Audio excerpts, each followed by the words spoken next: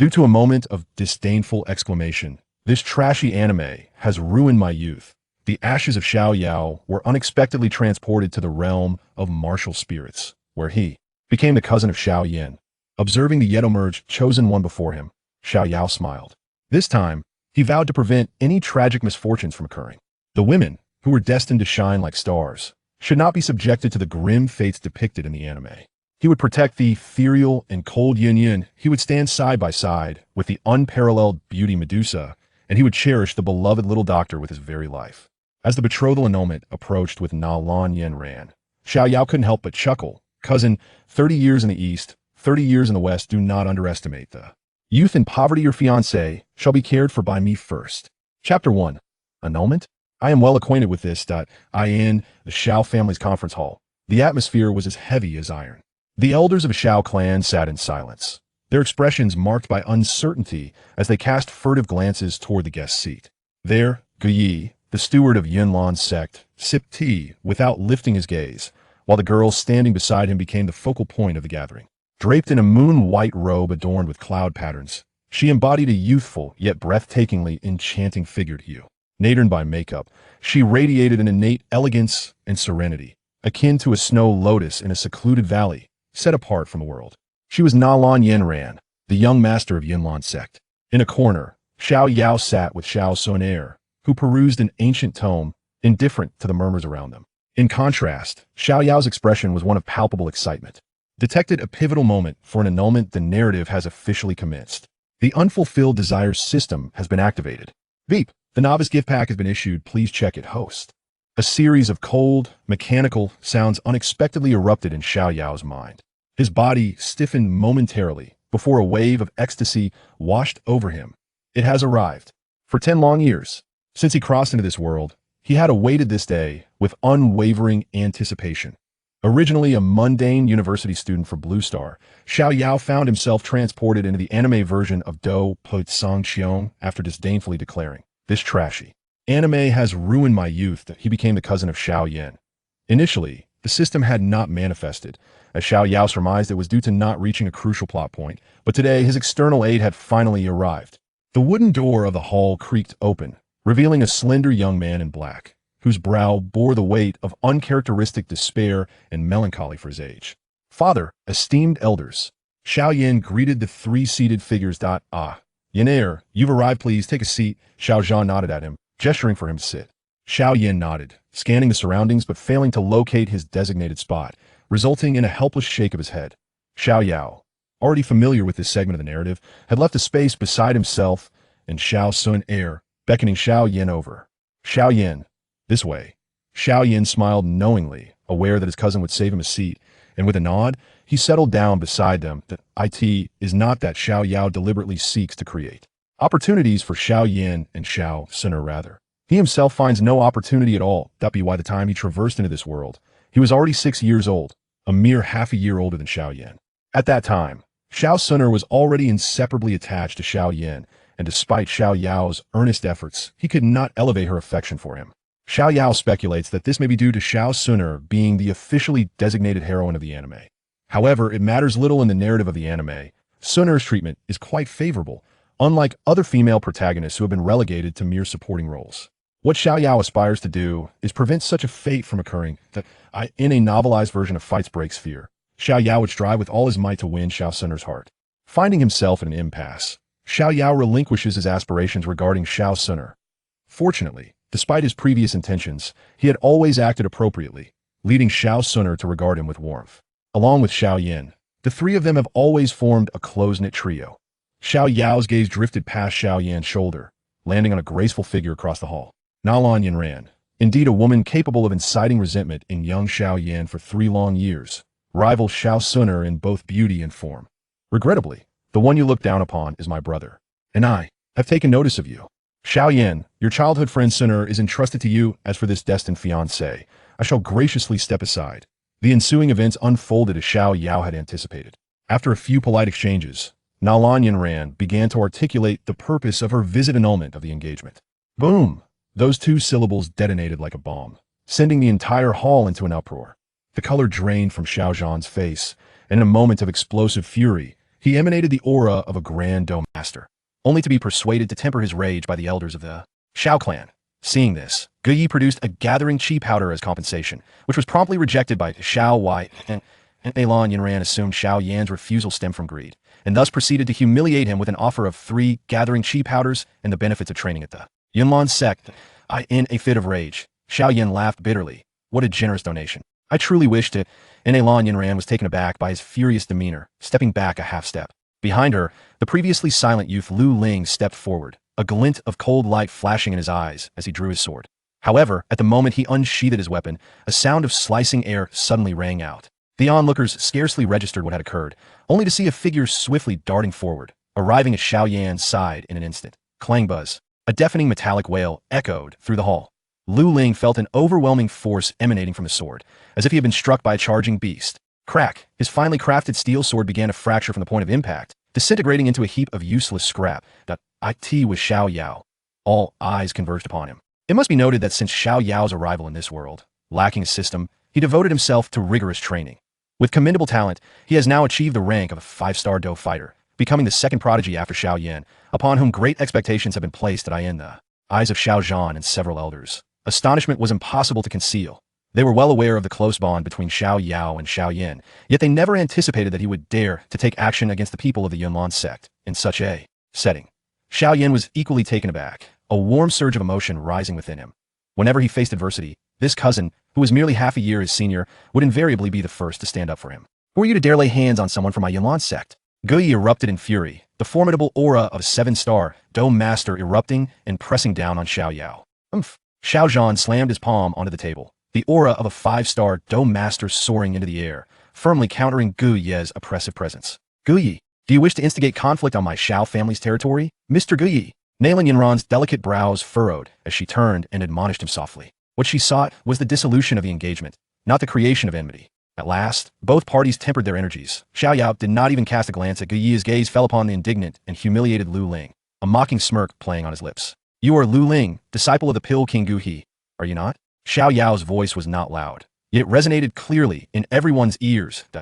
Is it the custom of the Pill King's disciples to draw swords against their host? Or has the prestige of the Yunlan sect grown so vast as to disregard the dignity of family? Disinterested in further discourse with him, Xiao Yao turned his attention to Guyi, addressing him with an air of respectful defiance. Elder Guyi, I, Xiao Yao, acted solely because he sought to harm a member of my Xiao family. It is only just to defend my family on our own territory. With this statement, he firmly established the moral high ground. A glimmer of approval and pride flashed in Xiao Zhan's eyes, causing him to unconsciously straighten his posture. Ding!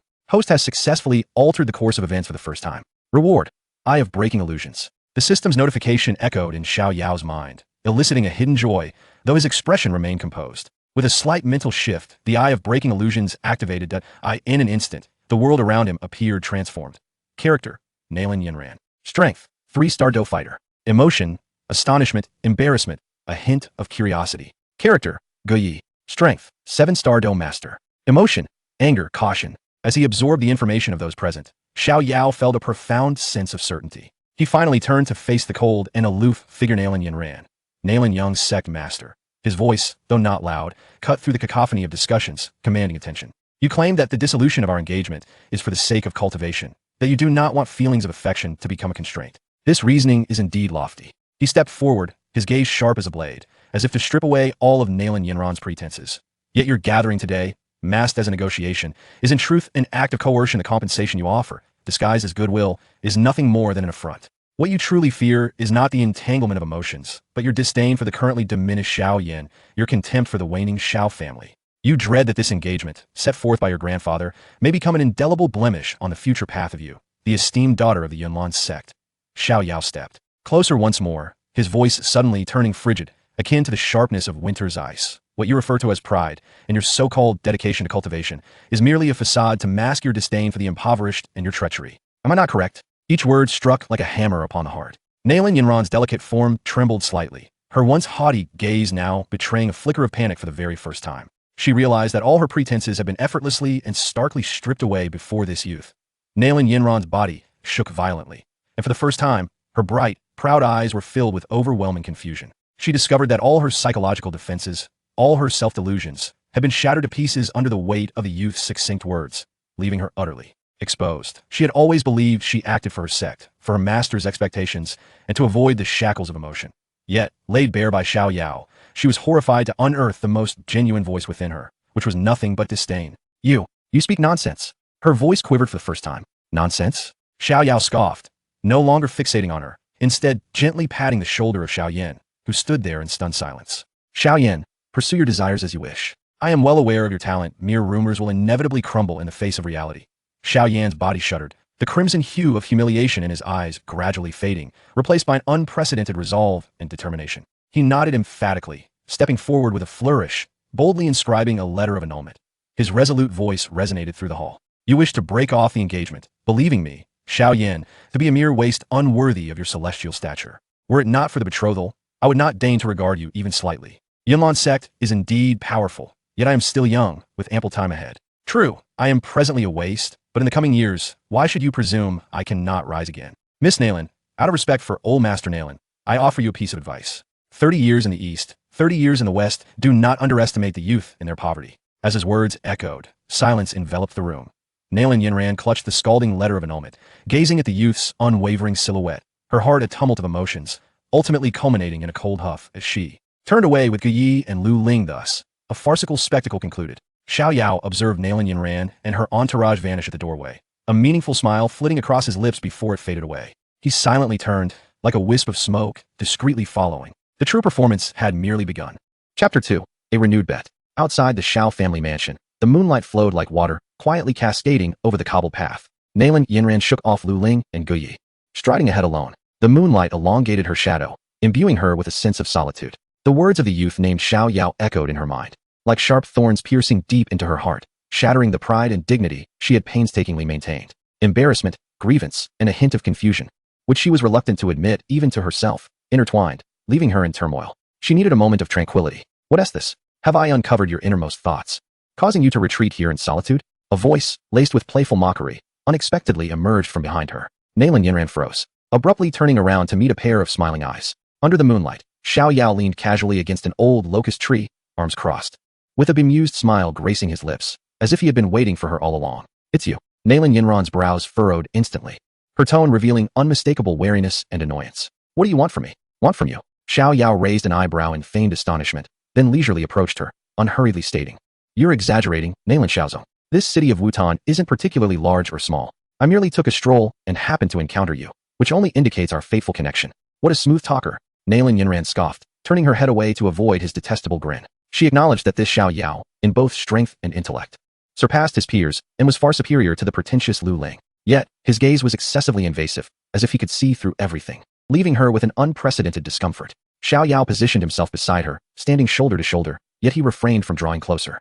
Mimicking her posture as he gazed up at the luminous moon. Still troubled by your decision today? He inquired, his tone unwaveringly confident. On one hand, you believe your actions are for your cultivation and the sect, which is indeed correct. On the other hand, I have exposed your true feelings, making you feel like a hypocritical wretch, am I right?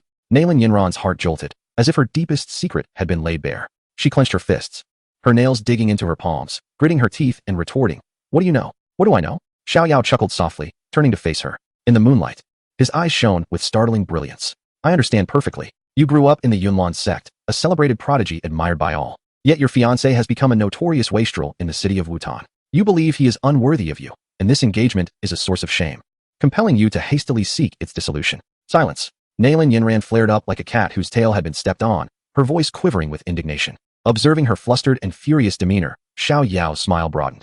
This was precisely the effect he desired, utterly dismantling her perceived arrogance. Do not be so agitated, Nalan Xiaozong. To be honest, I have no interest whatsoever in that 3-year agreement between you and Xiao Yan. What piqued my interest was a wager with you. Nalan Yanran paused, regarding him with caution. What wager? Quite simple. Xiao Yao extended a finger and gently shook it. This bet pertains solely to the two of us. The stakes are the 3-year contest between Xiao Yan and yourself. He hesitated, enunciating each word with clarity. 3 years hence, if Xiao Yan triumphs over you, then your engagement to him shall be nullified. Subsequently, you, Nalan Yanran, shall become my fiancée, Xiao Yao. You must be dreaming. Without a moment's thought, Nalan Yanran sharply rebuked him. Do not rush to respond. Xiao Yao appeared unperturbed by her reaction, smiling casually. Where there is victory, there is naturally defeat. And if Xiao Yan were to lose? Nalan Yanran, with a frosty demeanor, instinctively followed his lead. What if he loses? Should Xiao Yan falter? It would merely affirm your discernment and reveal my error in judgment. Xiao Yao shrugged, his smile taking on a profound significance. In that case, I concede. I shall submit to your will, even if it means toiling as your servant in the Yunlan sect, without a word of protest. Do you dare to accept this wager? One is betting her very self, the other his own future. This agreement transformed from a one-sided humiliation into a thrilling, equitable gamble. Nalan Yanran was utterly taken aback. She gazed at the boy before her, whose playful smile belied his earnest gaze, and a tempest of emotions surged within her. Never had she encountered someone so audacious, so self-assured, so recklessly bold. On what basis does he presume Xiao Yan will prevail? What emboldens him to stake his own future? She opened her mouth, only to find her throat parched, rendering her speechless. What is the matter? Are you afraid? Xiao Yao's tone dripped with provocation. What happened to your earlier resoluteness in the hall? Or could it be that you, the young master of the Yunlan sect, lack confidence in your ability to best Xiao Yan in 3 years? I do not. Nalan Yanran blurted out, stung by his taunt. Then accept this wager. Xiao Yao pressed on relentlessly. Nalan Yanran's mind was in disarray. She felt utterly led by the nose. Reason urged her to reject this absurd bet and depart immediately. Yet the pride inherent to a true warrior made her unable to withstand Xiao Yao's provocations. Observing her indecision, Xiao Yao suddenly chuckled, shaking his head. Very well. It appears I overestimated you. With that, he ceased further discourse, turning gracefully to walk past Nalan Yanran, preparing to leave. Just as she believed he would relent, a surge of unexpected relief washing over her, a fleeting shadow darted by. Crack! A sharp sound resonated clearly in the stillness of the night. Nalan Yanran felt as though struck by lightning, freezing in place. A sensation, fiery and unprecedented, surged from behind her, accompanied by a tingling current that coursed through her entire being. She had been struck on the backside. You! Nalan Yanran's face flushed with an intensity that radiated from her cheeks to her ears and down to her alabaster neck, turning crimson as if it could bleed. It was not mere shyness, but the pinnacle of indignation. She abruptly turned around, only to catch a fleeting glimpse of Xiao Yao's figure vanishing in the distance, leaving behind a flippant and audacious remark that danced upon the night breeze. This, consider it the deposit for our wager, paid in advance. Nalan Xiaozong, I await your answer. Ha ha. His boisterous laughter gradually faded until it was no more. Along the narrow path, only Nalan Yanran remained, standing in the moonlight, her delicate form trembling slightly with uncontainable fury. Never in her life had she endured such insolence, such humiliation. Madman, scoundrel, rogue. She mentally hurled every epithet she could conjure. Yet the crisp sound of his voice and the fiery sensation lingered in her mind like an indelible brand. After a prolonged moment, she finally managed to squeeze out a few words between gritted teeth. Xiao Yao, I shall remember you. Chapter 3, The Novice Gift Pack. The night breeze was cool, dispersing the last remnants of ambiguity and tension in the air. Xiao Yao returned to his chamber, casually shutting the door behind him, isolating himself from the cacophony of the outside world. Leaning against the door, the nonchalant expression on his face had long faded, replaced by an uncontrollable elation. Recalling Nalan Yanran's flustered and enraged demeanor, coupled with her utter inability to retaliate, filled him with exhilaration. Teasing the young master of the Yunlan sect and delivering a playful slap. What a delightful thrill it was. However, more pressing matters awaited his attention. System. Open the novice gift pack, he silently commanded. Ding. The novice gift pack has been activated. Congratulations, host. You have received the following rewards. As the announcement echoed in his mind, 3 radiant, ethereal items hovered in his consciousness, exuding a formidable aura that sent shivers down his spine. 5 Extremes True Thunder Art, Heavenly Grade Technique. 1 Description. Invokes the 5 extreme divine thunders of heaven and earth into the body, refining the meridians with unparalleled dominance. Upon reaching mastery, every gesture will wield the might of thunder, making it one of the top-tier techniques of supreme rigidity and vitality in the world. Xiao Clan Emperor Bloodline. Fragment. 1 Description. A rare fragment of the ancient Xiao Clan Emperor's bloodline, significantly enhancing cultivation speed and physical potential. Currently in a fragmented state, 110. Collecting 10 pieces will activate the complete Emperor bloodline. Heavenly Thunder Technique. Advanced Earth Grade Combat Skill. 1 Description. Harnesses the power of Heavenly Thunder to strike enemies. At its pinnacle, it can summon the 9 heavens' divine thunder, its might rivaling that of Heavenly Grade Combat Skills. Cultivating this technique in conjunction with the 5 Extremes True Thunder Art yields exceptional results. Gasp. Even though Xiao Yao had prepared himself for such revelations, he could not suppress a sharp intake of breath upon beholding these 3 treasures. A heavenly grade technique. This was a gem capable of igniting a tempest of bloodshed across the entire Duki continent. In the original tale, Xiao Yan toiled and fought for the first complete technique, Burning Art, which was merely a low-level yellow grade, evolving only through the relentless consumption of exotic flames. Yet here he was, starting at a point that countless others could only dream of, and the Emperor bloodline, albeit a fragment, already possessed astonishingly formidable effects. Moreover, the advanced technique of Thunder Art seems tailor-made to complement the 5 Extremes True Thunder Technique. With such formidable prowess, what is there to fear in achieving greatness? Xiao Yao clenched his fist, his eyes radiating brilliance. Without a moment's hesitation, he chose to learn it. Ding. 5 Extremes True Thunder Technique and Thunder Art have been successfully learned. Ding. Xiao Clan's bloodline of the Fighting Emperor, Fragment, has been automatically integrated. In an instant, Xiao Yao felt a surge of wild yet pure thunderous power manifest within him, violently coursing through his meridians. Pain shot through him, yet he gritted his teeth, distinctly aware that his fighting energy was solidifying and purifying at an alarming rate. The aura of a 5-star fighter was rapidly approaching that of a 6-star fighter. Simultaneously, a gentle force emanating from the depths of his bloodline began to repair and expand his damaged meridians, allowing him to withstand even more overwhelming power. After a long moment, Xiao Yao slowly opened his eyes, exhaling a breath imbued with a faint electric glow. He could sense that his fighting energy had wholly transformed into thunder attributes, its potency having increased several-fold. It was time to seek out Xiao Yan. Xiao Yao calmed his exhilarated heart and turned his thoughts quickly. According to the narrative, Nalan Yanran would arrive to annul their engagement, causing a significant emotional upheaval for Xiao Yan, which would lead him to the back mountain, where Yao Lao would seize the opportunity to take Xiao Yan as his disciple. Upon awakening, Yao Lao's first task would be to concoct a foundational spirit liquid for Xiao Yan to mend his fragile roots. Of course, alchemy necessitates funds to procure medicinal materials. Xiao Yao pushed open the door and made his way directly to the back mountain of the Xiao clan. As expected, at that familiar little cliff, he spotted Xiao Yan. In that moment, Xiao Yan seemed to shake off his previous despondence, the flame of hope reigniting in his eyes, albeit tinged with a hint of confusion and awkwardness about the future. Cousin. Upon seeing Xiao Yao, Xiao Yan expressed mild surprise but greeted him with a smile. From your appearance, I take it you've discovered the reason for your loss of fighting energy? Xiao Yao feigned ignorance, a knowing smile gracing his face. Xiao Yan paused, then nodded vigorously, his trust in his cousin deepening. After a moment of hesitation, a hint of embarrassment crossed his features as he rubbed his hands together and said, Cousin, may I borrow some money? How much do you need? Xiao Yao asked unfazed. Approximately 700 or 800 gold coins. Xiao Yan's voice faltered. His own savings amounted to only 400 gold coins, a considerable sum for a youth yet to reach adulthood. Without a second thought, Xiao Yao produced a heavy pouch of coins from his pocket and tossed it to him. I have 500 gold coins here. Take it for now. Due to the absence of an awakened system, Xiao Yao's cultivation resources and monthly allowances were comparable to those of other core descendants in the family, making these 500 gold coins his entire fortune. As Xiao Yan received the pouch, he felt its weight in his hand, warmth flooding his heart. He understood that Xiao Yao's circumstances were likely akin to his own, and that 500 gold coins were probably his all as well. Cousin, enough. Between men, there is no need for such unnecessary formalities. Xiao Yao waved his hand, suggesting that if there were insufficient funds, they would devise another plan. Brother Xiao Yan, Brother Xiao Yao. At that moment, a melodious voice, as sweet as a oriole emerging from the valley, echoed through the air. Beneath the moonlight, a young maiden clad in a delicate green dress approached with a gentle smile. It was Xiao Suner. Suner, both of them exclaimed in unison. As Xiao Suner drew closer, her beautiful eyes glanced at the purse in Xiao Yan's hand, then shifted to Xiao Yao. With her astute intellect, she quickly grasped the situation. Without further inquiry, she smiled and produced a card from her bosom, shimmering with a soft purple hue and bordered with 5 golden waves, presenting it to Xiao Yan. Brother Xiao Yan, take this 5-wave gold purple card. The funds within should suffice for your needs. Xiao Yan, gazing at the card that symbolized noble status, hastily declined. No, Suner, this is far too precious. Xiao Yao, observing from the side, silently nodded, recognizing the treatment befitting a proper pair. While he had exhausted his fortunes, Suner effortlessly offered a high-limit black card. Stepping forward, he patted Xiao Yan on the shoulder with a smile. Come now, Xiao Yan, accept Suner's goodwill.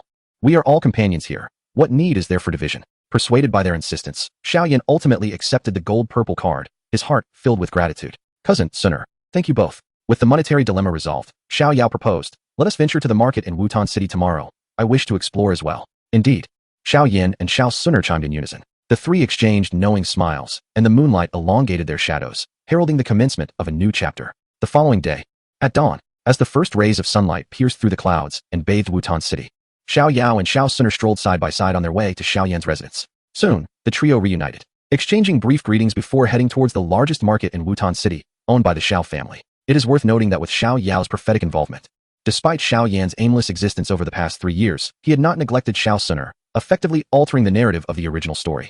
Chapter 4, A Watchful Eye in Wutan City, at the Xiao family market. As one of the 3 prominent families in Wutan City, the Xiao family's market occupied the most prosperous area of the city, lined with bustling shops on either side, teeming with life.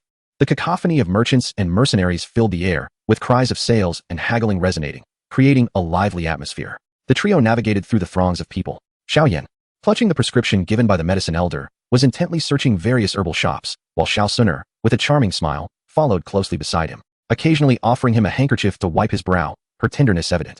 Xiao Yao trailed behind, idly surveying his surroundings. Although he had little interest in procuring herbal ingredients, he found himself somewhat nostalgic for the vibrant hustle and bustle.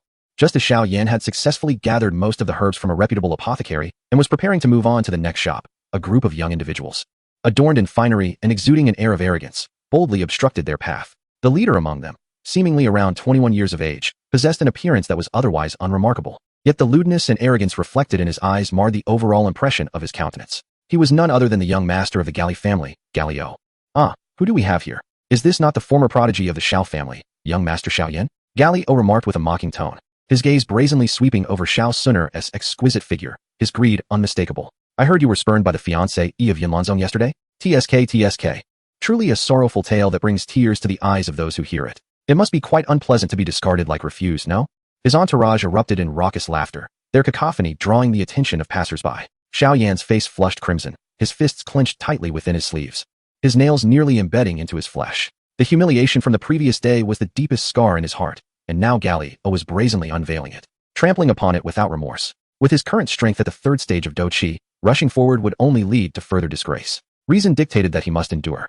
A gentleman's revenge is best served after a decade. Beside him, Xiao Sun had lost her smile, replaced by an icy demeanor. In the depths of her autumn-like eyes, a faint golden flame flickered, a terrifying aura subtly emerging. However, before she could react, a hand gently rested upon her shoulder. It was Xiao Yao. Engaging with such scum would only soil your hands, he remarked with a slight smile, stepping forward to position himself in front of Xiao Yan. He lazily cleared his ear, appearing utterly disinterested, and looked at Xiao, speaking in a leisurely manner. So early in the morning, I find myself subjected to the barking of dogs on the street, which truly dampens one's spirits. Xiao's expression darkened. You insolent brat, who are you calling a dog? Whoever answers, I am referring to them. Xiao Yao shrugged nonchalantly. You're courting death. Xiao seethed with rage. Having come to provoke, he seized the opportunity. Get him. Break this brat's legs. Immediately, 4 or 5 of his henchmen lunged forward like wolves, their fighting spirit ignited, fists and feet flying. Both Xiao Yan and Xiao Sun felt a tightening in their chests. However, what transpired next left everyone utterly astonished. Xiao Yao moved like a wraith, advancing rather than retreating, ambling into the fray. He didn't throw a single punch. Instead, he merely extended his foot, lightly hooking the ankle of the foremost henchman. Ouch! The henchman lost his balance, screaming as he tumbled forward, directly toward the feet of the second henchman. Taken by surprise, the second was tripped, face first into the dirt. In quick succession, Xiao Yao flicked his wrist, sending 2 pebbles flying from his fingers, striking the knees of the third and fourth henchmen with pinpoint accuracy. Both felt their legs give way, uncontrollably kneeling, their heads colliding with a resounding thud, and they instantly fell unconscious, stars dancing before their eyes. The last henchman, sensing the impending doom, attempted to flee, only to slip on an unknown banana peel kicked in by Xiao Yao, landing on his back in a disarrayed heap. The entire sequence flowed seamlessly, swift as lightning, completed in the span of merely 3 breaths. 5 imposing henchmen were hilariously piled together on the ground, struggling to rise as they emitted pitiful sounds. A profound silence enveloped the scene. Xiao stood agape, unable to believe his eyes. Xiao Yao brushed off non-existent dust from his hands and approached him with measured steps, a warm smile gracing his face. Now, it is merely you left. Do you wish to lie down on your own, or shall I assist you? Don't come any closer. Xiao retreated in fear, his voice trembling yet fierce. I am the young master of the Xiao family. My father is Xiao Bai.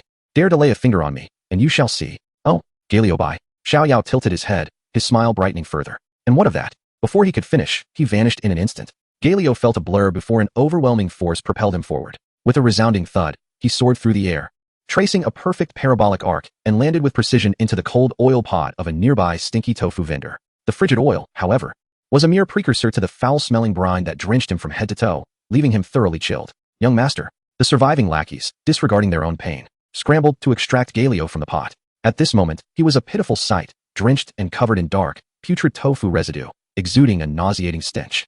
The surrounding laughter erupted uncontrollably, a tidal wave of mirth. We must go. Having never endured such humiliation, Xiao shot a venomous glare at Xiao Yao, and with the support of his entourage, he fled the scene in utter disgrace. Satisfied, Xiao Yao turned away. His cousin, Xiao Yan, observed him with a gaze rife with complexity, gratitude, admiration, and a hint of self-reproach. Family matters should not be discussed with outsiders, Xiao Yao said, approaching and giving him a hearty pat on the shoulder. When you grow stronger, there will be time to reclaim your honor. Indeed. Xiao Yan nodded vigorously, his resolve solidifying. Xiao Sun, watching Xiao Yao, regarded him with newfound warmth. Previously, he was merely the polite elder brother. Now, he was someone she genuinely respected and felt close to. She stepped forward, her genuine smile radiant. Thank you, Xiao Yao, for standing up for brother Xiao Yan. It was but a small matter, Xiao Yao waved dismissively. After the commotion, Xiao Yan swiftly gathered the remaining herbs, eager to return to his training, and thus led Xiao Sun back to their family. As Xiao Yao watched them depart, his smile gradually faded. He turned, seemingly wandering aimlessly through the marketplace, yet his steps were deliberate, leading him toward a secluded area outside the city. Ever since he had taken action earlier, He sensed an elusive gaze observing him from the shadows. This gaze bore no malice, only curiosity and intrigue. A cold smile curled at the corners of Xiao Yao's lips as his thoughts shifted. The lightning attribute energy within him began to stir, heightening his senses. Intentionally, he wandered further off the beaten path, navigating through the bustling streets and veering into a desolate forest path. The surrounding trees grew denser, obscuring much of the sunlight. Having followed me for so long, shouldn't it be time for you to step into the light? Xiao Yao paused, addressing the empty space behind him with a casual tone. Chapter 5, A Kiss.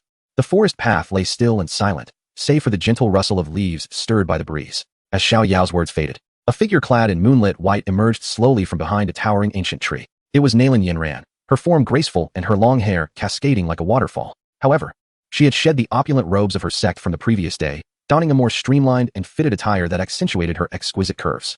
The fluster from yesterday had vanished from her countenance, replaced by a chilling resolve. In her hand, she wielded a jade-green longsword, its scabbard shimmering with an otherworldly brilliance. Unmistakably a rare artifact. Ah, is this not the young master of the Nalan clan? Xiao Yao feigned surprise, leaning casually against a tree, arms crossed. A smirk playing at the corners of his mouth, a teasing expression that irked Nalan Yanran to no end. What brings you here so soon? Have you come to realize the futility of yesterday's wager, eager to cultivate feelings with your fiancé, knowing you are destined to lose? Silence. Nalan Yanran rebuked coldly. She was not here to engage in banter with Xiao Yao. The indignation from being trifled with yesterday, compounded by the absurd wager, had kept her awake through the night. How could she, Nalan Yanran, the future master of the Yunlin sect, allow herself to be toyed with by an insignificant nobody? She was determined to prove herself. Thus, she had come. After Xiao Yan and Xiao Suner departed, she no longer concealed her whereabouts. Xiao Yao, I have come to offer you an opportunity. And one for myself as well. Her voice was frosty, her phoenix eyes ablaze with fierce determination. Let us spar. Oh, Xiao Yao raised an eyebrow, intrigued. If I lose, I shall accept the wager from yesterday, Nalan Yanran declared, her silver teeth clenched. This was the utmost concession she could afford. But if you lose, she swiftly pivoted her words. A glint of severity flashing in her gaze. You must bow before me and apologize for your arrogance and insolence. To her, these terms were exceedingly fair. She acknowledged Xiao Yao's formidable prowess, yet as the young master of the Yunlin sect, her mastery of advanced wind-based techniques, alongside her sect's secret combat skills, rendered her confident in her ability to triumph, even against a higher-ranked opponent. However, to her astonishment, Xiao Yao chuckled lightly, shaking his head. How mundane, exceedingly mundane. What do you mean? Nalan Yanran's brows furrowed instantly. Your wager holds no challenge for me, Xiao Yao stated leisurely as he approached her, his gaze appraising her with an assertive intensity. Instead, let us amend the stakes. If I lose, the conditions remain unchanged. I shall bow and apologize.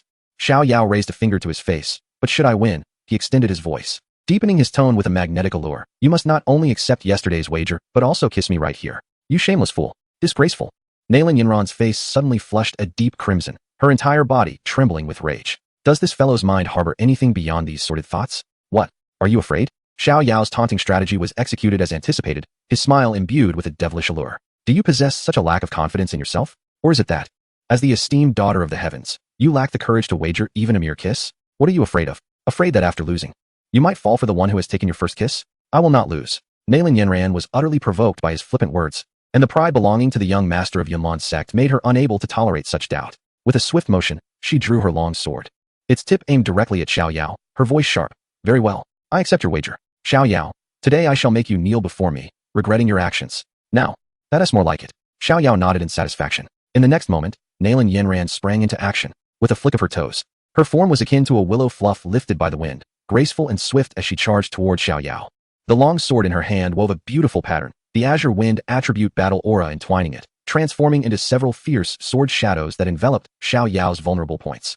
This was indeed the intermediate mystic technique of the Yunlin sect, the wind fluff sword technique. In the face of this fierce onslaught, Xiao Yao neither flinched nor evaded, not even drawing a weapon. It was only at the moment when the sword's edge was nearly upon him that his figure shifted like a phantom, narrowly evading all the sword shadows at an incredible angle. He pressed closer to Nalan Yanran, whispering into her ear with a voice audible only to the two of them. Too slow. The warmth of his breath brushed against her ear, causing Nalan Yanran's body to shiver, her swordplay faltering for a split second. In a duel of masters, victory or defeat hinges on the briefest of moments.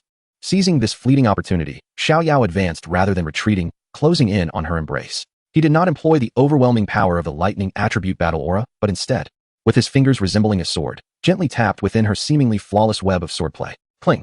A soft sound echoed as Xiao Yao's fingertip accurately struck the spine of Nalan Yanran's long sword. A clever tremor surged through, causing Nalan Yanran to feel a numbness in her wrist, her fierce swordplay instantly disrupted and propelled forward by her own momentum. she found herself uncontrollably tumbling ahead.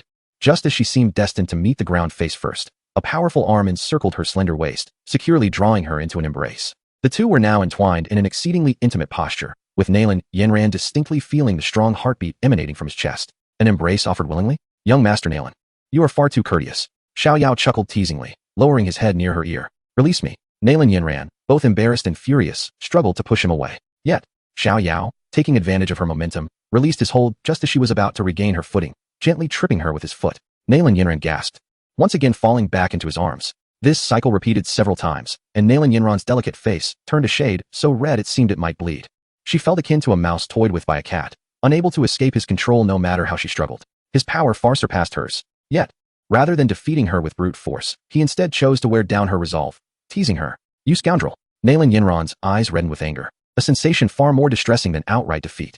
The game had concluded. Just as her mind spiraled into chaos, Xiao Yao's voice took on a serious tone. His speed surged abruptly.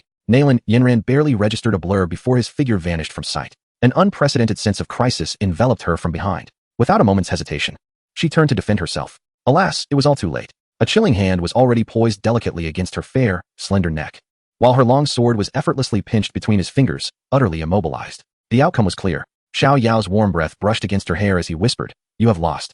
Those 3 words struck her heart like a hammer, shattering the last vestiges of her pride. She stood there, frozen, her body cold and her mind blank.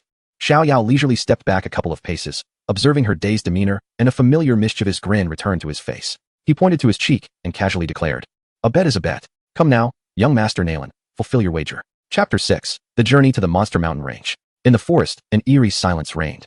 Nalan Yanran gazed blankly at Xiao Yao's face, so close yet adorned with that infuriating smile, and his gesture of pointing to his cheek made her blood rush to her head. Rationality urged her to accept the terms of the bet, for that was the code of the strong. Yet emotionally, the thought of kissing this scoundrel who had just toyed with her was unbearable. What? Afraid to kiss? Xiao Yao taunted, observing her frozen state, her face a canvas of shifting colors, the corners of his mouth curling with amusement. Or perhaps you've never kissed anyone and don't know how to begin. Should I, in my lofty position, teach you? That remark was the final straw. You scoundrel. Nalan Yanran could no longer contain herself. The facade of pride and composure she had desperately tried to maintain crumbled under Xiao Yao's relentless provocations.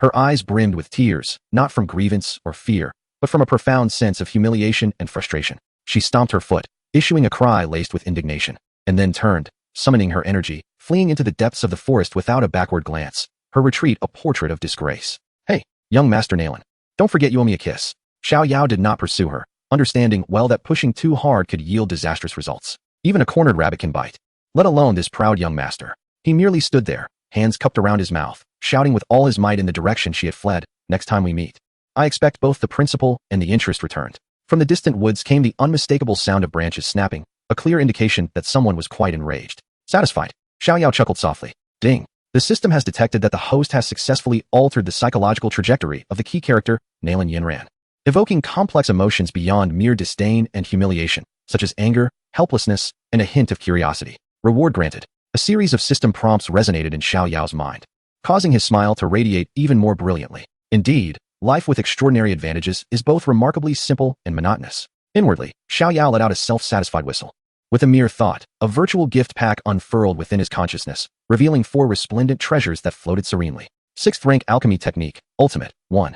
Description, congratulations. You have directly become a 6th rank alchemist. The system has infused your soul with vast knowledge and experience in alchemy, simultaneously enhancing your soul's power. You now possess a soul perception ability that rivals that of a 6th rank alchemist. Dan Wang Ding, Elixir King Cauldron, 1. Description, an exceptional alchemy furnace that significantly enhances the success rate and quality of pills. Crafted entirely from celestial meteorite iron, it remains warm in winter and cool in summer. Unwaveringly sturdy. Purple Heart, Glazed Fire, 1. Description, an exquisite alchemical flame, birthed from the Earth's core glazed stone over millennia. Although it lacks the world-destroying combat power of other flames, its gentle and pure nature yields extraordinary effects in alchemy, enough to drive countless alchemists to madness. Stardust Storage Ring, 1. Description, a superior storage ring containing a 100-foot space, stable and robust, capable of storing all manner of items. Goodness, this is truly a divine graduation gift. Xiao Yao reveled in the overwhelming influx of alchemical knowledge and the formidable, solidified power within his soul, igniting a euphoric joy. Starting as a 6th rank alchemist, complete with a full set of exquisite equipment, was a privilege far superior to what the main character, Xiao Yan, had received. Xiao Yao couldn't help but internally scoff. The system had not directly granted him a unique flame, likely a special privilege reserved for Xiao Yan. The favored child of the world, not to be easily appropriated. Yet, it mattered little. He stroked his chin, a flicker of disdain in his eyes. While unique flames may be powerful, nothing compares to the allure of my own extraordinary system. Steady progress and strategic advancement are the true paths to success. After his excitement subsided, Xiao Yao began contemplating his next steps. He rummaged through his pockets, finding only a meager handful of coins. The 500 coins he had previously amassed had all been given to Xiao Yan. Alas, he had returned to square one. With a self-deprecating smile, he realized he would need to follow in Xiao Yan's footsteps, embarking on a path of alchemy and profit. Alchemists are the most noble and affluent profession in the Duki continent, without exception. However, alchemy requires capital. Without initial funds to purchase materials, even the most skilled alchemist is rendered powerless. It seems a journey to the Monster Mountain Range is unavoidable. Xiao Yao swiftly resolved to set this as his goal. The Monster Mountain Range, the largest in the Gama Empire, teems with rare treasures and ferocious beasts. There, he would find free materials as well as valuable magic cores. For someone with empty pockets, it was the perfect starting point. With his decision made, Xiao Yao did not set off immediately. Instead, he returned to the Xiao family. In the following 7 days, he remained secluded, wholly focused on his cultivation. With the domineering effects of the heavenly grade technique and the emperor bloodline, his lightning attribute Duki advanced rapidly, progressing at an astonishing pace. On the evening of the 7th day, within the confines of Xiao Yao's chamber, a faint rumble akin to thunder suddenly reverberated. His tightly shut eyes flew open, a fleeting flash of pale violet lightning illuminating his pupils. He had ascended to the rank of a 6-star fighter, with his strength considerably enhanced. Xiao Yao rose and made his way to bid farewell to Xiao Yan and Xiao Suner. Upon learning of his intention to venture into the Monster Mountain Range for training, Xiao Yan was filled with profound concern, while Xiao Suner quietly handed him a small vial of healing elixir, urging him to exercise utmost caution. After exchanging farewells, Xiao Yao did not linger. Under the setting sun, he donned a form-fitting black outfit conducive to movement, a quaint black ring now adorning his finger. Standing alone at the gates of Wuten City, he gazed into the distance at the majestic mountains, which loomed like a colossal dragon against the horizon. This marked the first step of Xiao Yao's true ascent, and furthermore, the little medical fairy awaited him there. Taking a deep breath, he allowed a confident smile to grace his lips, resolutely turning away as he strode forth on his journey. Little medical fairy, I, Xiao Yao, am on my way. Chapter 7. Nalan Yanran's Determination. In the back mountains of Yunlan sect, on the sword platform, moonlight cascaded like silk, spilling over the smooth, mirror-like surface of the platform. A figure clad in moonwhite dashed beneath the moonlight, wielding a green-edged longsword that sliced through the air, emitting sharp, piercing sounds. The swordsmanship was exquisite, the fighting spirit fierce, embodying the Yunlan sect's prestigious wind whispers sword technique. Each move was executed with perfection, beyond reproach. However, the swordswoman, Nalan Yanran, wore a frown of frustration, her heart tumultuous. With a swift motion, she sheathed her sword, releasing a fierce wave of sword energy that struck a distant boulder, leaving a deep scar visible to the bone. Yet, this did little to quell her disturbed thoughts. Since her hasty retreat from Wutan City several days prior, she had confined herself within the sect, engaging in an almost self-destructive frenzy of training. Sleepless and relentless, she sought to numb her nerves through sheer physical exhaustion. Yet, it proved futile. The visage of that man, with a smirk that held 3 parts ridicule and 7 parts amusement, would intrude upon her focus without warning. You have lost. That whisper, echoing in her ears, felt like a curse, haunting her day and night. His heated embrace when he toyed with her, the casual grip he had when he held her sword's edge, his brazen gaze as he proposed that absurd wager, even the crisp sound of applause that followed her flight. Each memory stung like fire. Scoundrel! Despicable wretch! Nalan Yanran's cheeks involuntarily flushed with a mixture of shame and indignation. Her silver teeth clenched as her grip on the sword hilt tightened, her knuckles paling from the force. She could not comprehend why she had lost, and so utterly, so helplessly. Even more perplexing was why thoughts of that rogue plagued her incessantly. This was by no means affection, Nalan Yanran was certain. In her heart, Xiao Yao represented arrogance, shamelessness, treachery, and vulgarity.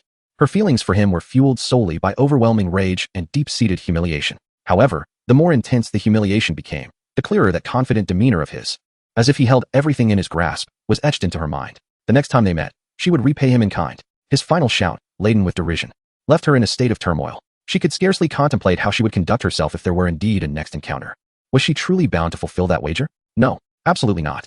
Nalan Yanran shook her head vigorously, casting aside the humiliating image from her thoughts. Taking a deep breath, her gaze gradually steadied with determination. This could not continue. Confined within the sect, she would never surpass that man. His combat style was cunning, ruthless, and unorthodox, brimming with ferocity, qualities she could never acquire in the comfort of the sect. She needed genuine combat, the tempering that comes from the brink of life and death. Resolute in her decision, Nalan Yanran no longer hesitated and turned towards the grand hall of the sect master. Within the hall, shrouded in swirling mist, Yun Yun sat regally adorned in an elegant robe, exuding an aura of grace and nobility. Master, Nalan Yanran greeted respectfully. Yanran, what brings you here at such a late hour? Yun Yun spoke gently, a note of concern in her eyes. You seem unsettled. Have you encountered difficulties in your cultivation? Reporting to Master, Nalan Yanran lowered her head, concealing the complexities of her emotions. I feel as though I have reached a bottleneck. My techniques are proficient, yet I sense something amiss. Thus, I respectfully request permission to descend the mountain for a period of training. She could not reveal the matter of Xiao Yao. It was far too shameful. She could only present this most noble of reasons. Yun Yun regarded her silently for a moment, as if she could see into her heart. After a lengthy pause, she sighed softly, very well. A flower in a greenhouse cannot withstand the storm. Since you possess this intention, I shall grant it. However, be wary of the treachery that lies below. You must exercise caution in all things. As she spoke, she handed over a delicate jade vial. Inside are 3 recovery pills. They may save your life in times of peril. Thank you, Master. Nalan Yanran felt a warmth in her heart as she respectfully accepted the vial. Having received permission, she immediately returned to prepare her belongings, without a hint of delay. When she arrived at the mountain gate, carrying a simple pack, an unexpected visitor appeared. Sister, are you descending the mountain? Lu Ling approached swiftly, his face displaying just the right mix of surprise and concern. Upon learning that Nalan Yanran intended to venture out alone for training, he immediately volunteered. Sister, the outside world is fraught with danger. How can you, a young woman, manage alone? I shall accompany you, providing support along the way. Nalan Yanran felt a wave of helplessness wash over her. All she desired was solitude. Thank you for your kindness, senior brother, but I wish to cultivate in peace on my own. She rejected him politely, yet distantly. Sister, your words are misguided. Lu Ling persisted. As fellow disciples of Yunlan sect, we should support one another. If you venture out alone, Master will surely worry. Allow me to accompany you. I promise not to disturb your cultivation and will only intervene in times of danger. Seeing Lu Ling's sincere expression, Nalan Yanran felt a headache coming on. She was aware that Lu Ling was a disciple of Dan Wang Guhi and did not wish to strain their relationship excessively. After much heartfelt pleading from him, Nalan Yanran could only reluctantly nod in agreement. Very well. Rather than entangle herself in endless disputes with him, it would be wiser to acquiesce for the moment and seek an opportunity to part ways during their journey. Upon receiving her consent, Lu Ling was overjoyed. The two thus set off together, descending the lengthy stone steps of Yunlan sect. Lu Ling excitedly discussed plans for their adventures, while Nalan Yanran remained distracted, her thoughts already drifting toward the distant horizon, fixated on a singular destination, the Demon Beast Mountain Range. That place was renowned as the most perilous and challenging terrain in the entire Gama Empire. Unconsciously, her hand tightened around the hilt of her sword, and the image of that detestable grin resurfaced in her mind. Xiao Yao, just you wait. The next time we meet, I, Nalan Yanran, shall ensure that you kneel before me and pay the price for your actions. Chapter 8. Injustice Witnessed.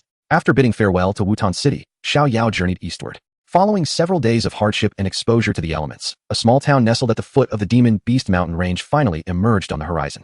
This was Qingshan Town, often referred to as the Demon Beast Town by the countless mercenaries passing through due to its proximity to the mountain range. Upon entering the town, one was immediately greeted by a potent blend of sweat, strong liquor, and a faint metallic tang of blood. Along the streets, mercenaries adorned with scars and fierce gazes were ubiquitous, some loudly engaging in games of chance outside taverns, while others maintained their blood-stained weapons in front of blacksmiths.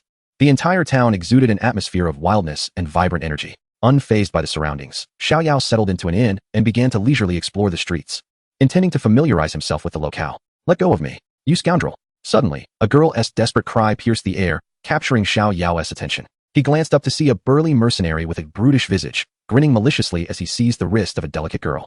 Attempting to drag her into a nearby alley, the mercenary bore a grotesque wolf head tattoo on his chest, clearly a member of the formidable wolf head mercenary group that dominated the town. Hey, don't be ungrateful. Boss Muli has taken a liking to you. Consider it a stroke of luck. Just come along with me, and I'll ensure you live a life of indulgence. The mercenary jeered crudely. I refuse. Let me go? The girl struggled fiercely, and in a moment of desperation, she kicked the mercenary in the abdomen. Ah! The mercenary winced, his lewd grin transforming into a mask of fury. You ungrateful little wretch. You've brought this upon yourself. He bellowed, raising his massive hand and delivering a brutal slap to the girl's face, sending her crashing to the ground. He then proceeded to rain down blows upon her without mercy. Onlookers, though sympathetic, were dissuaded from intervening upon seeing the wolf head tattoo on his chest, opting instead to avert their gazes and retreat. Stop! Just as the mercenary prepared to forcibly drag the battered girl away, a calm, yet authoritative voice rang out, leaving no room for contradiction. The mercenary, impatient, turned around and scoffed at the thin black-clad youth before him. Kid, have you even hit puberty? Trying to play the hero? Get lost, don't waste my time. I am a member of the wolf head mercenary group. Xiao Yao appeared unfazed by the threat, calmly advancing and reiterating, I said, let her go. You're courting death. The mercenary was thoroughly provoked, releasing the girl and swinging a fist the size of a cooking pot, charged with a fierce gust of fighting spirit, aimed directly at Xiao Yao's head. Xiao Yao did not even flinch. At the very moment the fist was about to connect, he struck like lightning, seizing the mercenary's wrist. Crack! The sharp sound of bones breaking echoed. Ah! The mercenary's scream reverberated through the street. His arm twisted at an unnatural angle, clearly broken by Xiao Yao's force. Before he could react, a swift kick from Xiao Yao landed squarely on his chest. Bang! The mercenary's robust frame flew backward like a kite with its string cut, crashing heavily several meters away. After struggling for a while, he could not rise, and ultimately shot Xiao Yao a venomous glare before scrambling away. Once the ruffian was dealt with, Xiao Yao turned and approached the injured girl, extending his hand gently. Are you all right? Startled, the girl timidly lifted her head, about to express her gratitude when a soft yet slightly hesitant voice chimed in from the side. Is she okay? Xiao Yao glanced over, momentarily taken aback. A young girl dressed in a simple white dress had appeared nearby, seemingly of similar age. Her long hair was tied back with a simple blue ribbon. Though her attire was unassuming, it could not conceal her ethereal charm. She resembled an orchid blooming in a secluded valley, entirely out of place in this rugged town. In her hand, she carried a bamboo basket filled with various herbs, her clear eyes filled with concern as they gazed at the injured girl on the ground. Clearly, she had arrived earlier but had refrained from intervening during the mercenary's attack due to her lack of strength. Seeing that the threat had departed, the girl in white quickly approached the injured girl, carefully squatting down beside her and softly reassuring, Don't be afraid, I have medicine, you will be fine. From her bosom, she produced a small white jade vial, pouring out a fragrant pill and skillfully administering it to the injured girl. The pill dissolved instantly upon entry, visibly alleviating the pain on the injured girl's face. Thank you so much, miss. Thank you, sir. The girl, still shaken, hurriedly expressed her gratitude before swiftly departing. In an instant, only Xiao Yao and the girl in white remained. Thank you for your assistance, sir. The girl in white stood gracefully, bowing to Xiao Yao. Her voice was melodious. Had it not been for your timely intervention, the consequences for that girl could have been dire. It was merely a trivial matter.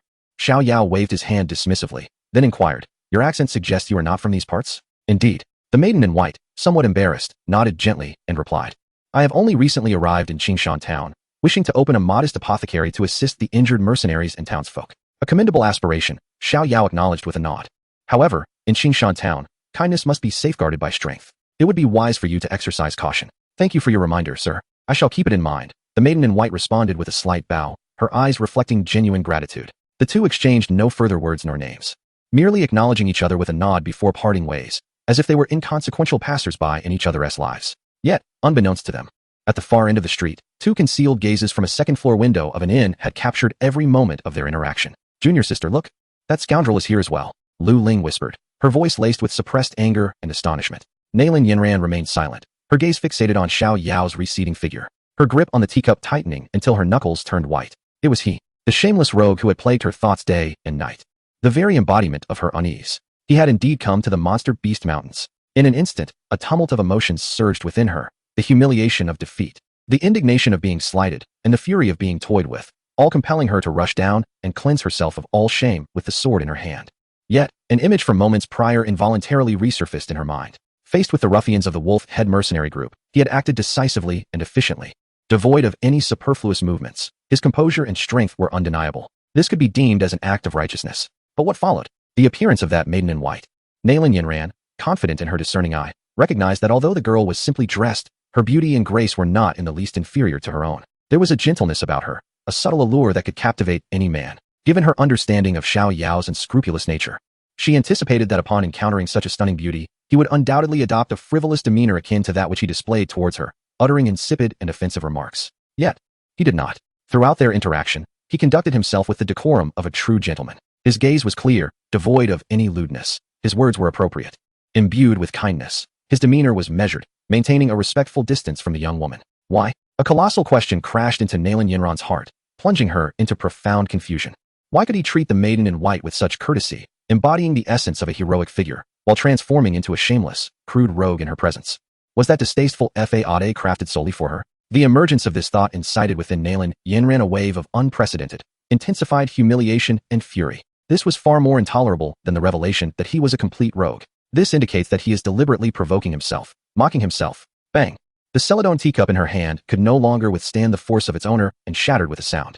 Scalding tea splashed onto her hand. Yet she seemed utterly oblivious. Beside her, Lu Ling continued to babble incessantly, cursing, but Nalan Yanran could not absorb a single word. In her world, only the distant silhouette outside the window remained, along with the maddening question in her heart. Why must it be me? Is it merely because I rejected the marriage proposal from the Xiao family and humiliated Xiao Yan? Chapter 9, Trouble Approaches. As night deepened, the clamor of Qingshan town gradually subsided. Xiao Yao returned to his room at the inn, sitting cross-legged on the bed, not immediately resting. He closed his eyes, recalling the image of the girl in white from earlier that day, and her kindness that stood out amidst the chaos of the town. What an intriguing young lady. He murmured softly to himself, then dismissed the thought, centering his mind to commence the operation of the 5 extreme True Thunder technique. A thread of pale purple lightning attribute fighting spirit coursed through his meridians, solidifying his recent breakthrough to the 6-star fighter realm.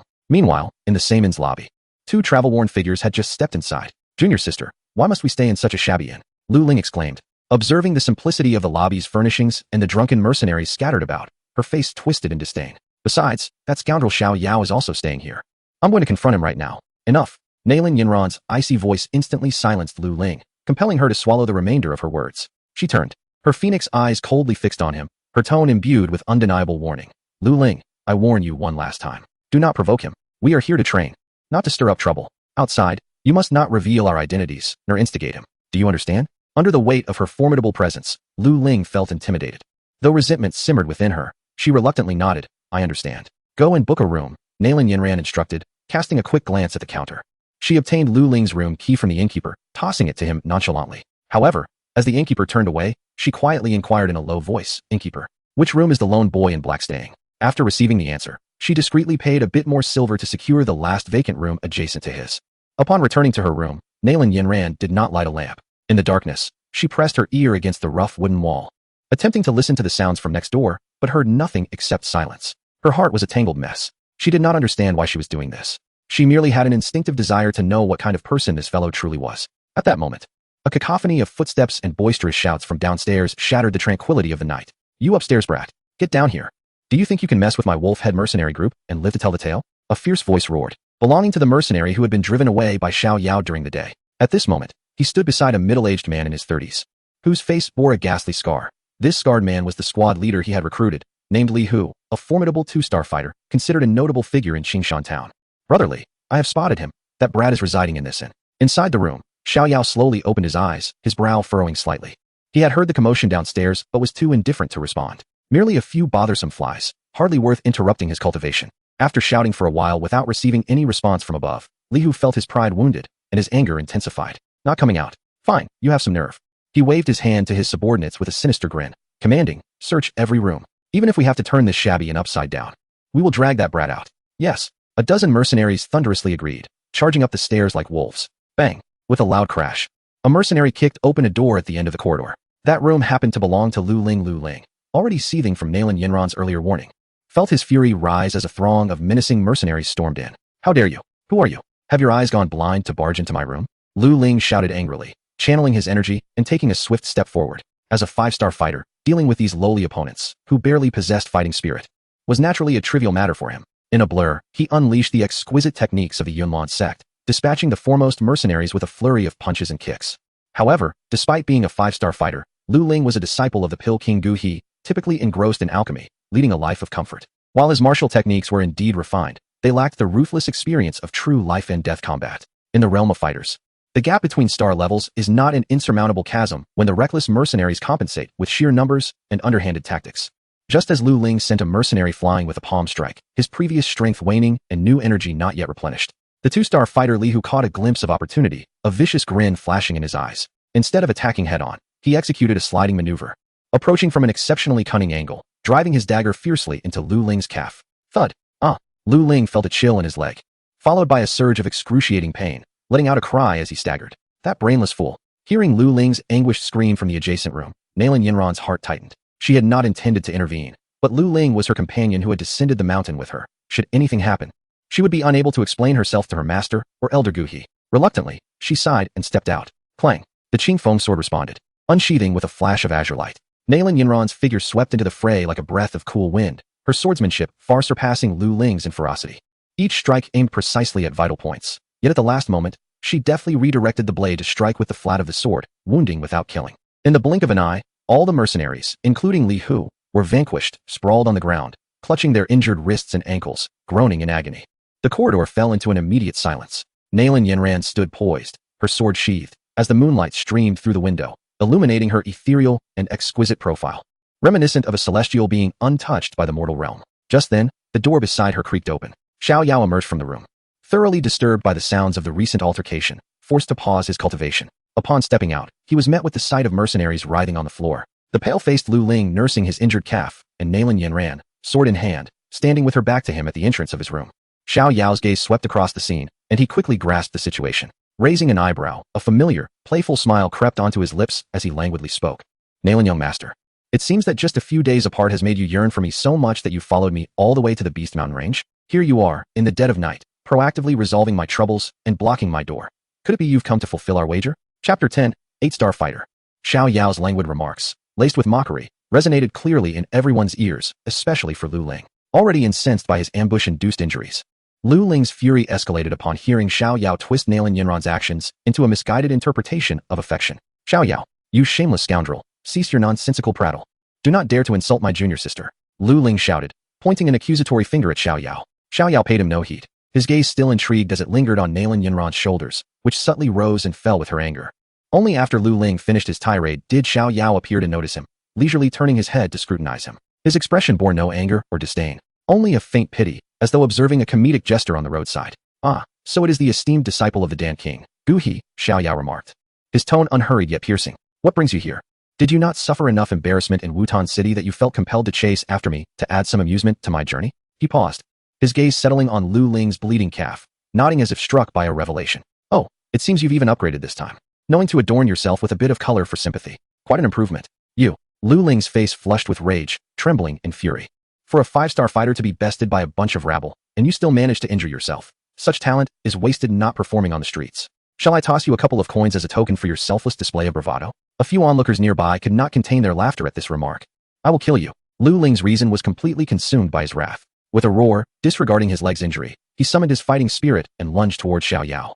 However, as he took a step forward, his foot stumbled. The mercenary, vanquished by Nalan Yanran, found himself dazed and disoriented, his ears ringing, unable to comprehend their conversation.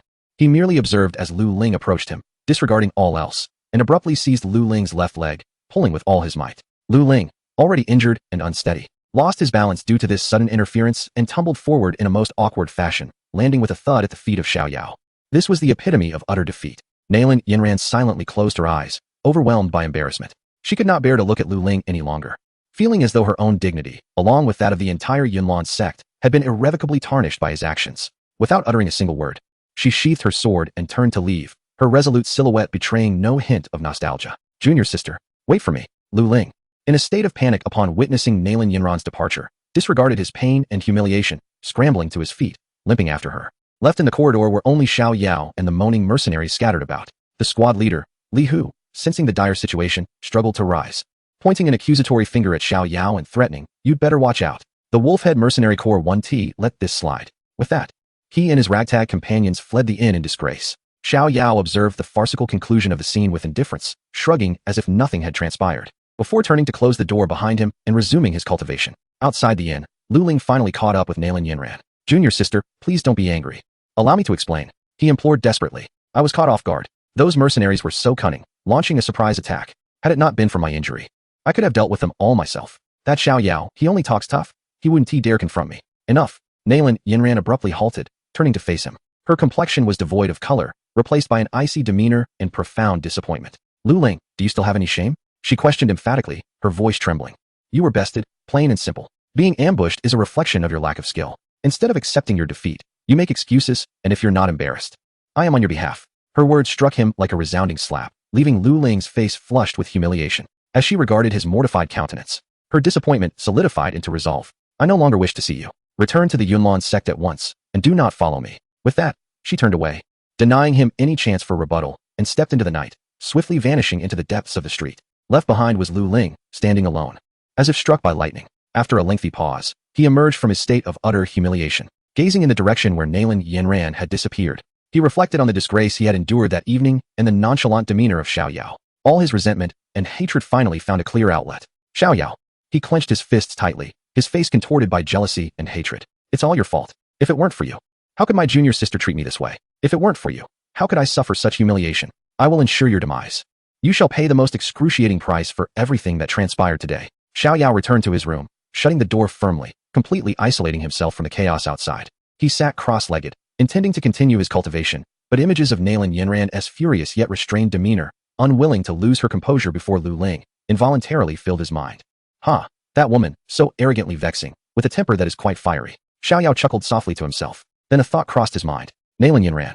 with her foul and stubborn temperament, had just driven away her loyal guardian. Now she was wandering alone in the mixed and chaotic Qingshan town. What if something truly happened to her? A flicker of concern welled up within him. Never mind, I shall follow and see. In an instant, Xiao Yao transformed, resembling a wisp of smoke, silently leaping from the back window of the inn. Within moments, he had ascended to the rooftop, trailing behind Nalan Yanran and Lu Ling from a distance. As expected, it wasn't long before he witnessed the entire episode of Nalan Yanran unleashing her fury upon Lu Ling. Before they parted ways, TSK, what a ruthless woman. Xiao Yao crouched on the eaves, shaking his head as he observed Lu Ling's despondent figure. Feeling no sympathy whatsoever, and even suppressing a chuckle, he paid no further heed to that useless fellow, flickering away to continue stealthily following the departing Nalan Yanran. The streets under the night sky were considerably more desolate than during the day. Nalan Yanran wandered aimlessly, the evening breeze tousling her long hair, unable to disperse the turmoil within her heart. The moment she had banished Lu Ling, a fleeting sense of satisfaction had washed over her, only to be swiftly replaced by deeper agitation and exhaustion. Useless, unable to handle a few mercenaries, merely making excuses, she looked down upon Lu Ling with disdain. Yet, after that disdain, the image of another individual intrusively surfaced in her mind. That scoundrel, though utterly detestable, was indeed 100 times more capable than Lu Ling. This thought only intensified her vexation. She had to admit that Xiao Yao's composure, confidence, and absolute control demonstrated in battle were realms beyond Lu Ling's capabilities. Just as her thoughts spiraled into chaos, a group of mercenaries, armed and patrolling the night, abruptly turned the corner ahead. The leader, tall and fierce-looking, exuded an imposing presence that was leagues above the previous rabble. He was Herman, the second captain of the Wolfhead mercenary group, a formidable 8-star fighter. Herman and his team were conducting their routine patrol when they caught sight of the solitary figure of Nalan Yanran under the moonlight. Instantly, his gaze became fixated. What a beautiful maiden. Particularly in this rugged Qingshan town, Nalan Yanran's innate nobility and cool demeanor shone like the moon in the night, capturing all of his attention. Unaware of the events unfolding in the inn, his mind was consumed by a singular thought. This woman, he must possess her. As the night deepened, a voice broke the stillness. Oh, what a late hour. Which young lady is out for a stroll? A self-satisfied smile spread across Herman's face as he and his subordinates brazenly obstructed Nalan Yanran's path. The night in Qingshan town was anything but tranquil. Shall my brothers escort you home? The mercenaries behind him erupted into malicious laughter. Nalan Yanran, already in a foul mood, felt a chill sweep over her features at the sight of this new swarm of pests. She could hardly muster a glance their way, merely squeezing out a single word through clenched teeth. Leave. Herman was taken aback for a moment, but then his smile widened. He had encountered many women, gentle, seductive, but never one with such fiery temperament and beauty. A woman with character. I find it appealing. He licked his lips, his eyes betraying unmasked possessiveness. Stepping closer, he unleashed a formidable aura characteristic of an 8-star fighter, pressing it down upon Nalan Yanran. My dear beauty, in Qingshan town, no one dares to speak to me, Herman, in such a manner. I advise you not to refuse the toast, and instead accept the punishment. No woman I have set my sights on has ever escaped. Feeling the overwhelming pressure of his battle aura, Nalan Yanran's heart sank, her instinct urging her to grip the hilt of her sword tightly. Meanwhile, not far off, Xiao Yao, who had been observing the scene with amusement, finally set aside his playful demeanor, his gaze shifting to one of seriousness. Herman, the second captain of the Wolfhead Mercenary Corps, was no mere foot soldier but a genuine ruthless character known for dancing on the edge of danger. It seemed that events were about to take an intriguing turn. Chapter 11. A rescue in the nick of time. As the weight of Herman's 8-star fighter presence bore down on her, despair clawed at Nalan Yanran's heart. She understood that a direct confrontation would yield no victory. Her only option was to devise an escape. In an instant, her wind attribute battle energy erupted within her, transforming her into a fleeting azure shadow, darting towards the weakest point in the encirclement. Trying to flee, Herman appeared to have anticipated her intentions, letting out a sinister laugh. Surround her. Before his words faded, his towering figure materialized in the path of her escape, his iron fists glinting with menace, accompanied by a fierce gust of wind as he struck down. Before the fist could reach her, the oppressive force left Nalan Yanran momentarily breathless. She was forced to halt, raising her sword in defense. Yet the impact sent her sliding back several meters, her arm numb from the force. In that brief moment of delay, over a dozen mercenaries from the Wolfhead Mercenary Corps surged forward, sealing off all avenues of retreat. Ha ha, little beauty, you might as well surrender. A pockmarked mercenary, seizing what he believed to be his chance for glory, bellowed as he charged forward with his blade. Seeking death, cold light flashed in Nalan Yanran's eyes as she struck back in wrath. In an instant, her sword gleamed, and the mercenary let out a pained scream as the back of her sword struck his wrist, sending his steel blade flying from his grasp and propelling him backward. Oh, a rose with thorns, Herman observed, his gaze filled with lewd delight. Let us all join in, incapacitate her battle energy, but don't mar her lovely face or body. Yes, the crowd echoed in unison. Among them 5 significantly stronger 1-star fighters exchanged glances and stealthily approached amidst the throng. Stop! Nalan Yanran, sensing the peril, shouted sternly. I am Nalan Yanran, the young master of the Yunlin sect. If you dare to harm me, You will be opposing the entire Yunlin sect. However, Hemin laughed uproariously as if he had heard the most absurd joke. Ha ha ha, the young master of the Yunlin sect? Little beauty. If you are the young master of the Yunlin sect, then I am the emperor of the Gamma Empire. Don't use such titles to frighten me. Seize her. He was resolute in his intention to capture this stunning beauty tonight. As for her identity, it mattered little once the deed was done. With Hemin's command, the mercenaries surged forward without restraint. Nalan Yanran gritted her silver teeth, realizing that her title as young master was of no avail. In desperation, she drew her sword to fight back. Her wind feather sword technique was ethereal and agile, and wherever her sword light passed, mercenaries fell to the ground with cries of agony. Yet, the sheer number of opponents, especially the 5 cunning one-star fighters, made the situation dire. They lingered at the periphery, using the other mercenaries as fodder to exhaust her fighting spirit. In an instant, the clash of blades and the surge of fighting energy filled the air. Nalan Yanran, possessing only the strength of a 3-star fighter, found her energy depleting rapidly under the assault of more than a dozen foes. After a while, as the last of the expendable mercenaries fell, only she and the 5 waiting fighters remained in the arena. She was already drenched in sweat, her breath quickening, and her grip on the sword trembled slightly. Hey there, little beauty, feeling tired? The 5 fighters exchanged knowing smiles and simultaneously launched their attacks from all directions. 5 streaks of fierce fighting energy sealed off all her escape routes. It was over.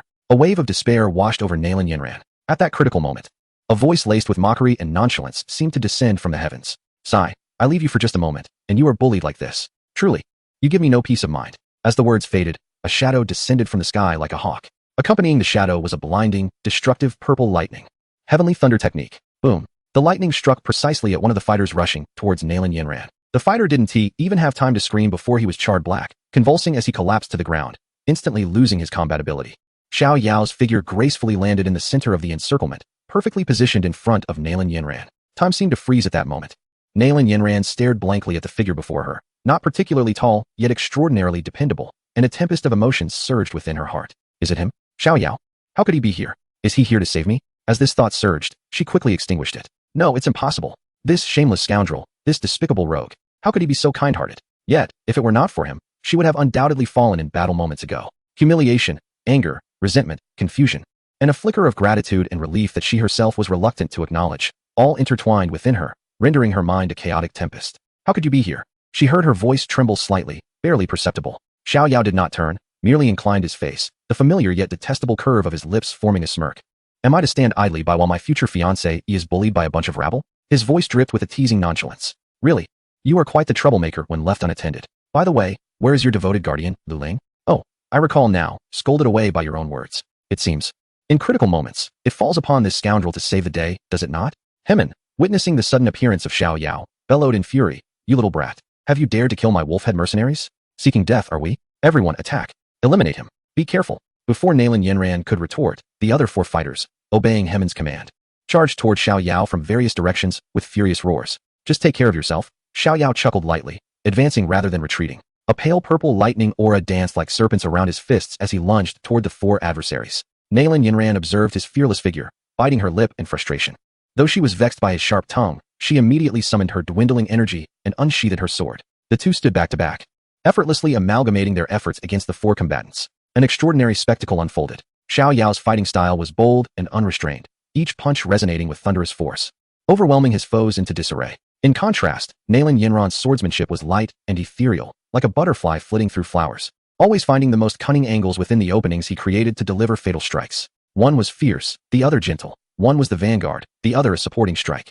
Despite it being their first battle together, their synergy was seamless. In just a matter of rounds, the remaining 4 fighters were all subdued, lying defeated on the ground, utterly bereft of combat capability. Chapter 12, Xiao Yao Strategy. As the last few combatants fell before the combined might of Xiao Yao and Nalan Yanran, Hemin's fierce visage darkened entirely. You little rascal, I see you possess some skill. It appears I must take matters into my own hands to gauge your worth. Hemin roared, unleashing his full strength. The overwhelming aura of an 8-star fighter surged forth like a tempest. He stomped heavily on the ground, transforming into a ferocious tiger unleashed from its cage, barreling towards Xiao Yao with a torrent of violent energy. Be cautious, Nalan Yanran exclaimed instinctively. Yet, Xiao Yao remained unfazed, a hint of confident amusement gracing his lips. Come at me, he shouted, gathering the pale purple lightning energy in his right palm, meeting the onslaught head-on. Boom. As their fists collided, a resounding crash echoed through the long street. The shockwave of their fierce energies stirred up a cloud of dust from the ground. The 2 individuals retreated several paces. Xiao Yao was well aware. The 8-star fighter before him was fundamentally weak, his aura chaotic and unimpressive. He was entirely confident that within 30 moves, he could utterly defeat this Hemming. However, a more intriguing thought flickered through Xiao Yao's mind. Defeating him outright seemed rather dull. Thus, just as Hemming anticipated another assault, Xiao Yao, leveraging his backward momentum, swiftly transformed his form into a wraith-like figure, appearing beside Nalan Yanran. Before she could comprehend the situation, he had extended his arms, executing a quintessential princess carry, cradling her delicate and supple form securely in his embrace. "You!" Nalan Yanran exclaimed, a mix of shock and embarrassment flooding her senses, prompting her to struggle. Yet, Xiao Yao whispered urgently in her ear, "Something's amiss. We must flee." No sooner had he spoken than he accelerated, cradling Nalan Yanran, transforming into a streak of black lightning as he dashed furiously towards the outskirts of the town. "What are you doing? Put me down, you scoundrel!" Nalan Yanran's cheeks flushed crimson, akin to blood, as she squirmed in his hold, her fists pounding against Xiao Yao's chest. "Stay still." Xiao Yao managed to free one hand, delivering a light yet firm slap to her curvaceous backside, all the while maintaining a righteous facade. "If you keep squirming, I might inadvertently touch places I shouldn't. Besides, your energy is nearly depleted if I don't carry you. Would you prefer to be caught by that scoundrel and dragged back as his captive? Then why are you running? Aren't you formidable?" Nalan Yanran, momentarily frozen by his slap, ceased her struggles but continued to question him indignantly. "Formidable?" Xiao Yao feigned an exaggerated expression. "My dear young lady, have you lost your senses? I'm merely a 6-star fighter, while he is a genuine 8-star fighter with numerous subordinates still alive. Should I not flee? Am I to remain and await my demise? I'm not foolish enough to sacrifice my life for the sake of pride." As they conversed, they had sprinted to the edge of Qingshan town. Before them loomed the dark, unfathomable Beast Mountain range. Hemming, now at the town's entrance, gazed into the shadowy forest, akin to the maw of a colossal beast, and ultimately hesitated, unwilling to pursue alone into its depths. The Beast Mountain range at night was notoriously perilous. "Damn it, you run swiftly." Hemming cursed towards the forest, his voice tinged with frustration, before he turned away, resolved to gather more allies by day to hunt down these two miscreants. Once Hemming ceased his pursuit, Xiao Yao slowed his pace, a cold smirk creeping onto his face. "Smart of you to relent. Should you have continued, I would have shown you a thing or two." He found a relatively flat patch of grass and cautiously set Nalan Yanran down. The moment her feet touched the ground, Nalan Yanran immediately leaped back 2 steps, creating distance between them. Her exquisite countenance was now adorned with a rosy hue, the blush spreading from her cheeks to her alabaster neck. She dared not meet Xiao Yao's gaze, turning her head aside, her hands awkwardly adjusting her attire, which was, in fact, devoid of any wrinkles. Her heart raced, nearly leaping from her throat. Observing her adorable yet flustered demeanor, Xiao Yao couldn't help but chuckle inwardly before clearing his throat and adopting a more serious expression. "Now, we have a predicament," he stated. At these words, Nalan Yanran cautiously turned her attention toward him. "We have offended the second-in-command of the Wolfhead mercenary group. Upon our return to Qingshan town, we will undoubtedly be besieged by their entire crew," Xiao Yao reasoned. "I propose we take refuge in the Beast Mountain range for a while. Firstly, it will allow us to avoid the storm. Secondly, it presents an opportunity for us to hone our skills. What do you think, young Master Nalan?" Upon hearing this, Nalan Yanran furrowed her brows slightly, regarding Xiao Yao with a scrutinizing gaze. "This fellow, from opting to flee, to bringing me here, and now this suggestion, everything seems meticulously calculated. Does he truly wish to elude pursuit, or does he harbor ulterior motives?" Her heart brimmed with doubt, yet Xiao Yao's words struck precisely at her predicament. "Why should I trust you?" she asked coldly. "You need not trust me," Xiao Yao shrugged indifferently. "You could return to the town alone and see if that band of mercenaries might devour you alive. Or perhaps you could return to Yanlan's sect right now. But I suspect, given your temperament, that fleeing back to your sect in such a cowardly manner would be far more unbearable than death itself." His words once again pierced Nalan Yanran's prideful esteem. Indeed, she could not abandon her training and retreat like a defeated coward. "Fine." After a long pause, she managed to squeeze out 2 words through clenched teeth. "I will accompany you. However, I warn you, do not attempt any tricks. Of course." A pure, innocent smile graced Xiao Yao's face as he extended his hand in a gesture of invitation toward the dark expanse of the Beast Mountain range. "Then, young Master Nalan, let us commence our delightful duet at once." Nalan Yanran shot him a fierce glare, yet ultimately took a step forward, walking alongside him into the ominous and perilous depths of the Beast Mountain range. Xiao Yao felt a surge of satisfaction within, thinking, "There you go, willingly stepping into my trap." Chapter 13. A nocturnal venture into the Beast Mountain range under the cloak of night. The Beast Mountain range was a realm of peril and opportunity. The dense canopy obscured the moonlight, rendering the forest a place where one could not see their hand before their face. The chilling roars of beasts echoing from afar only heightened the atmosphere of terror enveloping this ancient woodland. With a swift motion, a streak of azure sword light flashed, severing a first-tier magical beast, the Shadow Cat, in a single stroke. Nalan Yanran sheathed her sword, breathing heavily. This was the 3rd magical beast they had encountered since entering the mountains. "It seems we are fortunate. We have already encountered so many enthusiastic local residents upon our arrival." Xiao Yao teased lightly from the side, hardly needing to engage, as the faint aura of thunder emanating from him was sufficient to deter most low-tier magical beasts. A thunderous roar echoed through the air. At that moment, A flash of lightning cleaved the night sky, swiftly followed by torrential raindrops pouring down like marbles. It was raining. They needed to find shelter. The two hurried through the downpour and finally discovered a seemingly dry cave nestled beneath a mountainside. Inside the cave, darkness enveloped them, accompanied by the earthy scent of dampness. As they stepped in, the rain intensified outside, cascading like a celestial river, shrouding the world in a veil of mist. "Wait here," said Xiao Yao, before skillfully gathering some relatively dry firewood within the cave. As Nalan Yanran observed his busy figure, she was about to inquire how he would ignite a fire without matches, when she noticed him casually extending his finger. A peculiar flame, entirely purple with a hint of glassy gold at its core, began to dance lightly at his fingertip. This was the purple heart glass fire. The flame emanated an exceptionally pure and gentle warmth, instantly igniting the damp wood upon mere proximity. Soon, a warm bonfire surged within the cave, dispelling the darkness and chill. Nalan Yanran gazed at the beautiful purple flame, her eyes flickering with surprise. The mastery of fire control and the purity of this flame were utterly unprecedented. The two settled beside the fire, their garments soaked through by the rain, and as they dried, wisps of steam rose in the warmth. The cave fell into silence, save for the crackling of the fire and the rhythmic patter of rain outside. The atmosphere became somewhat delicate. Nalan Yanran instinctively hugged her arms tightly, the wet fabric clinging to her form, accentuating her budding feminine curves, making her feel rather uncomfortable. When she glanced up, she met Xiao Yao's gaze, which was fixed intently upon her, his expression contemplative. Her cheeks flushed crimson, not from embarrassment, but from indignation. She immediately recalled her current predicament and assumed that this rogue was harboring impure thoughts. "What are you staring at?" she exclaimed, her eyes wide with fury. "If you continue to look at me with those lewd eyes, I swear I'll gouge them out." In response to her wrath, Xiao Yao refrained from his usual teasing. "Lecherous? This woman has quite the imagination," he mused inwardly. Though he acknowledged her figure was indeed appealing, she was still a girl not fully matured. What was there to admire? Yet he found himself pondering, aside from her annoying pride, her face and innate grace were undoubtedly divine creations. He simply gazed at her, his expression unusually earnest, and slowly spoke. "I was merely thinking, you are truly beautiful." The barrage of invective she had prepared was instantly silenced by this singular statement, leaving her momentarily stunned. "Not because you are the young master of Yunlan's sect, nor due to your so-called talents," Xiao Yao continued, his tone calm and sincere, devoid of any frivolity. "Simply because of who you are, that face, that naturally cool demeanor, is sufficient to render most women in the world pale by comparison." Once more, silence enveloped the cave. Nalan Yanran stared blankly at Xiao Yao, momentarily at a loss for how to respond. What was he saying? Was he praising me? Her mind was in turmoil. Throughout her life, countless individuals had extolled her beauty and talent, rendering her somewhat desensitized to such flattery. Yet, why did the same words uttered from the lips of this scoundrel resonate so differently? That unadulterated, pure admiration left her more flustered than any slick flirtation could.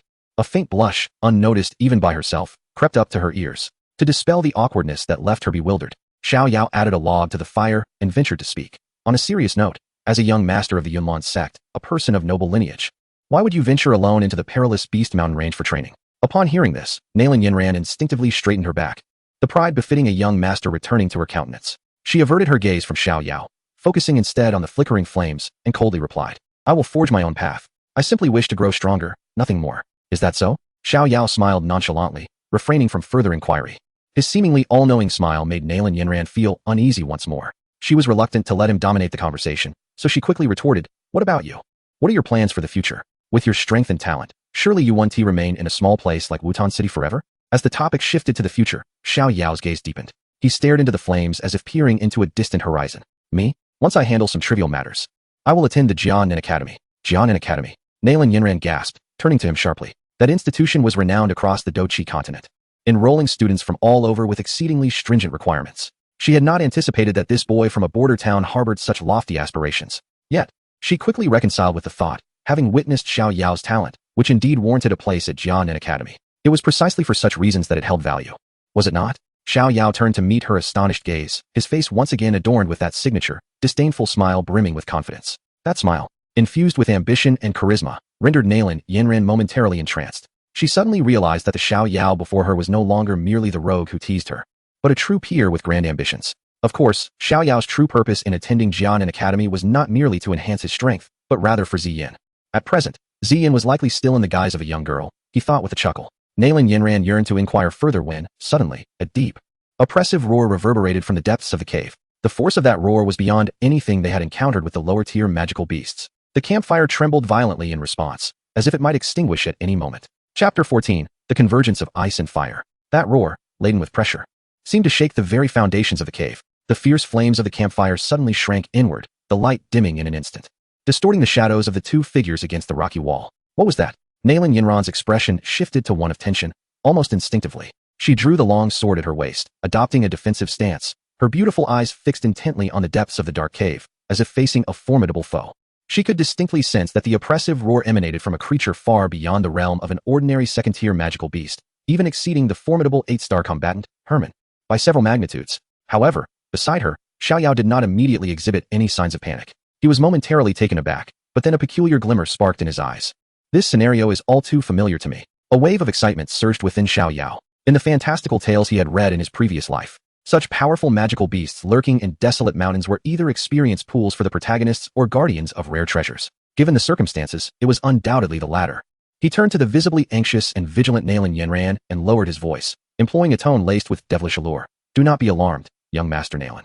I assure you this is a fortuitous occurrence. Do you believe me? Fortuitous? Nalan Yanran regarded him as if he were insane, her voice tinged with anger as she retorted. Did you not hear that roar? It could only be produced by a third-tier magical beast. We should leave at once. It is precisely because it is powerful that it represents a good fortune. Xiao Yao's smile was enigmatic. Consider this. Why would such a beast remain in a dilapidated cave?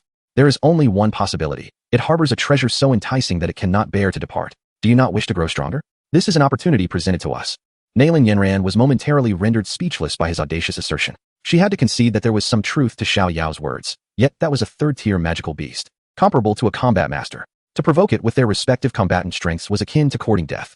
Even if Xiao Yao was remarkably powerful, it was improbable he could slay an enemy several levels above him. Observing the conflicted expression on her face, a blend of temptation and fear, Xiao Yao resolved to stoke the flames further. What, are you afraid? He smirked, effortlessly employing a tactic of provocation. The esteemed young master of the Yunlin sect, the future leader of the Yunlin sect, possesses such a timid heart? If you are frightened, then remain here obediently until the rain ceases, and return to your Yunlin sect. I shall venture forth alone. However, the treasures I acquire will not include you. You. Nalan Yanran felt her cheeks flush crimson at his words. She acknowledged her fear. Who would not feel trepidation when faced with an opponent so far beyond their level, staring into the abyss of potential demise? Yet, the mere mention of treasures acted like a spell, drawing her yearning for strength. Only by becoming stronger could she seize her own destiny and defeat that insufferable Xiao Yao. Madman. She spat out the words through clenched teeth, yet her grip on the sword betrayed her resolve. Fine. I shall accompany you in this madness. But should anything go awry, I will not hesitate to flee, leaving you to your fate. So cold-hearted? After all, I did save your life back in Qingshan town. And you would abandon me in my time of need? I am truly heartbroken. Xiao Yao feigned disappointment, shaking his head. Nalan Yanran cast a cold glance at Xiao Yao's performance, disdainfully remarking, if you wish to leave, do so swiftly. Otherwise, the beasts within will soon emerge. No longer pretending, Xiao Yao extinguished the campfire, and before Nalan Yanran could adjust to the encroaching darkness, he deftly grasped her icy hand. Do not make a sound. Follow me, he whispered. The warmth emanating from his palm caused Nalan Yanran's heart to skip a beat. She yearned to break free but feared making noise in the dark. Her cheeks flushed as she allowed him to lead her cautiously deeper into the cave. After navigating several turns, a vast cavern came into view. Illuminated by the faint glow of bioluminescent moss clinging to the rock walls, they could clearly see a colossal bat. Its size akin to a small mountain, sprawled at the center of the cave. Its body was sheathed in crimson scales, and as it breathed, jets of scalding air erupted from its nostrils. This was the Crimson Flame Demon Bat King. Nalan Yanran gasped inwardly. Having encountered descriptions of this beast in her sex texts, Xiao Yao discreetly activated his Eye of Illusion. Eye of Illusion activated. Target, Crimson Flame Demon Bat King. Strength, Peak Tier 3 Beast, comparable to a 9-star combat master. Status, asleep. Indeed, as he suspected, it was a Peak Tier 3 creature. A chill ran through Xiao Yao. Its power far exceeded his own. Unlike Xiao Yan, who had the aid of the venerable Yao Lao to instantly augment his combat capabilities, Xiao Yao knew he stood no chance against it. However, a wave of relief washed over him. It was still in slumber. He gently squeezed Nalan Yanran's hand, signaling her to remain calm, and then stealthily led her around the periphery of the cavern, entering a narrower passageway behind. After advancing approximately 100 meters, the path opened into a peculiar small cave. At its center lay a pool of water, astonishingly divided into two distinct halves. One side exuded a chilling aura, capped with a thin layer of ice, while the other bubbled with warmth. At the juncture of this cold and hot divide stood a half-foot-tall plant, resplendently translucent, seemingly sculpted from ice and fire. This was the ice-fire fusion grass, crowned with a droplet of iridescent liquid, pulsating with alluring energy waves. Heavenly material. Xiao Yao instantly recognized this treasure from the alchemical knowledge imparted by the system, his heart racing with exhilaration. This was an unparalleled treasure for concocting high-grade body-refining elixirs. Its worth was enough to drive the alchemists of the entire Jayama Empire into a frenzy. He briefly explained the rarity of this treasure to Nalan Yanran, whose eyes mirrored his astonishment and desire. Without further hesitation, Xiao Yao cautiously approached the center of the pool. Holding his breath, he slowly extended his hand, his fingertips drawing ever closer to the droplet of iridescent liquid. 3 inches, 2 inches, 1 inch.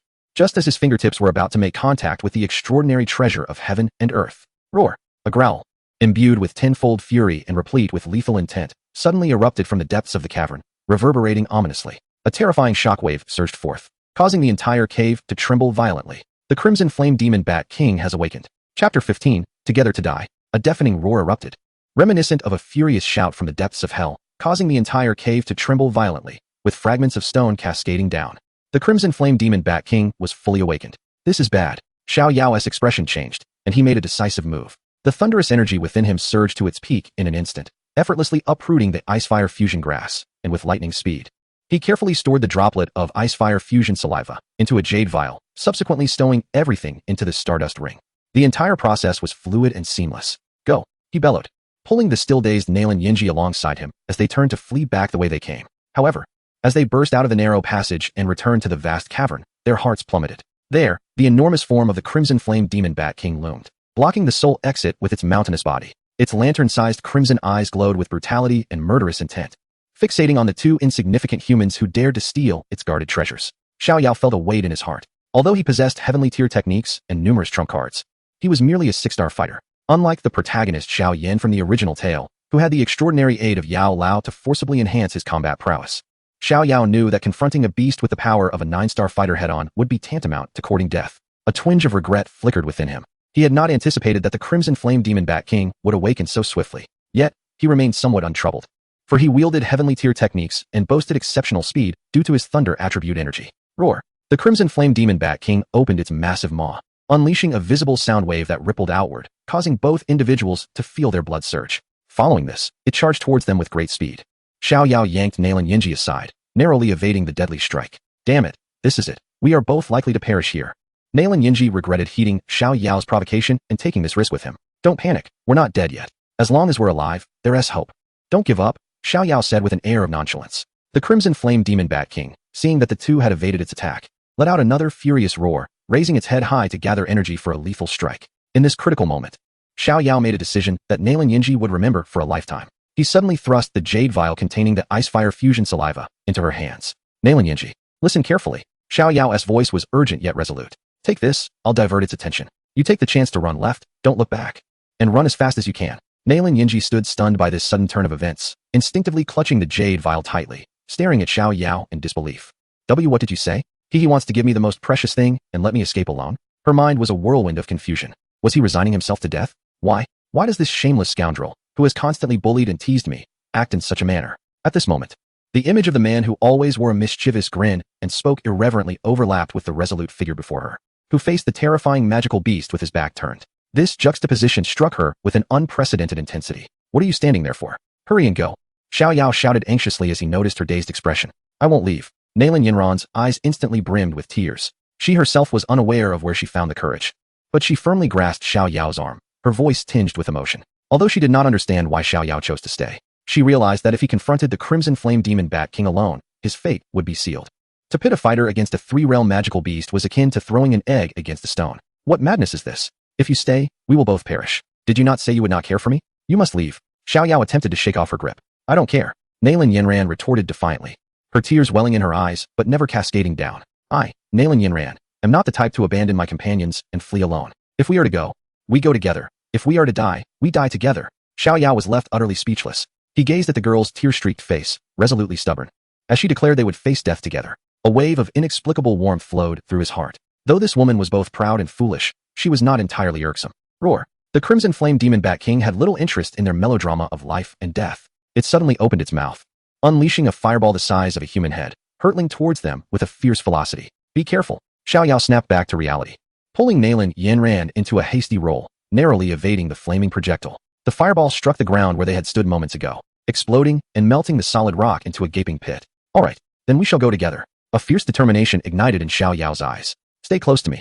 No longer hesitating, he grasped Nalan Yanran's hand and, utilizing his extraordinary speed and reflexes, began to weave through the vast cavern while evading the frenzied attacks of the Crimson Flame Demon Bat King. The Demon Bat King, massive in size and somewhat cumbersome in its movements, found the stalactite-laden cave provided them with excellent cover. after dodging another sonic attack from the beast. A glimmer of insight flickered in Xiao Yao's eyes as he seized the fleeting moment of its post-attack vulnerability. This is the moment, he urged Nalan Yanran, propelling their speed to its zenith, akin to an arrow released from a bow, successfully bursting forth from beneath the creature's wing and out of the cave. Roar! An enraged roar echoed behind them as the colossal crimson flame demon bat king charged out of the cave, launching into a frenzied pursuit through the torrential rain of the night. The two fled desperately through the muddy and slippery jungle, the trees behind them collapsing in droves under the onslaught of fireballs spewed by the demon bat king, igniting into flames. Nalan Yanran, already drained of her fighting spirit, was now exerting every last ounce of her strength, yet her speed gradually waned, just as a fiery claw was about to descend upon her from behind. In this life-and-death moment, Xiao Yao abruptly turned around, swiftly cradling her in his arms once more, and without a backward glance, he continued his frantic dash forward. Ah! Nalan Yanran emitted another startled cry, instinctively wrapping her arms tightly around his neck. Hold on tight, Xiao Yao growled, unleashing the power of his emperor bloodline in tandem with his thunderous fighting spirit, his speed surging once again at that very moment.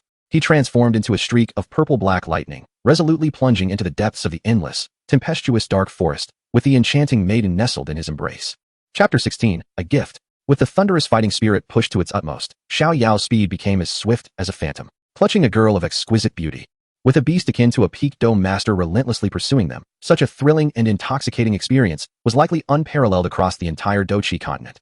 After an indeterminate distance, having finally shed the roar of the crimson flame bat king behind them, Xiao Yao let out a sigh of relief. Utilizing his extraordinary soul perception, he meticulously searched for a more concealed cave and slipped inside. This time, he confirmed repeatedly that apart from the two of them, no other living creature was present. Gently setting Nalan Yanran down from his arms, Xiao Yao barely had time to catch his breath before the suppressed fury she had been harboring erupted in full force.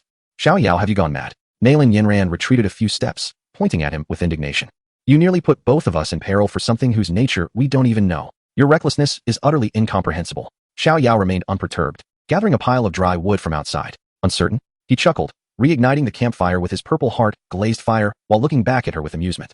Haven't we already acquired the treasure? And look, we're still alive, aren't we? He dusted off his clothes, approached her, and gazed down with a mischievous smile. Moreover, if it weren't for my quick thinking in carrying you to safety, you might very well have become that badass dinner by now. Not even a word of thanks, and yet you have the audacity to accuse me? Truly ungrateful, my esteemed young master of the Yunlan sect. You. Nalan Yanran felt her chest tighten at his words, her lovely face flushing crimson. Had it not been for your reckless pursuit of treasure, we would never have attracted its attention. We've been pursued for so long, and now we don't even know where we are. All right. We are safe and sound, are we not? As long as we are alive, there will always be a solution. Xiao Yao shrugged, adding, enough of the quarrel. Come and warm yourself by the fire. Your lips are turning purple. Seeing Nalan Yanran about to explode with anger again, Xiao Yao decided not to tease her further. He retrieved a jade bottle containing the ice fire fusion saliva from his spatial ring and tossed it directly to her. Nalan Yanran instinctively caught it, feeling its warmth in her hands. Staring blankly at the jade bottle, she questioned, what are you doing? Sharing half, as is customary in our line of work. Xiao Yao replied casually as he sat down by the fire. This is your portion, take it. I don't want it. Nalan Yanran, without a moment's hesitation, returned the jade bottle with a resolute tone. During this treasure hunt, I have been of no assistance from beginning to end, and have only hindered your progress. I cannot accept such a precious item. Her pride forbade her from accepting an unearned gift. However, Xiao Yao did not even glance at the jade bottle she handed back. Instead, he lifted his gaze, regarding her with an unprecedented seriousness. I have stated that this is rightfully yours. His voice, though not raised, carried an undeniable weight. Just for the fact that you did not abandon me to escape in that cave, you are wholly deserving of this half. He paused, allowing a playful smile to return to his face. Moreover, you are my betrothed, chosen by me, Xiao Yao. It is only just that I share my belongings with you. Nalan Yanran was rendered completely speechless. She stared blankly at the jade bottle in her hands, then looked at Xiao Yao's countenance, which seemed to convey the most ordinary of sentiments. In that moment, something within her tender heart was struck with great force. The term betrothed once again echoed in her mind. Yet, why did it resonate so differently this time, causing her heart to race? He claimed it was her due.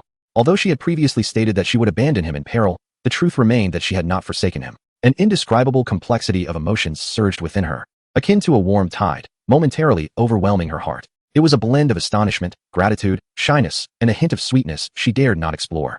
The defenses she had erected against countless geniuses and strong individuals had, at that moment, been breached by this rogue in the most sincere yet audacious manner. As for the grass, it could not be divided. Thus, it would have to remain with me for now, Xiao Yao remarked, observing her silence. Ultimately, under Xiao Yao's unyielding gaze, Nalan Yanran quietly and carefully accepted the jade bottle into her embrace. With her head bowed, she softly uttered, "Thank you." The sound was as faint as a whisper, yet it reached Xiao Yao's ears distinctly. From that point onward, the atmosphere in the cave became harmonious, yet subtly charged. Observing this shift, Xiao Yao resumed their conversation with a light-hearted approach, and Nalan Yanran transitioned from her initial curt responses to laughter. Her curiosity piqued by his tales of the extraordinary. They conversed around the campfire, meandering through topics from the complexities of cultivation to the remarkable events they had encountered. Nalan Yanran found herself astonished by this character. Despite his brash tongue, his breadth of knowledge and profound understanding of cultivation far surpassed that of any peers she had known, even outshining certain elders within her sect. Unbeknownst to them, the night had deepened. After enduring numerous battles and escapes, fatigue finally enveloped them. They each found a clean stone wall to lean against, back to back, succumbing to sleep amidst the warm glow of the fire and the incessant sound of rain outside the cave. The following morning, as the first rays of sunlight filtered through the gaps in the leaves, casting dappled light at the cave's entrance, Nalan Yanran slowly awakened. The rain had ceased. The campfire had long extinguished, leaving behind only a pile of ashes still warm to the touch. As she turned, she beheld Xiao Yao, who lay sleeping not far away. In slumber, he wore none of his usual cynical smirk nor the piercing sharpness that often left others breathless. Instead, his face was strikingly handsome and serene, its contours distinct. For reasons unknown, Nalan Yanran's heart skipped a beat. She realized she felt a strange reluctance to meet his gaze directly. Quietly, she rose, intending to breathe in the fresh air outside the cave. However, just then, a voice filled with urgency and surprise, the very voice she wished to avoid at this moment, unexpectedly echoed from outside the cave. Yanran's senior sister. Is that you? Yanran's senior sister. Are you in there? It was Lu Ling. He hadn't left all night and had found his way here. Nalan Yanran's expression instantly darkened. Chapter 17. The foolish Lu Ling, Yanran's senior sister. Is that you? Yanran's senior sister. Are you in there? Lu Ling's voice, brimming with excitement and concern, pierced through the air like a spell, causing Nalan Yanran's countenance to shift dramatically. How did he find her? As this thought crossed her mind, she immediately recalled the identity tokens each disciple of Yunlan sect possessed, which could sense one another within a certain distance. She dashed out of the cave and, indeed, in the pale light of dawn, she spotted Lu Ling, along with Herman, who stood behind him, wearing a mocking grin akin to that of a cat toying with a mouse, flanked by a dozen mercenaries with predatory gazes. In that moment, everything became clear to Nalan Yanran. Lu Ling, that fool, had been deceived by Herman. Last night, after being dismissed by Nalan Yanran, Lu Ling, feeling disgruntled, had sought her out in the town and fortuitously encountered a disheartened Herman. He inquired about Nalan Yanran's whereabouts. Herman, recognizing that the person Lu Ling sought was the enchanting young lady he had just encountered, deceived him by claiming that Nalan Yanran had been lured into the Beast Mountain range by a man. Upon hearing this, Lu Ling immediately deduced that it was Xiao Yao's doing. He hastily allied with Herman, asserting that he had a way to locate Nalan Yanran, and promised to request Herman to dismember Xiao Yao. Fury coursed through Nalan Yanran, causing her to tremble. She pointed an accusatory finger at Lu Ling, her voice sharp and cold. Lu Ling, do you realize what you have done? The man behind you is the leader of the Wolfhead Mercenary Group's second squad, who intended to commit unspeakable acts against me last night. What? Lu Ling was struck as if by lightning, turning abruptly to face Herman, disbelief etched across his features. It can't be. He clearly said that it was that scoundrel Xiao Yao who abducted senior sister. He claimed he merely wanted to punish Xiao Yao and rescue her. Have I been deceived? Did I unwittingly deliver senior sister into the hands of this villain? The overwhelming shock and regret rendered his mind blank. Ha. Herman, witnessing his dismay, ceased to feign compassion. He kicked the stunned Lu Ling to the ground, looking down at him with disdain. You worthless fool. You can't even keep a woman safe, yet dare to call yourself a genius? I ought to thank you for saving me considerable effort. You. Lu Ling was both humiliated and enraged, but was left speechless. The wind knocked out of him by Herman's blow. He lay on the ground, all his humiliation, regret, and anger ultimately transforming into an overwhelming hatred for another. He suddenly lifted his head, his gaze fixed fiercely on the mouth of the cave, and with all his might, he roared, Xiao Yao, you cowardly turtle, come out and face me. If you have the guts, let us engage in a fair duel. He yearned for a victory to cleanse himself of all disgrace, as he subconsciously believed that Xiao Yao could never triumph over him. After all, Xiao Yao was merely a waste, spewing vile words. A duel? Do you think you are worthy? A languid voice emanated from the cave as Xiao Yao strolled out, yawning. He had been enjoying a deep slumber the previous night, only to be awakened by this annoying clamor, which soured his mood. Casting a disdainful glance at Lu Ling on the ground, he thought, how foolish to be manipulated without realizing it, serving others only to be kicked down, too timid to retaliate. What right do you have to challenge me? If you wish to cleanse your shame through victory, you might as well find a brick wall to collide with. It would be far more straightforward. His gaze then shifted to He Meng, a smirk curling at the corners of his mouth. And you? I merely wished to play with you yesterday, because I was in a good mood. Did you truly believe I could not defeat you? Now you come seeking me again. Do you wish for death? Enough, do not waste my time here. You too, along with your motley crew, come at me together. Arrogant brat, die? He Meng was completely incensed by Xiao Yao's contemptuous demeanor, roaring as he charged forward with his subordinates. Xiao Yao, be careful! Nalan Yanran exclaimed, immediately joining the fray with her sword, intercepting several mercenaries charging from the side. A chaotic battle erupted in an instant. Xiao Yao faced off against the formidable Himeng. Their fists collided, and the clash of their energies reverberated with a series of dull thuds. However, after only a few exchanges, Himeng's expression shifted to one of increasing shock. How could this boy's energy be so rich and tyrannical? Could he possibly not be a six-star warrior? Last night, he had appeared to be feigning weakness. Just as Xiao Yao forced Himeng back with a punch, a venomous gaze struck from his flank. It was Lu Ling. He had somehow gotten back on his feet, brandishing a long sword, his eyes gleaming with a frenzied intent to kill. Seizing the opportunity while Xiao Yao was engaged with Himeng, he launched a treacherous ambush. Lu Ling, stop! Nalan Yanran, entangled with several mercenaries, turned pale at the sight and cried out sharply. Yet Lu Ling, consumed by jealousy and hatred, paid no heed to her warning. Thrusting his sword directly at Xiao Yao's back, Xiao Yao seemed to possess eyes in the back of his head. Without turning, he coldly scoffed, overestimating yourself. With a powerful kick imbued with the force of thunder, he struck Lu Ling squarely in the chest. Thud! Lu Ling was sent flying as if struck by a hammer. Blood gushing from his mouth, his ribs shattered, leaving him gravely injured and unconscious. Xiao Yao turned back to continue his battle with Himeng, his fists crackling with vigor. Each strike infused with thunderous might. It would not be long before he could slay Himeng on the spot. If not for Himeng's slightly higher rank, he would have already been annihilated in a single encounter. Roar! At that very moment, an earth-shattering roar of fury echoed from the distant mountains and forests. A colossal beast of fiery crimson, its wings unfurling with tremendous wrath, charged swiftly in their direction. It was the fiery demon bat king, disturbed from its slumber, drawn both by the scent of the treasure thieves and the sounds of battle. Damn it! Xiao Yao cursed under his breath upon witnessing this. He understood that lingering here was unwise. With a forceful punch, he incapacitated Herman and, not wishing to linger, swiftly moved to the side of Nalan Yanran, scooping her up in his arms as he turned to flee. Wait! Nalan Yanran urgently grasped him. Save Lu Ling. Save him. Save him. Xiao Yao furrowed his brow, recalling how Lu Ling had just attempted to kill him. I know he deserves to die. Nalan Yanran's eyes brimmed with desperation. But he is the sole disciple of Elder Guhi. If he dies here, I cannot return alone. I would have no explanation for the sect or the elder. I implore you, consider it a favor owed. Seeing her anxious demeanor, Xiao Yao felt a stir of compassion and ultimately nodded. He held Nalan Yanran close and, with a flicker of movement, reached the unconscious Lu Ling. With all his might, he kicked Lu Ling into the cave where they had previously sought refuge. You've got a lucky break. Having completed this task, Xiao Yao did not linger, but transformed into a streak of lightning, fleeing desperately with the astonished beauty in his arms towards the outside of the monster beast mountains. Roar! The fiery demon bat king arrived in an instant, its crimson eyes fixating fiercely on Xiao Yao and Nalan Yanran, drawn by the scent of its stolen treasures. It paid no heed to Herman and his companions. Soaring directly overhead, the gale from its massive wings sending them sprawling. A thrilling chase unfolded once more. The trio, two fleeing, one pursuing, raced through the vast expanse of the monster beast mountains towards the exit. Chapter 18, Communication Across Miles. The power of thunder surged beneath Xiao Yao's feet, propelling him to unprecedented speeds. He navigated the dense woods for an indeterminate time, the savage and resentful roars of the fiery demon bat king gradually fading into the distance. Confirming that he had temporarily evaded his pursuer, Xiao Yao leaped from a steep cliff, landing securely at the entrance of the monster beast mountains. The morning sun finally pierced through the post-rain mist, casting a golden hue upon them. Gently setting down the fragrant beauty in his arms, Xiao Yao exhaled deeply. The prolonged escape had taken its toll. As soon as Nalan Yanran touched the ground, her gaze turned anxiously towards the depths of the mountains, her delicate brow furrowing. Lu Ling won't be harmed, will he? That group, led by Herman 1T, take out their frustrations on him, will they?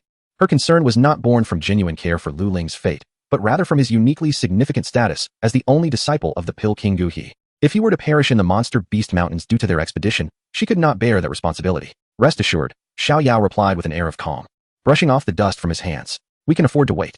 Nalan Yanran regarded him with confusion, unable to fathom the source of his confidence. At the entrance of the mountains, two individuals awaited. Sure enough, within the span of a mere incense stick, a cacophony of footsteps emerged from the forest. It was Herman and his ragtag band of mercenaries, carrying the unconscious Lu Ling in their grasp. Upon spotting Xiao Yao and Nalan Yanran, Herman's crew was momentarily taken aback.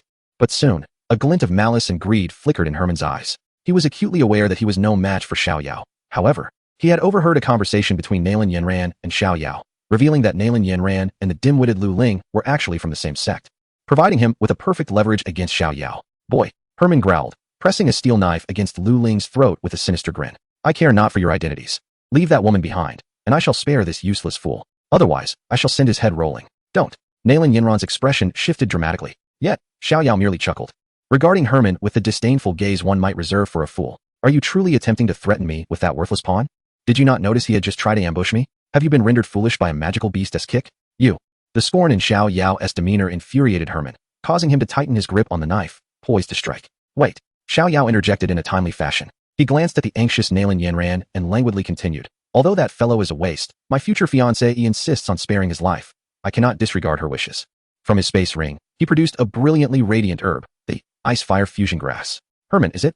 Xiao Yao weighed the peculiar herb in his hand. I propose a trade. This exquisite item in exchange for the life of that fool. Do you accept this bargain? He succinctly described the herb's effects and value, causing Herman and his mercenaries to gaze in astonishment, their breaths becoming heavy. Is this truly the case? Herman's voice trembled slightly. Indeed, Xiao Yao affirmed. But his expression hardened immediately. However, I advise you to conduct this exchange honestly. Otherwise, with your ragtag bunch, none shall leave here alive today. Confronted with such an overt threat, Herman ultimately relinquished any thoughts of deception. A treasure may be splendid, but one must possess life to enjoy it. The transaction proceeded smoothly. Once Herman's group acquired the ice-fire fusion grass, they regarded it as a priceless treasure, not daring to utter a single harsh word. They fled swiftly, casting anxious glances back, fearful that Xiao Yao might change his mind. Thus, a crisis was averted. The entrance to the mountains once again fell into tranquility. Nalan Yanran stood in a daze, her gaze fixed upon Xiao Yao, her eyes brimming with an unprecedented complexity of emotions. He had risked his life to procure a treasure, merely to exchange it for the life of the foolish Lu Ling, who had even contemplated ambushing him moments before. He performed this act solely because of her request. A powerful and warm current surged through her heart. In that instant, all her prejudices, disdain, and indignation towards Xiao Yao melted away like snow under the sun. The image of the rogue, the scoundrel, crumbled entirely, replaced by that of a man who, despite his irreverent words, acted decisively, possessed strength, and was willing to spend lavishly for her sake. She approached Xiao Yao, mustering her courage to meet his gaze with an unprecedented sincerity that emanated from the depths of her heart, softly uttering, "Xiao Yao, thank you." Xiao Yao accepted her gratitude with nonchalance, quickly reverting to his usual carefree demeanor. So, young Master Nalan, what are your plans next? Are you still intending to take along your rather burdensome and foolish senior brother for further training? At the mention of Lu Ling, Nalan Yanran's expression grew icy once more. He is gravely injured. I must first escort him back to Yunlan's sect for treatment. Very well, Xiao Yao nodded. It seems we must part ways here, young Master Nalan. What about you? Do you plan to remain here? He Meng will undoubtedly seek you out for trouble after returning with reinforcements. Staying here could be quite perilous. Nalan Yanran chose to overlook Xiao Yao's teasing, her tone laced with concern. Are you worried about me? Xiao Yao raised an eyebrow, a playful smirk adorning his face. I merely fear that you might perish too soon. After I defeat Xiao Yan, I will need you to serve me. Nalan Yanran retorted with annoyance. Rest assured, those fellows cannot harm me. You are well aware of my capabilities, Xiao Yao declared, fearless and confident. Very well then, do take care, I shall take my leave. In truth, Nalan Yanran was reluctant to part ways, for this farewell might stretch to 3 years without another meeting. Wait, just as Nalan Yanran was helping Lu Ling and preparing to depart, Xiao Yao called out to her. Young Master Nalan, have you forgotten something? Nalan Yanran turned back in confusion. A characteristic mischievous grin spread across Xiao Yao's face. When you pleaded for me to save him, you explicitly stated that you owed me a favor. Now, I wish to invoke that favor to fulfill our previous wager. How does that sound? Wager? Nalan Yanran suddenly recalled. She had previously challenged Xiao Yao due to her pride, wagering a kiss as the stakes. However, in her anger, she had fled, forgetting the matter amidst the recent perilous events. Her face flushed crimson in an instant, akin to a startled deer, standing frozen in place as her heart raced. Unable to utter a word. What's the matter? Xiao Yao pressed closer, bending slightly to gaze at her blushing cheeks. Surely the esteemed young master of Yunlan's sect does not intend to renege on such a trivial wager? Or is your favor truly so worthless? The provocation was ever so effective. Cornered by his insistence, Nalan Yanran gritted her teeth, summoning all her strength. Suddenly, she lifted her head, rose on her toes, and swiftly pressed her soft, cool lips against Xiao Yao's cheek. It was a fleeting touch, like a dragonfly skimming the water's surface. Having completed the act, she immediately leaped back, her face aflame. In that very moment, a series of cold, mechanical sounds erupted in Xiao Yao's mind. Ding! Host has successfully deceived Nalan Yanran into fulfilling the wager. Reward granted. Reward acquired. 1 communication talisman. Note, no matter the distance, possessing this talisman allows for real-time communication. Reward acquired. Incomplete bloodline of the ancient Xiao clan's Do Emperor 1. Description. Originating from the rare bloodline of the ancient Xiao clan's Do Emperor. This fragment significantly enhances cultivation speed and physical potential. Currently in a fragmented state, 210. Gathering 10 pieces will activate the complete Do Emperor bloodline. Reward acquired. Xian Lei Shadow Step. High Earth Grade Do Technique. 1. Description. A body technique that transforms one into the essence of Xian Lei, enabling swift movement across vast distances. Xiao Yao felt a surge of joy within, though his demeanor remained composed. He retrieved a pair of shimmering jade talismans from his spatial ring and handed one to the still-dazed Nalan Yanran. What is this? Nalan Yanran instinctively accepted it. 1,000-mile communication talisman, Xiao Yao replied with a smile. No matter where you are, as long as you speak into it, I will hear you, and we can pinpoint each other's locations in real time. If you miss me or find yourself in trouble, use this to reach out. After speaking, He carefully stowed the other talisman away. Nalan Yanran clutched the warm talisman tightly, her heart racing, and dared not meet Xiao Yao's gaze again. She hurriedly mounted the carriage and swiftly departed. As she caught a glimpse of Xiao Yao's small figure fading away, she couldn't resist looking back. He stood there, quietly watching her leave, a bittersweet feeling washing over her. This parting left her uncertain of when they would meet again. She touched the 1,000-mile communication talisman, which bore Xiao Yao's likeness, and smiled as she drove away. Xiao Yao observed Nalan Yanran's gradually disappearing silhouette, a satisfied smile gracing his lips. He understood that her feelings towards him had transformed. This episode had reached a temporary conclusion. Now it was time to seek out the little medical fairy. Chapter 19, The Little Medical Fairy. After bidding farewell to Nalan Yanran, Xiao Yao returned to his room at the inn. He sat cross-legged, delving deep within himself, selecting the second fragment of the Xiao clan's Dou Emperor bloodline from the system for fusion. As he concentrated, the fragment transformed into a warm and powerful energy, instantly merging with his limbs and bones. Xiao Yao could distinctly feel the ancient Dou Emperor's power within his bloodline becoming more solid and formidable. Ding! Fusion successful. The purity of the host's Dou Emperor bloodline has increased. 210. A tremendous aura erupted from Xiao Yao, far surpassing his previous strength. His Dou Qi began to surge wildly, breaking through the barrier of an 8-star Dou practitioner and reaching the pinnacle of a 9-star Dou practitioner. Just one step away from entering a new realm, Dou Master. Yet, he was not content. Xiao Yao knew that the transition from Dou practitioner to Dou Master was a qualitative transformation. Relying solely on the incomplete bloodline's power was insufficient. He devoted 2 days to tranquil cultivation within the inn, solidifying his position at the peak of the 9-star Dou practitioner realm. During these 2 days, aside from his training, he occasionally took out the 1,000-mile communication talisman, infused it with a trace of Dou Qi, and sent 2 messages to Nalan Yanran. The first message read, Nalan, young sect master, have you returned to Yanlan sect? Have you thought of me? I surmise you must be pondering, after all. A man of my extraordinary caliber is a rare find. On another note, during my training today, I nearly succumbed to madness, my mind consumed by that fleeting moment we shared. You must take responsibility for that. However, Nalan Yanran did not respond, and Xiao Yao paid no heed, continuing to send messages to himself. On the 3rd day, he retrieved the jade bottle containing the ice and fire fusion essence. Gazing at the shimmering, multicolored liquid within, he hesitated no longer and consumed it in one swift motion. A terrifying energy exploded within him. One wave of frigid cold threatened to freeze his meridian solid. Another wave of searing heat seemed intent on incinerating his very organs. These 2 opposing forces clashed violently within him, inflicting indescribable agony. Refine it for me, Xiao Yao bellowed, fervently channeling the 5 elements' true thunder art. The domineering thunderous aura, like a sovereign, forcefully intervened in this battlefield of ice and fire, suppressing, refining, and absorbing both energies with a more ruthless demeanor. Time became an indistinct blur, and when the turmoil within him finally subsided, the formidable barrier that had hindered his advancement shattered with a resounding crack. A new and far more potent fighting spirit surged through his dantian, tenfold stronger than before. He had become a Dou Master, a 1-star Dou Master. Slowly opening his eyes, he reveled in the surging power within, a confident smile gracing his lips. The exhilaration of such rapid enhancement was unparalleled. According to the narrative of the anime, Xiao Yan should not yet have reached the level of a Dou practitioner. Yet here he was, already a Dou Master. Indeed, living a life of fortuitous blessings pales in comparison to that of a charmed existence. He then recalled Herman, that audacious fellow who had dared to threaten him with the useless Lu Ling. Had it not been for Nalan Yanran, he would have never considered exchanging the precious ice and fire fusion grass for such an imbecile. Yet now, having broken through to Dou Master, dealing with Herman would be but a single move. It was high time to reclaim what was rightfully his. After successfully breaking through to Dou Master, Xiao Yao did not rush to depart. He familiarized himself with his newfound strength while leisurely wandering about Qingshan town, seeking traces of Herman. During this time, he sent a 3rd message to Nalan Yanran. It seems I have grown stronger. You must strive diligently in your training, my betrothed-to-be, lest you fall too far behind. For I may become disdainful. However, do not surpass me too greatly. If Xiao Yan finds himself unable to defeat you, then you shall not become my fiancée. Far away at Yunlan sect, Nalan Yanran received another message from Xiao Yao. Upon hearing his words, she rolled her eyes, feeling simultaneously exasperated and astonished. She had not anticipated Xiao Yao's rapid advancement. It had only been a few days since their parting, and he had already leveled up. Yet, a subtle sense of pride swelled within her as she had intentionally refrained from replying to his messages. Would this rogue grow anxious or worried in her absence? Nalan Yanran could not help but indulge in her fantasies, envisioning Xiao Yao in a state of dismay, and she stifled a giggle. Yin, what are you secretly laughing about? Yin observed Nalan Yanran for quite some time. Ever since her return from the Beast Mountain range, she had occasionally burst into quiet laughter. Oh, nothing. Just recalling some amusing incidents, Nalan Yanran hurriedly explained, but her youthful demeanor betrayed her. It was as if the words "I have something to hide" were written across her face. Seeing that Nalan Yanran was reluctant to share, Yun refrained from probing further. She was someone who respected the privacy of others. Recently, she had received some news regarding a creature deep within the Beast Mountain range. Rumors spoke of a purple crystal-winged lion king, which might possess the coveted purple spirit crystal.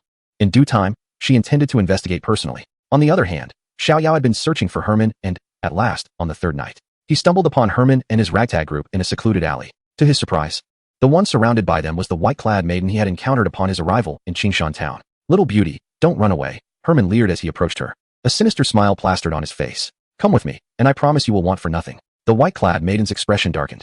Although her current strength was insufficient to contend with Herman, she possessed a deadly trump card for self-defense, albeit at the risk of entering a precarious state. Realizing that Herman was intent on capturing her, she prepared to unleash her calamity-poisoned body when a languid voice echoed from the alley's entrance. "Herman, I've been searching for you for quite some time." Upon hearing this voice, Herman's body tensed, and upon turning to see Xiao Yao, he was struck with terror, his instinct prompting him to flee. "Foolish, do you think you can escape?" Xiao Yao remarked with a trace of derision on his lips. He granted Herman no opportunity to escape, silently invoking Mystic Thunder Shadow Step. In an instant, his figure transformed into a fleeting shadow of thunder, arriving before Herman in the blink of an eye, delivering a powerful kick that sent him sprawling to the ground. "Please, don't kill me," Herman begged. Clutching his head in fear, Xiao Yao placed a foot on his face, looking down upon him with disdain. "Hand over the ice-fire melding grass that you exchanged for me." "But that was a voluntary exchange." Herman attempted to argue. "Exchange?" Xiao Yao pressed down slightly, causing Herman's facial bones to emit cracking sounds. He sneered, "In this world, strength dictates exchange, power establishes rules. Do you think you have the right to discuss rules with me now? You can refuse, but should I decide to end you, I would still acquire it. I will give it." Herman, trembling in terror, hastily retrieved the ice-fire melding grass from his bosom. Once Xiao Yao reclaimed his possession, he lifted his foot, dismissively waving his hand as if shooing away a fly. Herman, feeling as though he had been granted a pardon, scurried away with his subordinates, disappearing into the night. Herman was merely a part of the narrative. It was best left for Xiao Yan to deal with him. The alley fell silent once more. "Thank you, kind sir." The white-clad maiden approached Xiao Yao, bowing deeply, her beautiful eyes brimming with gratitude and curiosity. "It seems our fates are intertwined." Xiao Yao replied with a smile, "We meet again. I am Xiao Yao. May I ask for your esteemed name?" "So it is you, Sir Xiao Yao." Upon hearing those words, the young maiden unveiled a gentle, delicate smile, one that seemed capable of melting all the ice and snow in the world. "I am known as the Little Physician." Chapter 20. The Journey to the Beast Mountain with the Little Physician. As the three syllables escaped the lips of this tender maiden, a ripple of emotion stirred within Xiao Yao's heart. "It truly is she," he mused silently. "I had been contemplating how to seek her out at the so-called 10,000 Medicines Pavilion after dealing with Herman, and yet, here she is, presenting herself before me. It seems fortune has favored me without effort." Maintaining an expression of calm, he offered a gentle smile. "Little Physician, what a unique name. It suggests you possess considerable knowledge of medicine." At his compliment, the little physician's cheeks flushed slightly, and she shyly waved her hand. "I only grasp some rudimentary concepts, merely dabbling on my own.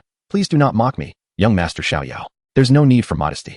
Xiao Yao's gaze shifted to the mercenaries left groaning on the ground by Herman. Changing the subject, he inquired, "However, I am quite curious how someone like you caught the attention of a man like Herman?" At the mention of Herman, a flicker of fear crossed the little physician's face. She explained softly, "When I first arrived in Qingshan town, my intention was to open a small apothecary. However, in order to concoct certain special potions, I required ingredients that can only be found deep within the Beast Mountain, lacking the strength to enter alone. I thought to hire a reliable team of mercenaries for protection. Today, while I was gathering information at the Mercenary Guild, I unexpectedly encountered that Herman." With a shudder, she continued, "He spoke lewdly, and when I refused to engage, he acted on his base instincts, attempting to force himself upon me. I fled desperately, but did not escape far before they cornered me here. If not for your timely arrival, young Master Xiao Yao, I cannot fathom what might have transpired." "I see."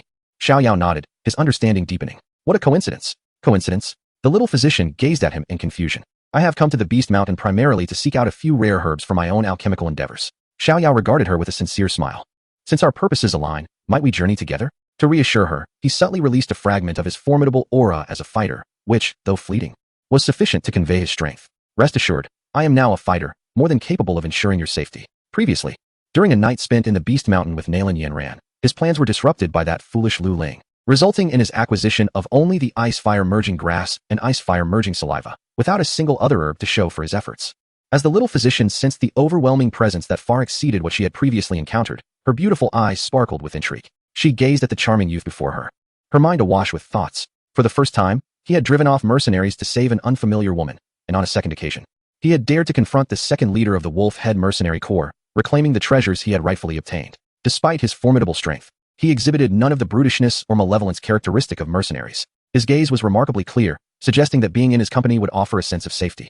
In this merciless town, rife with peril, a companion who is powerful, benevolent, and respectful is a rare treasure indeed. Upon this realization, the little healer cast aside any lingering hesitation, directing a sincere, trusting smile toward Xiao Yao. Then, I must express my gratitude to you, young Master Xiao, she said with genuine warmth. Thank you in advance. Very well, Xiao Yao replied with a smile. Let us meet at the town's entrance at dawn tomorrow. After making their arrangements, they returned to their respective lodgings. The following day dawned with a faint light. Xiao Yao and the little healer met as promised at the entrance of Qingshan town. The little healer had donned a more practical outfit suited for herb gathering, which accentuated her graceful figure. They exchanged smiles without further words and set off side by side towards the vast, untamed Beast Mountain range. However, unbeknownst to them, a shadowed figure lurked in a dark alley not far away, fixating a venomous gaze upon their retreating forms. He Meng, clutching his bruised face, bore an expression of bitter resentment and frenzied malice. You little bastards and that wretched girl, he hissed through clenched teeth, his voice dripping with venom. Just wait. Once I summon the captain, you shall perish in the Beast Mountain range. In the aftermath of the rain, the Beast Mountain range was imbued with the fresh scent of damp earth and verdant foliage. Sunlight filtered through the layers of leaves, casting dappled light upon the forest floor, dispelling the tension and gloom of the previous night. Xiao Yao and the little healer walked side by side, foraging for various herbs on the periphery of the mountains. Look, that's blood, the little healer exclaimed, stopping beneath a moist rock face to point excitedly at a herb adorned with red-veined leaves. She carefully harvested it, placing it in her herb basket, while explaining to Xiao Yao, this herb, when crushed and applied to wounds, is highly effective for treating external injuries and is one of the primary ingredients in the mercenary's go-to healing salve. Indeed, not only that, Xiao Yao interjected with a smile, observing the herbs in her basket. If it is combined with snake's saliva fruit during refinement, it can neutralize the fruit's mild toxicity, resulting in a swift elixir that temporarily enhances speed. Oh, the little healer's clear eyes widened in astonishment as she looked at Xiao Yao with curiosity. Young Master Xiao, how do you know about alchemy? To her, Xiao Yao's formidable power and domineering combat style suggested he should be a warrior solely focused on battle. I was once frail and sickly, and through my prolonged illness, I became somewhat knowledgeable about medicine, having read a few miscellaneous texts. Xiao Yao fabricated a modest explanation, shrouding himself in an air of mystery. The little healer nodded, somewhat understanding, but her perception of Xiao Yao deepened, now viewing him as learned and erudite. He is remarkable, not only powerful but also knowledgeable in such esoteric pharmacology, she mused silently to herself. The pair continued onward, with Xiao Yao's intentions clear, to gather common herbs for crafting the qi gathering powder while simultaneously hunting low-tier magical beasts to acquire their cores, thus amassing capital for future alchemical endeavors. Woo! As they walked along, several agile azure wolf-like creatures suddenly emerged from the thicket ahead, surrounding the two individuals. These were first-tier magical beasts, known as wind wolves. The countenance of the little healing fairy paled slightly, and she instinctively leaned closer to Xiao Yao. Do not fear. They are merely a few young pups, he reassured her, shielding her with his presence, his expression betraying no hint of anxiety. Without even employing any combat skills, he flicked his fingers, unleashing a concentrated bolt of thunderous energy that struck the lead wolf squarely on the forehead. The creature fell to the ground without so much as a whimper. The remaining wind wolves, witnessing the swift demise of their leader, were instantly filled with terror, tucking their tails and whimpering as they fled into the dense forest. Xiao Yao approached nonchalantly, skillfully extracting a pale azure crystal core from the head of the fallen wolf with his dagger. He wiped the magical core on the corner of his attire and presented it to the little healing fairy, a first-tier wind attribute magical core, brimming with the purest wind energy. It can fetch a handsome price, whether for cultivation or alchemical purposes. Observing his fluid movements and calm demeanor, the little healing fairy felt increasingly convinced that accompanying Xiao Yao into the monster beast mountains was the right decision. His formidable strength was complemented by an easygoing nature. He bore no airs and occasionally shared humorous anecdotes that brightened her spirits. Throughout their journey, they exchanged laughter and conversation, the atmosphere light and joyous. Little healing fairy, what inspired you to pursue a career in medicine? It must be quite arduous, Xiao Yao inquired with curiosity. Well, it's not so much about lofty ideals, she replied, a gentle smile gracing her face. I simply feel a twinge of guilt when I see others suffering from pain. If my medical skills can alleviate their suffering, it brings me immense joy and a sense of purpose. Her words, though simple, radiated a profound kindness that resonated deeply. Xiao Yao nodded, his admiration for her growing even stronger. Summoning her courage, she then asked, what about you, Xiao Yao? What drives your diligent training? Me? He raised his gaze to the fragmented sky above, his eyes becoming distant. Perhaps it is to witness the vistas from greater heights and to acquire sufficient strength to protect those I wish to safeguard and pursue the endeavors that matter to me, unbound by anyone. Admittedly, Xiao Yao's earnestness was somewhat embellished. Since acquiring his external system, he had hardly trained yet continued to experience rapid growth and strength. Yet, in the world of Dope, such things mattered little. If one possessed enough power, what harm did a little deception bring? As dusk settled, the pair returned with bountiful spoils. Establishing camp by a spacious stream, Xiao Yao skillfully kindled a fire, preparing a wild rabbit caught earlier in the day, its skin peeled and cleaned, sizzling enticingly over the flames, releasing a savory aroma. Meanwhile, the little healing fairy busily organized the various herbs she had gathered that day. As she gazed at the silhouette of the young man, diligently sprinkling seasoning onto the roasting meat. A sense of tranquility and warmth enveloped her heart. Being with him felt reassuring indeed. He possesses formidable strength, yet never resorts to bullying the weak. His knowledge is vast, as if he understands everything. He is also exceptionally considerate, always positioning himself in front of me before danger strikes. Engaging in conversation with him is effortless and joyful. What would transpire if he were to realize that his cursed body harbors peril at any moment? Why the days? The roasted meat is ready, if not consumed promptly. I shall devour it all. Xiao Yao tore off a golden, glistening rabbit leg and offered it to her. Ah, thank you. The little healer came to her senses and accepted the rabbit leg. The two shared a simple dinner by the campfire. After finishing, Xiao Yao stood up, dusted off his hands, gazing into the depths of the dense forest, and remarked, today's harvest was satisfactory. However, the medicinal herbs and magic cores on the periphery are rather inferior. Tomorrow, we must venture deeper into the true heart of the Beast Mountain Range. With Xiao Yao as her protector, the little healer found herself inexplicably filled with a sense of yearning and courage for the perilous interior. Chapter 21. The crackling campfire resonated as the night deepened. Coincidentally, the cave where Xiao Yao and the little healer currently resided was the very same one he had previously shared with Nalan Yanran. Observing the little healer diligently organizing the herbs, a thought sparked within Xiao Yao. Among the medicinal herbs gathered during the day, he had just enough to concoct a batch of qi gathering powder. Moreover, since obtaining the system's reward of 6th grade alchemy skills, he had yet to formally refine any medicine. Though the qi gathering powder was of low grade, it would serve as a perfect opportunity to hone his skills and test the efficacy of the Danwang Ding and the purple heart glazed flame. With this in mind, he addressed the little healer. Little healer, since we have some time, I shall refine a batch of elixirs. It may take a while. Would you assist me in guarding the process? Refining elixirs? The little healer was taken aback before she could fully process his words. She watched as Xiao Yao flipped his palm, a radiant glow flashing as an ancient, intricately engraved alchemical cauldron thudded solidly onto the ground before him. It was none other than the Danwang Ding. The little healer gasped in astonishment. Yet, what astonished her even more was yet to come. With a flick of his finger, the exquisite purple flame he had used to ignite the fire earlier gracefully soared, entering beneath the cauldron. The flames rising and casting a dreamlike purple hue throughout the cave. He then meticulously added the ingredients for the qi gathering powder into the cauldron. His movements fluid and deliberate, exuding confidence and composure. An alchemist? Could he truly be an alchemist? The little healer was utterly dumbfounded. She stared, entranced, at the focused young man illuminated by the flickering flames, waves of emotion surging within her. Moreover, judging by his mastery of fire control and the extraordinary cauldron he wielded, his alchemical skills must be formidable. Captivated by the scene before her, the seemingly monotonous process of alchemy transformed in Xiao Yao's hands into an elegant art. With every flicker of the flame and every integration of the herbs, everything unfolded flawlessly under his precise and soulful command, possessing formidable strength and extensive knowledge. It is astonishing that such a distinguished alchemist exists in this world. Truly, he is the most resplendent genius I have ever encountered. Amidst the whimsical musings of the young healer, a rich fragrance of medicinal herbs began to waft from the alchemical furnace. As a 6th-tier alchemist, aided by superior equipment, concocting a mere 4th-tier gathering qi pill was as effortless for Xiao Yao as the acts of eating and drinking. In just a moment, he clapped his hands against the alchemical cauldron. Buzz! The cauldron emitted a soft chime, and a pill, perfectly round and exuding a gentle glow, leapt forth from its opening, landing steadily in Xiao Yao's hand. Upon the pill, there faintly entwined a delicate pattern, symbolizing its exceptional quality. Task accomplished. Xiao Yao gazed with satisfaction at the pill in his hand, then turned to the still-dazed young healer, extending the pill towards her. For you, huh? The young healer snapped back to reality, her eyes widening at the sight of the astonishingly high-quality gathering qi pill, and she hurriedly waved her hands, exclaiming, No, no, no. I cannot accept this. It is far too precious. The gathering qi pill was a crucial auxiliary elixir for practitioners striving to reach the fighter realm. Even an ordinary one held considerable value in the market, let alone this nearly flawless premium pill. Take it. Xiao Yao's tone was gentle and sincere. You are not yet a fighter. This will be of great use to you. To me, it is merely a casual creation, nothing of significance. Seeing her still hesitating, he added, Moreover, this is the first gathering qi pill I have genuinely crafted. Giving it to a friend serves as a small token of remembrance. Please, do me the honor of accepting it. Friend, remembrance. These words caused a slight tremor in the young healer's heart. She had never known friendship. Everyone feared her poison, deeming her a harbinger of disaster. Enough of the buts, Xiao Yao chuckled. The mountain is abundant with medicinal herbs. I will gather a few more tomorrow and can easily craft several more. If you truly feel indebted, just assist me in sourcing rare herbs in the future, and that will suffice as repayment. Please accept it. Faced with Xiao Yao's insistence and sincerity, the young healer found herself devoid of any further reasons to refuse.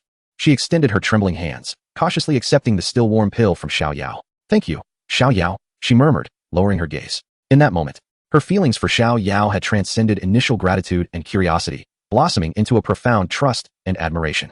She felt that encountering such a reliable and generous friend amidst the perilous Beast Mountain was the greatest fortune of her life.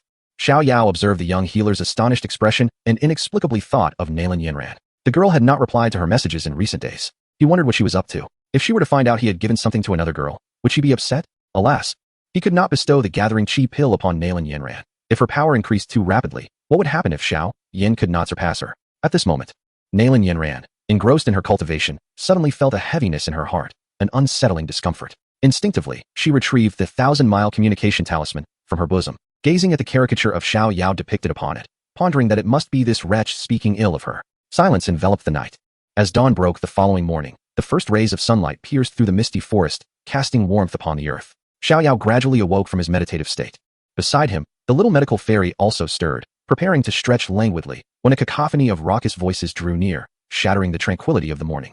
Xiao Yao, come out and face your demise. The voice, rife with malice and arrogance, unmistakably belonged to Herman. Xiao Yao, is it that group from yesterday? The little medical fairy's face instantly reflected tension and concern, recognizing Herman's voice. Do not fret. Xiao Yao rose, brushing off the dust from his attire, a composed smile adorning his face. They are merely a band of ruffians, incapable of stirring any significant turbulence. Remain in the cave and do not emerge. I shall handle this. His calm demeanor possessed an extraordinary charm, soothing the little medical fairy's apprehensive heart. Observing Xiao Yao's confident silhouette, she could only nod obediently. Xiao Yao stretched, as though reluctantly awakened from a beautiful dream, and stepped out of the cave with an irritable expression. Outside, the morning light was splendid. Over 20 mercenaries from the Wolfhead Mercenary Corps surrounded the modest cave, their presence suffocating. Herman stood obsequiously behind a middle-aged man. This man, in his 40s, was robust and had a sinister appearance. A gruesome scar stretched from his left brow to his chin, marring his facial structure and rendering him particularly menacing. He stood there silently, exuding an oppressive aura characteristic of a 2-star dome master, suffusing the surrounding air with his imposing presence. This man was none other than the leader of the Wolfhead Mercenary Corps, Li Sh and MSH. Upon seeing Xiao Yao emerge, MSH's serpent-like eyes immediately fixed upon him, his voice low and laced with murderous intent. You are the one who injured my second brother and seized his treasure? Xiao Yao casually dug at his ear, as if oblivious to the words directed at him, and yawned lazily. MSH's gaze grew colder at being disregarded. You are young, yet audacious. Today, I offer you a chance. Relinquish the woman behind you and that medicinal herb. Then sever your own arms. I may consider sparing your life. Confronted with this unabashed threat of death, Xiao Yao finally responded. He lifted his eyelids, surveying MSH from head to toe with the gaze one might reserve for a rare specimen. The leader of the Wolfhead Mercenary Corps? He mused. Intrigued by the apparent kinship between MSH and Herman, your shared foolishness hints at a deeper connection. It seems that imbecility is a legacy passed down through your mercenary group. A stifled laugh escaped the little medical fairy, who was secretly observing from within the cave. Disregarding MSH's suddenly ashen visage, Xiao Yao continued, his tone deliberately infuriating. What is this? Unable to contend with the young, you summon the elder? Is your Wolfhead Mercenary Corps still weaning? After suffering defeat, do you still need to return home to seek parental guidance? The moment these words were uttered, an eerie silence enveloped the venue. All the mercenaries gazed at Xiao Yao with expressions akin to those witnessing a death sentence. They had never encountered anyone audacious enough to humiliate their leader in Qingshan Town. Very well, Mushi replied with a sardonic smile, his voice deliberate and laced with a palpable, unmasked menace. It has been a long time since anyone dared to speak to me, Mushi, in such a manner. Boy, are you prepared to experience the depths of desperation where life is unattainable and death is elusive? Chapter 22, The Heist. Mushi's ominous threats echoed throughout the valley. However, what awaited him was not Xiao Yao's terror, but a derisive scoff. Oh, life unattainable, death elusive? You think you can intimidate me with your mere 2-star dome master rank? Seeking death, are we? Mushi's patience evaporated entirely. With a thunderous roar, he unleashed a torrent of earthy do qi, propelling himself like a cannonball towards Xiao Yao, his fists imbued with formidable strength. Cracking mountain fist. Yet, in the face of this overwhelming strike, Xiao Yao displayed no trace of concern. He could not even be bothered to regard Mushi directly. Just as Mushi's fist was about to collide with his face, Xiao Yao's figure abruptly vanished like smoke. It was the mystic thunder shadow step. What? Mushi's punch met only air, and he was taken aback. Too slow. A voice, laced with mockery, echoed hauntingly in his ear. Mushi spun around, only to find Xiao Yao's face, enlarged and mocking. Without a moment's thought, he retaliated with an elbow strike. Yet, Xiao Yao once again transformed into a mere shadow, effortlessly evading the blow. To the eyes of the little medical fairy, the ensuing spectacle was nothing short of bizarre. The formidable leader of the Wolfhead Mercenary Corps, Mushi, now resembled a foolish bear, flailing his fists in vain, failing to even graze the hem of Xiao Yao's garments. Meanwhile, Xiao Yao moved with the grace of an elegant dancer, evading every attack with minimal movement and incredible angles. At times, he appeared behind Mushi, lightly tapping his shoulder. At other moments, he would be at his side, critiquing his techniques. Hey, did you learn that boxing style from Cotton? It's so soft, lacking any force. Careful of your footing, you almost hit your head on the stone. I wouldn't want others to say I'm bullying the disabled. After a series of playful taunts, Xiao Yao seemed to tire of the game. As Mu Shi exposed a significant weakness due to his excessive force, Xiao Yao's figure solidified in an instant. He lifted his foot, crackling with faint lightning, and delivered a precise and fierce kick to Mu Shi's chest. With a resounding thud, Mu Shi's body flew backward like a kite severed from its string, crashing through two small trees before landing heavily on the ground, spewing a mouthful of blood and shattering numerous bones in his chest. Two-star Do Master? Xiao Yao approached him with measured steps, looking down upon him from a position of superiority. With such meager strength, you dare to engage in robbery? Truly laughable. Big brother. As Herman and the remaining mercenaries witnessed the scene, their eyes widened with fury. They exchanged glances and, with a collective roar, surged forward from all directions. Xiao Yao merely snorted, exhibiting a disinterest in evasion this time. Lightning crackled around his fists, akin to a fierce tiger charging into a flock of sheep. With each punch and kick, a mercenary was sent flying, shrieking in agony. In a mere span of a few breaths, the battle concluded. The elite members of the Wolfhead Mercenary Corps now lay sprawled on the ground, groaning, completely devoid of combat ability. Remember my words, Xiao Yao said, stepping onto Herman's chest. His tone frigid. From now on, whenever you see me and her, keep your distance. Otherwise, next time, it will not merely be a matter of broken bones. In truth, given Xiao Yao's nature, these individuals would typically meet their demise here. However, considering they served as experience fodder for Xiao Yan, he refrained from delivering a fatal blow. Just as he prepared to turn and leave, a thought struck him. I have come to the Monster Mountain Range, toiling to gather herbs and slay beasts, all for the sake of profit. And now, here lies a herd of plump sheep delivered right to my doorstep. It would be a shame not to take advantage of it. With this notion, a disquietingly benevolent smile crept across Xiao Yao's face, sending shivers down the spines of the mercenaries. Now then, hand over all your valuables. Are you still planning to rob us? Mu Shi propped himself up, incredulously inquiring. Sir, we were wrong. We truly made a mistake. Herman exclaimed, crying out, please, have mercy and spare us. We will never dare again. Enough with the nonsense. With a swift kick, Xiao Yao sent Mu Shi crashing back down. My patience is limited. Alternatively, I could choose to eliminate you all and collect your possessions at my leisure. The specter of death served as the most potent catalyst. Under Xiao Yao's ostensibly cordial demand, the group of mercenaries, faces drawn in despair, surrendered their coin pouches and the spatial rings of Mu Shi and Herman. Xiao Yao conducted a cursory assessment and discovered over 100,000 gold coins, alongside some healing potions and low-level magic cores within the spatial rings, a considerable windfall. Now, be gone. He waved his hand dismissively, akin to shooing away flies, relieved as if granted a reprieve from the gallows. Mu Shi and Herman helped each other and fled the scene with all haste, leaving behind this unforgettable place of strife. The area before the cave returned to tranquility. Xiao Yao turned around to find the little medical sage emerging from the cave. Observing the chaos strewn about, her expression became somewhat complex as she glanced at him. He is so domineering, she thought. Yet, it seems that dealing with such villains requires this very approach to be most effective. With him by my side, I truly have nothing to fear. Instead of feeling repulsed by Xiao Yao's ruthless actions, the sense of security she felt grew even more profound. Let us go? Xiao Yao smiled at her, as if the decisive killer moments earlier were not himself. Having concluded the necessary business, it was time to proceed toward their destination. The little medical sage nodded, following in step with Xiao Yao. The two resumed their journey, advancing deeper into the heart of the Monster Mountain Range. After slaying several unsuspecting second-tier magical beasts along the way, after several hours, the trees ahead began to grow increasingly towering and ancient. The air was thick with an intensified energy, and the distant roars of beasts resonated with a more formidable pressure. Xiao Yao halted his steps, his expression turning grave. We have arrived. This is the periphery of the Beast Mountain Range. He turned to the petite healer, Xiao Yao, and earnestly advised, from this moment forth, stay close to me and do not stray even a step. The dangers here are of a different magnitude than those outside. Observing his serious profile, Xiao Yao nodded vigorously, instinctively drawing closer to him. As they ventured deeper into the periphery of the Beast Mountain Range, the herbs became increasingly rare and precious, yet the dangers multiplied exponentially. Xiao Yao, mindful of his one-star Dome Master status, refrained from reckless behavior, for within this mountain range lurked the formidable sixth-tier magical beast, the Amethyst Wing Lion King, whose prowess rivaled that of a Do Emperor. Even the fated son, Xiao Yan, would tread carefully in this territory. Chapter 23, Rescuing a Life. In the inner periphery of the Beast Mountain Range, the towering ancient trees obscured the sun, casting a dim light throughout the forest. Kagong, I can't run any longer. A petite, pale-faced girl leaned against a massive tree, gasping for breath. Her name was Linger, and her large eyes were brimming with fear and despair.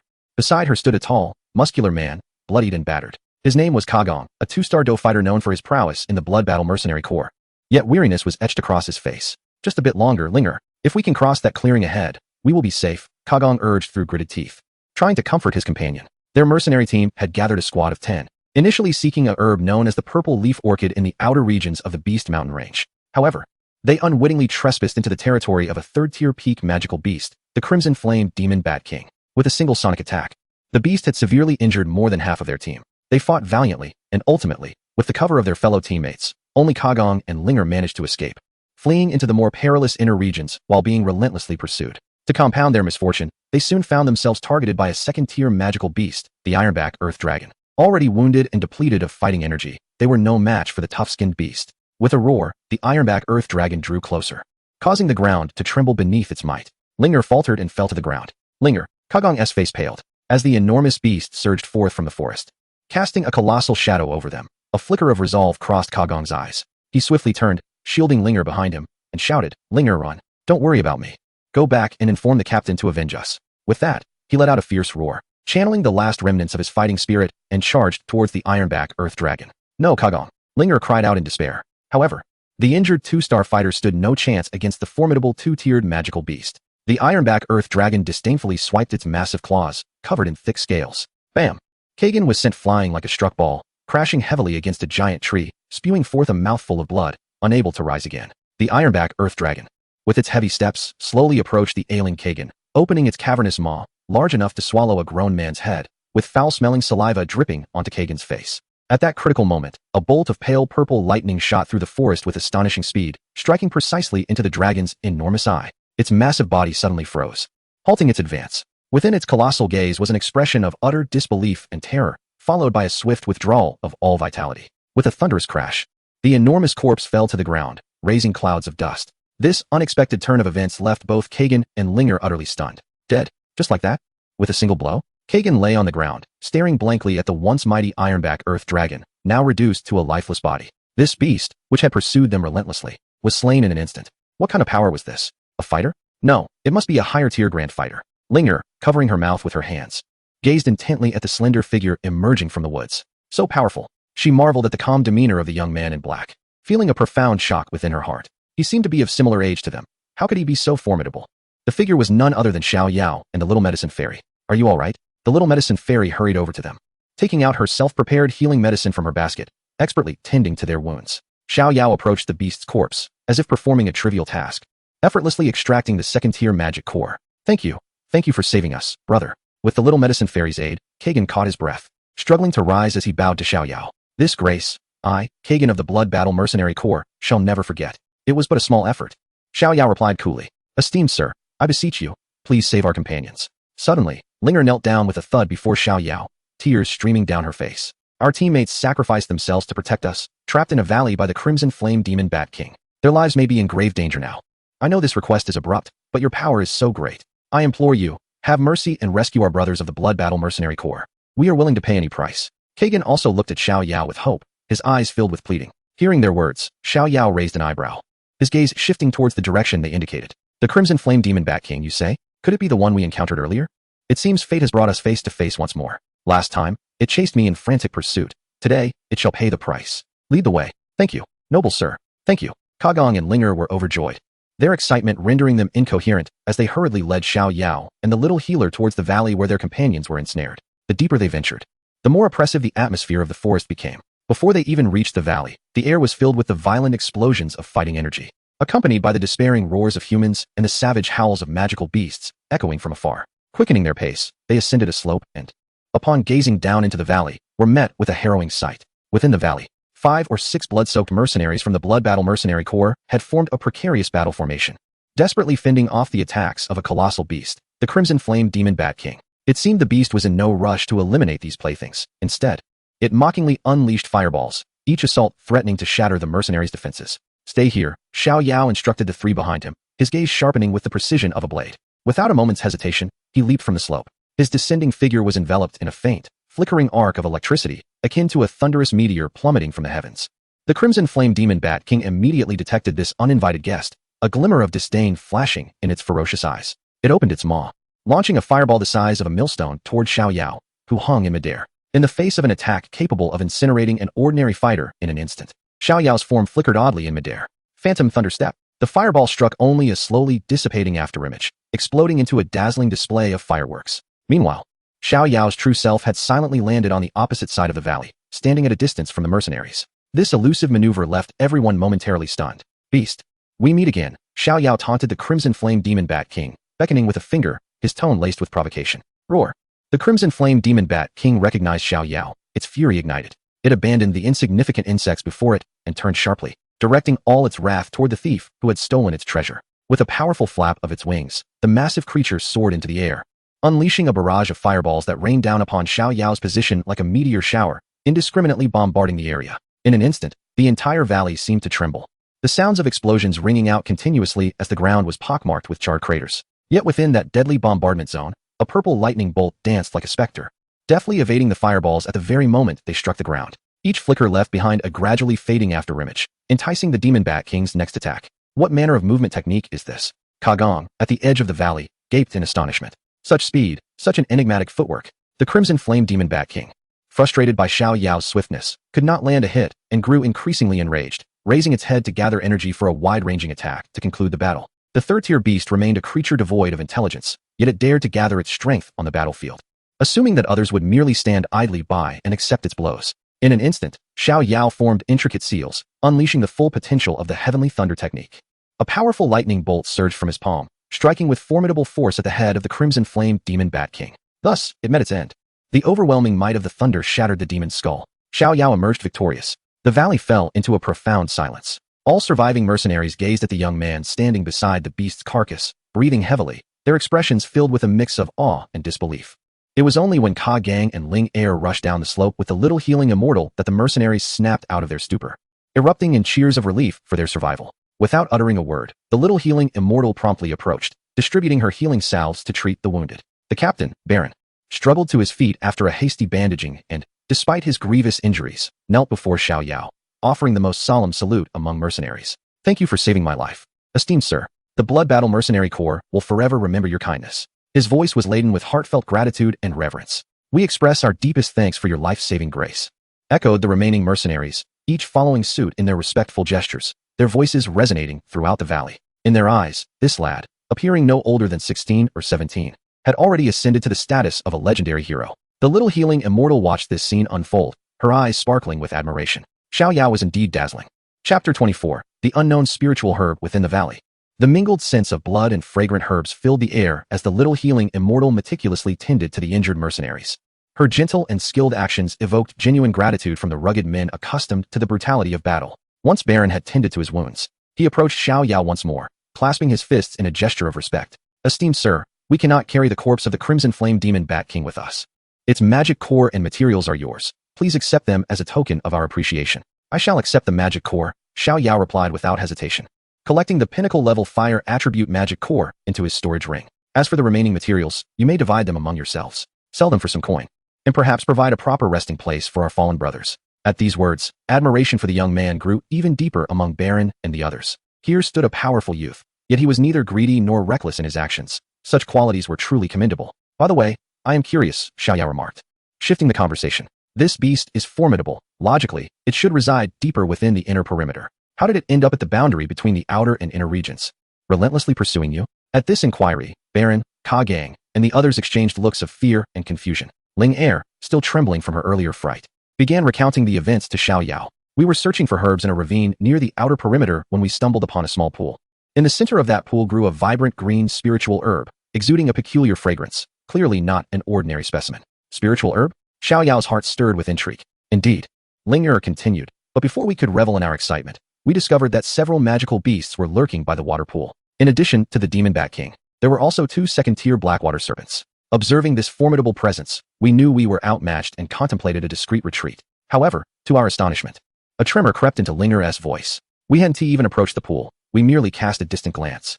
Yet the Red Flame Demon Bat King charged at us furiously, as if we had desecrated its ancestral grave, vowing relentless vengeance. As Ling Er recounted the tale, Xiao Yao's expression turned peculiar. A small water pool? Spiritual herbs? No. The lair of the Red Flame Demon Bat King must be the ice and fire dual pool cave that Nalan Yanran and I had visited. How could it have strayed to another pool? After a moment's contemplation, Xiao Yao began to piece together the puzzle. It wasn't he that it had changed its lair. Rather, after losing the ice and fire fusion saliva, it had succumbed to a frenzied state, losing all rationality. Unable to safeguard its treasure, it resorted to plundering others' belongings, perceiving every human that approached the area as a treasure thief to be eradicated. Upon this realization, a slight twitch appeared at the corner of Xiao Yao's mouth. So, the Blood Battle Mercenary Group had unwittingly been caught in my scheme. What an ironic twist. I pilfered its home, and it went on to raid others. only for these unfortunate souls to bear the brunt of my misdeed. A faint sense of guilt stirred within him for the mercenaries, albeit just a fleeting whisper. Understanding dawned upon Xiao Yao as he nodded imperceptibly, as if merely absorbing a mundane story. Barong, witnessing this, expressed his gratitude once more. Regardless, had it not been for your intervention today, our squad would likely have met with complete annihilation. May I inquire about your future intentions? If it is not too much trouble, would you consider returning with us to Qingshan Town? It would be our humble way of showing appreciation. Returning to Qingshan Town? Xiao Yao chuckled, not in haste. He glanced at the petite physician beside him, then at the group of mercenaries who gazed at him with reverence. And an idea blossomed within him. Since you two are here to gather herbs, that spiritual herb sounds like a delightful treasure. His gaze shifted back toward the depths of the mountains. How about this? You tend to your injured comrades here, while the little physician and I venture to the place you mentioned. What? Barong and the others exclaimed in shock. Your Excellency, you must not. Aside from the demon bat king you have slain, there are still 2 second-tier blackwater serpents there, equally formidable. Furthermore, we are unaware of how many high-tier magical beasts may be lurking in the shadows. It is exceedingly perilous. Fear not, Xiao Yao replied, his demeanor radiating unwavering confidence. Danger signifies value. He turned to the little physician. Would you care to accompany me on this journey? The little physician pondered for a moment and deemed it feasible, primarily reassured by Xiao Yao's formidable strength. Even third-tier magical beasts were no match for him, let alone second-tier ones. Provided they did not venture too deep into the magical beast mountains, she believed they would likely remain unscathed. Moreover, the little healer cherished the sensation of being in the company of Xiao Yao. It was not that she harbored any ulterior motives towards him, but rather that he was her sole companion, and she reveled in the warmth of friendship. Contemplating this, she nodded affirmatively. Wherever you go, I shall follow. That unreserved trust left the mercenaries present utterly astonished. Balong gazed at the pair of youths before him, ultimately offering a wry smile and cupping his fists in salute. In that case, please exercise utmost caution. This map was crafted by our team, marking the location of the water pool. I hope it proves beneficial to you. Xiao Yao accepted the map with a nod. Farewell. With that, he lingered no longer, turning with the little healer, amidst the awestruck gazes of the blood-warm mercenary corps, and headed towards the mystical herb. Following Balong's directions, Xiao Yao and the little healer swiftly located the secluded water pool nestled deep within the ravine. The water was crystal clear, shimmering under the sunlight. Indeed, at the center of the pool grew a verdant herb, adorned with a droplet of liquid akin to dew, exuding a faint, enchanting fragrance. Beside the pool, 2 thick, jet-black blackwater serpents languidly coiled upon the rocks, basking in the sun, their cold eyes vigilantly scanning their surroundings. Indeed, it is the blackwater serpent, Xiao Yao murmured, his voice low. This creature can unleash a deadly toxin. It is certainly formidable. Should we still proceed? The little healer inquired, a hint of anxiety in her tone. Having come this far, we cannot return empty-handed, Xiao Yao replied with a smile, a glint of confidence illuminating his eyes. The plan is simple. I will divert those 2 serpents to prevent any damage to the herb during the ensuing skirmish. You shall seize the herb and retreat immediately. Do you understand? But you will be facing 2 alone, she protested. Have faith, Xiao Yao reassured her with a calming gaze. Trust me, for some reason.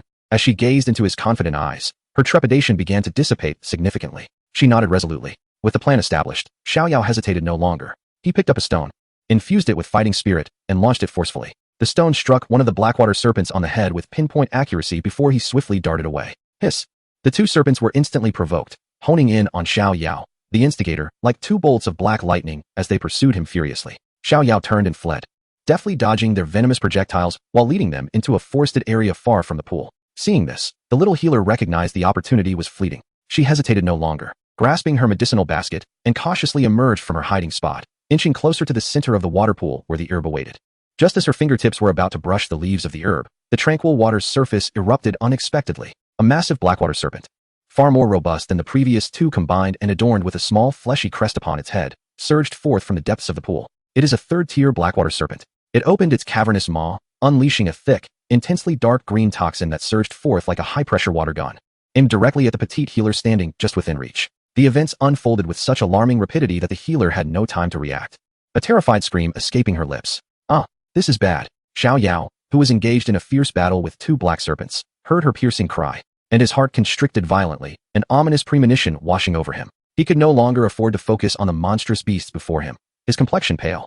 He activated the Thunder Shadow step to its fullest potential, transforming into a bolt of lightning as he raced towards the pond.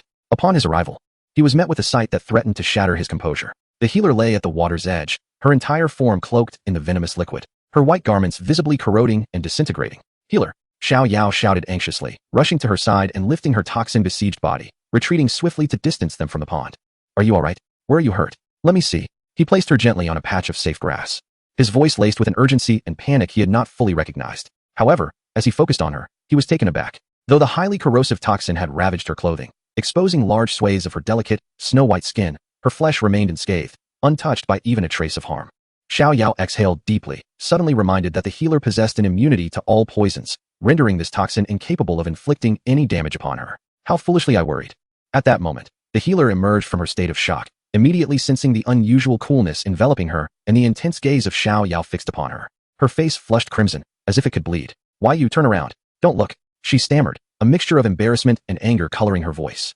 Her hands instinctively crossing over her chest, her tone tinged with a quivering edge. Enough of this, it's not the time for such matters. Xiao Yao snapped back to reality.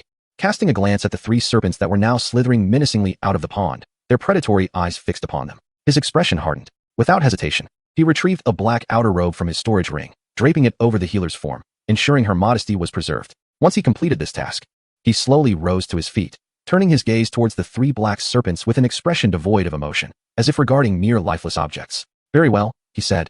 His voice as frigid as ice. You beasts dare to harm her today. None of you shall survive. Before his words had fully dissipated into the air, he sprang into action, employing the thunder shadow step.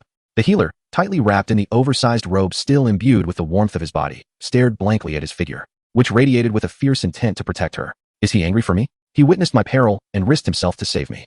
An unprecedented wave of warmth and security washed over her, engulfing her heart entirely. Suddenly, recalling her earlier embarrassment of being nearly exposed before him, an indescribable shyness enveloped her, making her long to vanish into the earth. On the battlefield, Xiao Yao had transformed into a streak of purple lightning, embodying death itself. Confronted with his unreserved and full-force assault, the three black water serpents stood no chance whatsoever. The might of thunder is, after all, the nemesis of all sinister and toxic entities. In but a fleeting moment, accompanied by three unwilling cries of despair, the serpents met their demise beneath Xiao Yao's fists. Once this was accomplished, the malevolent aura surrounding him gradually receded. He then extracted the ethereal herb from the pool of water. Chapter 25, A Gift of Poison. Holding the vibrant green herb, Xiao Yao returned to the side of the little medical sage. At this moment, she was tightly wrapped in the oversized black robe that belonged to him, her head bowed, and her delicate feet fidgeting nervously upon the grass. Too timid to meet his gaze, the sight of the girl, blushing and shy, stirred a moment of distraction in Xiao Yao, his mind inadvertently drifting back to that fleeting, enchanting glimpse of spring. The flawless, snow-white skin, barely concealed beneath her tattered garments, exuded an untainted purity. Lost in his reverie, he failed to notice that his gaze had become fixated, somewhat dazed, upon her. What are you staring at? The girl, sensing his scrutiny, abruptly lifted her head, her face flushed with embarrassment and indignation. Ahem. Xiao Yao snapped back to reality, a rare flush of awkwardness gracing his features. He hastily averted his gaze, clearing his throat to mask his misstep. Nothing. He pointed to the remnants of dark green poison staining her attire and forcibly shifted the topic.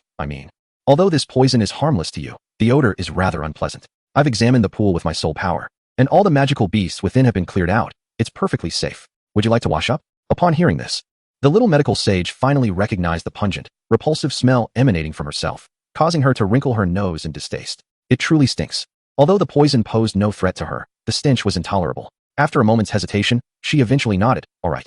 She tightened the black robe around her and approached the edge of the pool, glancing back at Xiao Yao with a hint of concern. You must not peek. Rest assured. Xiao Yao replied with a carefree smile, promptly sitting upon a large stone by the water's edge, turning his back to her, embodying the demeanor of a chivalrous gentleman. Listening to the splashing sounds of water behind him, along with the occasional suppressed exclamations from the girl, a ripple of emotion stirred within Xiao Yao. The little medical sage, fearful of Xiao Yao suddenly turning around, hurried her washing. After a brief moment, the water ceased its sounds. A voice, thin and filled with embarrassment, emerged from behind him. Xiao Yao, what is it? Are you done washing? He asked without turning around. My clothes were ruined by the poison. Her voice dwindled. I have nothing to wear now.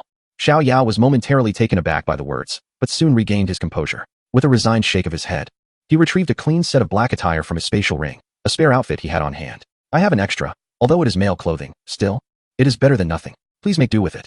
He rose, refraining from turning around, and extended the garments behind him. A soft, delicate hand swiftly grasped the clothing from his grasp, accompanied by a waft of fragrance. I warn you, absolutely do not turn around. The girl's voice, imbued with a hint of threat, yet tinged with a touch of timidity, echoed once more. Otherwise, we shall have no friendship left. Understood, understood.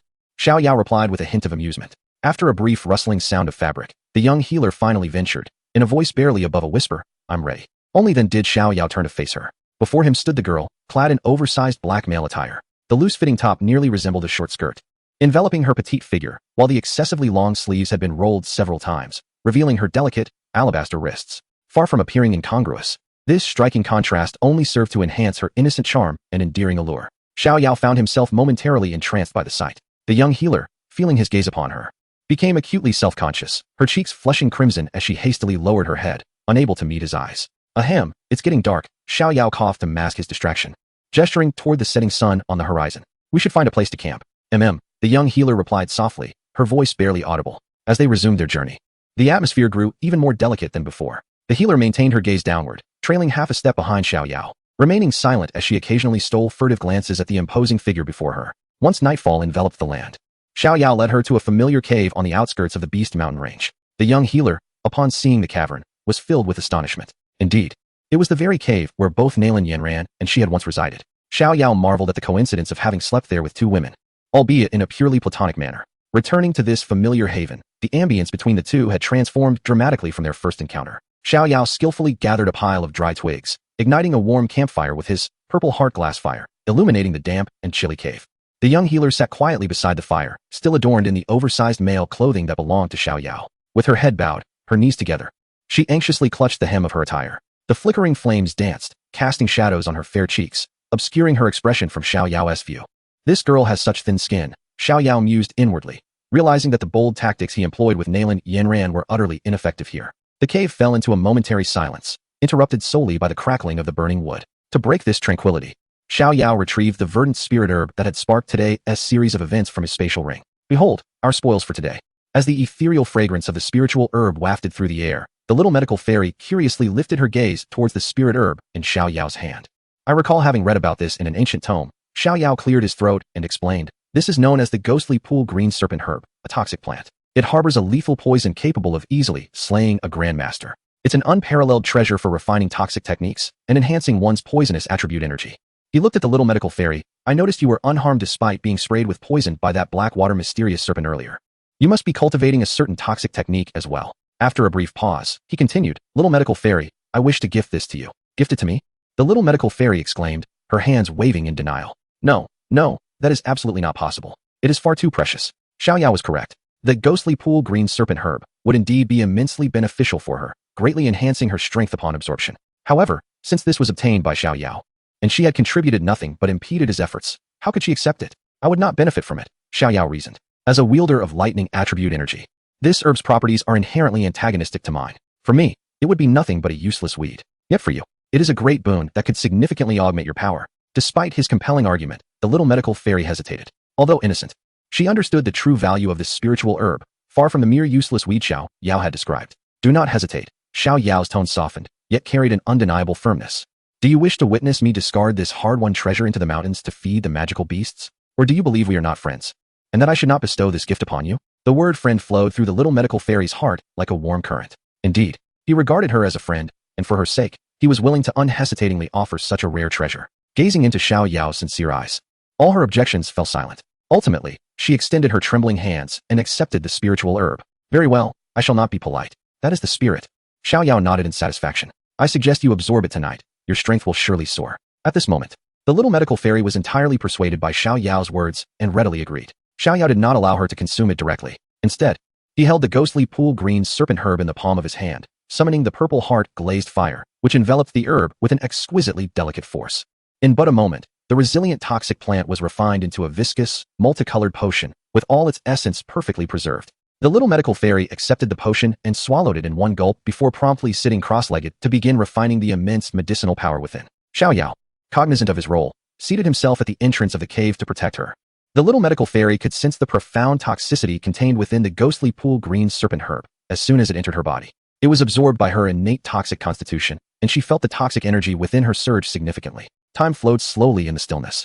Uncertain of how much time has passed, as the eastern horizon begins to glow with the faint light of dawn, a formidable aura emanates from the little healer, finally soaring into the sky. 9 segments of fighting spirit. She has succeeded. Xiao Yao, I have succeeded, the little healer exclaims, her eyes brimming with joy and gratitude. Excellent.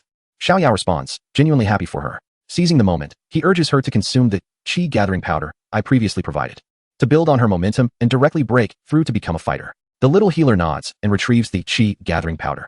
But just as she is about to ingest it, an unforeseen calamity arises. The joy on her face suddenly transforms into anguish. She clutches her heart, letting out a pained groan, her body uncontrollably curling up. A dark purple, ominous and destructive poison seeps from beneath her skin, permeating the air. Wherever the toxic gas travels, the grass withers instantly, and the hard rocks emit a hissing sound of corrosion, releasing billowing black smoke. A cloying yet lethal fragrance envelopes the entire cave. Xiao Yao's expression shifts dramatically. Is this the calamity poison body spiraling out of control? Chapter 26. Warmth. The dark purple gas emanating from the girl's body resembles the breath of death from hell, filled with foreboding and destruction. A muffled cry escapes the little healer's lips as she immediately senses the aberration within her body. The poison she had initially managed to control, upon absorbing the immense energy from the venom of the ethereal pond's blue serpent, has erupted like a colossal beast breaking free from its shackles, rampaging through her meridians. She cannot afford to hesitate for even a moment. She quickly gathers her focus, exerting all her strength to operate her rudimentary technique, attempting to repress the rampaging energy. Yet, all efforts are futile. Her meager fighting spirit, in the face of this cataclysmic power, is like a solitary boat amidst tumultuous waves, perilously close to capsizing. She can only barely manage to slow the spread of the poison, yet she cannot prevent its explosion within her body. How could this happen? Xiao Yao stands a short distance away, watching the girl's agonizing and drenched in sweat visage, his heart tightening painfully. He is filled with anxiety, yet dares not rush forward. Could it be that the energy of the ethereal pond's blue serpent is too potent? A terrifying conjecture surfaces in his mind. In an exceedingly brief moment, it has propelled the calamity poison body's power to unprecedented heights. But the little healer's own strength is insufficient to harness this suddenly surging force, leading to the premature eruption of the poison body. It is my fault. A profound sense of guilt and regret gnaws at his heart. I have been too presumptuous. After acquiring the system, I became arrogant, believing I had everything under control, neglecting her body's limits. It is I who have harmed her with my own hands. Just as Xiao Yao's spirit is shaken to its core, the little healer seems to exhaust her final ounce of strength. She relinquishes the futile suppression and slowly opens her eyes. Those once clear, spring-like orbs are now veiled in a bewitching dark purple, filled with endless despair and sorrow. She lifted her head and gazed quietly at Xiao Yao, the one who had entered her life merely days ago yet had bestowed upon her countless warmth and profound emotions. He was the singular light in her existence, her sole friend. Xiao Yao's voice, as delicate as a wisp of smoke on the verge of dissipating, urged, "You must leave." "I shall not depart." Xiao Yao replied resolutely, without a moment's hesitation. "Hurry away." The corners of the little healer's eyes glistened with a solitary tear, which, upon meeting the noxious fumes wafting from the ground, emitted a faint hissing sound before being utterly corroded. "I can hardly contain myself. You will perish. Do not let me harm you." Her tone was laden with heartfelt pleading. She wished not to inflict pain upon her only friend, for that would be more unbearable than death itself. "I have stated it clearly. I will not leave." Xiao Yao's response remained unwavering. He took a step forward, attempting to bridge the distance, declaring, "How could I abandon you here? Just go." Xiao Yao's steadfastness seemed to be the final straw that shattered her suppressed emotions. At that moment, her pent-up feelings erupted in a tumultuous outburst. Why? Why must I face such a tragic end when I finally believed I could possess a friend like any normal person? I do not wish to harm anyone, especially not him, the only person in this world who has shown me kindness. An ocean of sorrow and despair transformed into the most piercing blade. Tears streamed down her face, contorting her features in anguish as she summoned all her strength to scream hoarsely at Xiao Yao. "Get away from me. I do not need your feigned compassion here. Who do you think you are? I do not require a friend like you. Your presence is a hindrance. You will only perish. I never wish to see you again. Leave." Each cruel word escaped her lips, yet her exquisite visage bore a sorrow deeper than death itself. In the face of her piercing words, Xiao Yao merely regarded her with quiet understanding, devoid of anger, his eyes filled with an unshakable compassion and sorrow. He saw through her fierce facade and recognized the kind yet desperate soul that would rather self-destruct than harm a friend. He spoke not another word, but his actions conveyed his unwavering resolve. He stepped firmly towards the edge of the corrosive miasma, where the lethal air almost brushed against his garments. Coming to a halt, he stood quietly, gazing through the veil of death's fog into her tear-filled purple eyes. "Are you finished with your tirade?" His voice was calm and gentle, yet imbued with a power capable of moving mountains. "Say whatever you wish. I am indifferent. All I know is that I consider you a friend. Therefore, I shall never abandon you in your time of greatest need." The moment his words resonated, the little healer could no longer suppress the venom coursing through her veins. With a thunderous roar, the dark purple poison erupted, akin to a flood breaching a dam, filling the entire cavern in an instant. The cliff emitted a hissing sound under the erosion of toxic gas, while the grass on the ground withered at a visibly rapid pace, transforming into black water. A sweet yet deadly fragrance permeated the air. Cursed be it. Xiao Yao silently cursed, realizing that he had misjudged his gamble.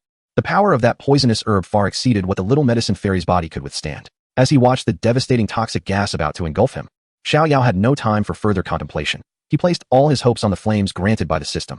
He would risk it all. With a fierce shout, the purple heart glazed fire surged from his palm, instantly transforming into a golden purple flame cloak that enveloped his entire being. Almost simultaneously, a torrent of purple toxic gas engulfed his standing position. The sizzling sound, reminiscent of boiling oil meeting water, erupted as the all-consuming toxic mist came into contact with the purple heart-glazed fire, which was immediately incinerated and purified into nothingness. The flame barrier was effective. The taut string of tension within Xiao Yao relaxed slightly. With the protective shield of flames, he trudged step by step toward the eye of the storm. Shrouded in dense poisonous mist, consciousness was plummeting into an endless abyss. The little medicine fairy felt an overwhelming chill enveloping her. Was Xiao Yao dead? Surely. He had succumbed to my toxic gas. A desperate thought surfaced in her fading consciousness. I am the one who has caused the demise of my only friend. A being like me, a monster, is utterly unworthy of life, unworthy of companionship. An ocean of sorrow and self-reproach became her rationale for surrendering everything. She ceased to resist, allowing her soul to sink into the abyss devoid of light, warmth, and filled only with eternal solitude. So be it. A thread of warmth pierced through the layers of darkness, gently brushing against her frigid soul. Soon after, a sturdy and warm embrace enveloped her body, which felt as if it were on the verge of freezing. A pure, life-infused warmth flowed through her skin, forcefully entering her body, beginning to dispel the rampaging toxicity that was mercilessly ravaging her vitality. Consciousness gradually awakened from the darkness. The little medicine fairy struggled to open her eyes. Through her blurred vision, a familiar face, drenched in sweat and anxiety, appeared before her. He is alive. He is still alive. This realization struck her like thunder, shattering all despair within her heart. The pent-up fear, grievance, and lingering dread, at that moment, burst forth uncontrollably. She could no longer contain herself. Resembling a child wronged by the heavens, tightly clutching Xiao Yao's neck and burying her face deeply into his chest, weeping loudly. It's all right, I am here. Everything will be all right. Xiao Yao cautiously infused the purple heart-glazed fire into her body, soothing the rampant toxicity. Simultaneously, with his somewhat inexperienced hands, he gently patted her back, clumsily offering comfort. Time became unclear as she cried. Eventually, the little medicine fairy's emotions began to stabilize. As the sobs subsided, reason gradually returned. She belatedly realized that the garments adorning her form had long been eroded away by the noxious gas, leaving her now completely bare, intimately pressed against him. A surge of heat rushed to her head, causing her delicate, tear-streaked face to flush crimson, as if blood might drip from it. Why you let go of me? She exclaimed, flailing in a frantic attempt to escape from Xiao Yao's embrace. Don't move, he commanded, tightening his hold on her with an air of undeniable seriousness. The poison has not yet been completely subdued. If I release you now, it will surge forth again. His words rendered all her struggles frozen in place. Terrified to move, she could only press her burning cheeks more helplessly against his chest, listening to the powerful rhythm of his heartbeat. Feeling the intimate contact that now existed without any barriers between them. Seeing the pained expression on Xiao Yao's face, the little healer's heart succumbed entirely in that moment. She was the type who could endure 100 kinds of suffering, yet feared the sudden tenderness of another. After a considerable time had passed, when the rampant poison within her was finally quelled by the calming fire of the violet heart flame, Xiao Yao let out a long sigh of relief, gradually withdrawing the flame's power from her body. Just as he prepared to release his arms, the girl in his embrace tightened her grip instead. For the moment he loosened his hold, she would be fully exposed. Without raising her head, her voice, as faint as a whisper and filled with embarrassment, emerged from his embrace. Xiao Yao, do you have any spare clothes? Xiao Yao was taken aback, quickly searching his storage ring, only to find himself in a predicament. Oh no, the spare clean set of clothes had already been given to the little healer, and now that she had once again lost her attire, he found himself without any surplus garments. Feeling a headache coming on, he replied, it seems. I do not. The delicate form in his arms visibly stiffened. Xiao Yao sensed her embarrassment and helplessness. Gazing at the gradually brightening sky outside the cave, he felt a pang of urgency. He could not allow her to remain exposed. Should anyone approach, it would be disastrous. No, he absolutely could not let a second person witness her current state. After a moment of contemplation, a solution came to mind. How about I lend you my clothes? Then what will you wear? The little healer's voice was barely a whisper. Oh, I'm a big man. What does it matter if I go without? It will have to be this way. Otherwise, if someone comes, it won't end well. Just let me go, and I'll take off my outer robe for you. Don't worry, it's large enough to cover you completely. Listening to Xiao Yao's strange words, the girl, in a fit of embarrassment and indignation, lightly punched him, then gradually released her hold, while admonishing, you mustn't look, otherwise. The rest of her warning remained unspoken. Xiao Yao stifled a chuckle, closed his eyes, and removed his garment, offering it to the little healer. Hurry and put it on. Chapter 27, Our Adventurous Journey. As she donned the black outer robe, still imbued with his warmth, the atmosphere within the cave grew increasingly delicate. Her petite figure was entirely enveloped by an oversized robe, the hem cascading down to the mid-thigh, revealing two slender, straight calves, seemingly sculpted from white jade, along with a pair of exquisite, delicate bare feet. Instinctively, she curled her glistening toes, gazing at Xiao Yao's bare upper body, which was robust and fluid in form, radiating vitality. A flush of crimson, which had only recently faded from her cheeks, suddenly surged again. Xiao Yao, sensing the awkwardness of the moment, cleared his throat and took the initiative to break the silence, wearing a serious expression tinged with curiosity. Little medical sage, while I was using flames to suppress the toxins within you, I detected an extraordinarily peculiar and formidable force within your body. That must be your innate constitution, correct? Upon hearing this, the little medical sage's body trembled almost imperceptibly. The secret she had concealed for over a decade, which had brought her loneliness and suffering, had ultimately been revealed. She lifted her gaze to meet Xiao Yao's clear and earnest eyes, finding no trace of disgust or fear within them. Her heart inexplicably settled. Yes, she nodded. Her voice so soft it seemed it could be whisked away by the wind. I was born with the cursed toxin physique. She began to recount her hidden past in a tone imbued with sorrow yet calmness. From her birth, when all flowers withered and all things decayed, to her upbringing, where she dared not approach anyone or touch any living creature, and ultimately, her pursuit of medical knowledge as both a means to control her toxic body and to atone for her sins. Her tale was devoid of thrilling escapades, filled instead with an endless, suffocating loneliness. And how did you manage to suppress it? After sharing her past, the little medical sage raised her head, her curiosity piqued. I have heard that the cursed toxin physique is unsolvable. It is my flames, Xiao Yao explained. My purple heart glass fire is one of the purest flames in existence, possessing a natural ability to counteract your sinister toxins. He then shifted his tone to one of seriousness. However, this is only because your cursed toxin physique has yet to fully mature. I can barely suppress it for now. Once it grows stronger, perhaps only the legendary heavenly flames can completely subdue it. Heavenly flames. Upon hearing these words, the flicker of hope in the little medical sage's eyes dimmed once more. Such legendary entities are not easily obtained. Observing the lingering disappointment upon her face, Xiao Yao felt a pang of compassion. He stepped closer, speaking with utmost sincerity. However, mere suppression is not a solution. It is better to alleviate than to block. Perhaps we can find a way for you to truly control it, rather than live in fear of it. He gazed deeply into her eyes, making a promise. Rest assured, I will assist you to the very end.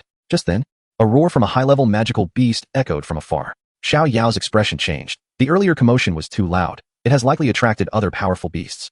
It is unsafe to linger here. We must leave the Beast Mountain range at once. The little healer recognized the urgency of the situation and promptly nodded her assent. However, as she moved, she caught sight of her bare feet and found herself in a quandary. But I have no shoes, she lamented. I shall carry you, Xiao Yao declared without a moment's hesitation, turning to crouch down. Yet, as he pivoted, he abruptly froze, recalling that the little healer was clad solely in his oversized outer robe, leaving her in a state of vulnerability. The thought of carrying her in such a manner rendered his expression somewhat awkward, as it might lead to unintended exposure. The cheeks of the little healer flushed a deep crimson. Ultimately, with a silent sigh, Xiao Yao stepped forward once more and, amidst her faint gasp of surprise, swept her into his embrace. Pardon my impertinence, he murmured, and then, without a backward glance, he raced towards the outskirts of the monster beast mountain range, cradling her securely. Upon returning to Qingshan town, Xiao Yao skillfully navigated to the inn where he had previously stayed, the little healer still in his arms. He carefully laid her upon the bed in the room, speaking softly, "Wait here for me. Do not venture anywhere. I shall procure some clothing and shoes for you." With that, he turned and hurried away. In the room, the little healer found herself alone, seated quietly on the chair, still enveloped in the robe that bore his scent. Her mind replayed the events from the previous night to that very day like a film reel. His fury on her behalf, the promises he had made, his desperate flight with her in his arms, and his willingness to part with his own garments for her sake. As she reminisced, a sweet yet bashful smile involuntarily graced her lips. Before long, a knock resounded at the door. "I have returned with your things," Xiao Yao's voice called from beyond. "I hope you find them satisfactory." He opened the door, placing a parcel on the table before instinctively turning his back to her. The little healer gazed at his silhouette, warmth flooding her heart as she picked up the package. Her cheeks flushed. She stepped behind the screen to change into the fresh attire. When she emerged from behind the screen, donned in a pristine, perfectly fitting white dress, the air in the cave was once again tinged with a subtle awkwardness. She cast her gaze downward, nervously twisting the hem of her dress, unable to meet Xiao Yao's eyes. Meanwhile, Xiao Yao, feeling somewhat out of sorts, rubbed his nose. After all, having recently experienced such candid intimacy, their relationship could no longer be simply described as that of friends. Clearing his throat, Xiao Yao broke the silence. He retrieved the magic core obtained from slaying the 3 Blackwater serpents earlier that day and began to meticulously extract the toxins within using flames. As he worked, he casually remarked, "By the way, little healer, regarding your toxic body, I discovered in an ancient tome that there exists a pill known as the locking poison pill. Though it cannot eradicate the toxicity entirely, long-term consumption will effectively suppress it, preventing the kind of uncontrollable crises we face today." His words were, of course, derived from the ready-made formula acquired from the system. The little healer responded absently. Her mind is currently consumed by the vivid imagery from earlier, rendering her unable to discern the words spoken by Xiao Yao. Instinctively, she feels compelled to respond whenever he speaks. Noticing her distracted demeanor, Xiao Yao secretly chuckles and, understanding her embarrassment, chooses to change the subject. "What are your plans moving forward?" Upon mentioning her intentions, the little healer's spirits seem to lift slightly. She raises her head and replies softly, "I think I will stay in Qingshan town. I want to open a clinic there to gather herbs and save lives. I've even thought of a name, Wan Yao Zhai." "Wan Yao Zhai," Xiao Yao murmurs, savoring the familiarity of the name. Indeed, despite my involvement, certain significant destinies remain resistant to alteration. This is for the best. Her temporary stay in Qingshan town allows me to feel more at ease. And what about you, Xiao Yao? The little healer musters her courage to meet his gaze. A trace of unrecognized hope lacing her voice. No, Xiao Yao shakes his head, and his response dims the light in her eyes. I have been away for quite some time, and should return home to Wutan City. He gazes at her softly, and continues, after that. I plan to visit the Canaan Academy. Observing her palpable disappointment, he gently adds, but worry not, before I leave Qingshan town. I will concoct enough antidotes to ensure your safety for at least a year. Canaan Academy. The little healer ponders this name, a wave of helplessness washing over her. Are we to part ways? So soon? A bitter ache fills her heart. He is destined for Canaan Academy, a sanctuary for the continent's most gifted individuals. While I am merely a troubled soul burdened by a cursed body, an ordinary person who cannot possibly keep pace with him. She longs to express her desire to accompany him.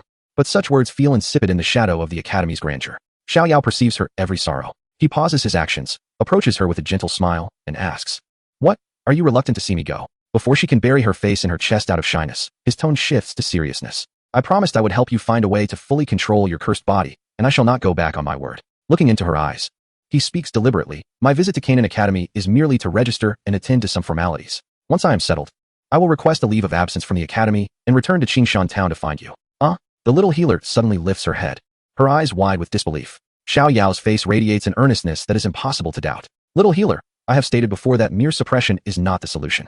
Your cursed body is both a curse and an unparalleled gift. I wish to take you on adventures across the continent, to seek out legendary treasures and discover true methods to help you control it, rather than merely suppress it. He extended his hand towards her, offering an invitation that was utterly irresistible. In that moment, would you be willing to temporarily set aside your myriad of potions and embark on a genuine adventure that belongs solely to the two of us? The little healer gazed at him, captivated by the warmth and tenderness reflected in his eyes. All her feelings of loss, inferiority, and uncertainty were utterly shattered by his warm, yet resolute promise.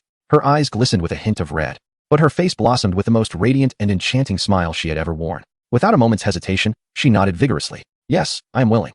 Chapter 28, A Farewell Kiss. Time flows unceasingly, and the years pass gently. In the blink of an eye, a month slipped by in this tranquility and warmth. During this month, Xiao Yao's life took on a newfound rhythm. Each morning, he ventured alone into the Beast Mountain range, hunting magical beasts and gathering medicinal herbs.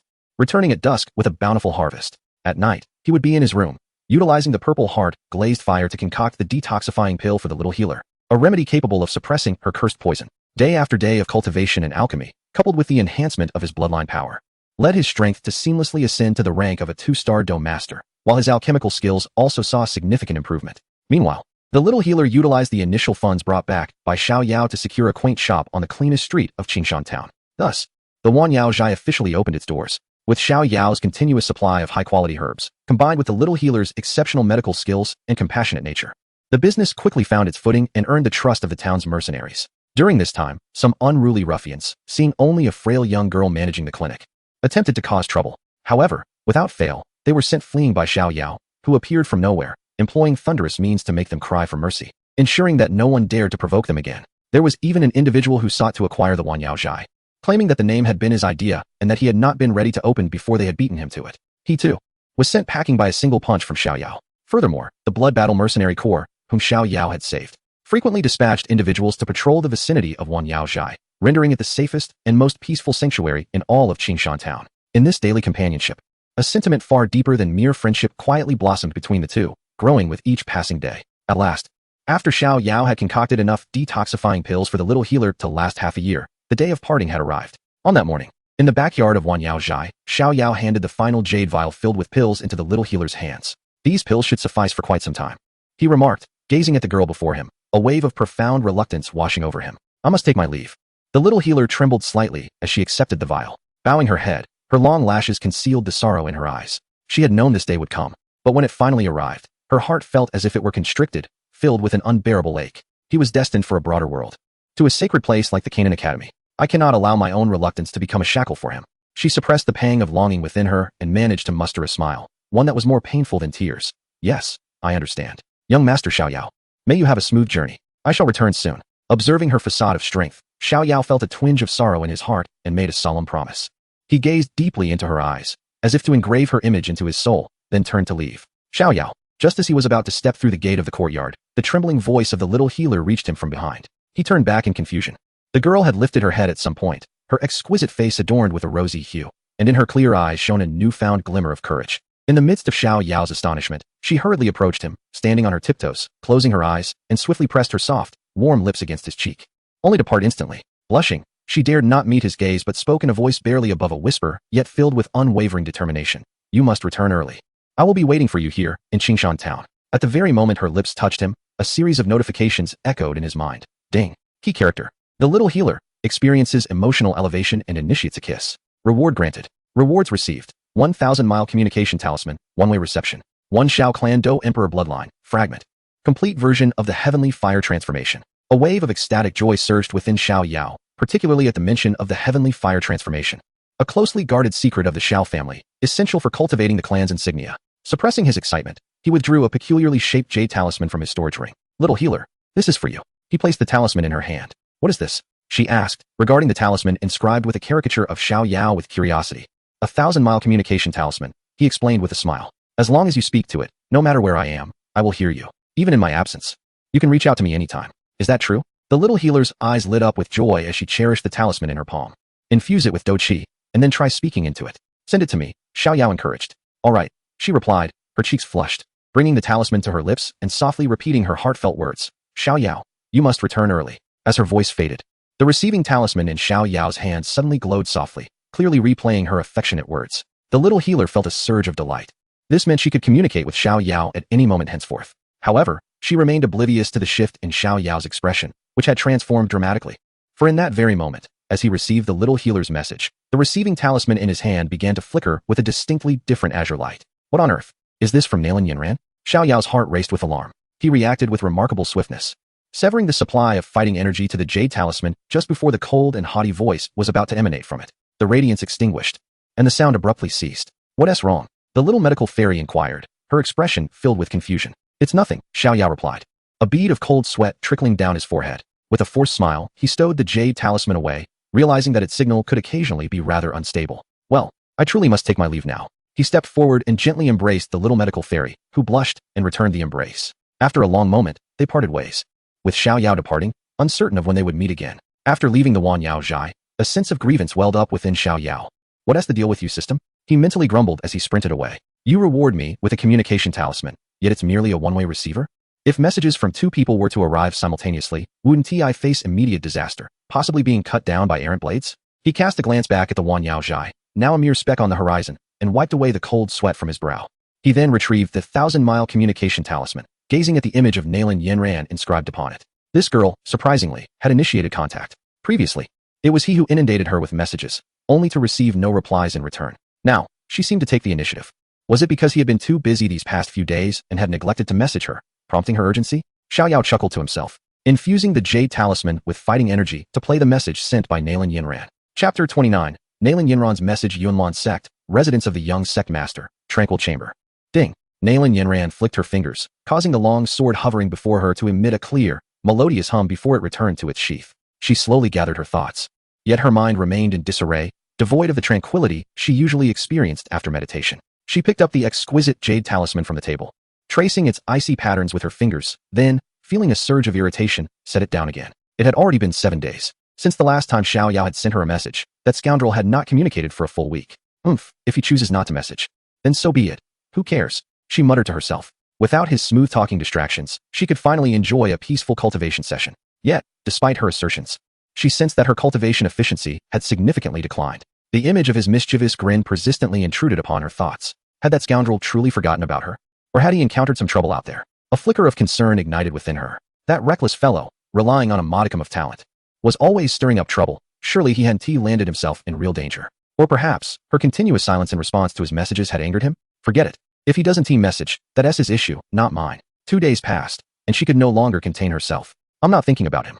I'm merely curious about the jade talisman he gave me. Yes, I simply wish to test whether this so-called 1,000-mile sound transmission talisman is truly as miraculous as he claimed. After finding the perfect excuse for herself, Nalan Yanran grasped the jade talisman and infused it with a hint of combat energy. Meanwhile, Xiao Yao channeled his combat energy into the 1,000-mile communication talisman, allowing Nalan Yanran's message to resonate forth. A voice, cool yet tinged with an unnatural quality, emerged from within.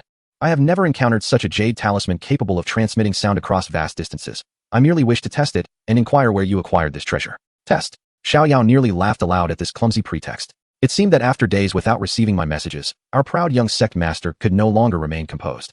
He resolved to tease the contradictory Nalan Yanran. "Oh, is this not the esteemed Nalan sect master?" he replied, deliberately adopting an exaggerated tone filled with feigned surprise. "I thought you had completely forgotten about me, as you rarely respond to messages. What? Have you finally remembered your jilted fiancé?" On the other end of the talisman, there was a moment of silence before Nalan Yanran's voice, laced with suppressed fury, came through. "Do not speak nonsense. I merely wish to ask where you obtained this jade talisman, and, by the way, why there has been no word from you these past few days." "Ah, I see. Sigh. This matter is rather lengthy to explain." Xiao Yao's tone suddenly grew somber and melancholic. "Recently, while training in the Beast Mountain Range, I was unfortunately injured by a high-ranking magical beast, my life hanging by a thread. Fortunately, a passing fairy came to my rescue. He intended to weave a tale to astonish Nalan Yanran. That lady was not only as beautiful as a celestial being, but her heart was also kind. She took me back to her herbalist cabin to tend to my wounds. These past few days, under her careful care, we shared tea and discussed philosophy. Life has been quite carefree, and I momentarily forgot to contact the sect master. This time, the talisman fell into an even longer silence. Just as Xiao Yao thought she was too upset to respond, Nalan Yanran's voice, trembling and imbued with a chilling intensity, slowly emerged. "Sharing tea and discussing philosophy? Carefree days? Xiao Yao, you seem to be living quite the charmed life." Her voice was taut, like a string on the verge of snapping. "What else have you done? You shameless scoundrel." Before Xiao Yao could respond, she erupted, exclaiming, "You claim you want me as your fiancé while cavorting with others. What do you take me, Nalan Yanran, for? Jealous are we?" Listening to her exasperated tone, Xiao Yao felt a deep sense of satisfaction. It appeared his previous relentless pursuit had borne fruit. He feigned innocence, saying, "Fiancé, Nalan sect master, have you perhaps misremembered? You have never explicitly agreed to our wager. Nor have you accepted my courtship or held me in esteem. If that is the case, what grounds do I have for such cavorting?" Nalan Yanran was momentarily speechless. Indeed, she had never given her consent, never verbally affirmed it. "I thought that by not opposing it, I was implicitly accepting.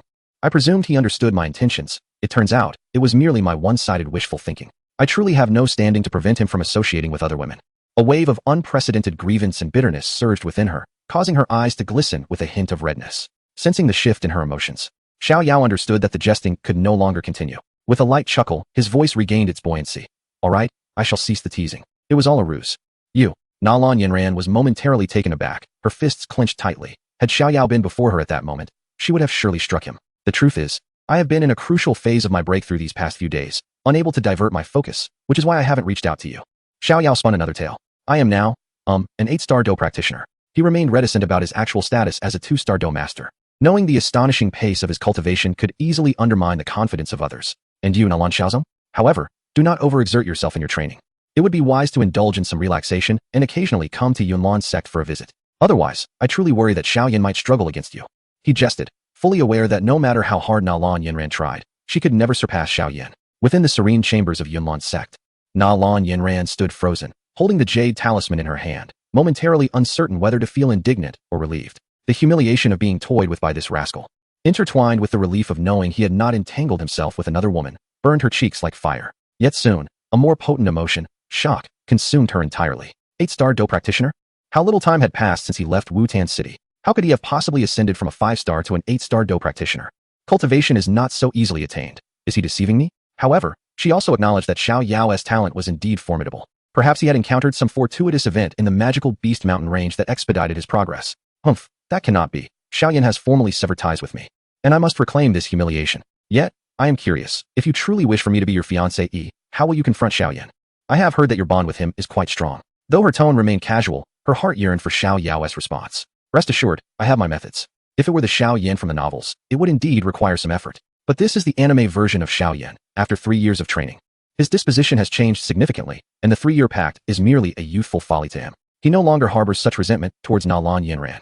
A little maneuvering on my part will suffice to resolve this easily. You seem quite invested in this matter. Are you contemplating accepting the wager? Xiao Yao inquired with a smile.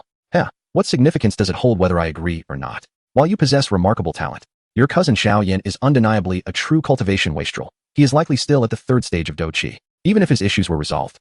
What grounds does he have to catch up to me in 3 years? My ascent to the position of young master of Yunlan's sect is also a testament to my formidable talent.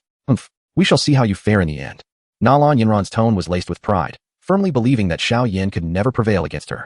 Oh, thus, you are concerned that Xiao Yan might not triumph over you, which would prevent you from becoming my fiancée, Xiao Yao, through the wager. Hence, you have consistently refrained from agreeing. I see now that I had not fully considered this. Ha ha. Xiao Yao laughed heartily. Humph, think what you will. Farewell. A twinge of anxiety gripped Nalan Yanran's heart.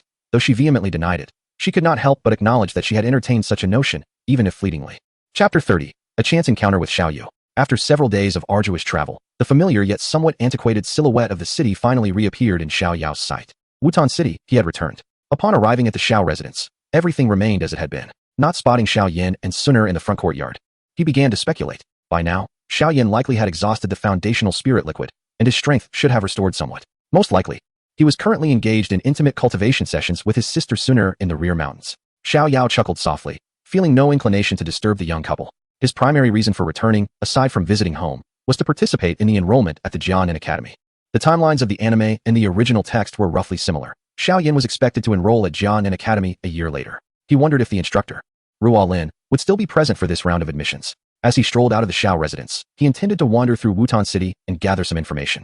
Upon reaching the bustling main street of the city, a striking figure suddenly captivated his attention. The first thing that caught his eye was a pair of legs, long, slender, and exquisitely shaped, capable of quickening the pulse of any man. These legs were straight, elongated, and smooth, glistening with an ivory sheen under the sun. The upper portion was clad in a black skirt of collegiate style, leaving a tantalizing curve to the imagination, while the lower portion was accentuated by form-fitting black stockings that perfectly outlined the contours from her delicate ankles to her proportionate calves and the supple hollows of her knees. Every inch of her form seemed to be a divine masterpiece.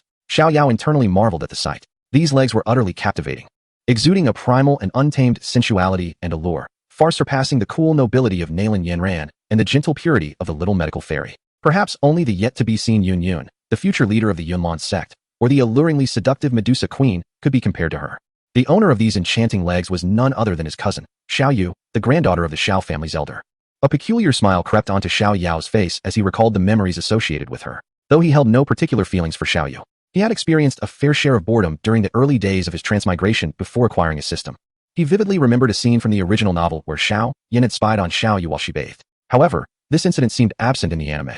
So in an effort to provide Xiao Yan with a complete childhood experience, he had taken him to the hot springs behind the mountain to catch a glimpse of Xiao Yu bathing. They had even shamelessly touched her thigh in the process.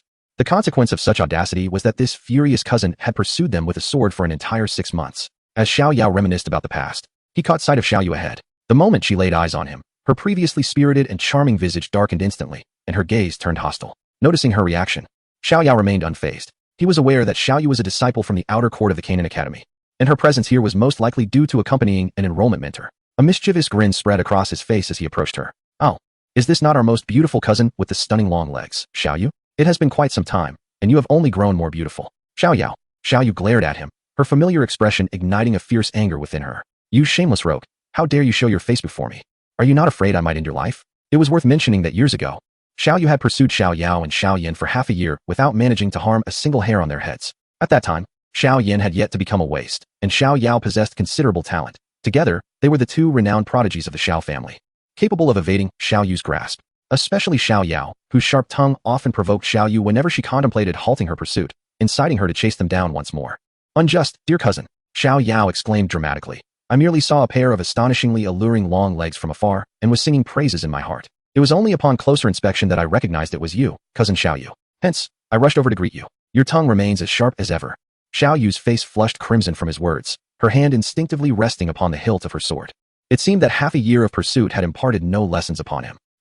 Wait, dear cousin, I was just joking." Seeing her reaction, Xiao Yao quickly stepped forward, grinning as he restrained her hand from drawing her sword. Then, his expression turned serious. "On a more serious note, cousin, I am aware that you have been furthering your studies at Canaan Academy.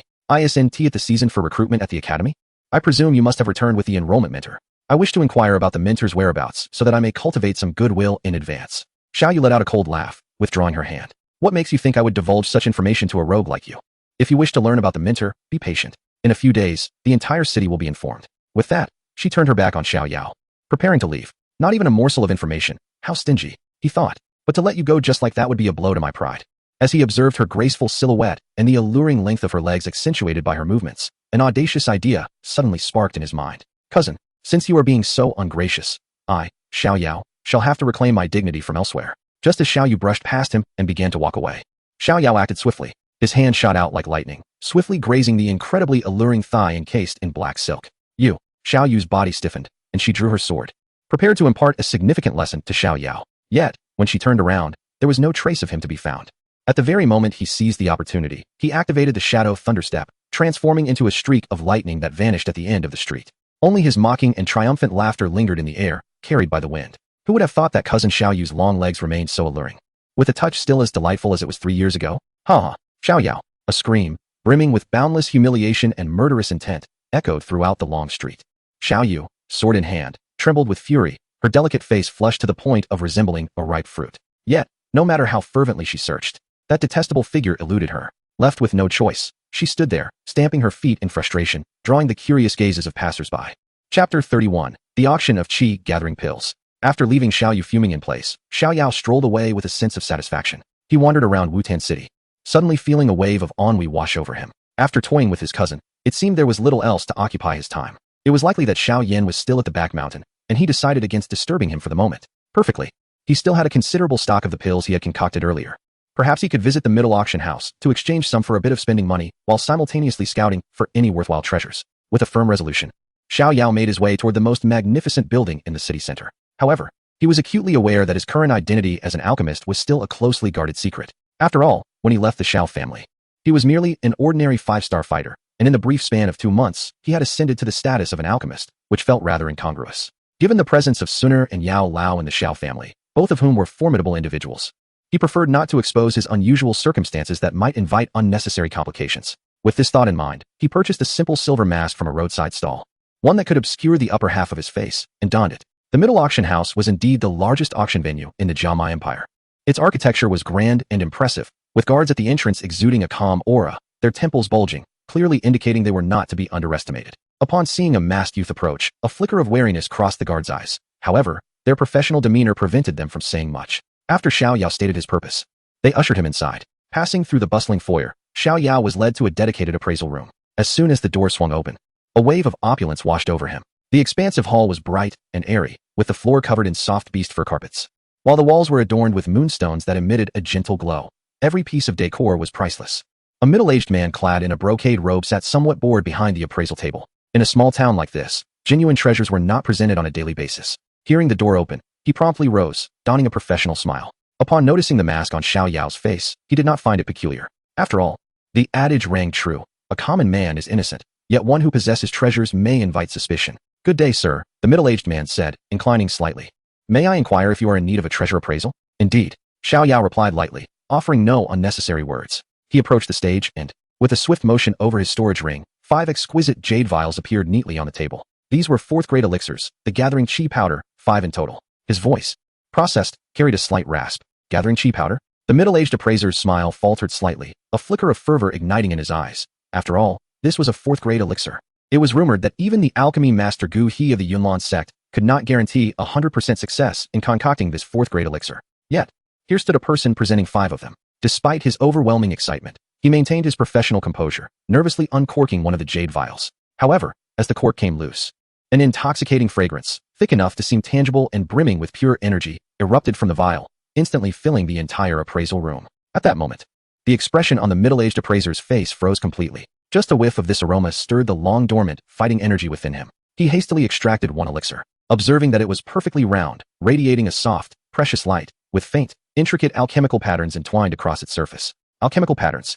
The middle-aged appraiser gasped in disbelief, his hands trembling violently as he held the elixir. The presence of these patterns was nothing short of astonishing. In his many years of service, he had never encountered an elixir adorned with such markings. What extraordinary control over fire and spiritual power could achieve this? The quality of this elixir transcended mere excellence. It was a priceless treasure. His gaze toward Xiao Yao shifted from curiosity to reverence and fervor. Sir, he exclaimed, his voice trembling with excitement. The quality of this elixir is nothing short of miraculous. Please forgive my ignorance. Such a treasure exceeds the scope of my appraisal abilities. Please, allow me to escort you to the VIP room for a brief respite while I summon our auction house's chief alchemy appraiser, Master Gu and I. Make haste. Xiao Yao replied tersely. Under the almost obsequious guidance of the middle-aged man, Xiao Yao entered a more opulent VIP room. Before long, hurried footsteps approached. The door swung open, and the middle-aged man, bowing respectfully, ushered in 2 figures, one old and one young. The elder, clad in a blue robe indicating his status as a 2nd-grade alchemist, was none other than Gu Enai, the chief alchemist of the Mitre Auction House in Wutan City. The other figure was a woman, a captivating beauty capable of stealing the breath of any man, dressed in a form-fitting crimson gown that seemed tailored for her.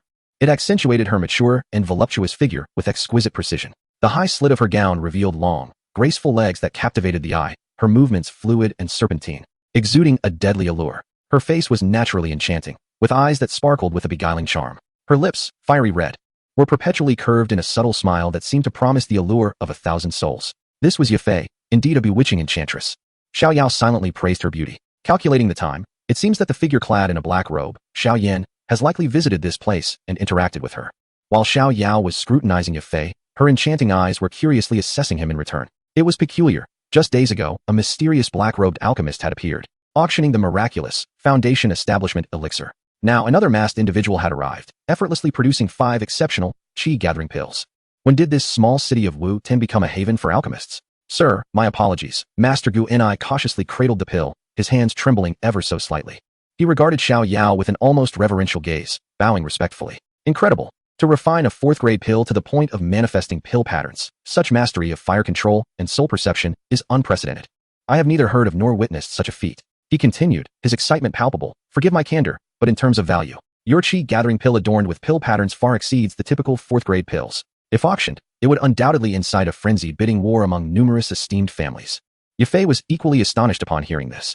The alchemist's prowess likely surpassed mere 4th-grade skills. Her gaze towards Xiao Yao grew increasingly serious and inquisitive. Moreover, judging from the jawline and lips visible beneath his mask, he appeared rather youthful. A charming commercial smile blossomed on her face as she addressed him. Esteemed sir, our Mitre auction house is hosting a grand auction tonight. If you would consent, we could feature your 5 divine pills as the highlight of the event, ensuring a satisfactory price for you. She gestured invitingly toward him, her red lips parting gracefully. The auction is about to commence.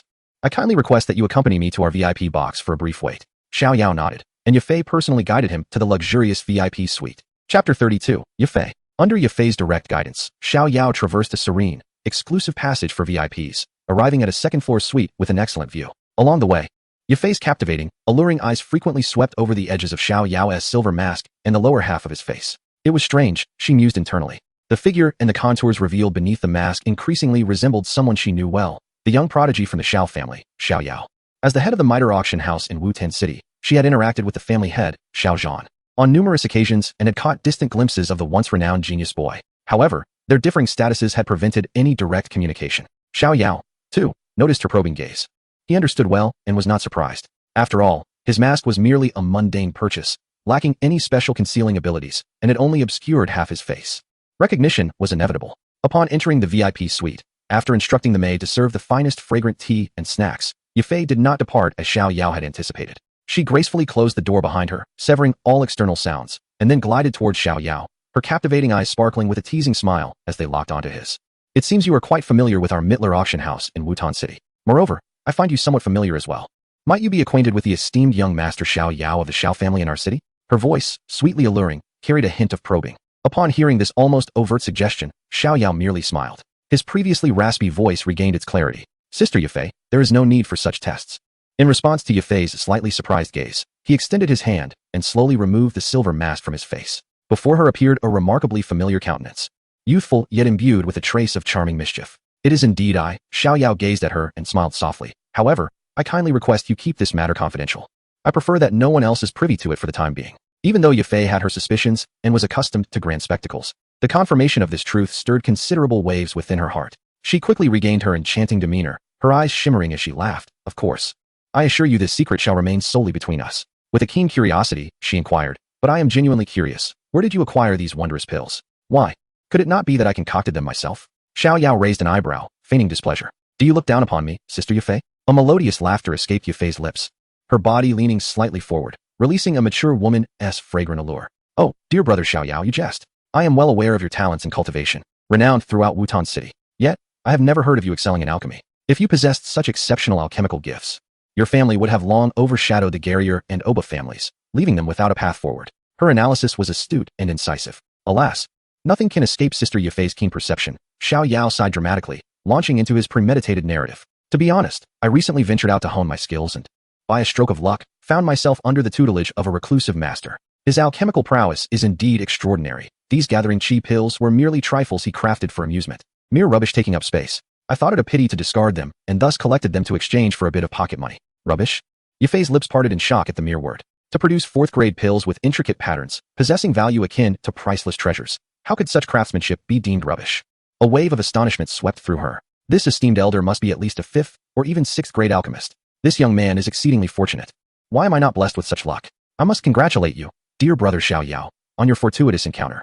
A flicker of genuine envy glimmered in her gaze. Oh, merely luck. Xiao Yao waved his hand dismissively, borrowing a line from Xiao Yan. My master has plenty of such rubbish to spare. In the future, should the opportunity arise, all items can be brought to the miter auction house, entrusted entirely to Sister Yafei for handling. The profits garnered will contribute to your achievements, dear sister.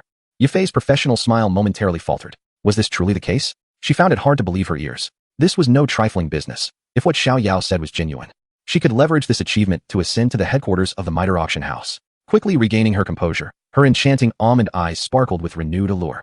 She leaned in closer, nearly pressing against Xiao Yao, and with a breath as fragrant as orchids, inquired, "What motive lies behind your unrelenting assistance to me, dear brother? What do you seek?" "What do I seek?" Xiao Yao met her captivating gaze, leaning back slightly to create a bit of distance, his face lighting up with a radiant smile. "Naturally, I am drawn to the extraordinary beauty of Sister Yafei. It is my honor to serve such a stunning lady."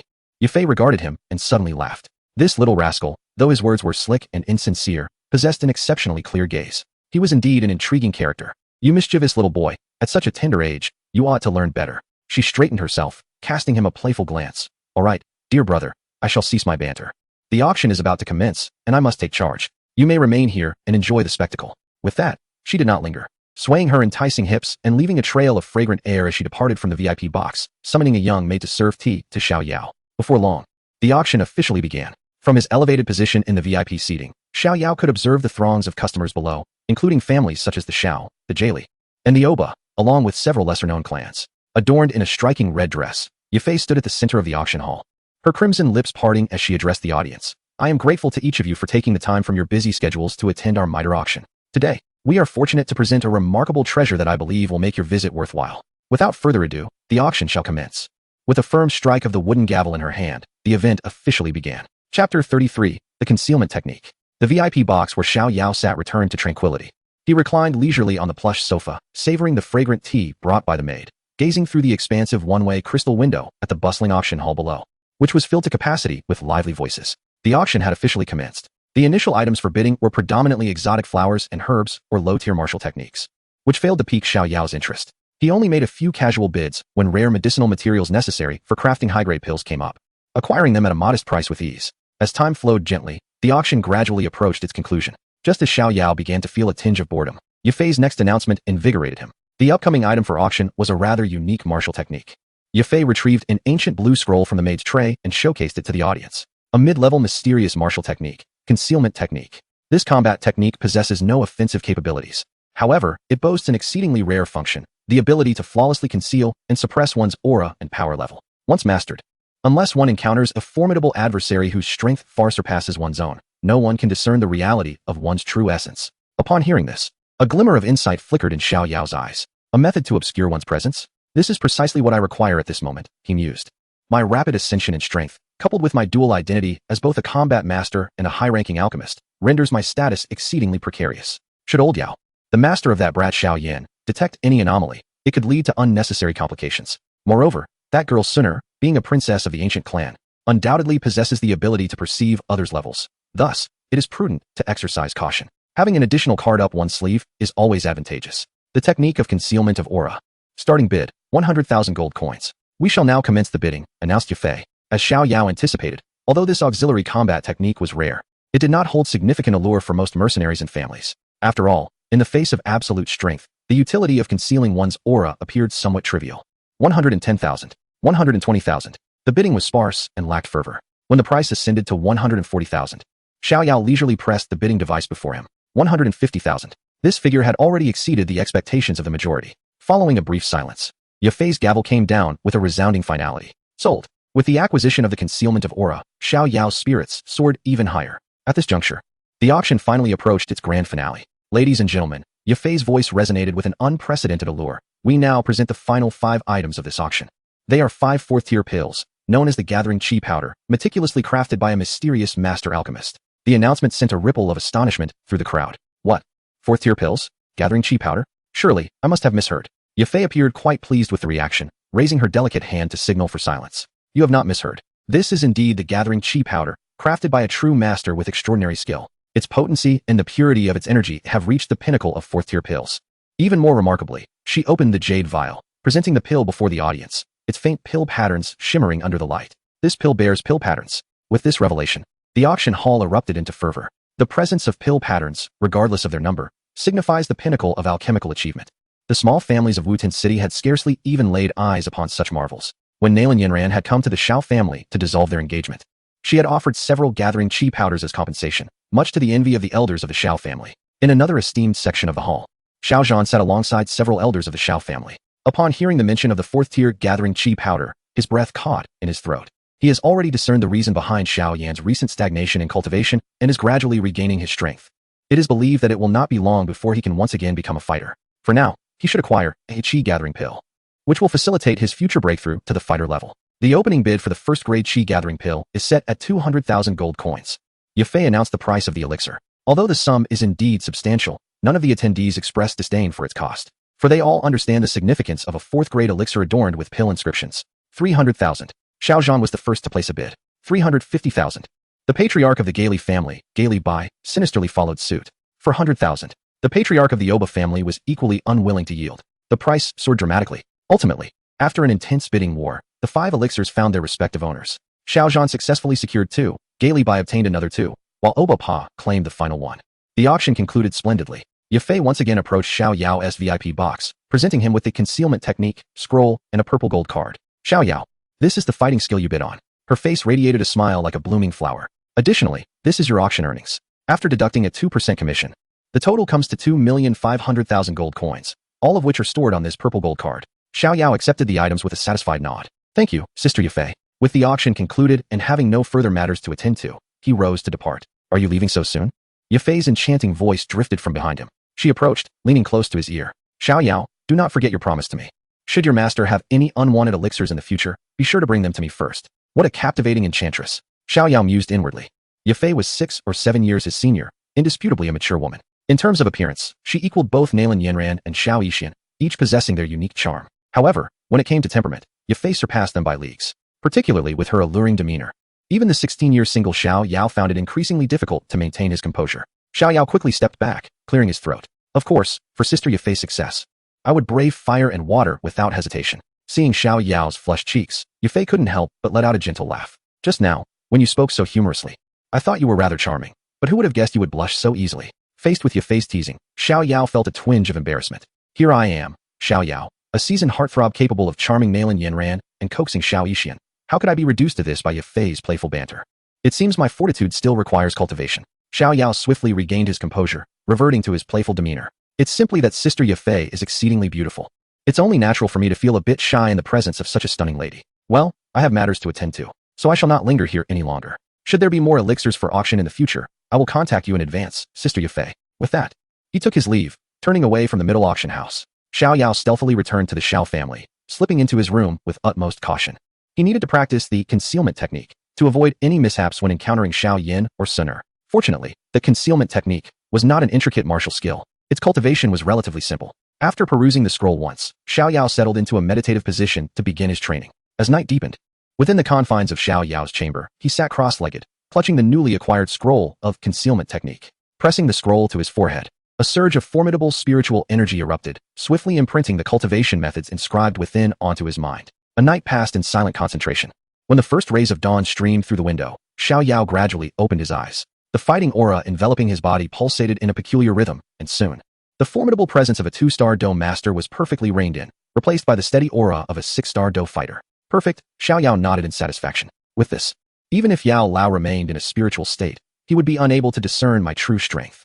Having completed his preparations, he stepped outside, contemplating his next move as he made his way toward the back mountain of the Xiao estate. If Xiao Yao wished to be with Nalan Yanran, he had to confront Xiao Yan. Although Xiao Yao had been courting the affections of Xiao Yan's supposed soulmate, it did not imply any animosity toward him. On the contrary, Xiao Yao held a great admiration for Xiao Yan. He was loyal, trustworthy, and a man of his word. However, the animated adaptation of Battle Through the Heavens had tarnished Xiao Yan's character, particularly when he uttered the words, "We were merely acquaintances," to Yun Yun. Upon witnessing this scene, Xiao Yao nearly suffered a cerebral hemorrhage. Had he not been a longtime fan, he would have certainly abandoned the series. Now, however, with Xiao Yao intervening, such issues were unlikely to arise. Xiao Yan, you should serenely pursue your childhood sweetheart, the official heroine Xiao Sun Er, while I, your cousin, will ensure that no other women interfere with your relationship." At the back mountain, beneath the waterfall, a youthful yet fierce shout echoed. A black-clad youth, bare-chested, repeatedly executed the most fundamental boxing techniques under the icy cascade. His skin bore a tapestry of bruises and gruesome wounds, a testament to the rigorous training he had just endured under Yao Lao's whip. Such dedication, no wonder his strength was recovering so swiftly, a cheerful voice remarked from nearby. Xiao Yan turned at the sound, and, upon recognizing the newcomer, his face brightened with surprise. "Cousin, you're back." "Yes, just returned," Xiao Yao replied, strolling closer. He could distinctly sense that Xiao Yan's fighting aura had reached the 6th tier, a significant improvement since their engagement had been annulled. It was remarkable that, in less than 2 months, Xiao Yan had advanced so remarkably. 6th tier fighting aura? Quite impressive, Xiao Yan. It seems you are no longer affected. Xiao Yao smiled and congratulated. "At this pace, it won't be long before you astonish the entire Wu-Tin city. I owe it all to your encouragement, cousin." Xiao Yan, feeling a bit bashful, scratched his head, and then curiously inquired, "By the way, cousin, during your training in the magical beast mountain range, you must have gained quite a bit as well." "Not too bad," Xiao Yao replied modestly. "I encountered some events and made some minor breakthroughs." He then shifted the topic, seemingly casually remarking, "Speaking of which, I happened to run into someone near the magical beast mountain range." "Who?" "Nalan Yanran." The moment that name escaped Xiao Yao's lips, the smile on Xiao Yan's face vanished without a trace. His brow furrowed tightly, and his fists involuntarily clenched, clearly still haunted by the humiliation of the broken engagement. "Her?" Xiao Yan's voice turned icy. "Did she come to cause you trouble?" "Not at all," Xiao Yao shook his head. "She was there for training as well. We simply crossed paths." He looked at Xiao Yan, his expression growing serious. "Moreover, she entrusted me to convey an apology to you and the Xiao family." "An apology?" Xiao Yan was taken aback. Indeed, Xiao Yao began his long-prepared, semi-truthful narrative. She said that her impulsive actions during the last engagement annulment caused shame to Uncle Xiao and our family, and it was her fault. He paused for a moment before continuing, but she also mentioned that the engagement was a decision made by our elders without consulting her. As the young master of Yunlan's sect, she has her own aspirations and does not wish to be shackled by personal affairs. Thus, she indicated that even if you had not lost your cultivation, she would ultimately choose to break off the engagement. Finally, she stated that 3 years from now, she would still be waiting for you at the Yunlan sect. She would offer no leniency and hopes you will give your all to honorably defeat her and regain the dignity that belongs to you. Xiao Yan fell into a long silence after this revelation. The tension in his furrowed brow gradually relaxed, as he quietly reflected, "So that is how it is." He understood that, given his situation at the time, anyone would hesitate to marry someone perceived as a waste. What he truly could not forgive was Nalan Yanran's haughty demeanor, which had brought shame upon his father and the entire Xiao family. Ultimately, it wasn't the annulment itself that angered him, but the manner in which it was executed. Now that she had apologized for it and characterized the matter as a legitimate duel, Xiao Yan felt as though the heavy stone that had weighed down his heart for so long had finally been lifted. He exhaled a long, heavy breath, and the flame of battle intent reignited in his eyes. Though he hadn't heard it directly, he trusted that Xiao Yao would never deceive him regarding such matters. "I understand now," he said, looking at Xiao Yao earnestly. "Cousin, thank you for sharing this with me." He lifted his gaze toward the direction of the Yunlan sect, his eyes filled with unwavering determination. "If you encounter her again, please convey my message. 3 years from now, I will come. I will personally defeat her and reclaim the dignity that belongs to the Xiao family." "I believe in you," Xiao Yao said, patting his shoulder with reassurance. At that moment, a voice as melodious and clear as a yellow aureole emerged from behind the two. "I believe in brother Xiao Yan," said Xiao Suner, clad in a garment of green, her face adorned with a gentle smile as she stepped out from the woods. The trio, reunited after a 2-month separation, exchanged knowing smiles, revealing unspoken sentiments. "All right, enough of this foolish standing around, and no more practice," Xiao Yao suggested cheerfully as he draped his arms around their shoulders. "I have returned with an abundance of exotic delicacies from the monster beast mountain range. Today, I shall take it upon myself to cook for you both, and we shall not return until we are thoroughly intoxicated." Chapter 35. Encounter with Mentor Rualin. Having feasted to their heart's content, the trio strolled along the bustling streets of Wutan City, relishing this rare moment of leisure. "By the way," Xiao Yao suddenly recalled, "I ran into cousin Xiao Yu yesterday when I returned." "Huh?" Xiao Yan, walking beside him, nearly choked on his own saliva. His expression shifted as he nervously glanced around, lowering his voice to inquire, "That crazy woman? Didn't she go to the Canaan Academy for further studies? Why has she suddenly returned?" His demeanor resembled that of a mouse encountering a cat, laden with psychological distress. Seeing this reaction, Xiao Yao could not help but chuckle, deliberately trying to frighten him. "Who knows? Perhaps she has mastered her skills at the Canaan Academy and has returned specifically to seek revenge on us for that incident 3 years ago. It is all because of you, brother Xiao Yao," interjected Xiao Suner, stifling a laugh as her enchanting eyes curved into charming crescents. "You led brother Xiao Yan to sneak a glance at the girls bathing and even touched her leg. How could a young lady's body be so casually exposed? Unjust." Xiao Yao protested vehemently. "Xiao Yan, you must testify on my behalf. At that moment in the hot spring, with the fog so thick, I saw nothing but ahead. And what do you mean I led him? The moment I suggested it, Xiao Yan was all excitement, racing ahead faster than anyone else. Ultimately, It was his own mischievous heart that led him to sneak a touch of her long leg. I did not. It wasn't me, Xiao Yan exclaimed, growing anxious. He wished to avoid leaving any trace of this embarrassing history in front of his beloved Sunur. He hastily defended himself. It was clearly you, cousin, who dragged me along.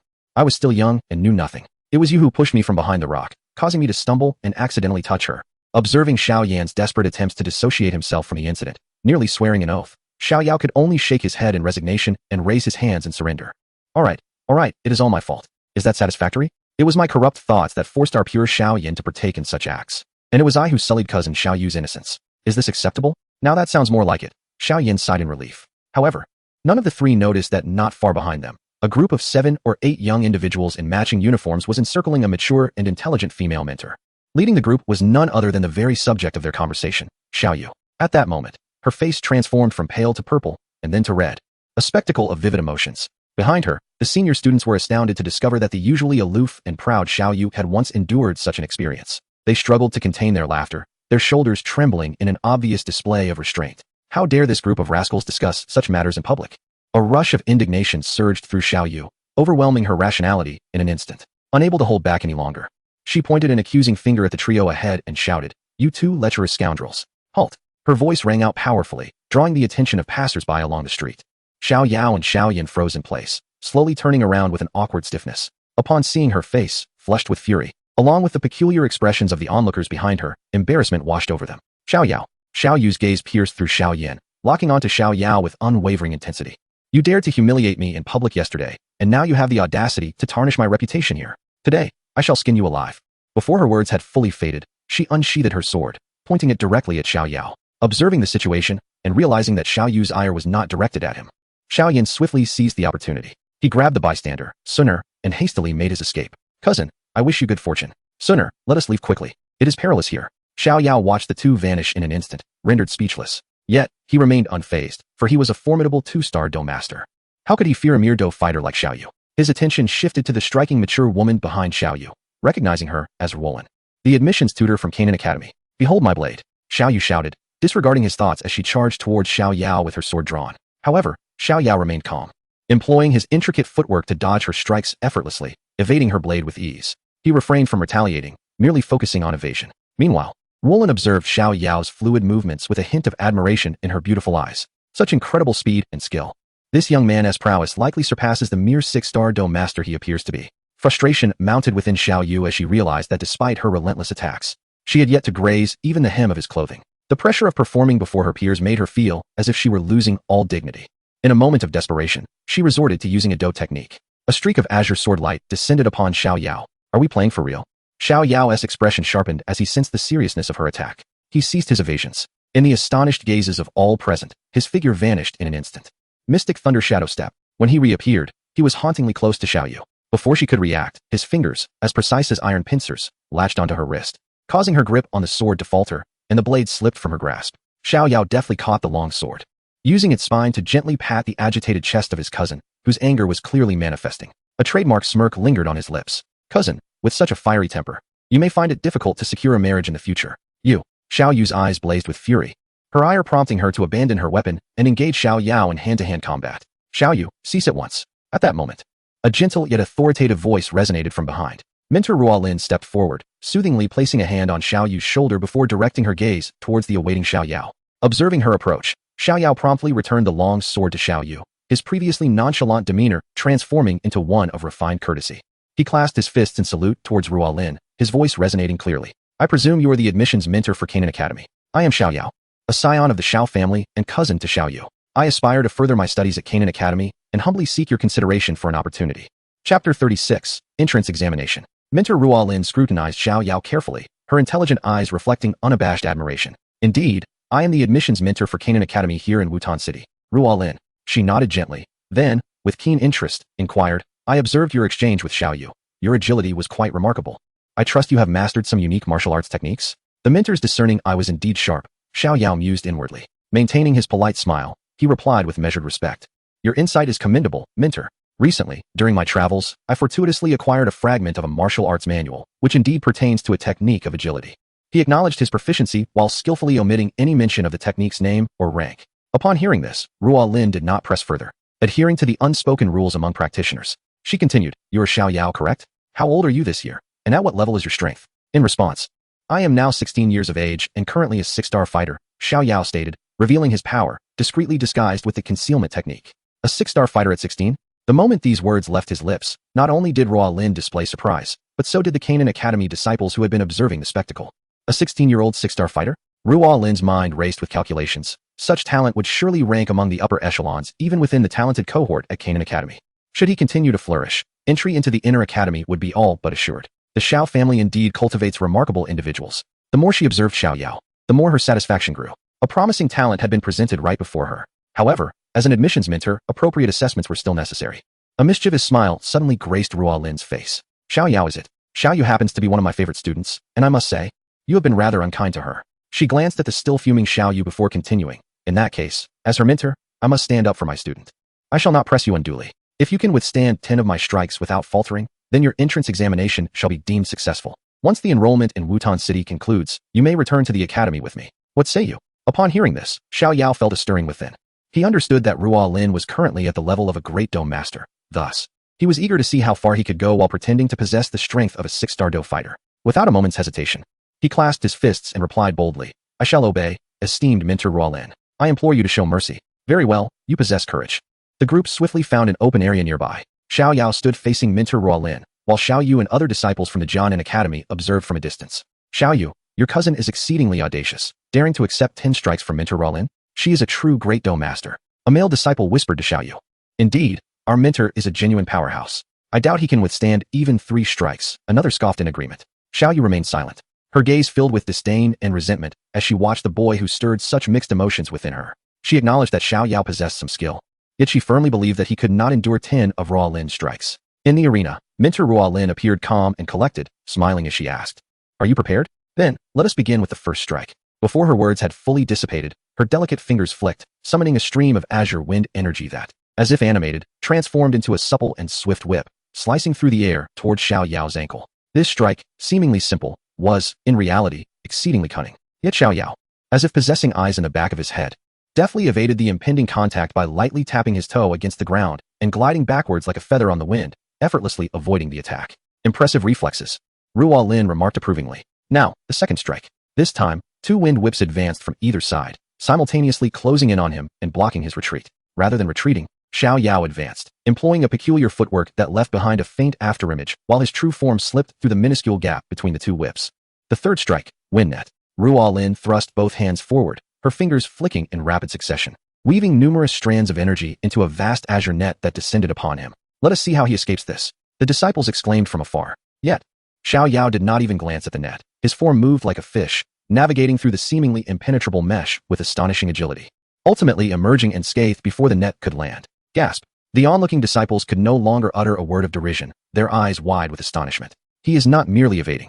He is predicting. Waves of shock surged within Xiao Yu. In merely 3 years, how had his battle instincts become so formidable? With the warm-up concluded, mentor Ruo Lin's demeanor shifted from casual to serious. Now for the fourth strike, wind spin palm. No longer opting for long-range attacks, she advanced, her form surging forward as she struck with her palm. In the palm of his hand, azure energy swirled rapidly, coalescing into a miniature cyclone, imbued with formidable thrust and tearing force. Xiao Yao's gaze sharpened, and he met the oncoming force with an equally resolute hand. His palm was enveloped by a faint, almost imperceptible violet arc of electricity. With a resounding thud, their palms collided, producing not a thunderous noise, but a muffled sound. The cyclone emanating from Ruo Lin's palm faltered upon encountering the electric arc, its structure dismantled by the overwhelming might of the thunderous energy. The fifth move. The sixth move. Ruo Lin's relentless assault continued, her hands dancing through the air, conjuring gusts of wind. In contrast, Xiao Yao countered each strike with precision, every block and deflection executed flawlessly, dissipating her strongest attacks with minimal exertion. "Be cautious, young one," Ruo Lin warned. Frustrated by her inability to land a blow, her fighting spirit surged. And with her seventh move, the azure wind entangling technique, she swiftly brought her hands together and then apart. Dozens of azure tendrils, far more resilient than before, surged forth like living entities, ensnaring Xiao Yao's limbs from all directions. Xiao Yao understood that no amount of speed could outpace such an overwhelming technique. Resolutely, he ceased his evasions, allowing the azure tendrils to bind him. "He has been captured," an onlooker gasped, just as the tendrils threatened to tighten. A surge of pale violet, thunderous energy erupted from within Xiao Yao, crackling. A A flash of electricity illuminated the scene as the incredibly resilient azure tendrils were utterly shattered by this explosive force of thunderous energy. The eighth move, the ninth move. Ruo Lin's onslaught intensified, unleashing a barrage of wind blades, whirlwinds, and wind whips, enveloping Xiao Yao entirely. Yet, he began to exhibit signs of fatigue. Although his movements remained agile, his breathing had become noticeably labored. This is the final move. Ruo Lin inhaled deeply, her eyes gleaming with determination, ready to unleash her true prowess, the rending wind dance. She clasped her hands before her chest, a torrent of azure energy surging forth, transforming into numerous rapidly spinning crescent-shaped wind blades. These blades formed a colossal storm cage, howling as they converged upon Xiao Yao from all directions. This strike was inescapable, with no retreat available. Faced with such a potent attack, Xiao Yao's expression turned gravely serious. He anchored himself like an ancient tree, firmly rooted to the ground, channeling his concealed six-star warrior energy to its utmost limit. Thunderstorm. He opted not for defense, but rather concentrated all his energy into his palms, boldly launching a counterattack at the densest cluster of wind blades. Boom! A deafening explosion resonated throughout the arena. The violent shockwave lifted a thick layer of earth from the ground. As the dust gradually settled, the scene emerged. Xiao Yao stood steadfast in his original position, though his complexion was slightly pale. The earth beneath his feet bore 2 deep grooves, evidence of the strain of enduring a mighty strike from a grand warrior. A feat that was indeed somewhat taxing for a 6-star warrior. He raised his head slightly and gazed at Mentor Roland across from him, calmly stating, "Mentor Roland, 10 moves have passed. It appears I have successfully passed the examination." Roland looked at him, her eyes brimming with unmistakable satisfaction and astonishment. Although she had not exerted her full strength, the fact that he remained undefeated against a true master of the great fighter level, while wielding the prowess of a 6-star warrior, showcased Xiao Yao's formidable combat abilities. Very well. Excellent. She nodded. Xiao Yao, congratulations, you have passed. Once the enrollment concludes, you shall accompany me back to Canaan Academy. Xiao Yu, who had been observing from the side, absorbed every moment, her heart a tempest of emotions. This rascal had truly accomplished it. Moreover, she sensed that he seemed to navigate it all with remarkable ease. She recalled 3 years prior, when he had been heralded as one of the twin stars of the Xiao family, alongside Xiao Yan. While Xiao Yan had since fallen from grace, Xiao Yao continued to shine brilliantly. I once believed that after a year of arduous training at the academy, I would surpass him, perhaps even return to exact my vengeance. Yet, it seems I have been left far behind. In that instant, the anger that had simmered within her due to past humiliations began to wane, replaced by a more intricate mixture of frustration and reluctance. Chapter 37. Departure to Canaan Academy upon returning to the back mountain of the Xiao family. Xiao Yao indeed found Xiao Yan and Xiao Suner engaged in a sparring match, exchanging techniques. Upon seeing Xiao Yao's return, both ceased their movements and approached him. "Cousin, you're back," Xiao Yan exclaimed with a smile. "That crazy woman didn't give you any trouble, did she?" "Her?" Xiao Yao scoffed, rolling his eyes, then suddenly recalling something. He pointed an accusatory finger at the two. "I must say, you two are rather ungrateful. You left me all alone there. What happened to our promise to share hardships?" Xiao Yan, however, was unfazed, chuckling in response. "Oh, I merely had confidence in you, cousin. How could that mere Xiao Yu possibly be your match?" "Brother Xiao Yan is right," chimed in Xiao Suner, stifling a giggle. "We all believe in your strength, brother Xiao Yao." Listening to their banter, Xiao Yao felt a sense of helplessness and recounted the events. Xiao Yan's expression shifted to one of seriousness. "So, you truly passed Mentor Roland's examination? Do you plan to head to Canaan Academy in a few days?" "Indeed," Xiao Yao nodded. "Mentor Roland mentioned that once the enrollment in Wutan City is fully concluded in 7 days, we shall depart together." Upon hearing this confirmation, a hint of reluctance appeared on both Xiao Yan and Suner's faces. "So soon?" Xiao Suner murmured. "Brother Xiao Yao has just returned. Come now. It's not as if we are parting for life and death." Xiao Yao chuckled, playfully ruffling their hair. "I am merely going to school, not embarking on a death mission. Why so sentimental?" He regarded the two before him with a knowing smile. "In any case, you both plan to attend Canaan Academy next year, right?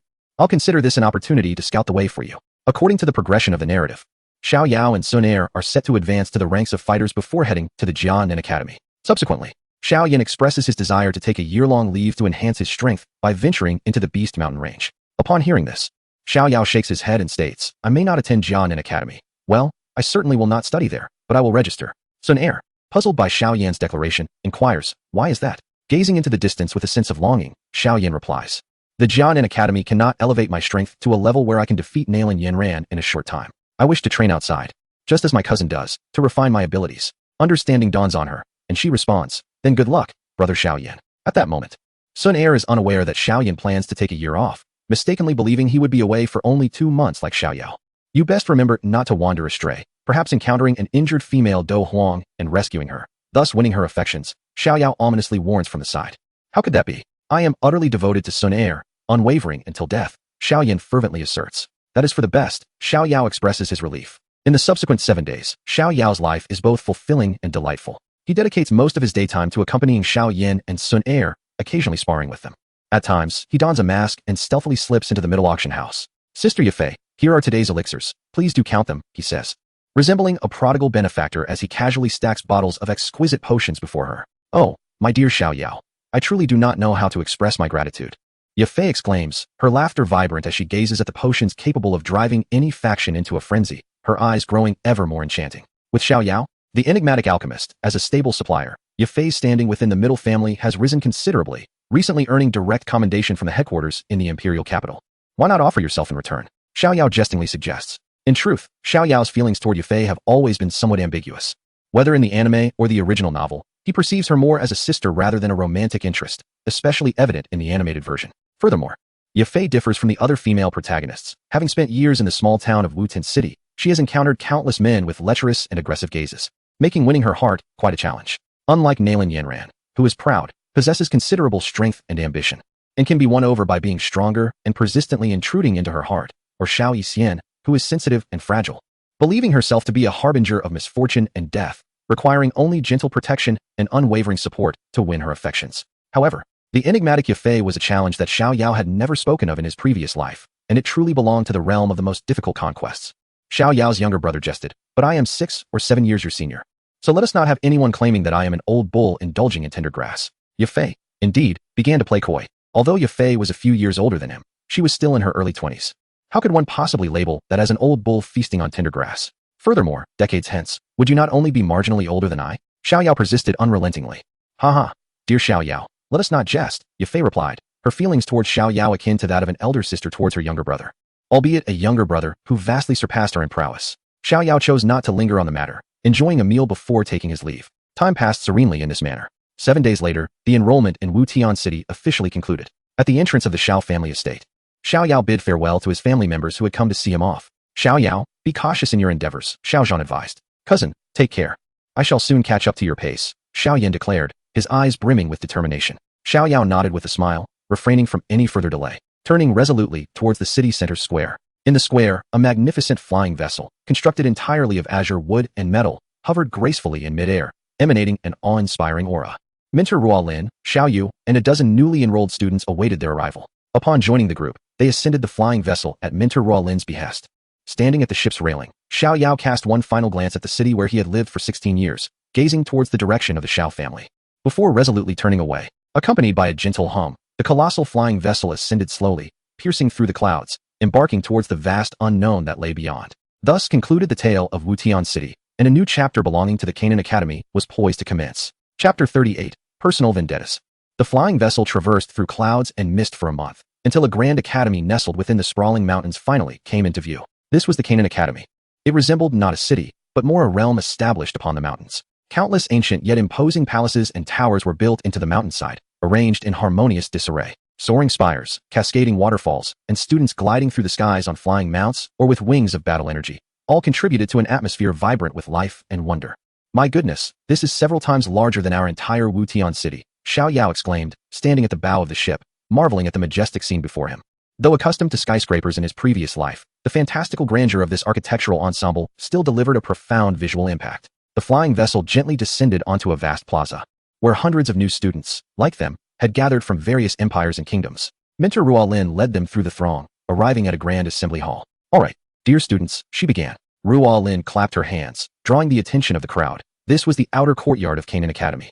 The fundamental rules of the academy are clearly outlined in your orientation manual, yet I shall emphasize 3 points. First, private duels to the death are strictly forbidden. Second, betrayal of the academy is intolerable. Third, power reigns supreme. She provided a succinct explanation before proceeding to assign accommodations, allowing everyone to disperse and familiarize themselves with the surroundings.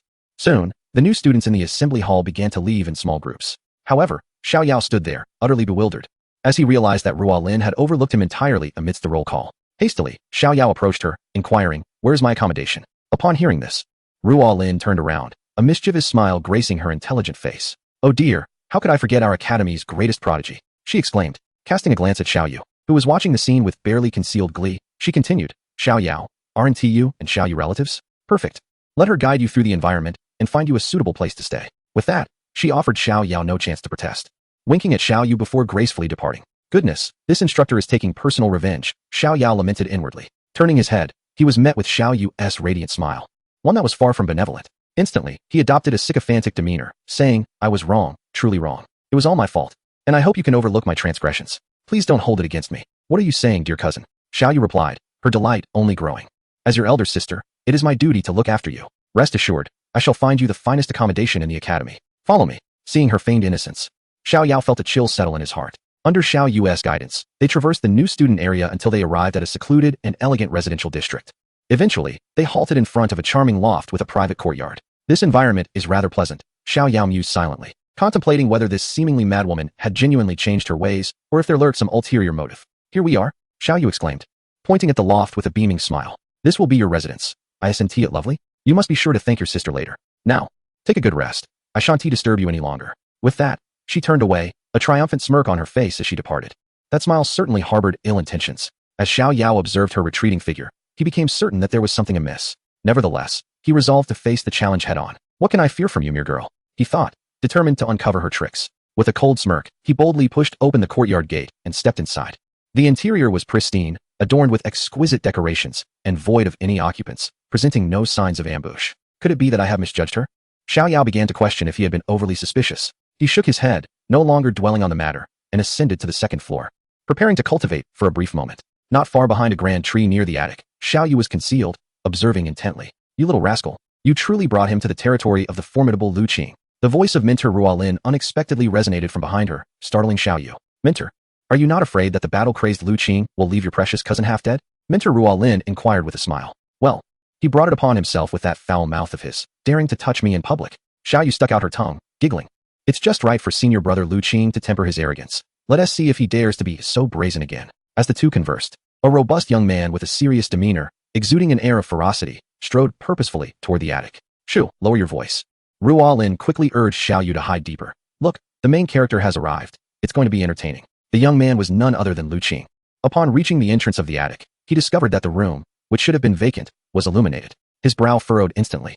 This room was a prize he had won in a recent competition. Today, he had intended to move in, only to find that someone had seized it before him. A surge of anger welled up within him. Without a second thought, he kicked the courtyard door, producing a resounding bang, and shouted toward the upper floor. Get out of there. Xiao Yao, who was cultivating upstairs, slowly opened his eyes upon hearing the thunderous shout. Trouble had indeed arrived. He had anticipated that Xiao Yu would not have good intentions. Descending the stairs, he opened the door and was met by the sight of a fierce-looking young man in his 20s. Not wishing to instigate conflict, he politely clasped his fists. Excuse me, senior brother, how may I assist you? Lu Qing, seeing Xiao Yao clad in the fresh attire of a new student, became even more disdainful. Get out, newcomer. This is my territory. Xiao Yao, noting the unpleasantness in his tone, felt his own politeness weighing. This is the dwelling arranged for me by my cousin Xiao Yu. Moreover, I have just inspected it. It is spotless, clearly never occupied. I have no desire to engage in idle chatter with you, Lu Qing retorted impatiently. I shall say this one last time, leave. Otherwise, I will ensure you are carried out. Xiao Yao smiled, though the smile held an icy demeanor. Is that so? I am quite curious to test your capabilities. Hearing Xiao Yao's cold and provocative words, Lu Qing's fury transformed into a mocking laughter. Well, a presumptuous newcomer. He ceased the banter, unleashing an overwhelming aura far surpassing that of a typical fighter, akin to a beast awakening from slumber. The intense waves of fighting spirit surged around him, creating visible ripples in the air. 8-star fighter, Lu Qing slowly announced his rank, his gaze filled with lofty arrogance. He had no intention of striking a newcomer, lest he be branded as a bully. In his view, merely displaying this crushing power would suffice to instill fear in the audacious youth before him, compelling him to tremble and plead for mercy. However, Xiao Yao's reaction once again left him disheartened. Faced with this formidable pressure, Xiao Yao merely curled his lip in disdain, his gaze akin to that of one observing a mere jester. Only an 8-star fighter? Xiao Yao's tone brimmed with unabashed disappointment. I expected more from you.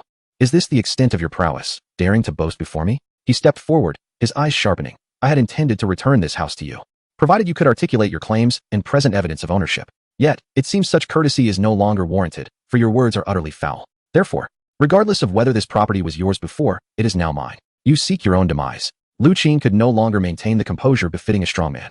Each word escaped his lips as if forced through clenched teeth. With a swift motion, he summoned a pitch-black spear into his hand. From a distance, concealed behind a tree, the mentor Ruolin observed the tense standoff and inquired, who do you believe will triumph? Xiao Yu, unable to contain her curiosity, whispered her question. Ruolin, intrigued, countered, what do you think? Isn't it obvious? Xiao Yu replied without hesitation, it must be senior brother Lu Qing. He is renowned on the external academy's strength rankings. A veritable powerhouse at 8 stars. Xiao Yao, regardless of his talent, is merely a 6-star fighter. There exists a significant divide, a full rank and 2-star levels apart. Not to mention, senior brother Lu Qing is 4 or 5 years his senior, possessing far greater battle experience. It is clear that senior brother Lu Qing will prevail. She paused, a mischievous smile gracing her face. Once senior brother Lu Qing has taught him a lesson to temper his arrogance. I shall step in as the good Samaritan to find him new accommodations. Ruo Lin smiled knowingly at her words, contemplating, indeed, by all logical standards. It would appear that way. A 6-star fighter stands little chance against an 8-star master. However, an inexplicable intuition nagged at her, for she sensed that the young man named Xiao Yao was not as simple as he appeared. During the last examination, she had sensed that he had not exerted his full strength. In the arena, Lu Qing had already made his move. With a thunderous roar, he stomped his foot against the ground, propelling himself forward like a cannonball aimed directly at Xiao Yao. The black spear in his hand transformed into a lethal black line, shrieking through the air as it lunged towards Xiao Yao's throat. Stone-splitting thrust. This strike was powerful and swift as lightning. Yet, in the face of this ferocious assault, Xiao Yao did not flinch or evade. At the very moment the spear tip was about to pierce his skin, he shifted his body with ghostly agility, sidestepping just enough to narrowly escape the spear's lethal point. Surprisingly, rather than retreat, he surged forward, closing the distance and instantly placing himself before Lu Qing. Lu Qing was taken aback, utterly unprepared for such astonishing speed. The advantage of the spear lay in its reach. Once in close quarters, its power would diminish significantly. He hastily attempted to sweep his spear horizontally. Yet, Xiao Yao would not grant him such an opportunity. Before him, Xiao Yao's fingers resembled a sword, the tips entwined with delicate, lavender arcs of electricity that danced like playful sprites. Rather than engaging in a direct confrontation with the sharp tip of the spear, he employed an extraordinarily deft technique, striking the solid shaft with precision time and again. Each tap resonated with a crisp metallic clang. Lu Qing felt torrents of tingling, yet overwhelming thunderous energy surging through the spear into his arm's meridians, rendering the flow of his fighting spirit obscure. The spear in his grasp seemed to transform, suddenly feeling as weighty as 1,000 pounds. What is happening? How can this fellow's fighting spirit be so bizarrely domineering? A tempest of astonishment surged within Lu Qing. At that very moment of distraction, Xiao Yao seized the opportunity. With the Xin Lei remnant shadow step, his figure left behind an afterimage while his true self appeared to Lu Qing's left side. It is over. His voice, devoid of emotion, bore the finality of death's decree. A hand, suffused with thunderous fighting spirit, lightly pressed against Lu Qing's chest. Bang! Lu Qing's body was sent flying as if struck by a rampaging bull. His protective fighting spirit shattered in an instant. He crashed heavily to the ground, spitting blood, his complexion paling dramatically. Defeated, he fell with such swiftness and without the slightest chance of retaliation. Xiao Yao slowly withdrew his hand, his breath remaining utterly unperturbed. Approaching Lu Qing, he refrained from excessive mockery, merely stating in a tone of factual simplicity, "You have lost. This residence now belongs to me. Should you disagree, you are welcome to challenge me again at any time." Struggling to rise from the ground, Lu Qing gazed at the unscathed youth before him, his eyes devoid of the previous arrogance, replaced instead by astonishment. He accepted his defeat wholeheartedly. "I have lost. This residence is yours." He retrieved the spear he had dropped, awkwardly cupping his fists in a bow towards Xiao Yao before turning away, limping silently as he departed. In the distance, concealed behind the trees, Ruo Lin and Xiao Yu stood in stunned silence. No, it's impossible. The disbelief in Xiao Yu's beautiful eyes was palpable. He actually won, and so effortlessly. A 6-star warrior defeating an 8-star master outright?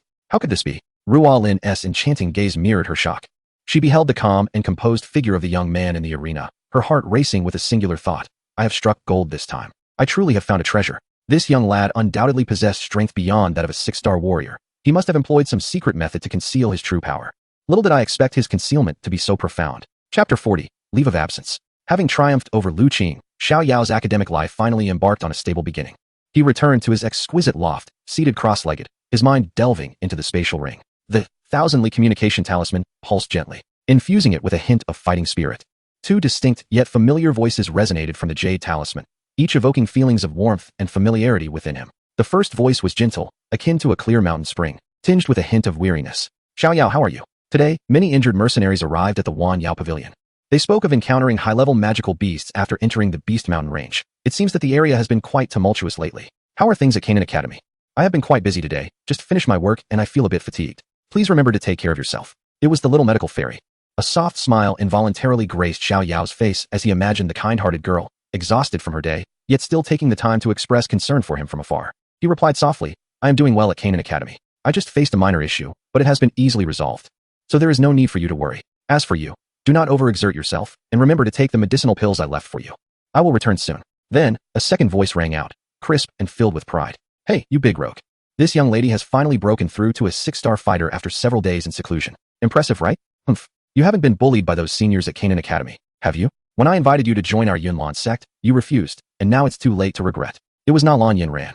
Xiao Yao shook his head in resignation. This girl had such a peculiar way of showing concern. She had indeed once urged him to join the Yunlan sect, but he had declined. He smiled as he replied, "Congratulations to the young master for finally achieving this breakthrough. Rest assured, I am managing well at Canaan Academy. Of course, there are troublemakers, but none are my match." Since that day of parting, communicating with the two distant beauties through this small jade talisman had become the sole embellishment in Xiao Yao's otherwise monotonous training life. Even Nalan Yanran, who had previously never replied voluntarily, now responded to every message, occasionally sending teasing remarks to assert her presence. Days flowed by in this manner. Aside from his training, Xiao Yao often wandered the depths of the academy's back mountain, hoping to chance upon the formidable Wang Xian. Unfortunately, after several months of searching, he had yet to catch a glimpse of her. It seemed that, according to the storyline, that little one had likely been discovered by the Grand Elder Su Qian and taken back to the inner courtyard as a treasured pet. The prospect of encountering her in the outer courtyard was but a fanciful dream. Nevertheless, with more than a year until the inner courtyard qualification selection, there was no need for haste. Xiao Yao soon devised a new plan. The immediate priority was to enhance his strength.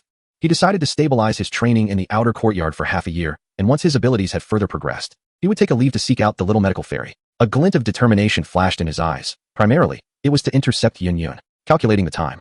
In 6 months, that woman would likely venture into the Beast Mountain range for the purple spirit crystal. He needed to encounter Yun Yun before Xiao Yan did, otherwise, that rascal might seize the opportunity again. Thus, for the next 6 months, Xiao Yao wholeheartedly entered a state of rigorous training.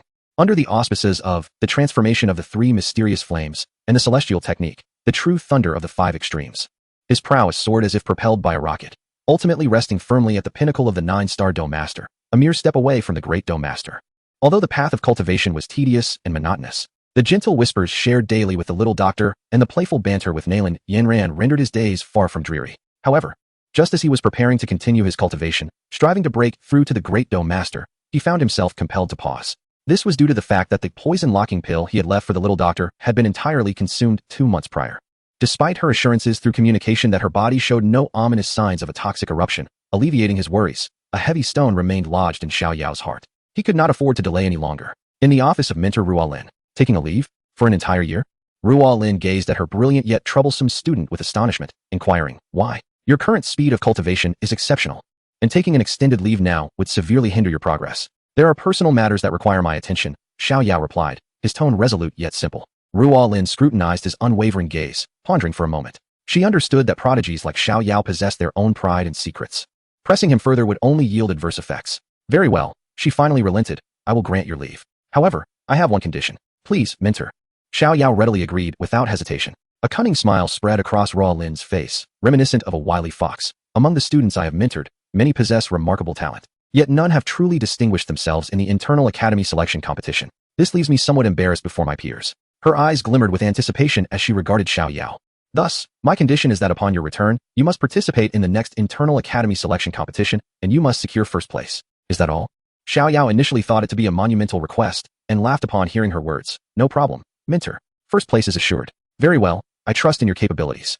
Remember to return on time for the internal academy selection competition." Following the approval of his leave, Xiao Yao wasted no time and departed from the Canaan Academy that very day. As he walked along the path, he eagerly retrieved his communication jade talisman, eager to share his joy with the distant beauty. "Little doctor, I have taken a long leave. I am now leaving Canaan Academy and preparing to return to the Gamma Empire. I shall soon arrive in Qingshan Town to find you." The jade talisman quickly responded, filled with the little doctor's unmistakable delight. "That's wonderful. However, Xiao Yao, you may come to Qingshan Town a little later. I have encountered some matters and am temporarily outside the borders of the Gamma Empire. But fret not, I shall return within a month." Xiao Yao's steps faltered abruptly. Not within the Gamma Empire?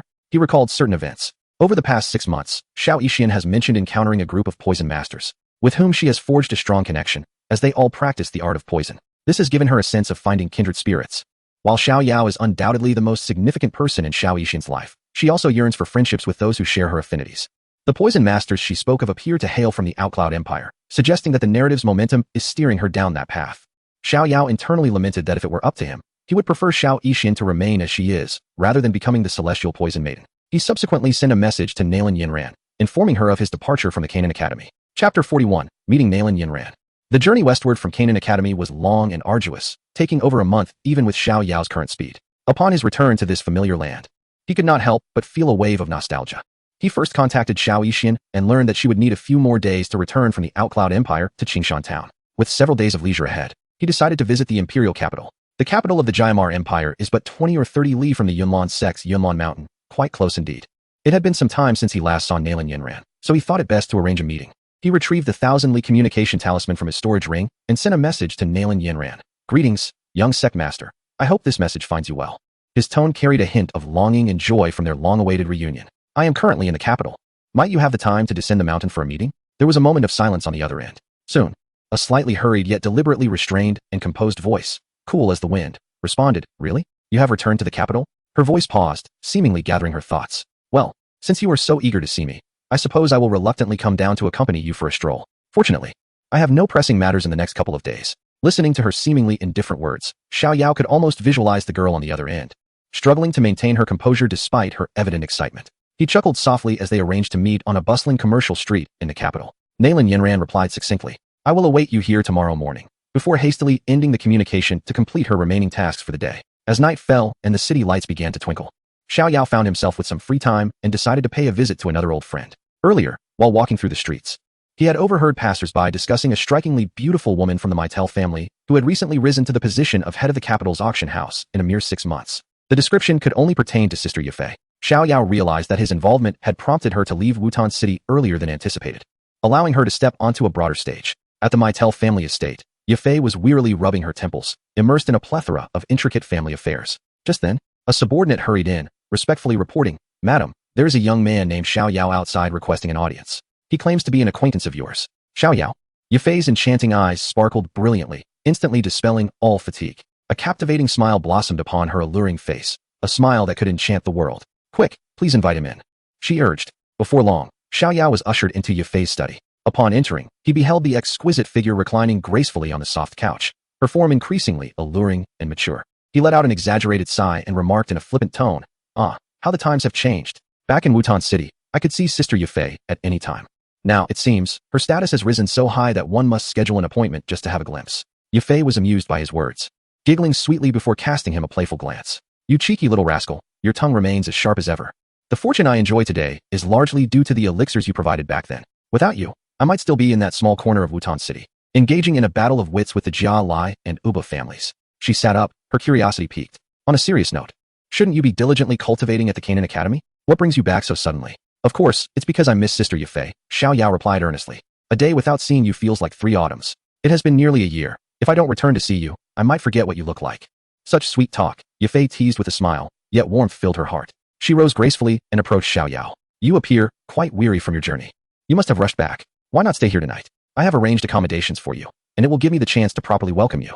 That sounds splendid, Xiao Yao replied, more than willing to accept her offer. The following morning, after bidding farewell to Yafei and promising to visit again soon, he made his way alone to the bustling commercial street where he had arranged to meet Nalan Yanran. The street was lined with shops, a dazzling array of wares on display. Suddenly, his attention was drawn to a stall featuring a uniquely crafted figurine. The figurine, roughly the size of a palm, was carved from an unknown fragrant wood, its features exquisitely detailed, dressed in a delicate white gauze dress, exuding a charming innocence that was utterly delightful. Though an ordinary toy, the craftsmanship was remarkable. If he had the opportunity, he might learn to create one himself to gift to someone special. Lost in thought, he was suddenly tapped lightly on the shoulder from behind. What are you standing there gaping at, big rascal? A clear, melodious voice with a hint of pride chimed from behind him. Xiao Yao turned to see Nalan Yanran, and he couldn't help but pause in surprise.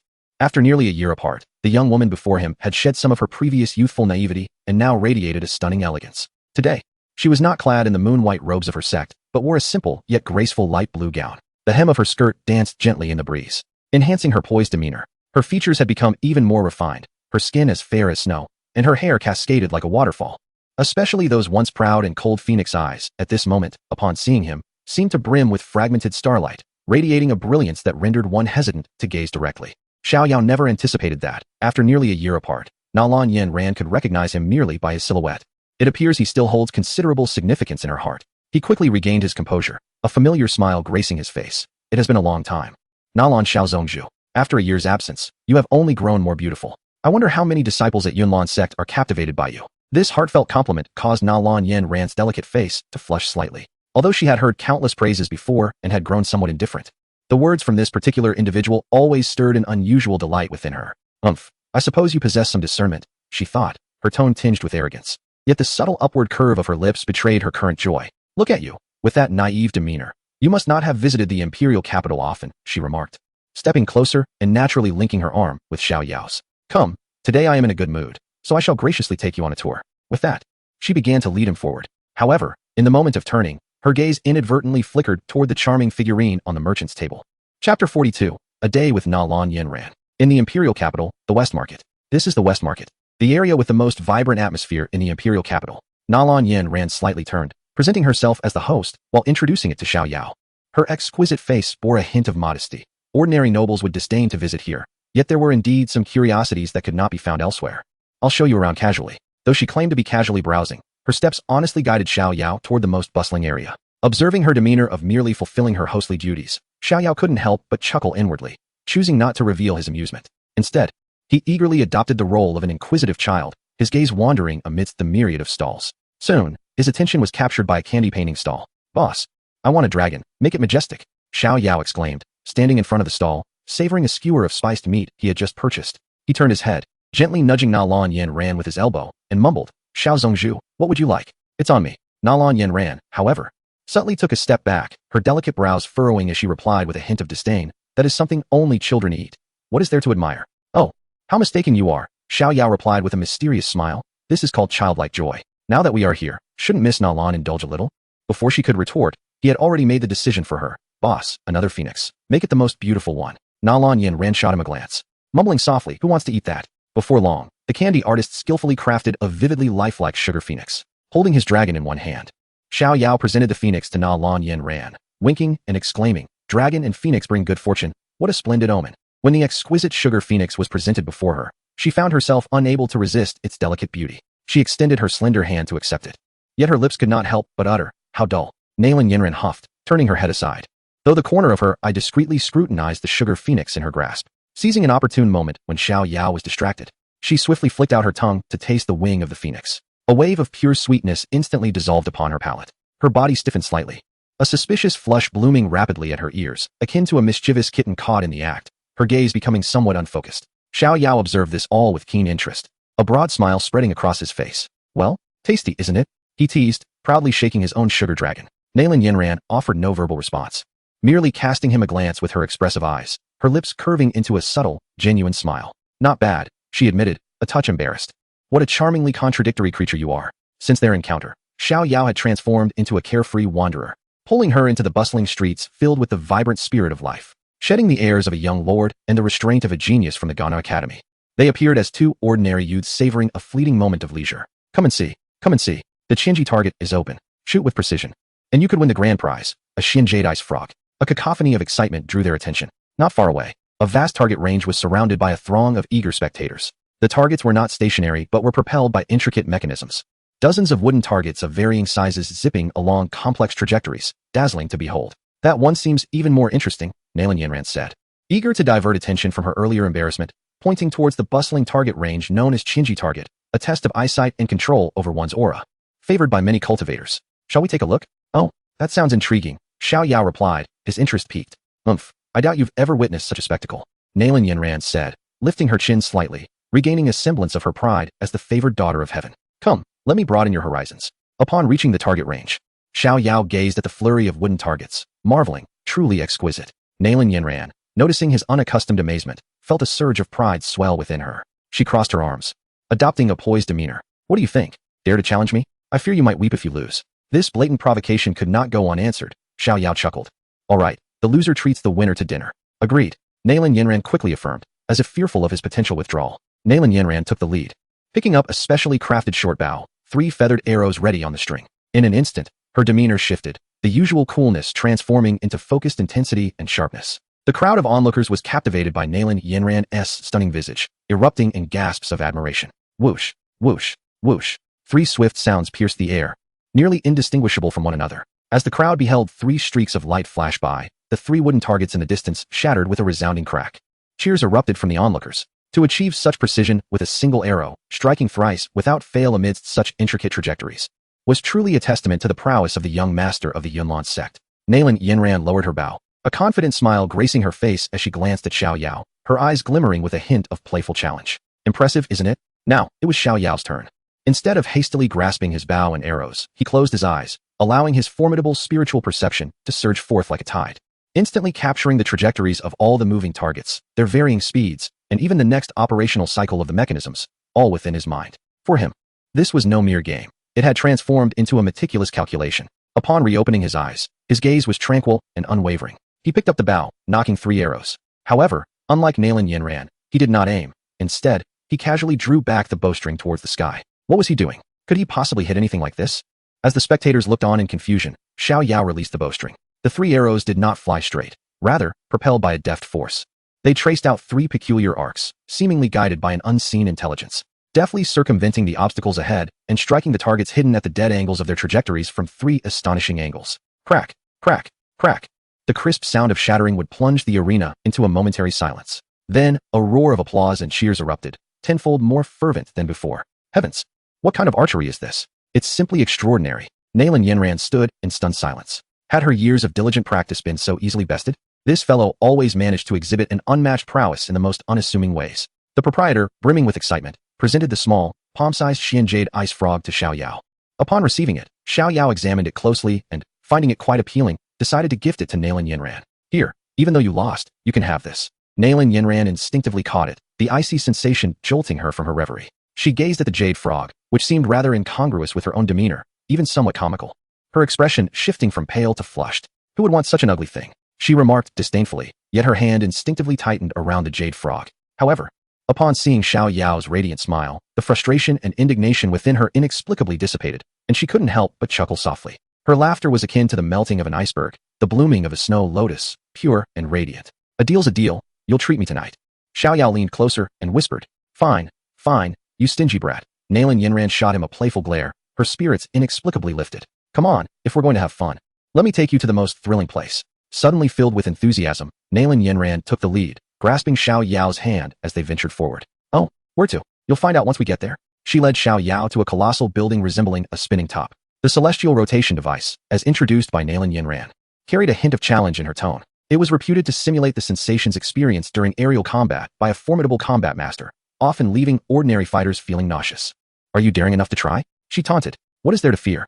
Xiao Yao chuckled inwardly at her bravado. Humph, quite the audacious claim. Nalan Yanran huffed. Today, I shall accompany you for a round, so you can understand the heights and depths of the world. Both took their seats, and as the disc began to spin wildly, the pride that had adorned Nalan Yanran's face moments before shattered into an uncontrollable gasp. Instinctively, she grasped Xiao Yao's arm tightly and shut her eyes. Ha ha. Who was it that claimed I would learn humility? Xiao Yao's laughter echoed amidst the roaring winds. You be quiet.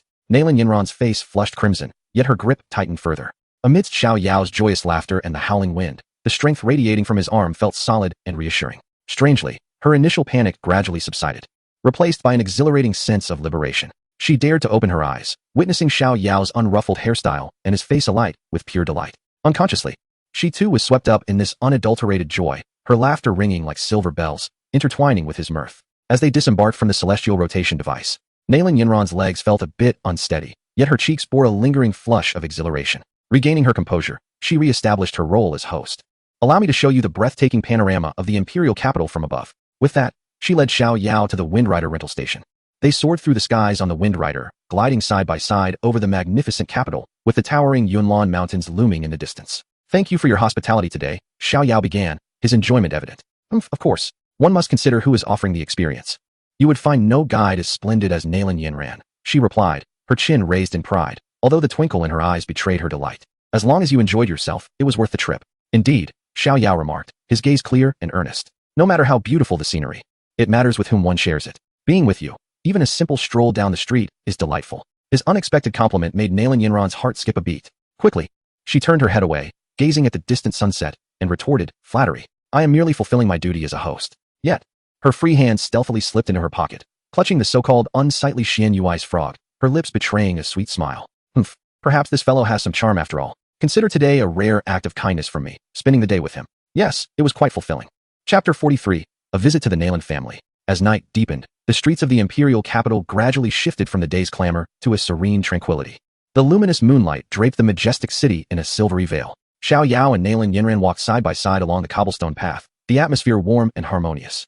A day filled with adventures has undeniably brought the two closer than mere acquaintances. As twilight descended, Nalan Yanran paused, casting a glance at the side of Xiao Yao, a subtle blush gracing her cheeks. Why not spend the night at my home instead of the inn? Allow me to extend my hospitality. Your home? Xiao Yao acknowledged. Taken aback by Nalan Yanran's proposition. You wouldn't be plotting something untoward, would you? I must inform you. I, Xiao Yao, am not one to be trifled with. A mischievous grin adorned his face, seizing the chance to tease Nalan Yanran. Huh, as if I would be interested in you, she scoffed, unimpressed by his banter. If you refuse, then you may return to your shabby inn. Nalan Yanran pouted, having long since developed immunity to Xiao Yao's playful jests. Ah, come now. How could I possibly decline the invitation of my beloved to her abode? He retorted, his tone shifting as an odd smile crept upon his face. However, I must admit, I am quite curious. How do you plan to introduce me to the clan leader Nalan and your fiery grandfather? After all, I am a member of the Xiao family. Nalan Yanran's smile faltered, her thoughts racing. How would she introduce him? This is my new friend, Xiao Yao from the Xiao family? The thought flickered through her mind, but was promptly dismissed. No, that wouldn't do. After the tumultuous fallout with her grandfather over the dissolution of the engagement with Xiao Yan, she couldn't imagine the uproar that would ensue if she brought another man from the Xiao family home. Surely her grandfather would unleash his fury with that dragon-headed cane of his, and her father would certainly have his reservations. Standing there, her delicate teeth biting into her crimson lip, her pretty face reflected a tumult of conflict and distress. Should she take him home?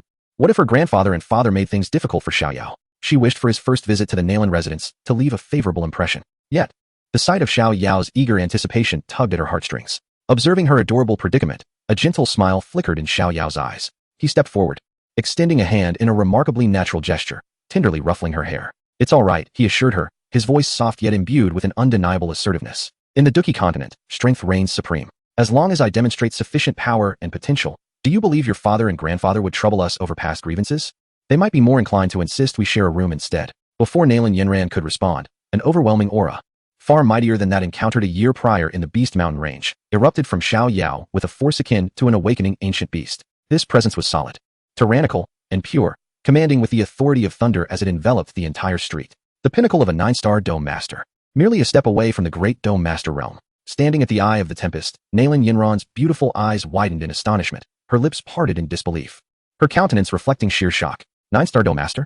The pinnacle? How is this possible? Her mind nearly ground to a halt in that moment. A year ago, when they encountered each other in the Warcraft Mountains, the prowess he exhibited was merely that of a 6-star fighter. Yet, in this brief span of 1 year, he had ascended an entire rank to reach the pinnacle of a fighter. Meanwhile, I had toiled day and night, only just managing to break through to a 1-star fighter. The chasm of disparity between us was so vast that it shattered her innate pride, which was characteristic of a genius, into countless fragments. Observing the astonished expression on the young girl's face, an unprecedented sense of satisfaction surged within Xiao Yao. He gradually reigned in his aura. Yet the shock he had imparted upon Nalan Yanran was far from over. Extending his finger, he gently flicked it, and a beautiful flame, shimmering in hues of gold and purple, akin to translucent glass, began to dance delicately at his fingertip. I forgot to mention, Xiao Yao's voice, reminiscent of a devil's whisper, echoed once more in her ear. Besides my training, I casually dabble in alchemy as well. I would modestly classify myself as a 6th-tier alchemist. If fortune favors me, I may soon reach the 7th tier. At this moment, Nalan Yanran found herself utterly speechless. The phrase 6th-tier alchemist resounded wildly in her mind. The renowned Danwang Gu He, celebrated throughout the Jaimar Empire, was also merely a 6th-tier alchemist. And he claimed he was on the verge of attaining the 7th tier? He was only 17, a 17-year-old at the peak of 9 stars as a fighter. A 17-year-old 6th-tier alchemist. This was utterly unprecedented. Was he even human? He was nothing short of a monster. In this moment, Nalan Yanran's heart was engulfed by an unprecedented and profound impact. She was a proud individual, her pride stemming from her extraordinary talent and notable lineage. From a young age, she had been taken under the wing of her teacher, Yin Yun, due to her exceptional gifts. And she had even risked her life to pass the trials of the life and death gate to become the junior sect master. Yet, she understood that beyond her, there existed others with greater talents. While her gifts were commendable, they had not reached a level where she could look down upon all others. Thus, she comprehended better than anyone else what Xiao Yao's exhibition meant that night. She had always believed that a man worthy of her, Nalan Yanran, must possess a talent and strength that would make even her gaze upward in admiration. The Xiao Yao before her not only fulfilled this criterion, but far surpassed her boldest imaginings. As she gazed at him, all her previous complexities, entanglements, and resentments evaporated in that moment, replaced by a brilliance akin to the stars, a glow named admiration and affection. Xiao Yao, witnessing her infatuated demeanor, smiled with satisfaction. He stepped closer, gently lifting her smooth chin with his finger, compelling her to meet his gaze. So, my esteemed junior sect master, his voice laced with teasing and allure. May I accompany you home now? Nalan Yanran, staring into his deep, soul-capturing eyes, found her mind blank. Instinctively, she nodded vacantly yes. Chapter 44. Nalan Yanran's apology. Under the guidance of Nalan Yanran, The two traversed the bustling night market of the imperial city, making their way towards the Nalan family mansion. Although fortified by Xiao Yao's audacious declaration, as they drew nearer to home, Nalan Yanran's heart raced uncontrollably, her palms dampened with a sheen of nervous sweat.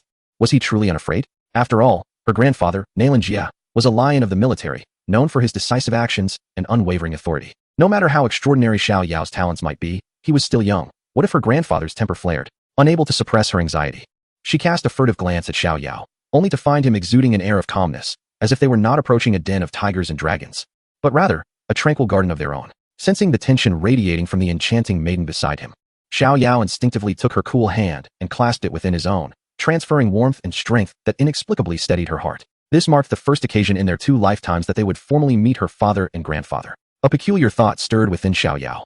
Although he possessed unwavering confidence in his abilities and potential to impress them, a flicker of uncertainty lingered in his heart. As they approached, a grand estate loomed before them. Sprawling and imposing, the crimson gates were flanked by 2 majestic stone lions and 8 formidable guards, each exuding a composed aura, their strength surpassing that of ordinary fighters.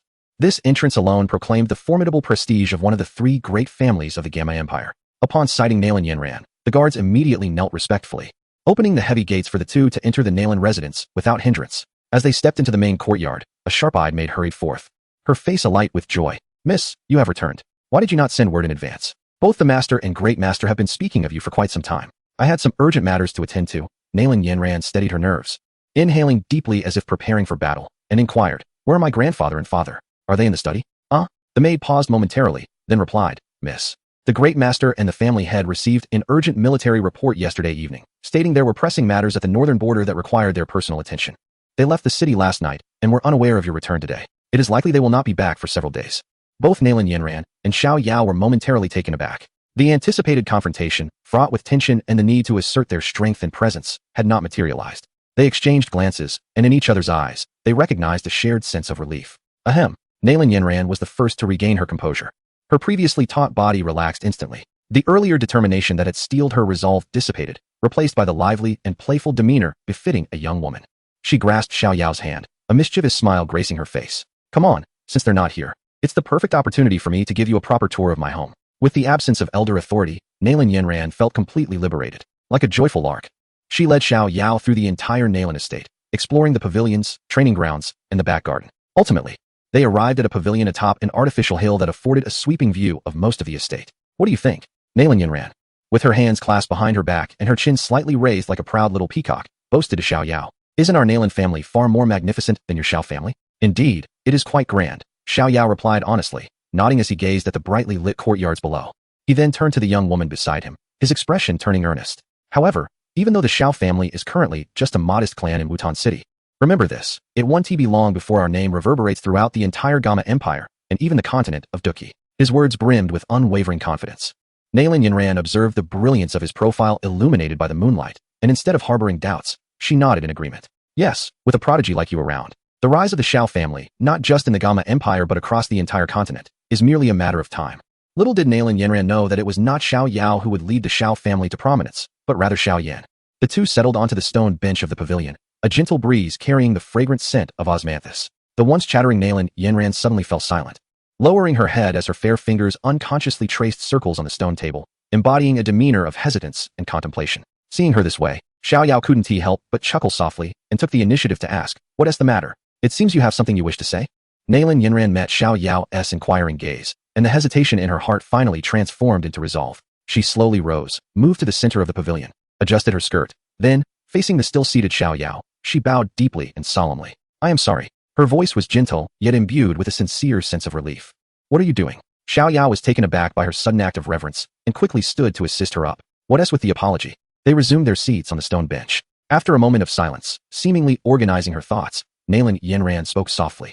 "This apology is for my previous action of withdrawing from the engagement with the Xiao family." Her gaze unwavering, she looked directly at Xiao Yao. "I know you are not the one directly involved, but you are, after all, part of the Xiao family. My actions back then were impulsive and disrespectful, and they undoubtedly tarnished your family's reputation." Xiao Yao was momentarily taken aback. He anticipated her to address the matter so earnestly. Nalan Yanran's gaze drifted to the radiant moon outside the pavilion, revealing a hint of nostalgia and confusion in her eyes. "Since childhood, I have been sent to Yunlan's sect to cultivate. Later, I was fortunate enough to be accepted as the sole disciple of my master." She treated me as if I were her own daughter and held great expectations for me. To not disappoint her, and to be worthy of the title of the young master of the Yunlan sect, I exerted efforts beyond what most could imagine. Finally, at the age of 15, I achieved this goal. I gained recognition from the sect of life and death, and officially became the young master. However, on the day of my coronation, I learned for the first time from my grandfather that I had an unseen fiancé, whom he had betrothed to me in my infancy. According to the rules of the Yunlan sect, once one becomes the young master, any personal romantic entanglements are forbidden. Later, I discovered that my fiancé, a prodigy from the Xiao family, had lost all his fighting spirit and had become a mere shell of a man, unable to even condense his fighting energy. As she spoke, a hint of bitter self-mockery appeared on her face. In that moment, it felt as though the heavens were collapsing around me. All my efforts and my future seemed to be shackled by this absurd engagement. I was utterly at a loss for what to do, and thus chose the most foolish and hurtful way to confront the Xiao family. She turned back to Xiao Yao, her gaze imbued with sincerity. I admit that at that time, I was proud and ignorant. Deep down, I looked down upon him. I was the young master of the Yunlan sect, the legitimate daughter of the Nalan family. While Xiao Yan was unable to even store fighting energy, his power forever stagnating at the 3rd level. I felt he was unworthy of me. Yet now, I realize how utterly misguided my thoughts and actions were. Her tone suddenly grew resolute. However, if given another chance, I would still choose to annul the engagement. My fate, my life, I wish to determine for myself, rather than be bound by a contract set by my elders. I would merely choose a different approach. She spoke softly, her eyes reflecting a hint of guilt. A more respectful and considerate manner that would not put Uncle Xiao in a difficult position, nor insult Xiao Yan, nor bring disgrace to the Xiao family. She looked at Xiao Yao, her eyes finally carrying a plea. What I wish to convey to you today is that I hope you can relay my apologies to Xiao Yan. Please also tell him that I will not forget our 3-year agreement. I will await him at the pinnacle of the Yunlan sect, ready for him to challenge me honorably and redeem all the humiliation he and the Xiao family have endured. After saying all this, Nalan Yanran felt as if she had shed the heaviest burden from her heart, her demeanor lightening significantly. Chapter 45. Implication? Xiao Yao listened quietly to Nalan Yanran's tale until she spoke her final word. The pavilion once again fell into silence, broken only by the rustling leaves stirred by the evening breeze. Observing the young woman before him, who had cast aside all defenses and pride to candidly reflect on her past, a genuine, satisfied smile emerged on Xiao Yao's face. This is how it should be. Recognizing one's mistakes and striving for redemption is a virtue indeed. This is the woman I, Xiao Yao, admire. Gradually, Xiao Yao broke the silence. What you just said, I have already relayed to Xiao Yan. What? Upon hearing this, Nalan Yanran abruptly lifted her head, her beautiful eyes filled with confusion. What do you mean by that? Xiao Yao gazed at her, a glimmer of cunning and understanding in his eyes. I have long anticipated that, given your disposition, there would come a day when you would realize that your past actions were misguided. Furthermore, you would inevitably seek an opportunity to apologize to Xiao Yan and the Xiao family. Thus, I took the liberty of informing Xiao Yan of the words you would one day express. Perhaps at that moment, my words could be deemed a trivial deception. However, it now appeared, as he smiled gently at her, that it had transformed into a veritable truth, had it not? Nalan Yanran was utterly astonished by his astute foresight. She had not expected this fellow to calculate her heart to such an extent. He understood her so profoundly. Curiosity getting the better of her, she inquired. But what if you are mistaken? What if I remain obstinate and unrepentant? Wouldn't your lie then become irretrievable? Impossible, Xiao Yao replied, his voice brimming with unwavering confidence. The woman I, Xiao Yao, have set my sights upon cannot possibly be selfish and unyielding. You. His candid declaration made Nalan Yanran's cheeks flush with warmth once more. Although she had grown somewhat immune to his charming words over time, his unyielding tone and straightforward assertion of possession sent her heart racing like a startled deer. Humph. Who says I am yours? She turned her head away haughtily, unwilling to meet his gaze. I have never acknowledged that. Cease your delusions. Oh, is that so? Xiao Yao responded, unperturbed, leaning closer and lowering his voice to a magnetic timbre. Then let me ask you, if it were I, Xiao Yao, who had been betrothed to you by the Xiao family, would you still seek to annul the engagement? In an instant, Nalan Yanran was rendered speechless. She had intended to retort that she would reject anyone, but for some reason, when faced with Xiao Yao's expectant, profound gaze, the words simply would not form. A sudden thought flashed through her mind, and she hastily devised an alternative argument as her shield. Regardless of my decision, the Yunlan sect has rules. The sect master and the young master must refrain from any romantic entanglements during their tenure to avoid hindering their cultivation. She looked at Xiao Yao, forcing herself to maintain composure. If you wish for me, Nalan Yanran, to become your woman, you should first consider how to resolve this monumental predicament. She believed this challenge would dissuade Xiao Yao, but to her surprise, he merely scoffed. The rules of the Yunlan sect?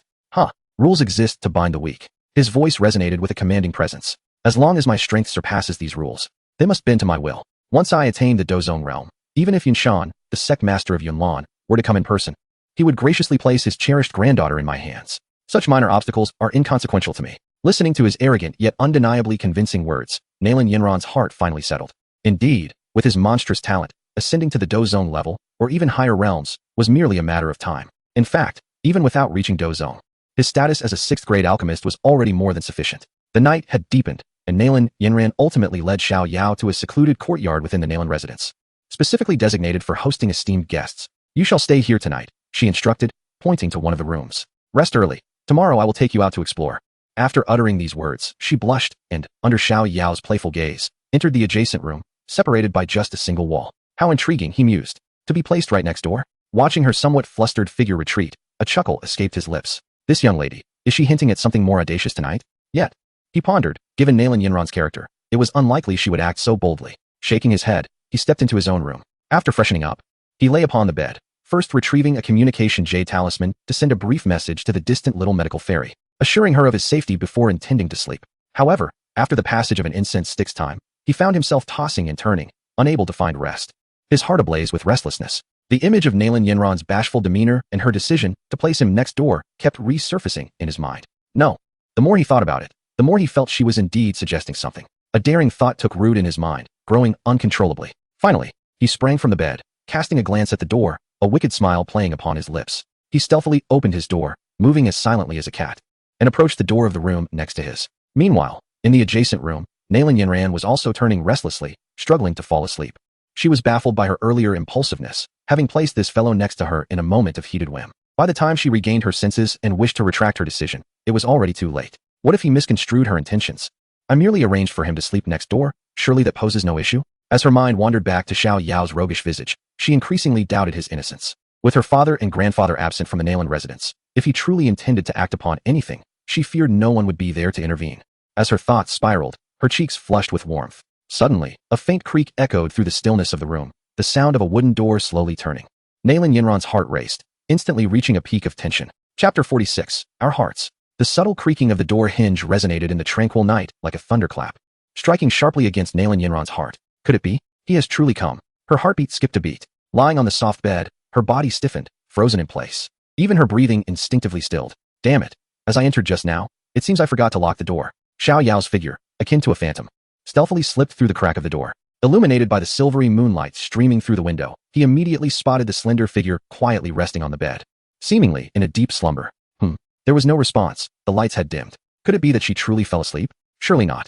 Could it be that I misjudged the situation and that Yanran had not, in fact, offered me any indication? Xiao Yao felt a twinge of hesitation within him. Yet, having come this far, it would be a great loss to turn back now. With an insatiable curiosity, he quietly closed the door behind him and stealthily made his way towards the bed, step by careful step. Nalan Yanran could distinctly hear the approaching footsteps, each echoing like a delicate heartbeat, reverberating upon her very soul. She sensed his presence drawing near, standing right beside her bed in that very moment. Anxiety gripped her, rendering her breathless, as her thoughts spiraled into a chaotic whirlwind. What could he possibly intend to do? If he were to act excessively towards me later, should I resist or remain passive? Regardless, I shall feign slumber for now. As Xiao Yao approached, illuminated by the moonlight, he observed that the enchanting maiden on the bed lay utterly still. However, her delicately arched brows were slightly furrowed, and her breathing was a touch more rapid than one would expect during a deep slumber. Little girl, are you attempting to play this game with me? Xiao Yao couldn't help but chuckle to himself. It was evident from her demeanor that she was merely feigning sleep. Amusement sparked within him as he playfully extended his finger, gently prodding the delicate, porcelain-like visage of Nalan Yanran. Lowering his voice to a soft whisper, he inquired tenderly, "Yanran, are you asleep?"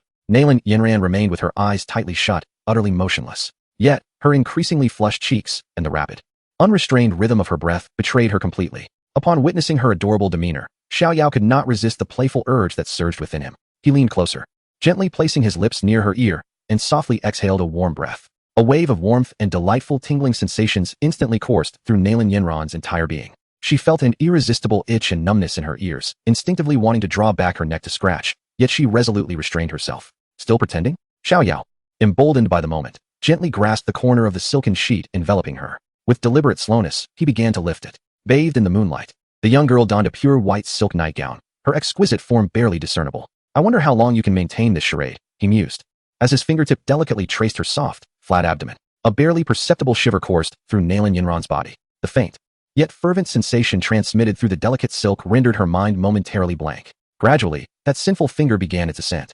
As it approached the most tender and forbidden realm of her bosom, Nalan Yanran's breaths grew increasingly rapid and heated, her fair visage blushing to the point of resembling a ripe fruit. I can't endure this any longer. I must act, she resolved. preparing to awaken with the intent to cast this scoundrel away with a swift kick. That finger, however, abruptly ceased all movement and withdrew. Nalan Yanran couldn't help but exhale in relief, pondering that, fortunately, this scoundrel still possessed a modicum of restraint. She then heard Xiao Yao, almost as if in a soliloquy, utter a softly spoken phrase laced with disappointment. He truly has fallen asleep? It seems I have overthought it. Following this, the blanket that had been pulled aside was gently restored over her form, enveloping her snugly. Just when Nalan Yanran believed this harrowing nocturnal encounter was finally drawing to a close, she sensed Xiao Yao's breath as he leaned in once more. Subsequently, an incredibly gentle yet distinctly warm sensation graced her cheek. Xiao Yao had kissed her. Moments later, she heard the faint sound of his retreating footsteps and the soft click of the door as he exited. Xiao Yao had departed. Only after confirming that he had truly left did Nalan Yanran dare to abruptly open her eyes, gasping for air as her chest heaved violently. This rogue, this shameless scoundrel. Anger and embarrassment surged within her. I should never have pretended to sleep. I should have kicked him out the moment he entered. How dare he invade a girl's boudoir and act in such a manner? The more she thought, the angrier she became, her face flushing deeper. Yet, as she continued to reflect, that indignation gradually transformed, unbeknownst to her, into a peculiar sweetness. She couldn't resist extending her hand to gently touch the cheek that had just been kissed, where it seemed his warmth and breath still lingered. Despite his audacity and repulsiveness, her heart raced so quickly. I seem not to dislike his actions. What is happening to me? Since when has this fellow's presence become inescapable?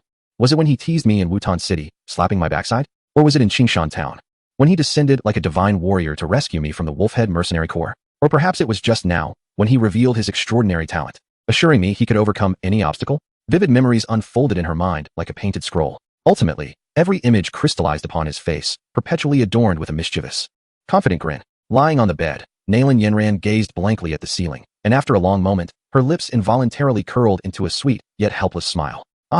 I seem to have genuinely fallen for this rogue. Meanwhile, Xiao Yao, upon returning to his own room, felt his heart race slightly. Yet a blissful smile could not help but grace his lips. He admitted that the final kiss he bestowed upon Nalan Yanran was somewhat of a gamble.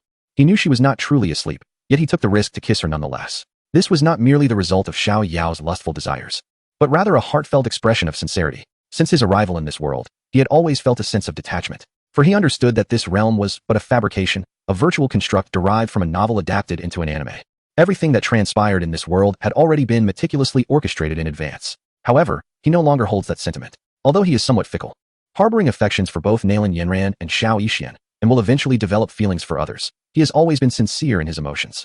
Even if this world is but a fabrication, love renders everything else inconsequential. The world may be illusory, yet love is undeniably real. Chapter 47. Journey to the 10,000 Medicine Pavilion. Early the next morning, as Xiao Yao pushed open his door to call for Nalan Yanran, the door next door creaked open simultaneously. Their gazes met, and they both noticed the faint, matching dark circles beneath each other's eyes, a clear indication that the previous night, filled with ambiguity and flirtation, had robbed them of sleep. Observing the slight evasiveness mingled with undeniable shyness in Nalan Yanran's eyes, Xiao Yao could not help but reminisce about the captivating moments of the previous night. A mischievous smile crept across his face. Yanran, did you not sleep well last night? The moment he spoke, he abandoned the aloof and teasing persona of the Nalan sex young master or the esteemed young lady, opting instead for an endearing appellation.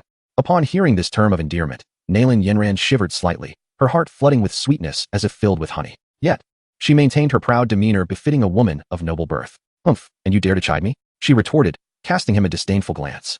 You yourself are sporting two prominent dark circles, are you not? Coughing slightly, Xiao Yao awkwardly rubbed his nose and fabricated an excuse. I simply have trouble sleeping in unfamiliar surroundings. Is that so? A charming smile danced at the corners of Nalan Yanran's lips, clearly skeptical of his clumsy justification. As they shared a glance, the mirth reflected in each other's eyes dispelled the earlier awkwardness that had arisen from their mutual understanding. In the midst of this warm ambience, a pure white homing pigeon suddenly descended from the sky, landing deftly on Nalan Yanran's smooth arm.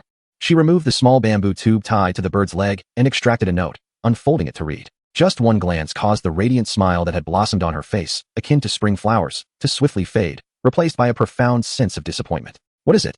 Xiao Yao inquired hastily. What does the letter say? Has something occurred? Nothing much, Nalan Yanran replied, shaking her head as she handed him the note. Her tone tinged with helplessness and reluctance. It's a message from my master. She mentioned that there are urgent matters within the sect that require my immediate attention. Upon reading the note, Xiao Yao understood. Master? Yin Yin perhaps? Considering the timing, it seemed she was preparing to venture to the Beast Mountain range in search of the amethyst-winged Lion King. Summoning Nalan Yanran back must have been to delegate sect affairs in her absence. Everything was proceeding as per the narrative. Do not worry, he reassured her, returning the note.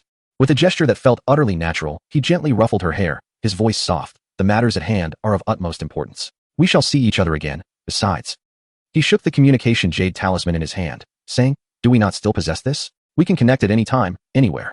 Nalan Yanran, feeling the warmth radiating from the large hand above her head, found that her sense of loss was somewhat alleviated by this tenderness. She nodded gently like a well-behaved little kitten. Let us go. I shall escort you. The two walked in silence, side by side on the streets of the imperial city in the early morning. Gone were the previous moments of laughter and playfulness. Yet the atmosphere felt even more warm and tranquil. They continued until they reached the outskirts of the imperial city, on the road leading to Yunlan sect, where Nalan Yanran finally halted. Let us part here. All right. Xiao Yao extended his hand once more, smoothing the hair that the morning breeze had tousled, softly saying, go ahead. Nalan Yanran gazed at him, her beautiful phoenix eyes filled with profound reluctance. Suddenly, she stepped forward, opened her arms, and embraced Xiao Yao tightly. This embrace held no trace of desire, only a faint sadness and longing belonging to the moment of parting. At that instant, Xiao Yao received a reward from the system. Ding. Detection of significant character Nalan Yanran's emotional change. Reward granted.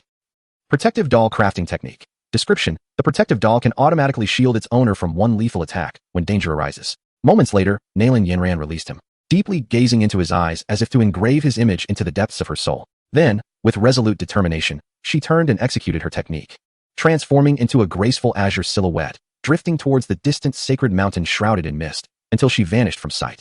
Xiao Yao stood there for a long while before slowly retracting his gaze. He composed himself, his face regaining its confidence and composure. Upon reviewing the system's reward, he realized the protective doll was indeed a remarkable item, capable of withstanding a lethal attack from a half-saint level or below. However, its crafting difficulty was quite substantial, and at present, Xiao Yao was unable to create even one. Well, perhaps another time, he thought, as he concluded his moment with Nalan Yanran. Next, his gaze shifted towards the direction of Qingshan Town. It is time to visit Qingshan Town and seek my little healer. Several days later, in Qingshan Town, the small town adjacent to the Beast Mountain range was, as ever, infused with an air of ferocity and wildness. The streets were teeming with mercenaries, their faces bearing fierce expressions, while the air still carried the unique scent of mingled strong liquor and blood. Xiao Yao was no stranger to this. Before arriving, he had already contacted the little healer through the 1,000-mile communication talisman, and learned that she had safely returned to Qingshan Town 2 days prior.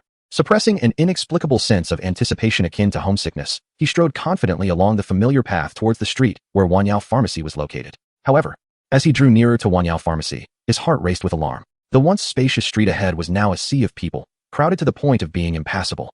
At the heart of the bustling crowd, a remarkably long queue had formed before the modest entrance of Wanyao Zhai. Within this line stood a collection of burly mercenaries, all robust and formidable. Yet, curiously, these typically combative individuals, known for their quick tempers, were now standing in an orderly fashion, with not a single voice raised in uproar, their expressions reflecting a blend of reverence and humility. Xiao Yao maneuvered through the throng, rising onto his toes, and at last caught sight of the delicate figure he had long yearned for, diligently attending to her duties within the apothecary. She was clad in a simple white dress, her face adorned with a gentle smile as she patiently bandaged the wounds of a mercenary who had lost an arm.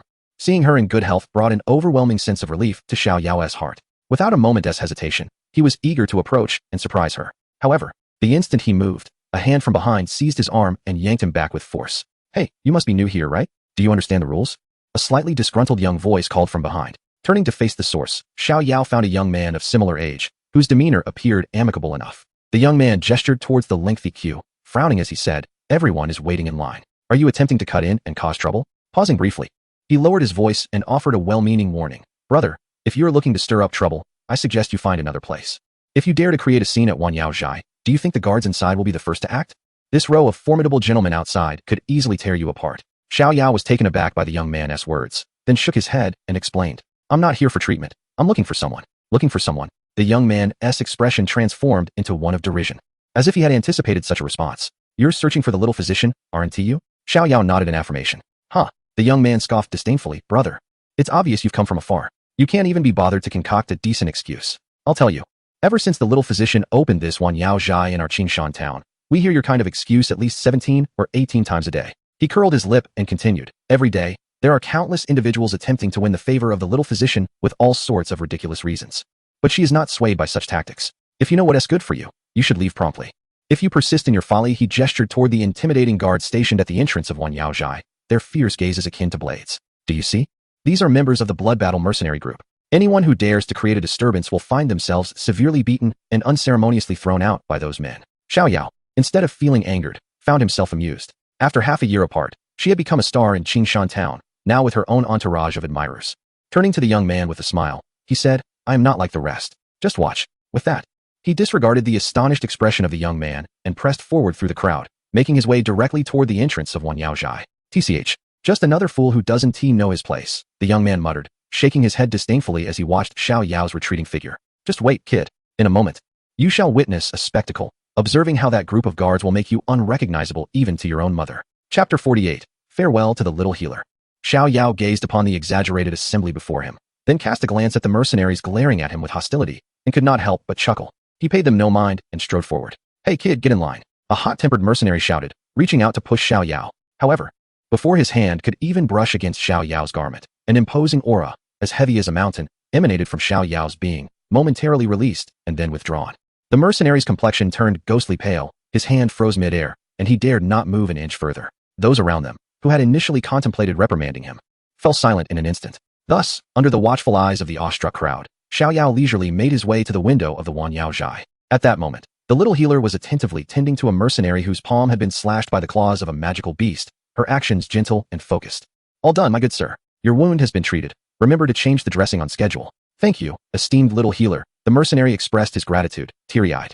And after settling the payment, he departed. The little healer wiped the perspiration from her brow and softly called out, next, please. While she spoke, she continued to organize the vials on the counter without lifting her gaze. At that moment, a voice, laced with a hint of playfulness and one she knew all too well, resonated in the air. My dear lady, I seem to be afflicted with a malady of longing, tossing and turning, unable to find rest at night. Pray, what remedy might cure this heartache? The little healer's movements came to an abrupt halt. That voice, she hesitantly raised her head. Upon seeing the handsome face smiling brightly at her from outside the window, her clear eyes instantly filled with immense joy and radiance. Xiao Yao, you're back. Her voice trembled slightly with excitement. Indeed, I have returned. Xiao Yao observed her elation, feeling warmth blossom in his heart. You seem quite busy. Business is thriving. Yes, thanks to the foundation you laid for me, the little healer replied, a charming blush gracing her cheeks. Why didn't you inform me of your return in advance? I wish to surprise you, he smiled. And thus, the two engaged in a conversation. Seemingly oblivious to the world beyond the small window, the atmosphere suffused with warmth. Meanwhile, the young man who had previously blocked Xiao Yao's path stared in astonishment, nearly dropping his jaw to the ground. No way, this kid actually knows the little healer? And judging by her surprised and delighted expression, their relationship is quite extraordinary. As their conversation lingered, the mercenaries in line behind them, unaware of the unfolding scene, began to grow impatient. Hey, are you going to see the doctor or not? If not, don't hog the spot. Upon hearing this, Xiao Yao realized he had delayed the little healer's work. He offered an apologetic smile and said, you carry on. I'll wait over here. All right, the little healer nodded. Xiao Yao stepped into the shade of a nearby tree, observing quietly, occasionally lending a helping hand. He waited until dusk, when the long line finally began to disperse. The little healer, exhausted, packed her belongings, preparing to close the door. Xiao Yao approached her naturally, retrieving a clean handkerchief from his pocket, gently wiping the beads of sweat from her brow. His gesture caused her body to stiffen slightly, and her cheeks flushed once more. Look at you, you're utterly worn out, Xiao Yao remarked with a tinge of concern. There's no need to exert yourself so much. You could limit the number of patients you see each day, which would significantly ease your workload. However, the little healer shook her head.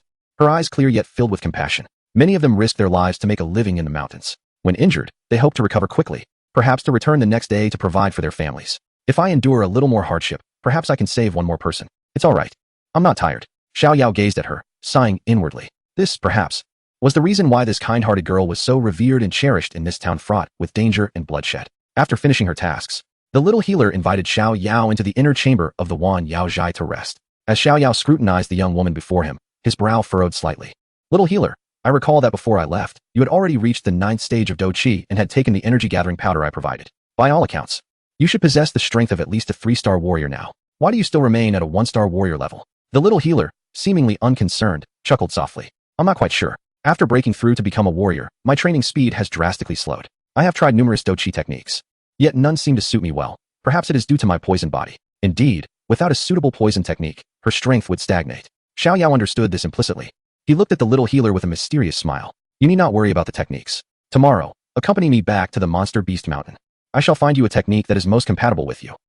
What technique? Do we really need to go to the Monster Beast Mountain to find it? The little healer inquired curiously. The secrets of fate cannot be divulged, Xiao Yao responded cryptically. Follow me into the mountains tomorrow, and you shall discover. With that, the topic was laid to rest. Xiao Yao turned his gaze back to the young woman, teasingly adding, by the way, it has been nearly a year since we last met, and our little healer has grown more beautiful. When I first encountered you, you were still a naive little girl, and now you have blossomed into a graceful and lovely young woman. As he spoke, His gaze inadvertently wandered to the developing curves of her figure. You. The little healer felt her cheeks flush crimson at his frivolous gaze and words, instantly recalling her previous embarrassing encounters with him in the monster beast mountain. She retorted with irritation, "You haven't changed at all. You're still as annoying as ever." Noticing her bashfulness, Xiao Yao ceased his teasing and asked with genuine concern, "How is your health? What is the condition of the poison? Are there any signs of instability?" The little healer shook her head, stating that although the elixirs you provided me have long been consumed, you need not worry. My health has remained remarkably stable, with no unusual occurrences. That's reassuring. Xiao Yao nodded, but to be prudent, he suggested they venture into the mountains tomorrow to gather some herbs and concoct additional detoxification pills for preparation. As dusk fell, the two exchanged a few more words before returning to their respective chambers to rest, readying themselves for another expedition into the monster beast mountains. Chapter 49, The Valley of the Little Healer. At the break of dawn the following day, with the sky just beginning to lighten, Xiao Yao and the little healer once again entered the monster beast mountains. However, this time it was the little healer who led the way, turning back to him with a mysterious smile, proclaiming her intention to take him to a special location. Not wishing to pry, Xiao Yao simply followed her, amused. The little healer danced through the woods like the most agile of sprites, skillfully navigating the labyrinthine forest while deftly avoiding the nests of magical beasts, traversing hidden paths. After approximately half an hour, she brought Xiao Yao to a steep rock face, shrouded in thick vines. "We have arrived," she announced, parting the dense foliage to reveal a narrow, concealed entrance that could accommodate only one person. As they passed through the opening, the scenery before them expanded into a breathtaking vista. A valley, reminiscent of a secluded paradise, unfurled before Xiao Yao's eyes. Enormous, sheer rock walls surrounded the vast expanse, forming a natural barrier. Within the valley, lush green grass carpeted the ground, and vibrant blossoms adorned the landscape. A crystal-clear stream cascaded from the distant cliffs, winding its way through the center of the valley and encircling a small island at its heart. Atop this island stood a quaint, albeit somewhat rudimentary wooden cabin. Behind it, a colossal, unknown tree towered, adorned with an abundance of pink blossoms that were in full bloom. As a gentle breeze swept through, countless petals fell like pink snow, blanketing the area surrounding the cabin in a dreamy, ethereal ambience. Even Xiao Yao found himself momentarily entranced by such beauty. "This is a place I stumbled upon by chance," the little healer said, a hint of pride illuminating her features.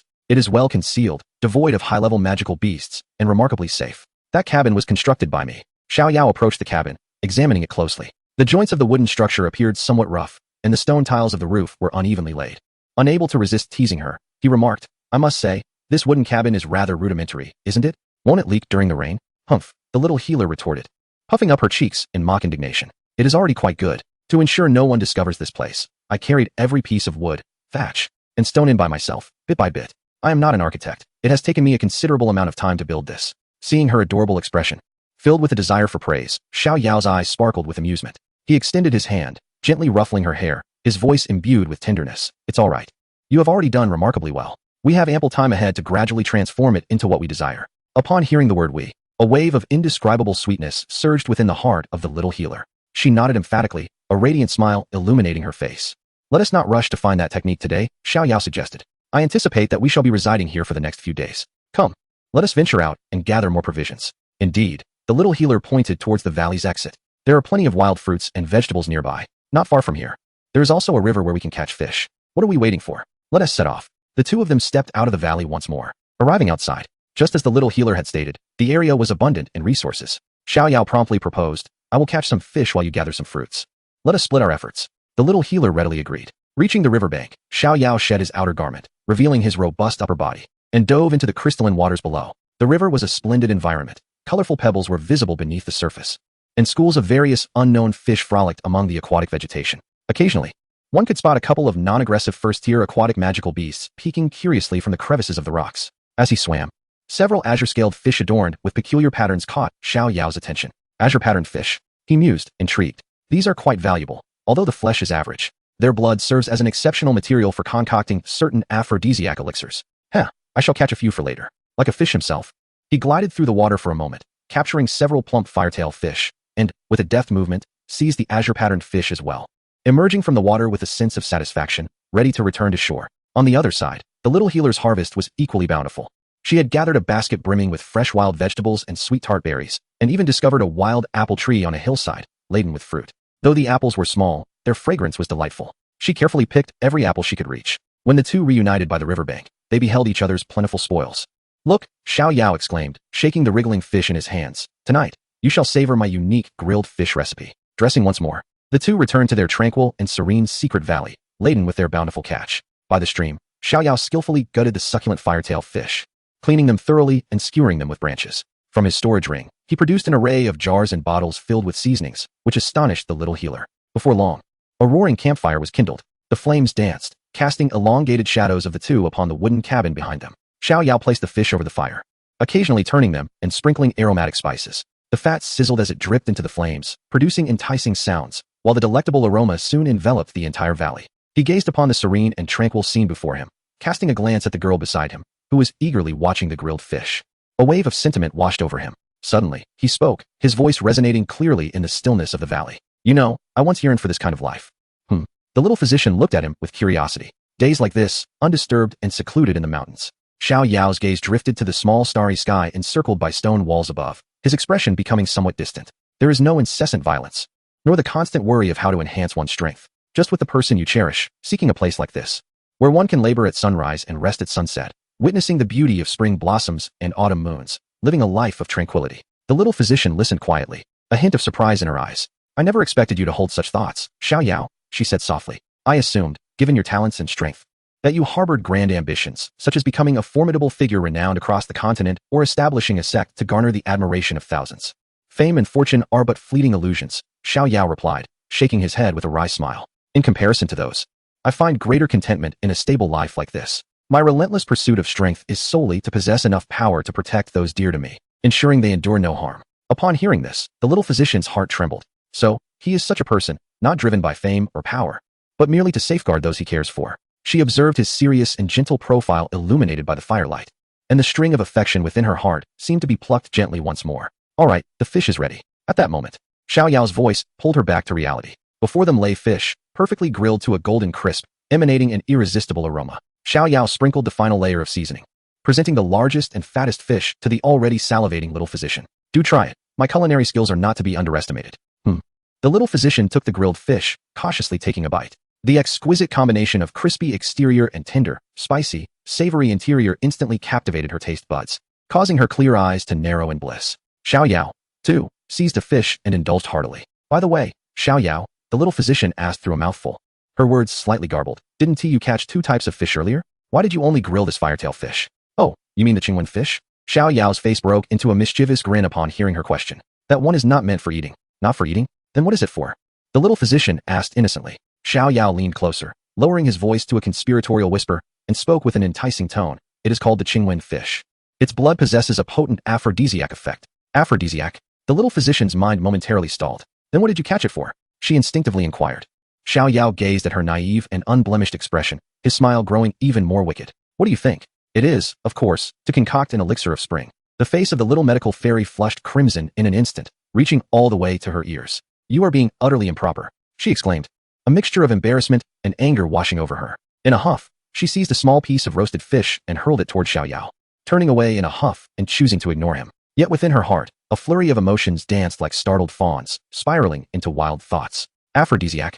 What business does a grown man have concocting such shameless concoctions? An audacious notion, bold beyond measure, surged forth uncontrollably. Surely, he couldn't be contemplating sneaking something into my food. The moment that thought crossed her mind, she felt a warmth envelop her entire being, rendering her unable to even enjoy the fish in her hands. Meanwhile, the instigator, Xiao Yao, observed the adorable sight of her blushing furiously, her ears aflame with embarrassment, and his heart swelled with delight. This girl must be lost in her own imaginings.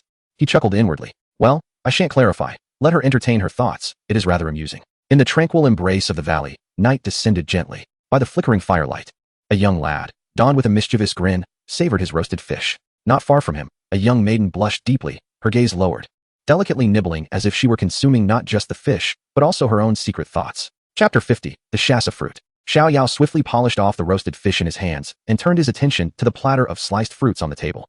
The fruit platter was a delightful creation of the little medical fairy, who had painstakingly cut the wild berries into bite-sized pieces while he had been busy with his fish. They gleamed like jewels, utterly tempting. He casually grabbed a few pieces and popped them into his mouth, relishing the sweet and juicy flavor. As he savored the fruit, he glanced at the young girl beside him, still turned away and seemingly sulking. Unable to contain his amusement, he called out, Hey, what are you doing over there all alone? If you sulk, you won't be able to digest the fish. Upon hearing his words, the little medical fairy trembled slightly, reluctantly turning to face him but still keeping her head down, the blush on her cheeks still evident. And nothing, she mumbled, observing her endearingly shy demeanor. Xiao Yao felt his playful instincts surge once more. He shifted closer to her side, extending an arm to wrap around her delicate shoulder. Ah! The little medical fairy let out a startled squeak at his sudden display of intimacy, her body stiffening in surprise. What are you doing? Nothing much. Xiao Yao replied with a roguish smile, leaning in closer to whisper in her ear. Were you worried I was brewing that aphrodisiac to secretly dose you?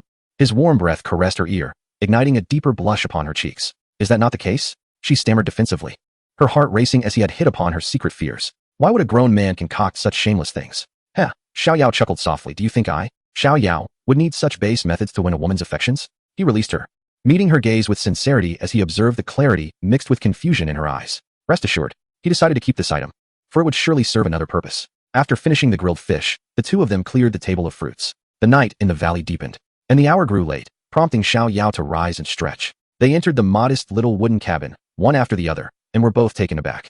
Aside from the table and chairs, the cabin contained but a single bed, a rather small, makeshift single bed crafted from wooden planks. Xiao Yao had intended to display his gentlemanly demeanor, offering to sleep on the floor. However, as his gaze fell upon the cluttered floor, strewn with an array of miscellaneous items, leaving scarcely any space to set a foot, he swallowed the remaining words. The cabin was indeed too small. The herbs, fruits, and various small bottles used by the little healer were all piled upon the floor. With no other recourse, Xiao Yao turned to the little healer, shrugging his shoulders in inquiry. What should they do now? The little healer's delicate face had reddened to the point of nearly resembling a blush of blood. She glanced left and right, realizing that besides the bed, there was no other place to lie down. Finally, appearing to have made a resolute decision, she spoke in a voice softer than a whisper, then let us sleep together. Excuse me? What did you say? Xiao Yao did not catch her words. I said. The little healer suddenly lifted her head, as if surrendering to her fate, biting her silver teeth. Her face flushed, she declared loudly. Then let us sleep together. A sly smile crept across Xiao Yao's face. Since she had proposed it, he saw no reason to refuse. The two lay awkwardly on either side of the narrow wooden bed, which was barely a single bed by any standard. Once settled, their bodies pressed closely together, and they could distinctly feel each other's breath and heartbeat. Xiao Yao, with his thick skin, harbored no further thoughts. However, the little healer was a different story. Her heart raced, nearly leaping from her throat, as she lay stiffly with her eyes shut, fearful that this fellow beside her might suddenly succumb to his primal instincts. Yet, as time passed, the only sound from Xiao Yao was the steady rhythm of his breathing, creating an atmosphere of tranquility. Gradually, the little healer's anxious heart began to calm, and a wave of drowsiness washed over her. Just as she was on the brink of slumber, an inexplicable surge of heat coursed through her body. This warmth arose without warning, akin to a spark igniting a wildfire within her. Simultaneously, Xiao Yao sensed something amiss. A surge of uncontainable desire rose from his lower abdomen, eliciting a primal response from his youthful body. What was happening? Was it merely lying beside her that had such an effect? Initially, Xiao Yao attributed it to his lack of self-control. However, as the sensation intensified, he realized it was not a normal urge. It felt as though he had ingested something he ought not to have. He abruptly sat up from his bed, startling the petite healer beside him, who let out a startled cry and followed suit. Bathed in the soft, ethereal glow of the moonlight streaming through the window, Xiao Yao observed that the healer's complexion had turned a rosy hue, her clear eyes now shimmering with a watery glimmer, reflecting a state of daze. It was evident that she, too, had succumbed to some effect. A peculiar smile crept across Xiao Yao's face as he turned to her, teasingly inquiring, "Little healer, confess honestly. Did you secretly administer some potion to me? I feel rather off." The healer, sensing the unusual sensations coursing through her own body, glared at Xiao Yao, a mix of embarrassment and indignation in her voice as she retorted, "I did not. It's you. You lecherous rogue, claiming to concoct some aphrodisiac in broad daylight. You must have slipped something into my drink." Fortunately, the strange sensation was not overwhelming, and Xiao Yao could still endure it. Reflecting on their earlier meal, which consisted solely of fish and fruit, he concluded that since the fish had been caught by him, it was undoubtedly safe. Thus, the problem likely lay with the wild fruits gathered by the healer. Rising from the bed, he examined the remaining fruits on the table and discovered something amiss. Among the assortment was a fruit resembling an apple, albeit significantly smaller. The issue lay within this peculiar fruit. It was not an apple, but rather a sasha fruit, a known ingredient for crafting aphrodisiacs. The healer had sliced it earlier, which is why Xiao Yao had failed to recognize it. Chapter 51, Encountering Xiao Yan. Faced with the healer's flustered and indignant accusations, Xiao Yao felt overwhelmed. Gazing at her flushed cheeks, her dreamy eyes, and the slight opening of her outer robe due to the heat, he felt a dryness in his throat. "This is not my fault," he replied tersely, refraining from further teasing her. "The issue lies with the fruit we consumed." He retrieved the sasha fruit from the basket and proceeded to enlighten the healer. Although she was a physician, her knowledge of medicinal herbs was not exhaustive. Rare ingredients like the sasha fruit often eluded common knowledge. Xiao Yao, however, possessed insights bestowed by his system, enabling him to identify it. "I have a solution. Remain seated while I dispel the potion's effects." He promptly settled into a meditative posture, summoning the golden purple heart glass fire, and delicately channeled it into the healer's body. The pure and gentle flames flowed through her heated veins like nourishing rain, countering the peculiar and unsettling potency of the potion that had enveloped her. Upon encountering this flame, the disruptive effects dissipated as if meeting their nemesis, swiftly being refined and expelled. Fortunately, the potency of the Sasha fruit was not excessively domineering. With Xiao Yao's skills as a 6th-grade alchemist and the remarkable efficacy of the purple heart glass fire, it took but a brief moment to eradicate the potion's influence from her body. The flush on the healer's face gradually faded, her body returned to its normal state, and her gaze regained clarity. Upon seeing that she was no longer in great danger, Xiao Yao retracted the flames and settled down cross-legged, commencing the process of refining the malevolent fire within him. In the confines of the room, the only sounds were the steady and clear breaths of the two individuals. The little medical fairy gazed at the young man beside her, who was in deep meditation, his complexion slightly flushed. A sense of shyness enveloped her heart. They had been in close proximity moments ago, and she could feel the heat radiating from Xiao Yao. Recalling their bodies pressed against each other and the searing warmth that belonged to a man, her cheeks flushed even further. Xiao Yao was indeed an upright person, refraining from taking advantage of her vulnerability. A profound emotion, both touching and reassuring, filled her heart like a gentle spring, warming her from within. She studied his profile, her gaze softening in an unprecedented manner. When Xiao Yao opened his eyes after refining the medicinal essence within him, he met the glimmering eyes of the young girl, which seemed to speak volumes. "What's wrong?" he inquired. "Nothing," she replied with a gentle shake of her head, revealing a tender smile. They returned to lie on the small wooden bed, but after the unexpected intimacy they had just shared, neither could sleep as soundly as before. That rascal Xiao Yan should be arriving at the Monster Beast Mountain range soon, Xiao Yao mused, resting his arm behind his head. With less than a year and a half remaining until their 3-year agreement, he realized he needed to find ways to enhance his strength. Otherwise, he would merely be a bystander at Yunlan's sect, watching Xiao Yan steal the limelight. His journey into this world couldn't solely revolve around romantic pursuits, as that would be rather dull. Yet, despite his already remarkable progress, he calculated that at this rate, he would only reach the Do Wang level by the time of their agreement. Competing against the formidable elders of Yunlan's sect would be quite the challenge. Perhaps he should wait and see what assistance the system might provide. Meanwhile, the little medical fairy was lost in her own thoughts. If he had truly succumbed to primal instincts earlier, would she have resisted? Why did he not take advantage of the moment? Did he truly lack such intentions? No, he must have had thoughts of that nature. It was simply that Xiao Yao was a man of virtue, unwilling to exploit her vulnerability. Thus, each of them, with their own thoughts swirling in a tempest of contemplation, welcomed the dawn. The following morning, they tidied themselves and set forth once more, delving deeper into the Monster Beast Mountain range. However, this time, Xiao Yao's approach to exploration was rather peculiar. He specifically chose perilous cliffs and steep precipices, insisting that the little medical fairy lead the way to scout for hidden caves. "Xiao Yao, why do we always search along the cliffs?" she finally asked, unable to contain her curiosity. "Do you think secret manuals and techniques grow on sheer cliffs like medicinal herbs?" "Of course," Xiao Yao replied earnestly, spinning a fanciful tale.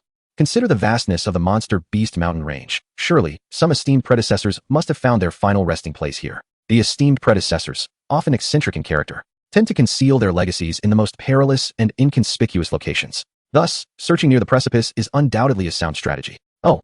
The little healer nodded in a semblance of understanding, yet questioned, "Why do you always have me lead the way?" "Well," Xiao Yao fabricated an excuse, donning a demeanor of nonchalance. "It is because you, dear healer, possess both beauty and kindness, and your fortune must surely surpass mine. Perhaps the legacy of that esteemed predecessor is destined for you." However, the truth was quite the opposite, as Xiao Yao secretly chuckled to himself.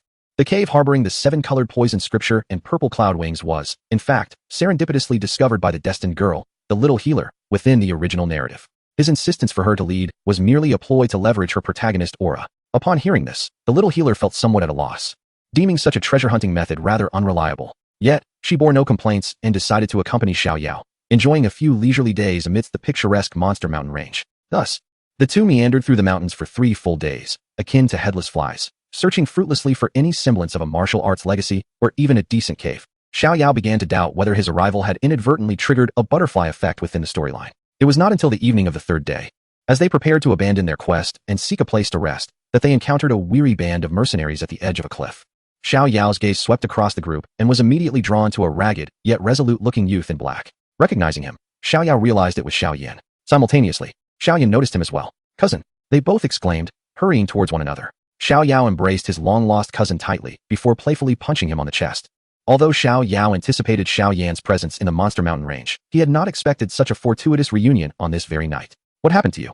You look utterly disheveled," Xiao Yao remarked, a mixture of amusement and concern evident in his voice. "Ah, it's a long story," Xiao Yan scratched his head, his face alight with the joy of reunion. "Cousin, what brings you here?" "Well, that too is a lengthy tale." Xiao Yao assessed Xiao Yan's strength, estimating him to be a 5-star fighter, which aligned with his expectations. Despite only achieving 5-star status within a year, Xiao Yan's speed was commendable. Prior to reaching the fighter stage, one's physique and meridians were exceedingly fragile, resulting in a sluggish cultivation pace.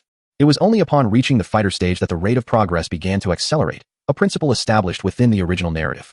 It seems you have returned to the fighter realm after nearly a year. That reassures me, Xiao Yao commented. However, at that moment, an untimely voice, laced with depravity and greed, interrupted their reunion. This band of mercenaries was none other than the Wolf Head Mercenary Group, led by the young captain, Mu Li. It is noteworthy that Mu Li had never encountered Xiao Yao. He was absent when Xiao Yao taught his father, Mu Shi, a lesson in the Beast Mountain range. Mu Li paid no heed to the sudden familial recognition between the two brothers. His gaze had been irresistibly drawn to another striking figure beside Xiao Yao. Given the renowned status of the Little Medicine Fairy in Qingshan Town, Mu Li certainly recognized her. Like many other self-important men in town, he had pursued her multiple times, presenting various rare treasures and persistently vying for her affection. Yet the Little Medicine Fairy remained impervious to his advances, not even bestowing upon him a favorable glance. According to Mu Li's temperament, repeated rejections would typically compel him to resort to force, intending to abduct the Little Medicine Fairy. However, his father, Mu Shi, had sternly intervened the night before he was poised to act, urging Mu Li with an unprecedented gravity not to entertain thoughts of the Little Medicine Fairy. For behind the seemingly frail girl stood a mysterious powerhouse that even he found intimidating. Though Mu Li was headstrong, he held a measure of respect for his father's discernment. He heeded his father's counsel, temporarily refraining from forcibly taking the Little Medicine Fairy, yet he continued to pursue her relentlessly, akin to a pesky fly. The Blood Warfare Mercenary Corps refrained from intervening, intimidated by the formidable Wolf Head Mercenary Corps and Mu Li's relatively moderate behavior. After observing the Little Medicine Fairy for an extended period, Mu Li noted that no mysterious powerhouse had ever appeared by her side. He speculated that even if one had once been present, they had likely departed from Qingshan Town long ago. Now, unexpectedly encountering the Little Medicine Fairy alone amidst the perilous Beast Mountain range ignited the malevolent thoughts that had long been suppressed within him. Stirring like wild grass yearning for sunlight, he licked his lips, revealing a self-assured smile, and spoke, "Little Medicine Fairy? What a coincidence. I never expected to find you here." Chapter 52. Killing Mu Li. Faced with Mu Li's gaze, brimming with lewd intent and repugnance, the Little Medicine Fairy slightly furrowed her brows, involuntarily displaying a hint of distaste. Nevertheless, her refined upbringing compelled her to maintain the utmost courtesy. She stepped back, creating distance between herself and Mu Li, and distantly remarked, "Young Master Mu Li. What a coincidence." "Indeed, quite the coincidence," Mu Li replied, seemingly oblivious to the aloofness in her tone, as he advanced towards her, wearing a self-satisfied grin. "Little Medicine Fairy.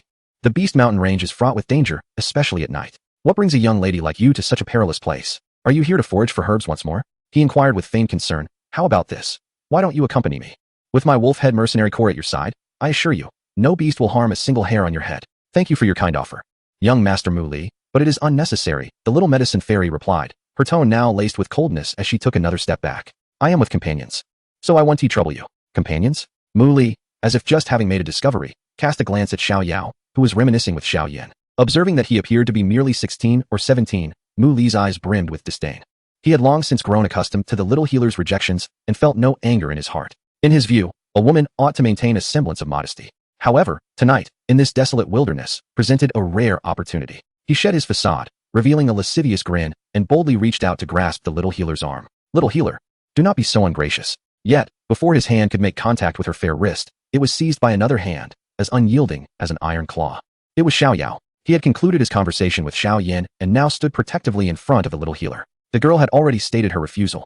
Xiao Yao's face bore no expression, but his dark eyes glinted with a chilling coldness. "Are you deaf?" Mu Li had previously underestimated this seemingly frail youth, believing him to be merely a new mercenary hired by the little healer. Now, witnessing his audacity to defend her, he felt a flicker of irritation. He twisted his wrist, but could not break free, and his countenance grew even more unpleasant. "You are just a mercenary. Why meddle in matters that do not concern you?" he arrogantly declared. "How much did the little healer pay you? I will give you double. Take the money and disappear from my sight. This woman is mine tonight." With that, he flashed a disturbingly lewd smile at the little healer. Xiao Yao was driven to laughter by Mu Li's words. Gradually, he released his grip on Mu Li, turning to Xiao Yan and in a calm tone inquired, "You have no objections if I kill him, do you?" "No objections," Xiao Yan replied, shaking his head and shrugging. "I am not familiar with him. I merely joined a mercenary group to gather some herbs. I am well aware you do not know him." Xiao Yao thought with a sneer. According to the original narrative, this fool was meant to be your experience bag and stepping stone. I had refrained from striking down the Wolf Head Mercenary Group to preserve your opportunity for practical combat experience. Yet today, this imbecile, without a doubt, should never have set his sights on the little healer.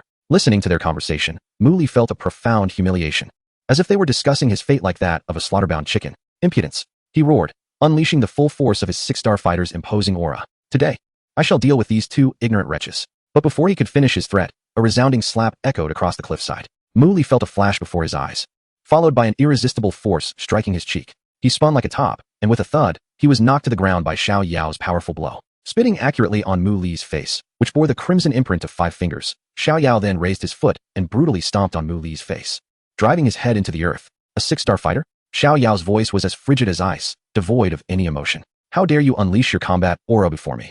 You, who are not even worthy of being a dog, lack the qualification to provoke me further. Let go of our young commander. The mercenaries under Mu Li, witnessing his defeat, erupted into a frenzy, brandishing their weapons as they charged at Xiao Yao. Xiao Yan, observing the scene, shook his head in resignation, too disinterested to intervene. What a bunch of fools, he thought. When his cousin left home, he was already a 6-star fighter. After a year apart, his power would undoubtedly be even more terrifying. As expected, facing the dozen or so mercenaries rushing toward him, Xiao Yao did not even need to employ any combat techniques. He simply delivered a few casual kicks backward. Bang, bang, bang. Each kick resonated with a dull sound as it struck the chest of a mercenary with precision.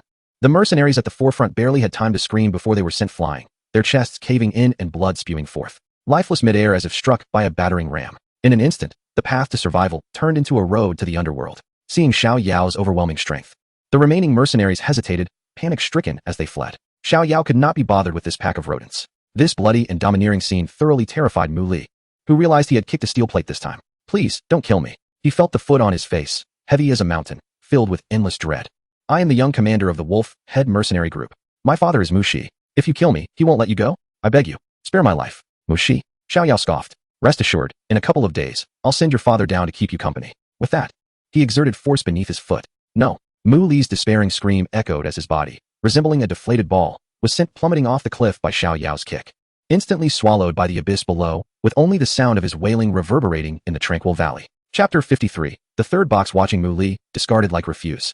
Plummet off the cliff, the remaining mercenaries of the Wolf Head Group were already terrified beyond reason, fleeing like lost dogs. Xiao Yao could hardly be bothered to cast them another glance. He turned and returned to the side of Xiao Yao and Xiao Yan. The little healer gazed at him, her clear eyes shimmering with a brilliance akin to stars. Though his methods were somewhat ruthless, they were all in the name of protection. What should I do? My heart races so quickly. Most girls tend to admire strength, and while the little healer may not be particularly enamored by it, she secretly hoped that in times of peril, a heroic figure would arrive to rescue her. All right, enough daydreaming. Xiao Yao smiled at her starry-eyed expression, then shifted his gaze toward the bottomless chasm. It seemed that the place we seek lies here. He had previously found it strange that he and the little medicine fairy had searched for 3 days without locating the cave. However, now that Xiao Yan had appeared, the narrative fell into place. Xiao Yao's heart was enlightened. Indeed, certain fortuities require the presence of key individuals to be triggered. He beckoned to the still stunned Xiao Yan, saying, "Stop dawdling. You rascal, come here. There are good things to share." Huh. Oh, though Xiao Yan was utterly perplexed. He immediately followed suit out of trust for Xiao Yao. "Let me introduce you," Xiao Yao said, pointing at Xiao Yan. "This is my cousin, Xiao Yan."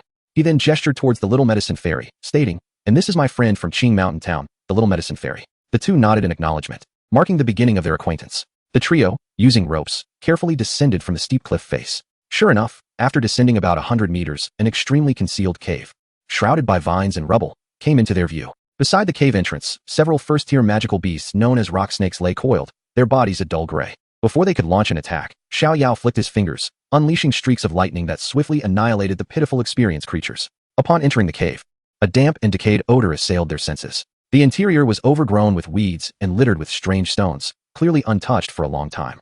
After walking inward for about 100 meters, they encountered a smooth stone wall that obstructed their path. "Cousin, there's no way forward," Xiao Yan remarked. With Xiao Yao's current strength, he could easily shatter the stone wall with a single punch. Yet, he found it bothersome and merely crossed his arms, instructing the two. "You both search carefully around this stone wall for any hidden mechanisms or switches." Upon hearing this, Xiao Yan and the little medicine fairy immediately split up, probing the stone surface. Before long, the little medicine fairy exclaimed with delight, "Xiao Yao, there's a stone here that seems pushable." As she pressed down with force, a series of clanking sounds echoed, and the massive stone wall slowly rose, revealing a dark entrance. Beyond the stone door lay a spacious stone chamber, approximately 100 square meters in size. The walls of the chamber were embedded with dozens of moonlight stones, each the size of a human head, emanating a soft glow that illuminated the entire room as brightly as day. At the center of the chamber stood a stone chair carved from a single block of rock, upon which rested the desiccated white skeleton of a long-dead figure. Directly in front of the skeleton was a stone table, neatly arranged with 3 ancient stone boxes. Beside the boxes lay a disordered pile of gleaming gold coins, shimmering enticingly under the light of the moonlight stones. Additionally, Small medicinal plots had been cultivated in the corners of the chamber, showcasing various rare herbs seldom seen in the outside world. Ice spirit flame grass. The moment Xiao Yan entered, his gaze was drawn to a peculiar herb, entirely ice blue with a cluster of white flames flickering at its tip. He exclaimed with excitement.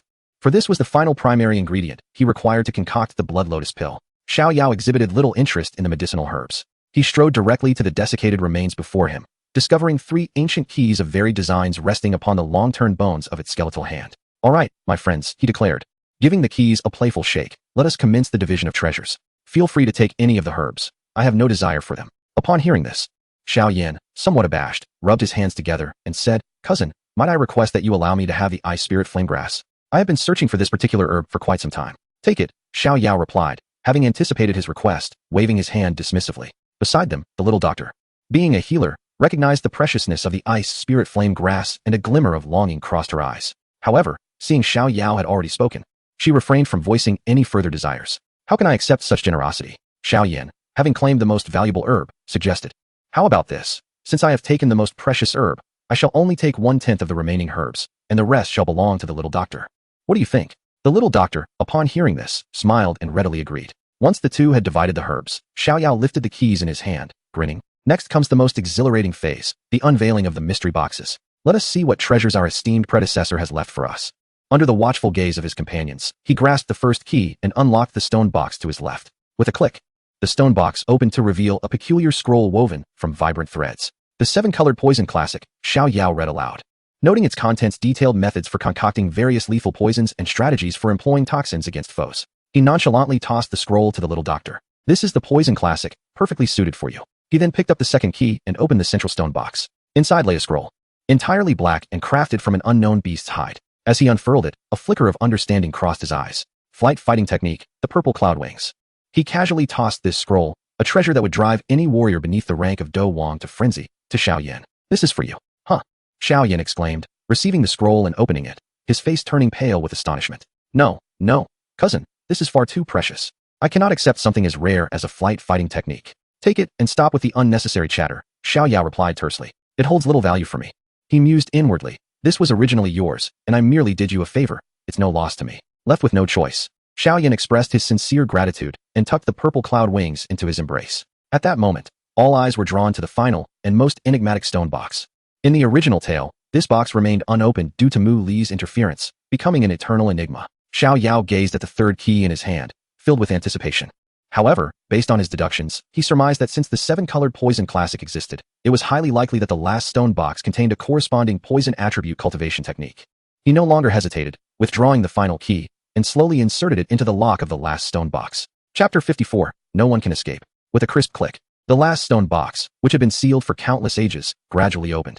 However, at the very moment the box was unsealed, an exceedingly dense, inky black poison gas erupted from within, akin to a venomous dragon awakening, surging directly towards the nearest Xiao Yao. Be careful, both Xiao Yixian and Xiao Yan exclaimed in alarm. Yet, Xiao Yao was already prepared, displaying no trace of panic upon his face. He merely snorted coldly, and the golden purple heart, glazed fire, instantaneously manifested before him, forming a slender barrier of flames. The seemingly terrifying black poison gas, upon contact with this fiery shield, emitted a hissing sound as if it had encountered its nemesis, being completely incinerated and purified, failing to penetrate even a fraction. At that very moment, as the flames appeared, an ancient yet astonished voice resonated from within Xiao Yan's spatial ring. Is that the purple heart, glazed fire?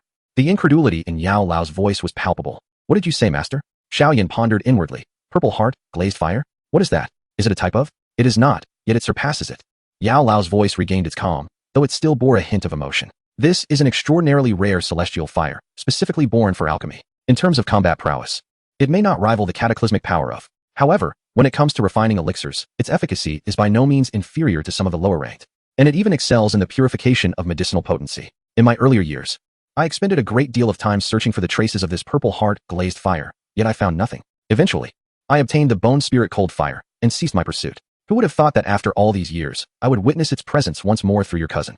Upon hearing Yao Lao's explanation, Xiao Yan was equally astonished, but soon, a wave of joy replaced his shock. He genuinely felt happiness for Xiao Yao. It seemed that during this past year, his cousin had indeed experienced a remarkable adventure of his own. As the poison dissipated, the scene within the stone box finally unfolded before the three of them. It was a scroll of ancient design, entirely dark purple in hue. Xiao Yao took it out, unfurled it, and a knowing smile graced his face. As he had surmised, it was indeed a low-level Earth-grade poison cultivation technique, the Myriad Poisons Heart Sutra. He casually tossed this technique, which would drive countless poison masters to madness, to Xiao Yan. The seven-colored Poison Sutra primarily focused on poison techniques, while the Myriad Poisons Heart Sutra emphasized poison mastery. The two complemented each other perfectly, and now they belonged entirely to her. Xiao Yan, cradling the two invaluable scrolls in her arms, found herself momentarily at a loss. She exchanged a glance with Xiao Yan, and from each other's eyes, they discerned a shared sense of guilt. After all, this cave, in the end, was discovered and led them in by Xiao Yao. In the end, however, Xiao Yao found himself with nothing,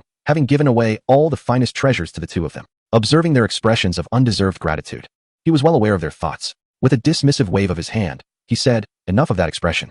These items are incompatible with my attributes and hold no value for me. Thus, giving them to you allows for their optimal use. Besides, why should we draw such clear lines in our relationship?" Seeing that they were about to protest further, he gestured towards the pile of glimmering gold coins beside the stone table and playfully declared, "If you truly feel uneasy, then I shall take these coins, and it will be my loss." Xiao Yan and the little medical sage exchanged bemused glances, fully aware that among all the treasures in the stone chamber, the coins were likely the least valuable. "Now that we've gathered everything, let us depart," Xiao Yao said, stretching lazily. "I have some personal matters to attend to back in Qingshan town." As he spoke, a glint of cold murderous intent flashed in his eyes. The Wolf-Head Mercenary Corps must be thoroughly eradicated from Qingshan town. The three of them ascended the rope they had used to arrive. Oh, how much easier it would be to upgrade to a Do Wang. I could soar through the skies at will, Xiao Yao mused internally. Even after traversing to this Do Chi continent, he had yet to experience genuine flight. Riding a flying boat did not count. It was akin to taking an airplane in his previous life. As they successfully scaled the cliff and had not yet caught their breath, a cacophony of footsteps and shouts erupted from the nearby woods. Flames illuminated half the sky. Upon seeing this, Xiao Yao couldn't help but smirk. It appeared that those fleeing mercenaries had returned for reinforcements. Judging by the commotion, it seemed the entire Wolf-Head Mercenary Corps was mobilizing. Turning to Xiao Yan beside him, he teased with a carefree smile, "Hey, it looks like it's the Wolf-Head Mercenary Corps. You won't abandon me and flee like you did when you saw cousin Xiao Yu, will you?" "Ha ha." Xiao Yan burst into laughter in response. He hefted the heavy Xuanzhong ruler from his back and slammed it into the ground, producing a resounding thud. "Cousin, you jest. If I were to fear a mere mercenary corps, how would I ever defeat Nalan Yanran in our 3-year pact?" "Well said," Xiao Yao praised. "Then, aside from the leader Mu Shi, you may choose whomever you want from the rest." He then turned to the little medical sage, who, without waiting for him to speak, produced several small, vibrantly colored paper packets from her robes and flashed him a sweet smile. "Don't worry about me. I have plenty of poison with me. Anyone who dares to approach will surely suffer." That is reassuring. Before long, the firelight in the woods grew increasingly bright. Mu Shi, the leader of the Wolf-Head Mercenary Corps, along with the second leader He Meng, appeared before the three, flanked by around 100 mercenaries, their demeanor fierce. Upon spotting Xiao Yao, both Mu Shi and He Meng were taken aback.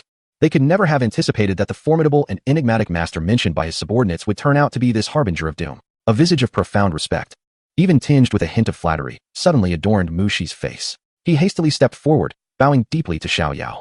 "I beg your pardon for any offense caused during your presence, esteemed sir. I have heard from my subordinates that my incompetent son, Mu Li, has wronged you. I implore you to overlook this minor transgression and show mercy by sparing my son." "It is too late," Xiao Yao retorted with a cold smirk. "Your son has already been kicked off the cliff by me. By now, he may very well be shattered into 8 pieces." "What?" Mu Shi's expression froze momentarily, only to contort into a mask of pure rage. "You dare to kill my son? Calm down, brother," Hemong exclaimed, startled, quickly restraining him.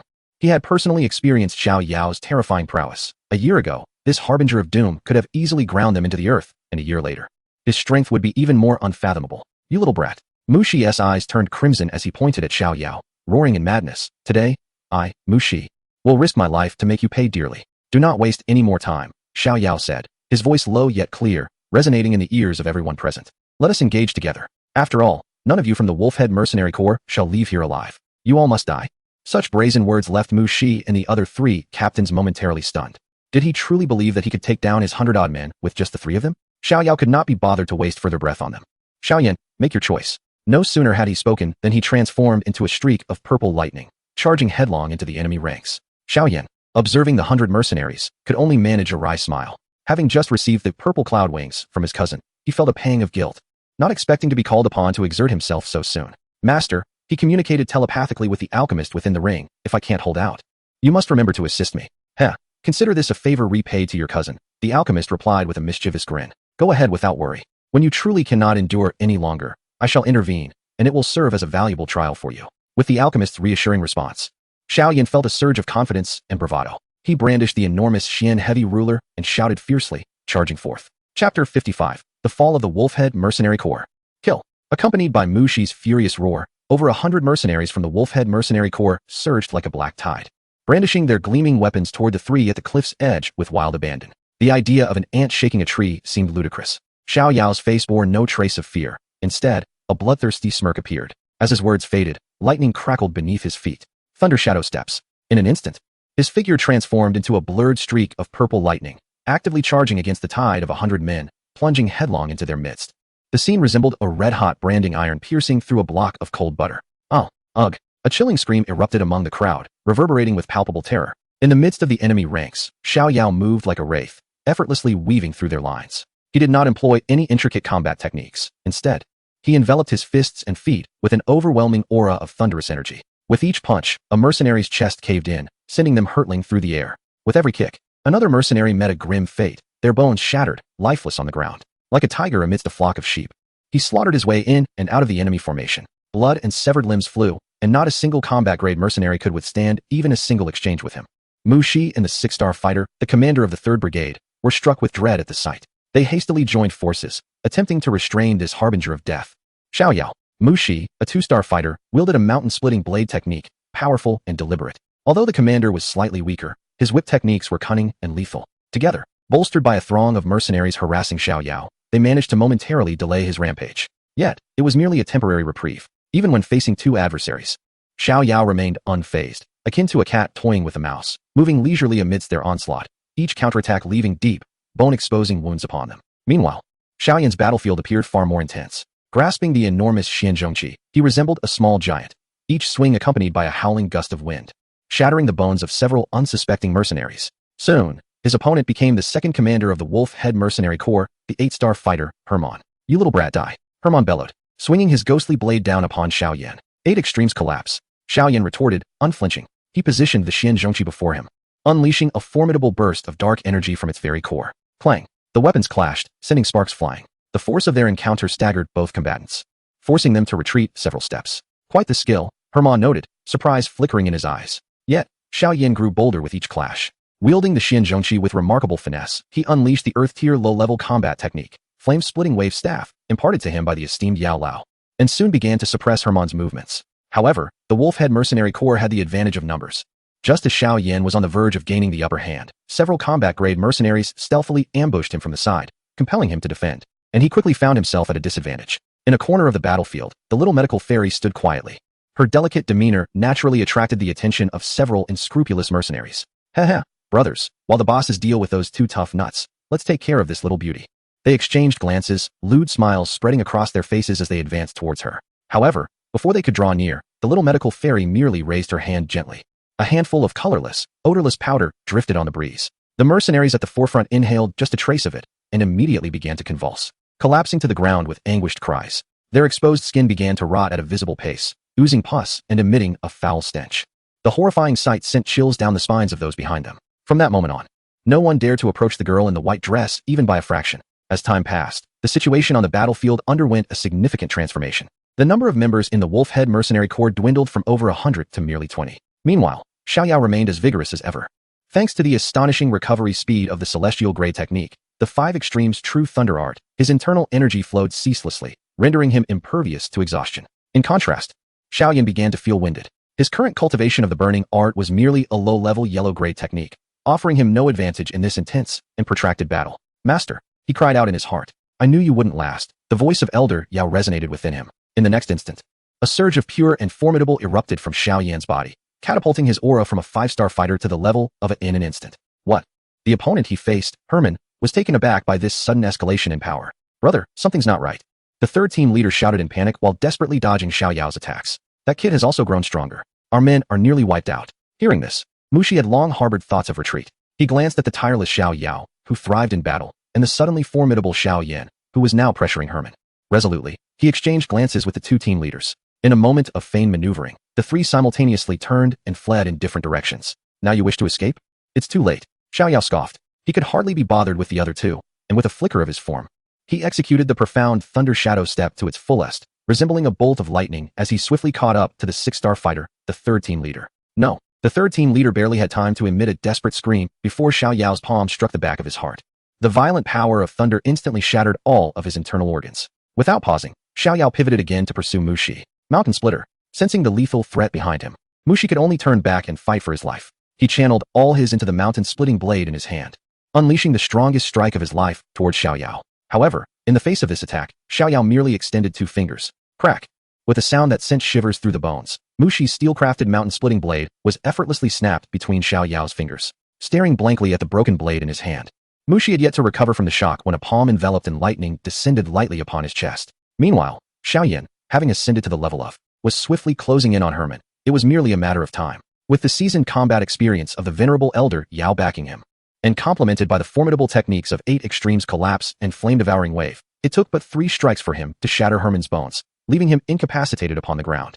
When the last 3 captains were discarded like dead dogs at the precipice, the remaining mercenaries, a mere dozen, finally succumbed to utter despair. They collapsed to their knees, abandoning their weapons, and began to fervently bow in supplication. Xiao Yao held no interest in these insignificant creatures. He approached the cliff's edge, nonchalantly kicking the lifeless bodies of Mu Shi and Herman down into the abyss to keep their young captain company. Only then did he turn to face the trembling mercenaries, delivering their fate with a voice as cold as ice. The wolf-head mercenary group shall cease to exist from this day forth. You may leave. The remaining mercenaries hastily bowed in gratitude before scurrying away like rats fleeing from a storm.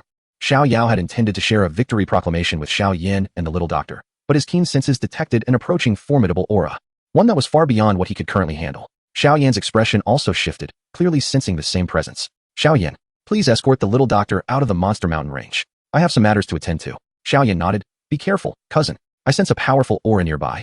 Not to worry, I am aware of my limits. After a moment of contemplation, Xiao Yao stepped closer to the little doctor. Time was of the essence. He would explain later. Please give me the 1,000-mile communication talisman. Although puzzled, the little doctor complied and handed over her 1,000-mile communication talisman. Upon receiving it, Xiao Yao infused it with a trace of his own soul power before returning it to her. A flicker of sorrow danced in his eyes, quickly replaced by tenderness as he softly instructed, wait for me outside. Chapter 56, Yun Yun. Xiao Yao watched as the little doctor and Xiao Yan gradually disappeared from view after handing back the talisman imbued with his soul mark. Only when they were completely out of sight did he slowly turn around, his dark eyes fixed intently on the direction from which the overwhelming aura emanated. His gaze now tinged with unprecedented gravity. This surging presence, unabashedly exuding nobility and authority, could only belong to one who dared to appear in the Monster Mountain range at this moment. A name surfaced in Xiao Yao's mind. Yun Yun, the leader of the Yunlan sect. He sensed that the aura did not linger in the slightest. It surged directly towards the deepest part of the eastern Monster Mountain range. Without further hesitation, Xiao Yao activated the Mystic Thunder Shadow step to its utmost limit, transforming himself into a faint shadow that skimmed the ground silently in pursuit. The opponent's speed was astonishing, making the chase somewhat strenuous for Xiao Yao. After all, one was a Dou Emperor, soaring above the skies with wings of fighting spirit, indifferent to any terrestrial obstacles, while Xiao Yao, despite possessing profound movement techniques, could only navigate the ground, perpetually dodging the thorns and ancient trees that impeded his path. The pursuit continued for a significant duration, until the eastern horizon began to glow with the pale light of dawn. Xiao Yao finally sensed that the rapidly moving aura had come to a halt not far ahead. His spirit lifted as he poured forth his Dou Qi, at the level of a Dou master, unreservedly into his legs, causing his speed to surge once more. At last, he caught up in front of a vast clearing surrounded by towering ancient trees. Cautiously, Xiao Yao concealed himself behind a massive tree crown, peering through the gaps in the leaves towards the sky. Just a glance left him breathless. There, suspended in midair, was an exquisite figure. She wore an opulent light blue brocade robe, adorned with lifelike clouds and celestial cranes embroidered in gold and silver threads. Her cascading hair, reminiscent of a waterfall, was casually pinned up with a simple phoenix hairpin, revealing a visage both ethereal and breathtaking, transcending the beauty of mortals. Her demeanor was noble and elegant, imbued with an air of aloofness, like a celestial maiden who had inadvertently fallen into the mundane world. Behind her, a pair of ethereal wings, formed from pure wind attribute Dou Qi, fluttered gently, emanating a pressure that stirred the heart. She was Yun Yun, the current leader of the Yunlan sect, and one of the top 10 powerhouses of the Gamma Empire. At that moment, she hovered above an enormous cave adorned with purple crystals. Just as Xiao Yao concealed his presence, a roar filled with brutality and ferocity, far from human, erupted from within the cave. Humans, trespassing in my domain, seek death. The voice boomed like rolling thunder, instantly overwhelming the depths of the Beast Mountain range. Weaker magical beasts trembled in fear, prostrating themselves on the ground under the weight of the voice's pressure. Then, a gigantic purple figure burst from the cave with overwhelming ferocity, stirring up a storm of dust and debris. As the haze settled, Xiao Yao finally discerned the shape of the purple figure. It was a colossal lion, its size akin to a small mountain, covered in purple crystalline armor, exuding explosive power. Sharp, menacing purple crystals adorned its head and back, and behind it were massive wings made of the same purple crystal. This was the 6th-tier magical beast, the purple crystal wing Lion King. Upon its emergence, it wasted no words. It opened its massive jaws and unleashed a beam of condensed purple energy, as thick as a barrel, that sliced through the air like a laser, aimed directly at Yunyun. Seeing this, Yunyun's delicate face tightened. She vigorously flapped her Do-Chi wings and narrowly evaded the lethal strike. The purple beam struck the distant mountainside, melting a deep, bottomless hole into the hard rock. With a wave of her jade hand, a massive whirlwind of azure Do-Chi coalesced and descended upon the purple crystal wing Lion King. Without further ado, the battle between man and beast erupted in an instant. As they fought and soared, the terrifying aftermath of battle stirred a tremendous tempest deep within the Warcraft Mountains. Countless ancient trees were uprooted, and massive boulders hurtled through the air like cannonballs. Xiao Yao could only awkwardly dodge on the ground, struggling to keep pace with their fierce rhythm of combat. Is this what a battle between Do Huang-level warriors looks like? Observing the awe-inspiring scene, where mountains could be moved with a mere gesture, Xiao Yao's heart was filled with astonishment. No wonder, within the Garma Empire, anyone who reaches the Do Huang level can claim dominion. Compared to my previous skirmishes, this seems like mere child's play. Although in the latter stages of the narrative, Do Huang warriors may no longer be the focal point at this moment. Within the Garma Empire, they represent the pinnacle of power, the highest echelon of combat prowess. The Do Huang warriors of the entire empire could be counted on one hand. After a tentative exchange, both a human and a beast temporarily ceased hostilities. The human woman, the violet crystal wing Lion King, spoke with a resonant voice. Questioning why she dared to disturb its rest, Yunyun replied, her tone cool and composed, I mean no harm. I merely wish to borrow a piece of violet spirit crystal from the Lion King. Violet spirit crystal? The Lion King let out a derisive laugh. It takes me 20 years to shed even a small fragment of violet spirit crystal from my own being. Do you think you can simply take it? I can offer something in exchange for what you seek. An exchange? Very well. A glint of cunning flickered in the Lion King's massive eyes. I happen to be at a critical stage of transformation. If you can procure a transformation pill for me, I shall grant you the violet spirit crystal. Xiao Yao, hidden behind a mountain peak, observed everything unfold. He noticed that several other formidable 5th-tier magical beasts were also lurking on the surrounding peaks, watching from a distance. It seemed they had no intention of aiding the violet crystal wing Lion King. Indeed, it would be a grave disrespect to the ruler of the Eastern Warcraft Mountains. He further concealed his presence. In the skies above, the negotiations between Yunyun and the violet crystal wing Lion King ultimately unraveled, just as in the narrative. Since you fail to recognize kindness, you shall remain here forever. The Lion King roared in fury, and this time, it held nothing back. Both combatants unleashed their full power. And in an instant, the heavens darkened and the earth trembled, as chaotic energy turned the sky into a swirling maelstrom. After an intense exchange, the stalemated violet crystal wing Lion King finally unleashed its innate ability, sealing technique. A beam of gray light, infused with bizarre energy, erupted from its mouth, chasing Yunyun with relentless tenacity. Sensing the impending danger, Yunyun desperately evaded, but ultimately, the beam struck her back. An uncanny force surged into her body, and she felt her Do-Chi rapidly dissipating and solidifying. Seeing its attack succeed, the violet crystal wing Lion King pressed the advantage. A glimmer of resolve flashed in Yunyun's eyes as she executed her most powerful combat technique, the ultimate windfall strike. A colossal azure sword energy surged forth, aimed directly at the head of the Lion King. The amethyst-winged Lion King, taken by surprise, hastily dodged, yet the terrifying sword energy grazed its head, leaving a gaping wound that exposed the bone beneath. With a roar of anguish, the Lion King succumbed to madness, striking fiercely at Yunyun with a claw, marking her pristine robe with deep, visible gashes, instantly staining the azure fabric with crimson blood. Yunyun let out a muffled groan, leveraging the force to execute her movement technique, vanishing into a speck of light in the blink of an eye. Search for her, bellowed the amethyst-winged Lion King, clutching its bleeding head in a fit of rage, determined to locate the human woman. Meanwhile, hidden in the shadows, Xiao Yao observed the direction of Yunyun's disappearance, a glimmer of brilliance flashing in his eyes. The moment had arrived. Casting one last glance at the still raging amethyst-winged Lion King, he chuckled coldly within. You beast. I shall allow you a few more days of existence. Sooner or later, I will bring you down. With that, he ceased his lingering and darted at full speed towards the direction in which Yunyun had vanished. Chapter 57. Healing. Deep within the Beast Mountain range, a colossal waterfall cascaded from a 100-foot cliff into a deep pool below, sending up a cloud of mist. Xiao Yao's figure glided like a phantom through the dense forest, his keen gaze scanning the surroundings. Following the path etched in his memory, he effortlessly found the enchanting silhouette that haunted his dreams. Nestled behind a massive boulder beside the waterfall, Yunyun. At this moment, she lay quietly, having succumbed to unconsciousness. The moon-white, cloud-patterned gown that symbolized her nobility and elegance was now soaked in blood, particularly around her chest, where a savage claw mark had nearly torn her robe asunder. Presenting a tragic and poignant sight, behind the waterfall, a dim cave could be vaguely seen.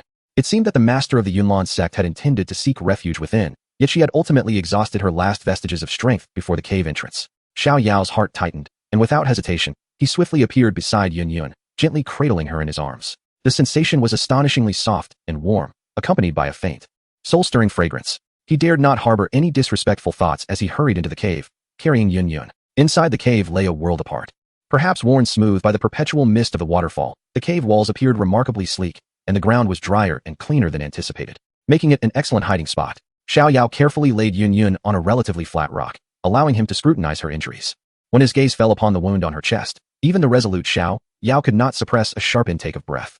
The injury was deep enough to reveal bone, the flesh grotesquely torn, a heart-wrenching sight. Had it not been for a piece of inner armor radiating a faint azure glow, valiantly resisting the onslaught, the Lion King's ferocious claw would have surely torn this formidable Do Huang's delicate form asunder. Awaken, eye of falsehood, Xiao Yao silently chanted, a subtle purple gleam flickering in his eyes. Name, Yun. Power, 3-star Do Emperor, Do Qi sealed, currently less than 1/10. Condition, severe external injuries, excessive blood loss. Severe internal injuries, meridian damage, sealing technique, purple crystal wing Lion King. Indeed, Xiao Yao shook his head, contemplating in silence. The scene before him was almost indistinguishable from the developments in the animation. However, witnessing it firsthand was 100 times more harrowing than viewing it through a screen. The fragility and helplessness evoked an intense protective instinct within any man. Fortunately, he had prepared well and brought ample medicinal pills. Xiao Yao felt a wave of relief. As a 6th-grade alchemist, endowed with a plethora of rare formulas imparted by the system, healing such wounds was a trivial task. He could even ensure that not a single scar would remain. He swiftly retrieved a bottle of top-grade healing ointment from the Stardust Ring, intending to tend to Yun's wounds. However, just as his hand reached halfway, it abruptly froze in midair. Unbeknownst to him, the previously unconscious Yun had opened her mesmerizing phoenix-like eyes. At that moment, despite their beauty, they appeared somewhat dull from blood loss.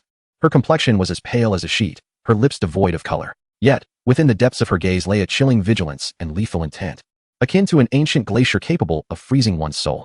Xiao Yao's smile became rigid, rendering the atmosphere quite awkward. He cleared his throat, slowly retracting his hand and raising both hands in a gesture of goodwill, forcing an amiable smile he deemed friendly. Senior, you are awake? I happened to find you unconscious here, so I brought you inside. Seeing your severe external injuries, I thought it essential to staunch the bleeding and intended to assist you with the ointment. Since you are awake now, perhaps it is best if you handle it yourself. With that, Xiao Yao promptly took several steps back, turning away decisively, adopting a demeanor of a gentleman who refrains from inappropriate gaze. He understood the situation clearly. Yun was gentle and reasonable, but only towards her own. To outsiders, she was one of the 10 most formidable figures within the Gamma Empire. The esteemed leader of the Yunlan sect, a Do Emperor. Until she lowered her guard, any superfluous action could invoke her wrath. At his current state, he was far from being able to provoke her. The cave fell into silence, broken only by the roaring sound of the waterfall. Yun's icy gaze shifted between Xiao Yao's back and the expensive medicine bottle on the ground. After discreetly assessing her condition, she found that aside from the bloodstains, her clothing bore no signs of having been tampered with, which slightly alleviated her murderous intent. It seemed the young man spoke the truth. Perhaps he had merely passed by chance and offered genuine assistance. She struggled to sit up, intending to tend to her wounds herself. However, as soon as she exerted herself, a searing pain shot through her chest, causing her to emit a muffled groan, and she collapsed back down, utterly drained. The severity of her injuries rendered even the slightest movement excruciatingly difficult, let alone applying medicine to herself. A profound sense of helplessness welled up within her. Biting her pale lip, she ultimately chose to yield. Please, with your frigid voice tinged with a barely perceptible weakness, will you assist me? Xiao Yao felt a surge of secret delight within, yet his face masterfully portrayed a odd of panic. He abruptly turned around, pointing to himself. Me? Senior, am I to assist? He waved his hands in denial, feigning a troubled demeanor. Let me clarify. I can help with the medication. But you must promise not to enact any dreadful retribution like wanting to gouge my eyes out or take my life after this. I am rather timid and cannot withstand fright. Upon hearing this, Yun, her already pale complexion tinged with a hint of indignation, coldly snorted, I am not so antiquated. Just ensure your hands and your eyes are well in check. That's good, Xiao Yao responded, visibly relieved, as he cautiously approached and knelt down. However, when his gaze fell upon the ghastly wound once more, he awkwardly scratched his head. That's senior, the wound lies beneath the inner armor. To staunch the bleeding and apply the medicine, it seems we must first. His words trailed off, yet the implication was unmistakable. Yun's breath caught momentarily, her long lashes fluttering gently. She closed her eyes, seemingly summoning every ounce of strength to utter a few words, her voice barely above a whisper, yet imbued with a resolute finality. Unfasten it. It's troublesome. I apologize. Xiao Yao's heart surged with elation again, though his countenance remained a mask of seriousness and professionalism. He maneuvered behind Yun, gently propping her upper body to lean against him. The moment his fingertips brushed against the ribbon securing her inner armor, His heart skipped a beat uncontrollably. He quickly steadied himself, holding his breath, and delicately untied the ribbon. As the outer garment slipped away, her flawless, jade-like, and impeccably curved back was laid bare before him without reservation. Xiao Yao felt his mouth go dry, his thoughts momentarily distracted, prompting him to avert his gaze and concentrate on unfastening the final layer of protection, the azure inner armor.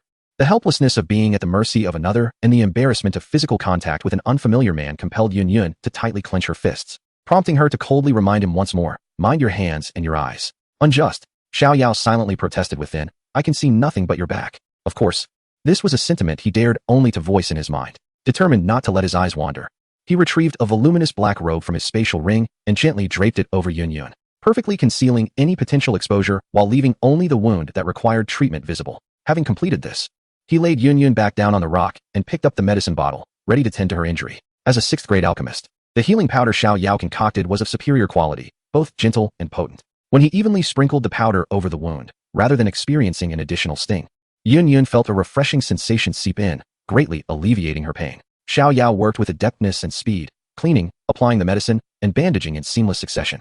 It was only during the final application of the bandage that unavoidable contact and tension caused Yun to furrow her brows in discomfort. At long last, everything was tended to. Xiao Yao exhaled a sigh of relief, feeling a tinge of regret for having seen nothing, yet an overwhelming sense of satisfaction prevailed. To be able to engage in such close proximity with Yun and successfully plant the seeds of trust within her heart is indeed a remarkable gain.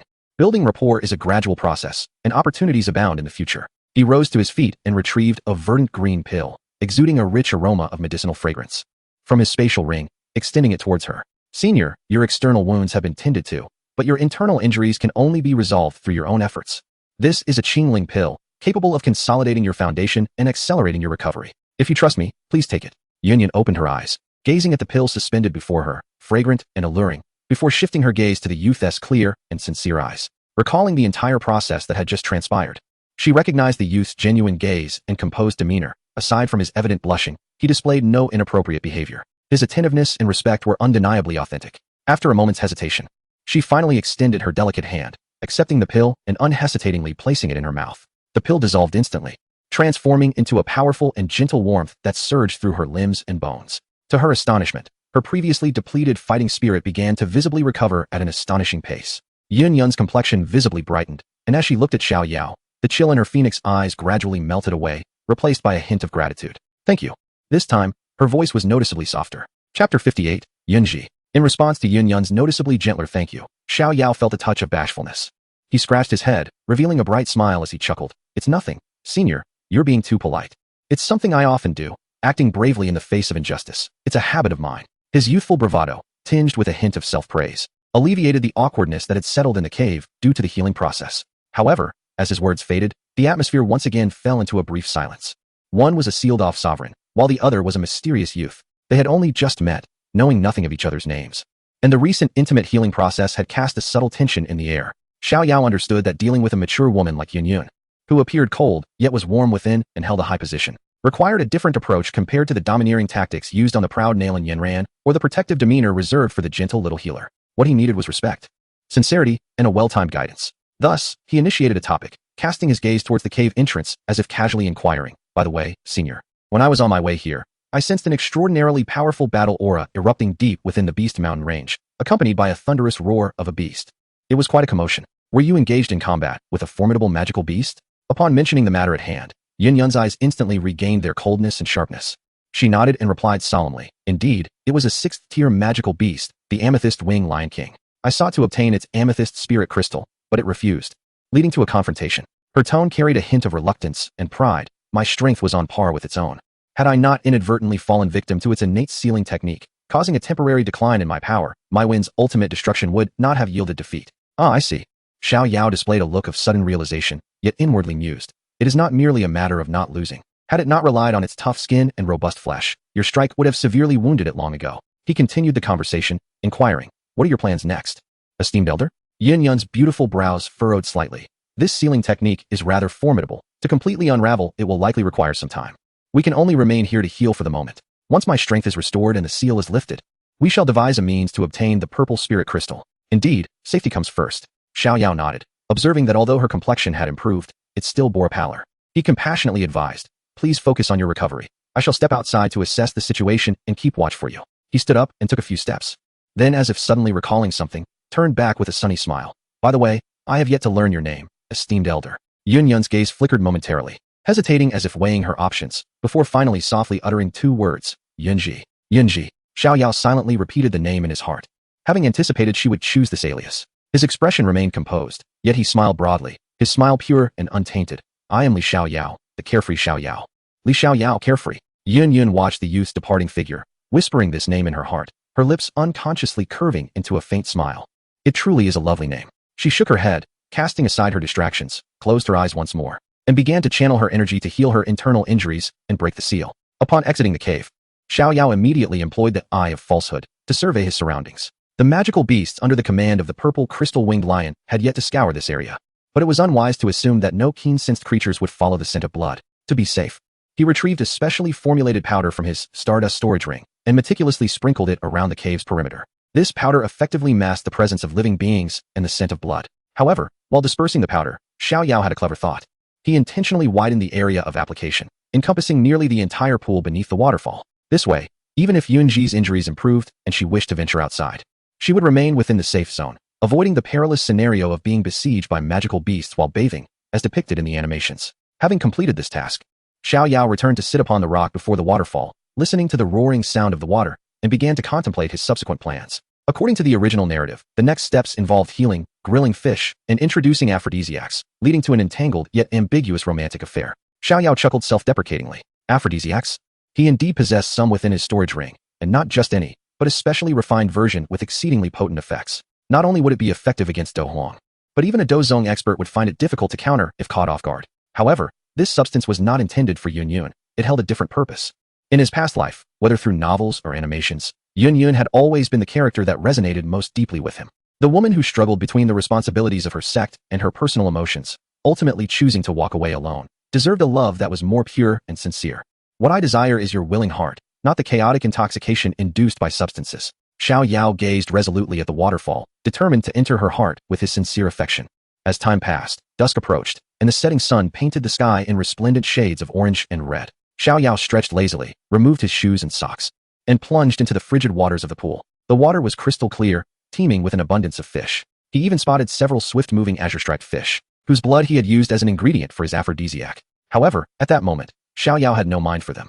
He casually caught 2 plump firetail fish and returned to shore, content with his catch. Upon his return to the cave, where Yunji was still seated in meditation, she slowly opened her eyes, perhaps sensing his footsteps. Seeing Xiao Yao and the dinner he held, a flicker of surprise crossed her cold gaze. Xiao Yao cleaned the fish, skewered them with sharpened twigs, and placed them over the rising bonfire. He then greeted Yunji with a smile, saying, "Just wait a moment.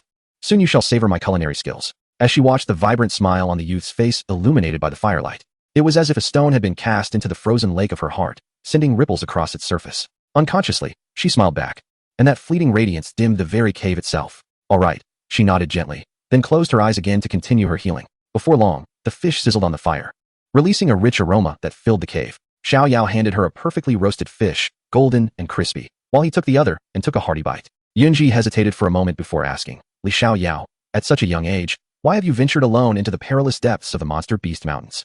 Xiao Yao had prepared his response in advance, chewing the fish as he mumbled, "I came to train and gather some medicinal herbs. My teacher always said that trees cannot grow tall in a greenhouse. True strength is forged between life and death." This explanation was reasonable, and Yunji accepted it without suspicion, taking small bites of her roasted fish. As they ate and chatted, ranging from the habits of monster beasts to the identification of herbs, the atmosphere was harmonious and natural. Within the cave, the bonfire danced, accompanied by the sounds of water, creating an initial, subtle warmth between 2 strangers. Chapter 59. Administering medicine to Xiao Yao. The passage of time in the cave seemed elongated by the sound of the waterfall, tranquil and distant. In the blink of an eye, 2 days had passed. During this time, an extraordinary rapport had developed between Xiao Yao and Yunji.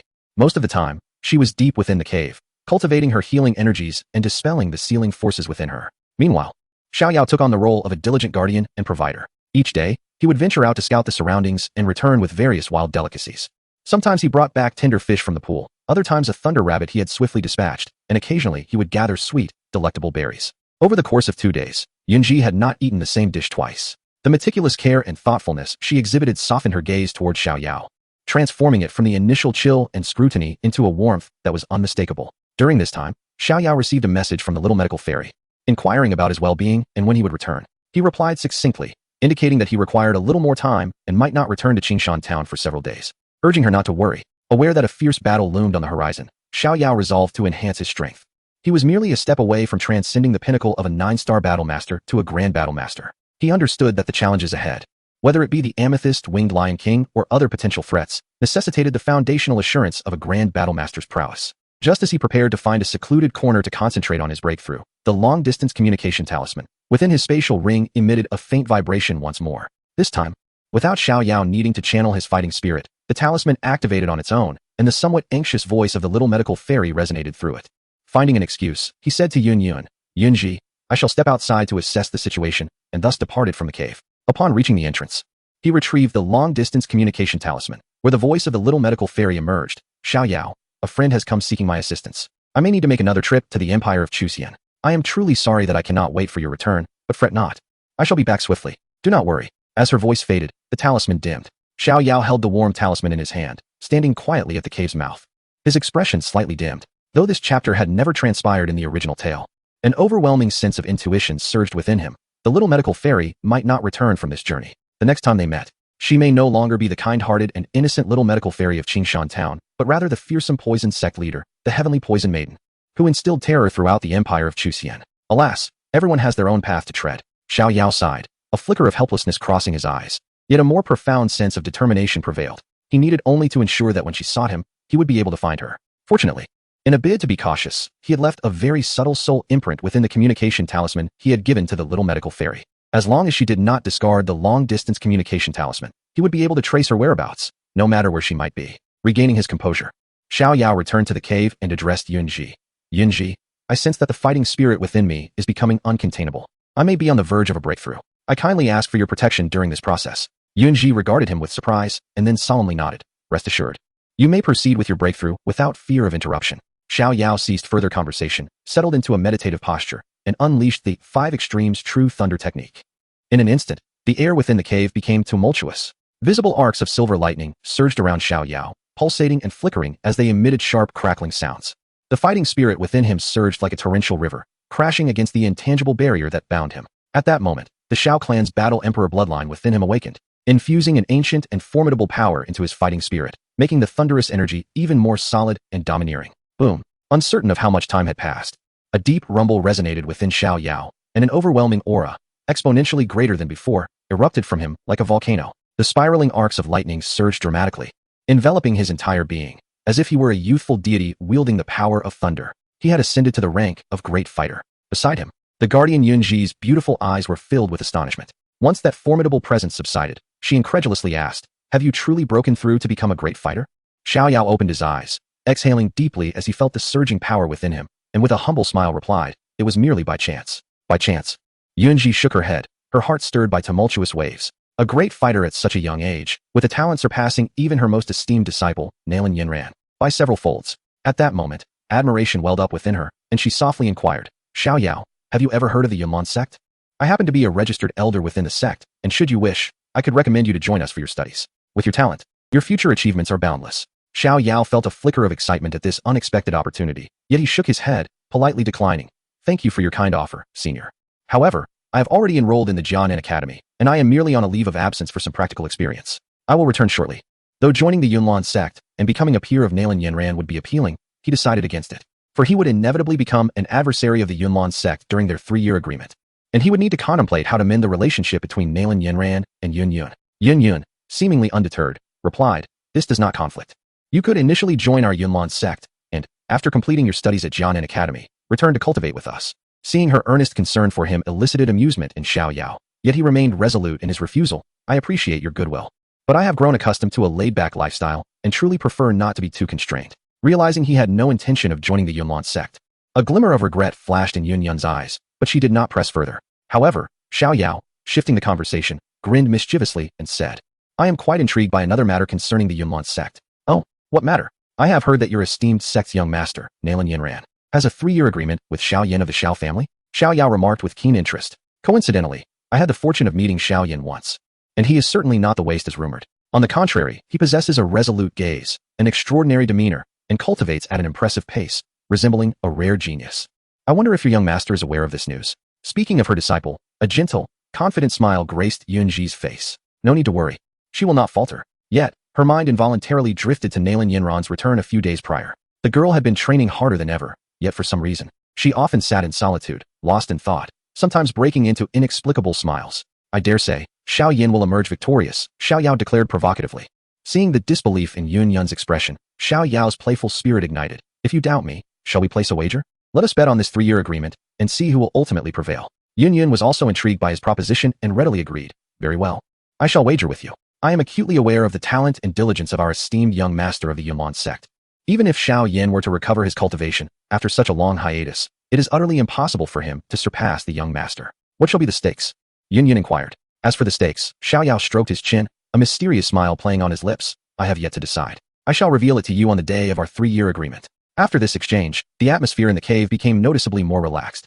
Xiao Yao resumed his meditation to solidify his recent breakthrough, while Yun Yun, having spent considerable time in the cave and healed significantly from her injuries, decided to venture outside for a stroll. Before long, she returned, cradling a handful of vibrant red wild fruits that resembled smaller apples. Xiao Yao, eyes closed in deep concentration, did not notice her return. With great care, she peeled the skin off one of the fruits and offered it to Xiao Yao, before taking one for herself and savoring it in small bites. Xiao Yao, indifferent at first, accepted the fruit and took a bite. The flavor was a delightful blend of sweet and sour, yet he couldn't shake the feeling that the taste was oddly familiar. Suddenly, he opened his eyes wide, gazing at the basket full of fruits in Yun Yun's arms, his pupils constricting in alarm. They were all sand fruits. Observing Yun Yun, it seemed she had quite the fondness for the taste, having already consumed several, a faint and unnatural blush beginning to grace her exquisite cheeks. Yunji, those fruits. Xiao Yao began to warn her, but before he could finish his sentence, an overwhelmingly fierce aura of a magical beast surged from outside the cave. Instantly locking onto their small sanctuary, a thunderous roar erupted, reverberating through the cave. Xiao Yao's heart sank. This was not the time, especially since he had just been drugged. Chapter 60, 5th Grade Magical Beast. The savage roar outside the cave resounded like thunder, the formidable aura firmly securing its grip on their little refuge. Both Yunji and Xiao Yao's expressions shifted dramatically. It's a 5th grade magical beast, Yunji assessed with a grave tone. Although this presence was not as vast as that of the amethyst-winged Lion King, it radiated with brutality and strength. Undoubtedly on par with a human Do Wong-level expert. Xiao Yao's expression tightened as his mind raced. He was confident that the powder he used to conceal their presence was foolproof. How had this beast managed to find them? But at this moment, there was no room for contemplation. He took a deep breath, the thunderous Do Qi surging within him, and stood, prepared to venture outside. Don't go. Yun Yun grasped his arm tightly, her cold phoenix eyes filled with urgency and disapproval. You have just advanced to a great Do master and are no match for a 5th grade magical beast. Allow me to handle this. You cannot go. Xiao Yao countered, firmly placing his hand on her delicate shoulder, his tone leaving no room for argument. Yunji, you have not yet recovered from your injuries, and your seal remains unbroken.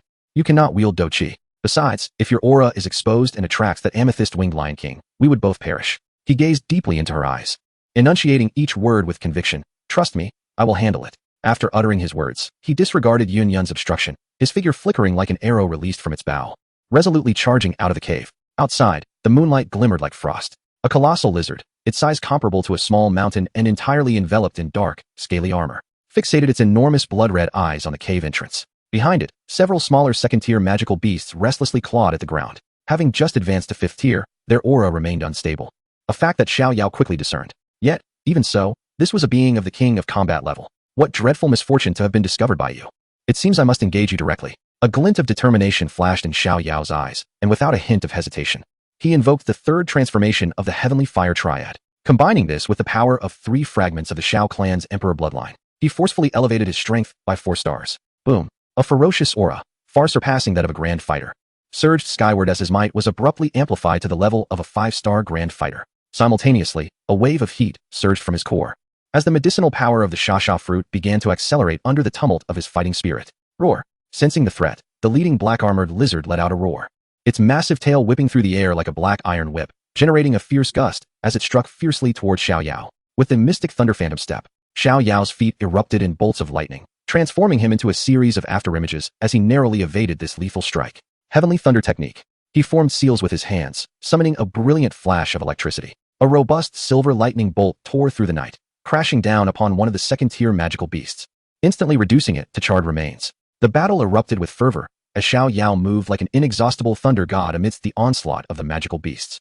With lightning flashing and fists roaring, he wielded all he had learned in combat to the utmost, each strike delivered with precision and ferocity. However, the sheer number of powerful beasts, coupled with the vast disparity in strength, allowed the black-armored lizard to seize an opportunity. Thud! After slaying the last second-tier beast, he faltered, caught off guard as the lizard's razor-sharp claws raked across his back, leaving 3 deep gashes that exposed bone, the excruciating pain nearly causing him to lose consciousness.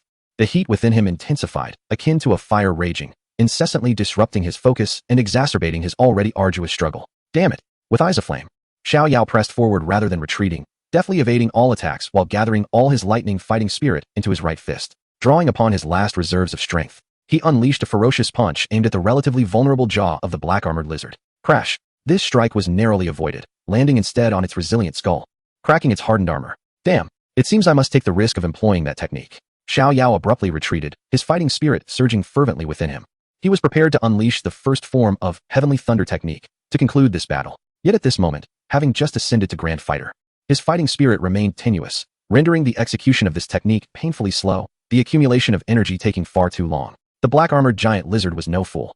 It charged forward, claw poised to strike at Xiao Yao's head. With an injured back and unable to fully utilize his martial skills, he was currently gathering his energy and could not evade. Xiao Yao had no choice but to gamble on this moment. Just as peril loomed, a stream of sword energy pierced through the giant lizard's skull. Inside the cave, Yun was in a state of frantic anxiety. The cacophony of battle outside was deafening, each violent clash tightening her heart further. Several times, she was tempted to rush out with her sword, but the thought of Xiao Yao's warning about attracting the amethyst wing lion king kept her in check. Clad in white as snow, she paced restlessly within the confines of the small cave, her jade-like hands clenched tightly, knuckles turning white from the pressure. Her once calm phoenix eyes were now filled with unprecedented urgency and worry. At last, she could no longer restrain herself and dashed out, witnessing the scene unfold before her. The martial technique had been instantaneously executed, vanquishing the black-armored giant lizard. With the threat neutralized, Xiao Yao released the energy he had been accumulating, his body reaching its limits. Teetering on the brink of collapse, Xiao Yao, Yunji exclaimed, rushing forward without a second thought, catching him just before he fell. The warmth of his body and the stickiness of his blood met her hands. Are you all right? Her voice trembled, revealing her own unrecognized fear. Xiao Yao felt the world spinning around him. He gazed at the exquisite face filled with concern and wished to speak, but found he lacked the strength. Summoning his final reserves of energy, he emptied the entire contents of the potion bottles from the stardust ring onto the ground, trembling fingers pointing at one particular red vial. In an instant, Yunji understood his intent. She swiftly picked up the vial, pouring out a pill exuding vibrant life energy, and cautiously placed it into Xiao Yao's mouth. The pill dissolved instantly, and at last, the tension in his body relaxed, plunging him into unconsciousness. Yunji carried him back to the cave, laying him gently upon the rocky surface, meticulously examining his injuries. Although numerous, thankfully none were critical. Without hesitation, she gently removed his blood-soaked, tattered shirt and began to clean, apply medicine, and bandage his wounds. Once all was completed, she observed the young man's breathing steady, finally exhaling a sigh of relief. However, this very relaxation allowed the medicinal effects, previously overshadowed by her worry, to surge forth. An indescribable emotion flooded her heart, akin to a tidal wave, gratitude. She stared blankly at the unconscious Xiao Yao. In the end, they were but strangers. He had saved her life, having done more than enough. He had no obligation to risk his life, battling a 5th-tier magical beast for her sake, yet he had chosen to do so. This feeling of being unreservedly protected was an experience she had never known since becoming the sect leader of Yunlan's sect. Her gaze inadvertently fell upon Xiao Yao's robust physique, sculpted from rigorous training, his rising and falling chest, and finally, his strikingly handsome face, even in unconsciousness. Reflecting on the events of the past few days spent with him, though mundane, they were imbued with warmth. Unlike the incessant tasks and monotonous cultivation at the Yunlan sect. Suddenly, an audacious thought surged from the depths of her heart without warning. She wished to kiss him. Once this thought emerged, it spiraled uncontrollably, wrapping itself around her heart like a rampant vine. She felt her cheeks flush and her heart race like a drum. Gazing at Xiao Yao's tightly sealed lips, she inexplicably leaned down gradually, getting closer and closer. Just as their lips were about to meet, a moment of clarity struck Yunji like a bolt of lightning. Something was amiss. She snapped back to reality, sitting upright as if jolted by electricity, her beautiful eyes filled with shock and apprehension. How could she harbor such an idea? Instinctively, Yunji crossed her legs and forced herself to meditate inwardly. Indeed, she sensed a strange, slightly heated medicinal energy coursing through her limbs and veins. Swiftly, she summoned her fighting spirit to envelop this energy and forcibly expel it from her body. Once she accomplished this, she gasped for air, the blush on her face still lingering. Quickly, she pieced together the sequence of events, her gaze falling upon the heap of vibrant red fruits in the corner. The source of the problem lay there. She instantly realized that Xiao Yao had tried to warn her, but was interrupted by the sudden appearance of a magical beast. Fortunately, The potency of the fruit was not overwhelmingly strong, and its effects were gradual. Had it been otherwise, the consequences would have been unimaginable. Gazing at the youth who had fainted for her sake, Yun felt a tumult of emotions, relief, gratitude, and a hint of something else. Chapter 61. Administering medicine to Xiao Yao again. The following morning, as the first rays of sunlight streamed through the waterfall at the cave's entrance, casting a kaleidoscope of light upon the rock walls, Xiao Yao gradually awakened. His consciousness was still somewhat hazy, remnants of an enchanting spring dream lingering in his mind. In the dream, he had been chasing after a stunning fairy, Yunyu, and just as he was about to claim a kiss, a sharp, tearing pain surged through his back. Then he awoke. Xiao Yao grimaced, feeling the fiery sting of his back injury. Due to the wound, he had been instructed by Yun to lie on his stomach all night, leaving his body feeling somewhat stiff. Shaking his head to clear his thoughts, he spotted a captivating moon-white figure crouched by the nearby campfire, intently fiddling with something. Upon noticing his awakening, Yun turned to him with a smile, her delicate expression akin to an ethereal orchid, instantly dispelling the cave's chill. "You're awake? How do you feel?" she asked gently. "Just stay put for now. Don't move around. The fish will be ready shortly." As Xiao Yao took a moment to regain his composure and reflected on the events of the previous day, he surmised that the fifth-level magical beast, the black-armored giant lizard, had merely passed by and was not sent by the amethyst wing lion king. It likely caught the scent of the roasted fish and discovered they were inside. It seemed that due to his role as a mere supporting character, he encountered such misfortunes. He could only blame his bad luck. With a sigh, he glanced at the branch in Yun's hand, adorned with fish, and then at her delicate, unblemished hands that had never touched the waters of spring. He raised an eyebrow and asked in a tone rife with skepticism, "Can you truly grill fish?" Yun flipped the fish over, seemingly provoked by his gaze, and a faint blush of defiance tinged her exquisite face as she huffed. "No one has ever tasted my grilled fish. How dare you underestimate me, you little rascal." Xiao Yao wisely chose to remain silent, a smile gracing his lips. He refrained from further comments, enduring the pain in his back as he slowly rose to sit cross-legged, beginning to circulate his energy for recuperation. The battle with the fifth-tier magical beast the previous day had been exceedingly brutal, having just advanced to the rank of great fighter. His internal thunderous energy was still not fully stabilized, rendering his combat prowess somewhat lacking. At this moment, as the Five Extremes True Thunder technique commenced its operation, he could distinctly sense that feeling of instability swiftly dissipating. The surging thunderous energy solidified and thickened, flowing through his meridians with the ease of a skilled hand. A sense of relief washed over Xiao Yao. What brought him even greater joy was that, with the stabilization of his realm, his understanding of the Heavenly Thunder technique became markedly clearer. Indeed, this advanced Earth-tier fighting skill rewarded by the system bore a striking resemblance to the Imperial Seal technique that Xiao Yan would later acquire. Both divided into several stages that required one to attain corresponding levels of strength to unlock. The Heavenly Thunder technique comprises 3 forms, corresponding to the realms of Great Fighter, Fighter King, and Fighter Sovereign, and mastering it could rival the prowess of Heavenly Tier techniques. Presently, he was already capable of unleashing its first form, Ninefold Thunder. If he were to confront that black-armored giant lizard again in his current state, combining it with the 3 mystical transformations of Heavenly Fire and utilizing Ninefold Thunder, he would possess a 70% chance of annihilating it. A confident smile tugged at the corners of Xiao Yao's mouth. Just then, a pungent, burnt aroma rudely invaded his nostrils. Opening his eyes, he beheld Yun approaching him with a charred item in hand, a hint of evident embarrassment gracing her features. Xiao Yao silently accepted the charred offering, his lips twitching involuntarily. It should have been a fish. However, it was now entirely blackened, exuding an acrid smell, with its original form utterly unrecognizable. "Is this truly your grilled fish?" Xiao Yao's expression turned somewhat bitter. Yun's cheeks flushed, but she quickly adopted a defiant demeanor, asserting, "This is the first dish I have ever cooked. Even if it's not delicious, you must eat it all." "What?" He feigned a pitiful expression. "I am but a severely injured patient. Do you wish to further torment me?" Under the threat of her fierce gaze, which promised a beating should she continue to hear any dissent, Xiao Yao ultimately pinched his nose and, with the resolve of one facing death, took a bite of the charred offering. Seeing him eat, Yun also curiously took a small bite, eager to taste her maiden creation. Crunch. The moment the morsel hit his tongue, Xiao Yao felt utterly numb. A bewildering scent, a mingling of fishiness and bitter char, erupted within his mouth.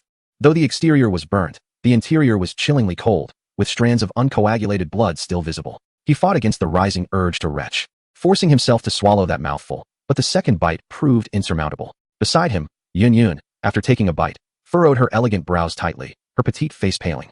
She too found it hard to swallow, yet she persevered and managed to gulp it down. Their initial culinary endeavor ended in utter failure. That awkward fellow, Xiao Yao, forced a smile to break the silence, remarking, "It seems the fish is not fully cooked, and did you perhaps forget to season it?" Yun's cheeks flushed crimson, as if blood might drip from them, and she shyly replied, I had no idea about these things. I was merely mimicking how you grilled yesterday." Who knew the flames would flare up like that? However, a spark of defiance ignited in her eyes, and with resolute determination, she declared, "No matter. I shall catch a few more. Today, I must grill a fish that is truly edible for you." With that, She rose and ventured outside the cave. A loud splash resonated, and before long, Yun returned, brimming with vitality, carrying a whole basket of lively fish. Xiao Yao shook his head in resignation.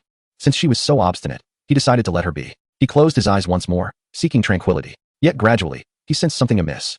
A familiar warmth surged from his lower abdomen, far more intense than the episode with the shasha fruit the previous night. What was happening? He abruptly opened his eyes.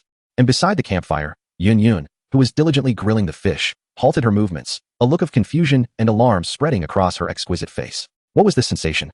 This familiar feeling? I haven't consumed any of those wild fruits again, have I? Casting a glance at the basket of fish Yun had brought back, he began to form a hypothesis. While Yun stood there in a daze, Xiao Yao endured the stabbing pain in his back, gradually approaching her, and plopped down beside her. Why are you coming over? Quickly, go back and sit properly. Upon seeing Xiao Yao sit beside her, Yun felt her cheeks flush involuntarily due to the strange sensation, instinctively turning her head away, unable to meet his gaze. Uncontrollable images began to surface in her mind, ones unfit for young eyes. Yet Xiao Yao paid her no heed. His gaze was fixed intently on the two fish sizzling over the fire.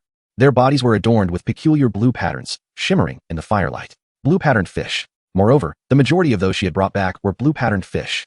1,000 thoughts raced through Xiao Yao's mind. He found himself at a loss, utterly astounded that Yun possessed such an uncanny talent for locating aphrodisiacal ingredients.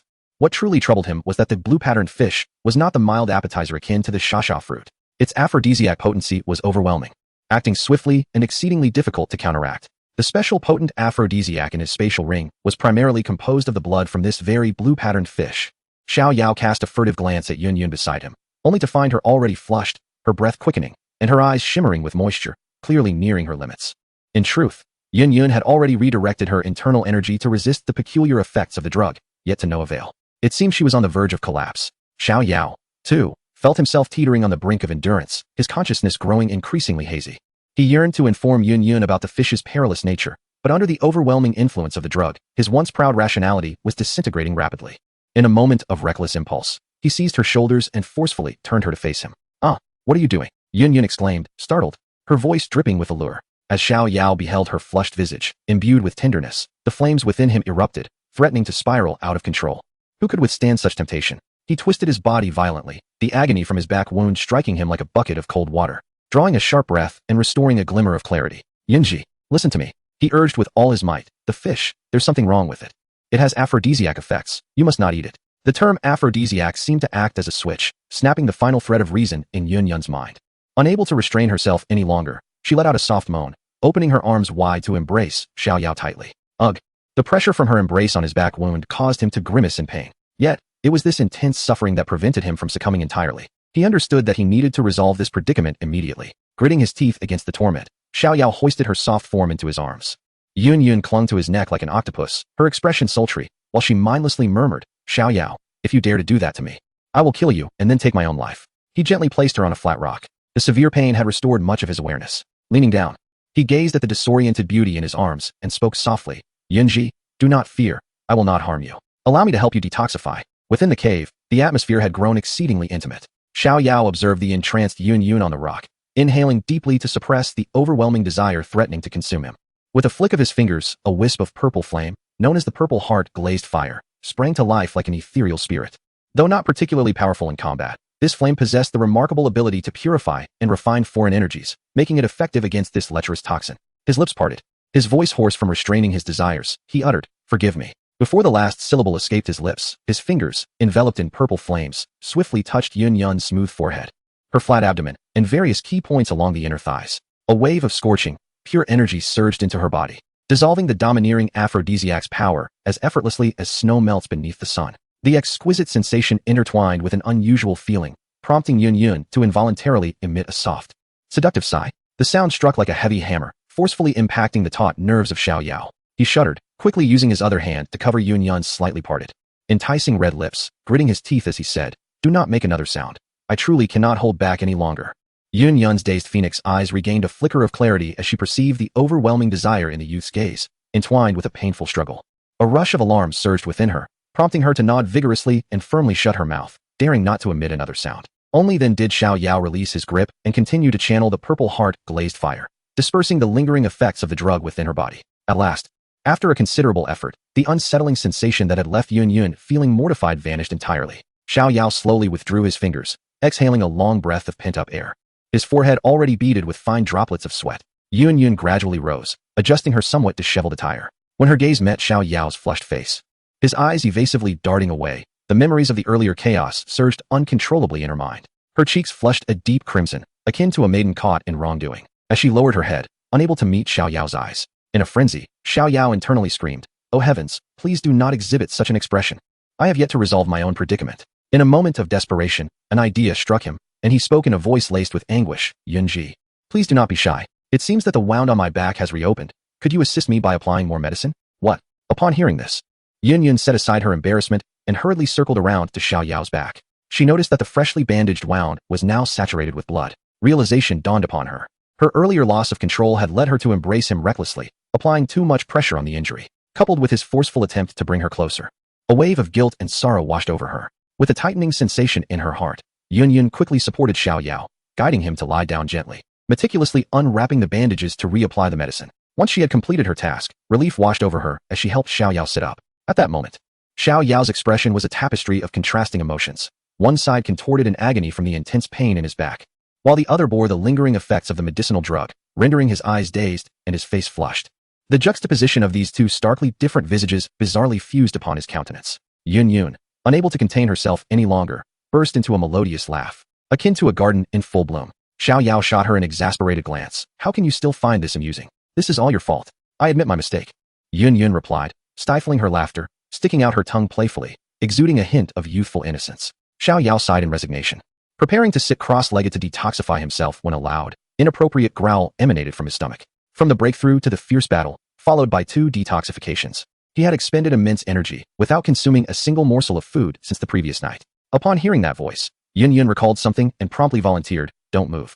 I will go and catch you some fish. Rest assured, this time I will definitely avoid those peculiar ones." Xiao Yao, equally famished, could only nod in agreement, determined to scrutinize her catch thoroughly this time. Yun emerged from the cave once more, and with a splash, she soon returned, holding several lively fish. Xiao Yao insisted on inspecting them, and upon confirming they were indeed ordinary firetail fish, he felt a wave of relief wash over him. He then imparted some tips on grilling fish, such as making several incisions along the fish's body to enhance flavor and ensure thorough cooking. With newfound confidence, Yun approached the fire and began her culinary endeavor with great enthusiasm. This time, the results were delightful. Under her careful roasting, the fish soon emanated an enticing aroma, their skin perfectly golden and appetizing, without a hint of charring. Remembering that Xiao Yao had sprinkled some seasoning while grilling, she rummaged through the assortment of potion bottles he had discarded the previous day. Before long, she discovered a red bottle, recalling that Xiao Yao had used something similar before. She opened the cap and found a powdery substance inside, which she cautiously sprinkled on 2 of the fish. Meanwhile, Xiao Yao had managed to suppress the toxins within him temporarily. Just as he opened his eyes, Yun approached with a fragrant grilled fish in hand. Upon receiving it, Xiao Yao was struck by the appealing appearance of the grilled fish. Tentatively, he took a bite. The flesh was crispy on the outside and tender within. Although a slight fishy taste lingered, it was a world apart from the previous charred offering. He couldn't help but give Yun a thumbs up, exclaiming, "You've made progress." Pleased by his praise, Yun's heart danced with joy, yet she feigned aloofness, huffing playfully, of course. Observing her demeanor, Xiao Yao couldn't help but chuckle inwardly, thinking that Nalan Yanran's haughty nature was likely learned from her. The two devoured the grilled fish with remarkable speed, and as Xiao Yao felt a satisfying fullness in his stomach, he prepared to rid himself of the lingering toxins. Suddenly, an unparalleled sensation surged through him, a force far more potent than the previous 2 experiences combined, akin to a torrent breaking free from a dam, crashing into his mind. Panic seized him as he quickly reached into his storage ring, only to discover that the bottle he had meticulously crafted, containing a special aphrodisiac derived from the blood of the azure-patterned fish, was nowhere to be found. The realization hit him, just before losing consciousness the previous night. He had thrown out all the potion bottles, and that special aphrodisiac must have been among them. Simultaneously, Yun sensed that something was amiss. The intensity of the sensation overwhelmed her, surpassing the previous experiences in both strength and swiftness. Completely bewildered, she wondered what she had consumed this time. Feeling weak and disoriented, she stammered, No, I can't stay here. I need to get out." With that, she struggled to rise and flee the cave. "Don't be impulsive," Xiao Yao shouted, quickly getting up to restrain her. With just a slight exertion, he effortlessly pulled the feeble Yun into his embrace. Already drained of strength, Yun found herself pressed against Xiao Yao, her delicate form rendering her incapable of standing. "Do not act impulsively," Xiao Yao, holding the heated body of the enchanting figure, cautioned with the last vestige of his rationality. "The outside world is fraught with peril. Moreover, some magical beasts possess an unsettling interest in humans, such as that ape-like creature." Upon hearing this, Yun could no longer suppress the inappropriate thoughts that flooded her mind. She lifted her head and pressed her lips against Xiao Yao's. Xiao Yao, still under the lingering effects of poison and now experiencing a new intoxicating sensation, was overwhelmed by the stimulus, his mind blank as he instinctively responded to her kiss. As the last flicker of clarity faded, Xiao Yao's thoughts spiraled. How did it come to this? I never intended for it to unfold in such a manner.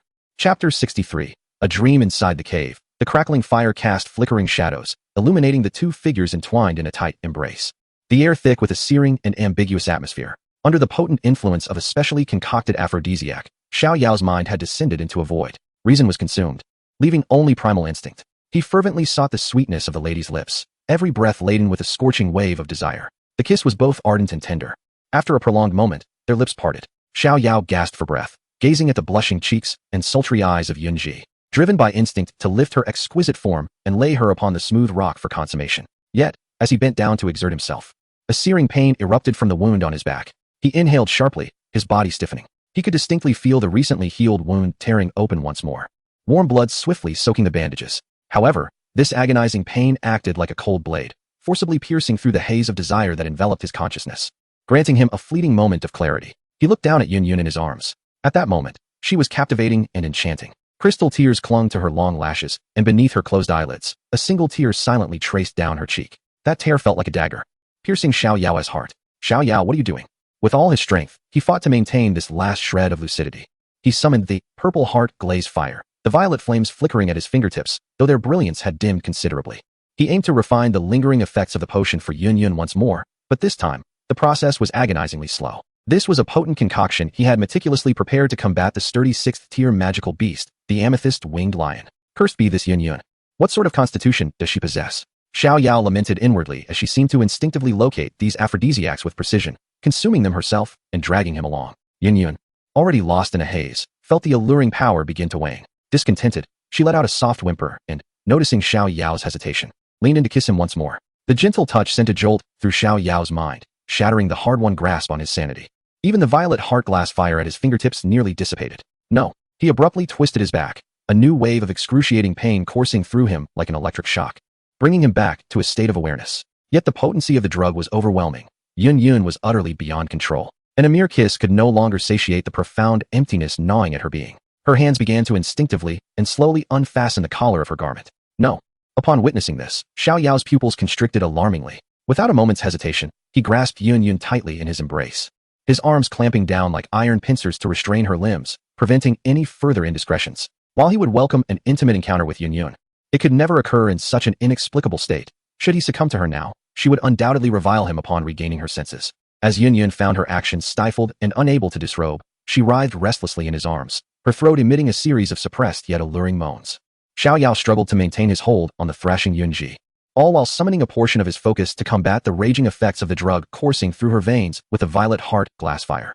Each time his consciousness teetered on the brink of being consumed by desire, he would not hesitate to twist his back with ferocity, exchanging the searing agony for fleeting clarity. Once, twice, thrice, blood continued to seep from his back, staining his garments, soiling Yun's skirt, and coloring the rock beneath them crimson. Gradually, Xiao Yao sensed his strength waning. His awareness began to blur, and everything in his vision became double. His body turned cold and feeble from excessive blood loss, and his soul's energy teetered on the edge of depletion. Ultimately, the violet heart glass fire at his fingertips flickered out like a candle in the wind. At last, he could endure no longer. Darkness enveloped him, and he succumbed to unconsciousness. Thud! Xiao Yao's body slackened, and he, along with the person he held so closely, collapsed heavily onto the ground. The dull thud jolted Yun awake from her haze.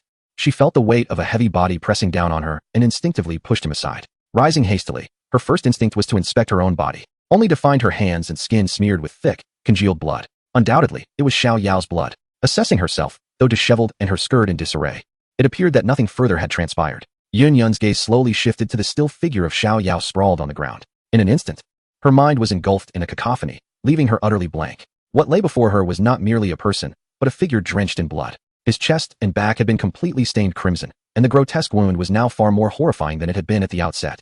Memories surged back to her.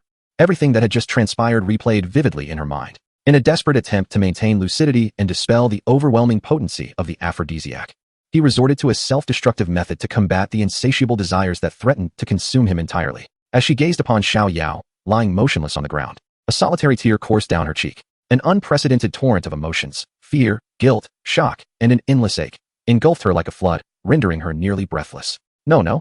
Yun fought to suppress the panic swelling within her, trembling as she cautiously extended her hand to feel for Xiao Yao's breath beneath his nose. When she detected the faint yet persistent rhythm of his breathing, the heavy stone of dread that had lodged in her heart finally fell away. He was still alive. He was still alive. Without the slightest delay, she lifted Xiao Yao and placed him upon a smooth rock. Carefully removing the bandages that had long since adhered to his wounds, she generously sprinkled the remaining golden ointment over his horrific injuries, sparing no effort in her haste. Then, she wrapped him tightly with fresh bandages, encircling him again and again. However, Xiao Yao's injuries were external rather than internal, apart from applying the ointment to staunch the bleeding. There was little else she could do but anxiously await his recovery. Fortunately, the efficacy of the golden ointment was remarkable. After a while, the bleeding slowed significantly, and signs of improvement began to emerge. Seeing that he was no longer in immediate danger, Yun finally collapsed onto the ground beside him. Staring blankly at the unconscious Xiao Yao, her mind replayed the events of the past few days, from their initial rescue to the absurd episodes of poisoning, culminating in that passionate yet tender kiss, and finally, his self-sacrificing defense, shielding her with his very blood. Had it not been for the wild fruits and fish she had personally gathered, she might have doubted whether this young man had deliberately poisoned her. Ironically, she had been afflicted by the same embarrassing toxin thrice in succession. Instinctively, she brushed her fingers over her lips, recalling the sensation that had quickened her heartbeat and left her feeling weak all over. It seemed the experience was not entirely unpleasant. Was this truly the essence of a kiss? An experience unlike any she had ever encountered. She gazed at the pale, yet strikingly handsome face of the young man. Gradually lost in thought, countless images flashed through her mind. But she was abruptly reminded of a solemn rule. The young master and master of Yunlan's sect must not indulge in romantic entanglements, an edict upheld by generations of the sect. As the current leader of Yunlan's sect, she had always adhered to this principle with unwavering discipline. With a sigh, she turned away from Xiao Yao, only to notice the red vial she had previously used as seasoning. Yun picked up the vial and examined it closely. Meanwhile, in the depths of his unconsciousness, Xiao Yao drifted into a dream. Chapter 64, A Devious Method. His consciousness floated amidst the endless darkness. Xiao Yao, wake up. Wake up. It's time for the early class.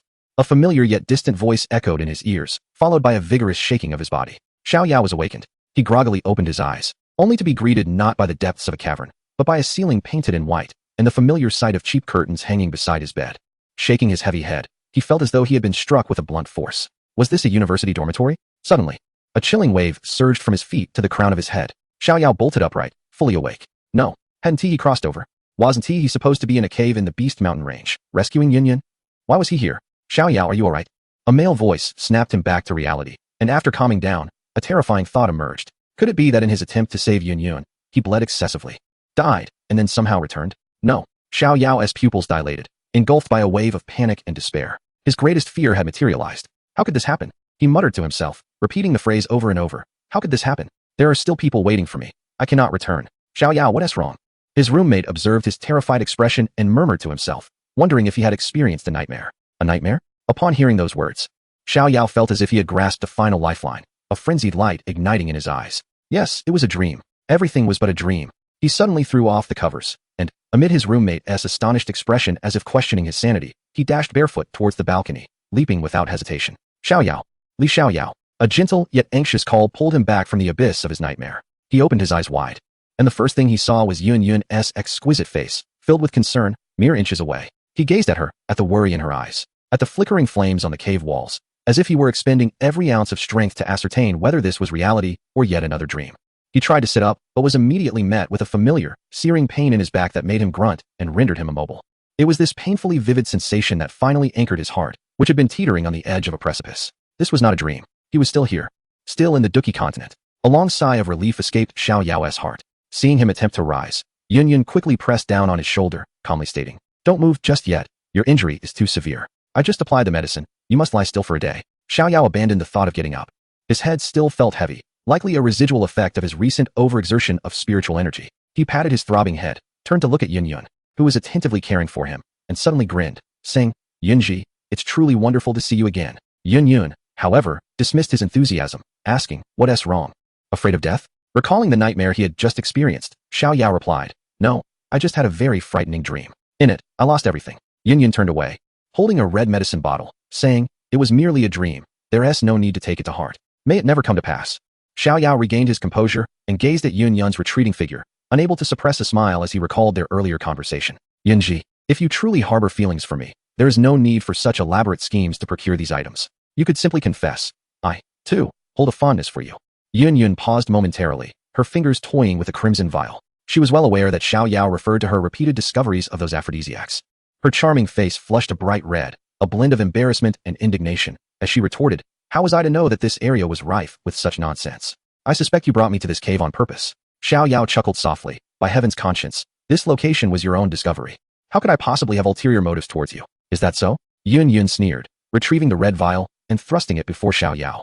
Her eyes burning with intensity as she demanded, "Then what, pray tell, is this?" Xiao Yao's smile faltered, unprepared for her scrutiny. His gaze shifted, and he reluctantly admitted, stammering, This is merely a spring elixir I inadvertently concocted." A clear, resonant clang of a sword echoed through the cave as a glimmering blade was suddenly pressed against Xiao Yao's throat, the chill of the steel raising the hairs on his neck. Yun, sword in hand, in expression inscrutable, stated flatly, "You had best provide me with a reasonable explanation, or I shall take your life." Unfazed, Xiao Yao quickly pleaded his case. "I am innocent. Please, let me explain. Though I may have created this, I swear I never intended to use it against you. Who knows why you consistently stumble upon such items? You cannot hold me accountable." Yun's voice was cold.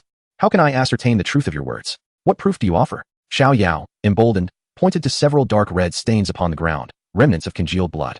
"Does this not suffice? Just moments ago, you were so eager to kiss and embrace me. I risked my life without reciprocating any ill intentions. And let's not forget, that was my first kiss. By rights, you ought to be responsible. Shameless." Yun's face flushed with a mix of humiliation and anger at his words, and she could bear no more. Raising her hand, she struck him lightly on the head with the hilt of her sword. Xiao Yao chuckled, sensing the moment was ripe to retreat. "No more, no more," he conceded, feeling no trepidation. If Yun truly harbored murderous intent, with her prowess as a battle emperor, he would not have survived thus far. Her actions were merely expressions of frustration and indignation. Indeed, seeing him relent, Yun sheathed her sword. Taking a deep breath, her demeanor returned to its usual icy calm as she stated earnestly, "In 2 days, the seal within me will be completely lifted. At that time, I shall seek out the amethyst-winged Lion King. You would do well to depart from here. The depths of the Beast Mountain range are no place for you."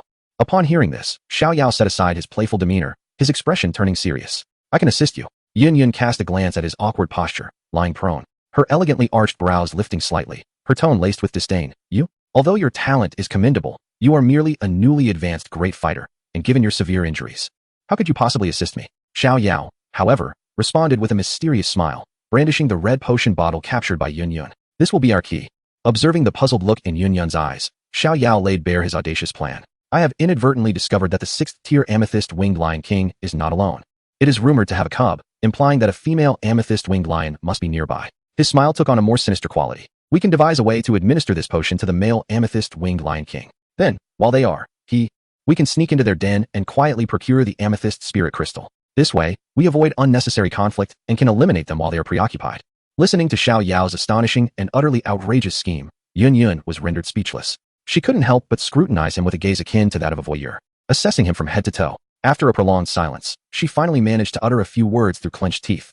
"You are truly insidious." Xiao Yao chuckled, revealing a set of pearly whites, and nonchalantly replied, "Thank you for the compliment." 2 days later, with the assistance of Xiao Yao's luxurious high-grade healing ointment, the gruesome wound on his back had successfully formed a scab. Although it had yet to fully heal, engaging in minor skirmishes was no longer an issue. On that clear morning, Xiao Yao conducted his customary patrol near the cave.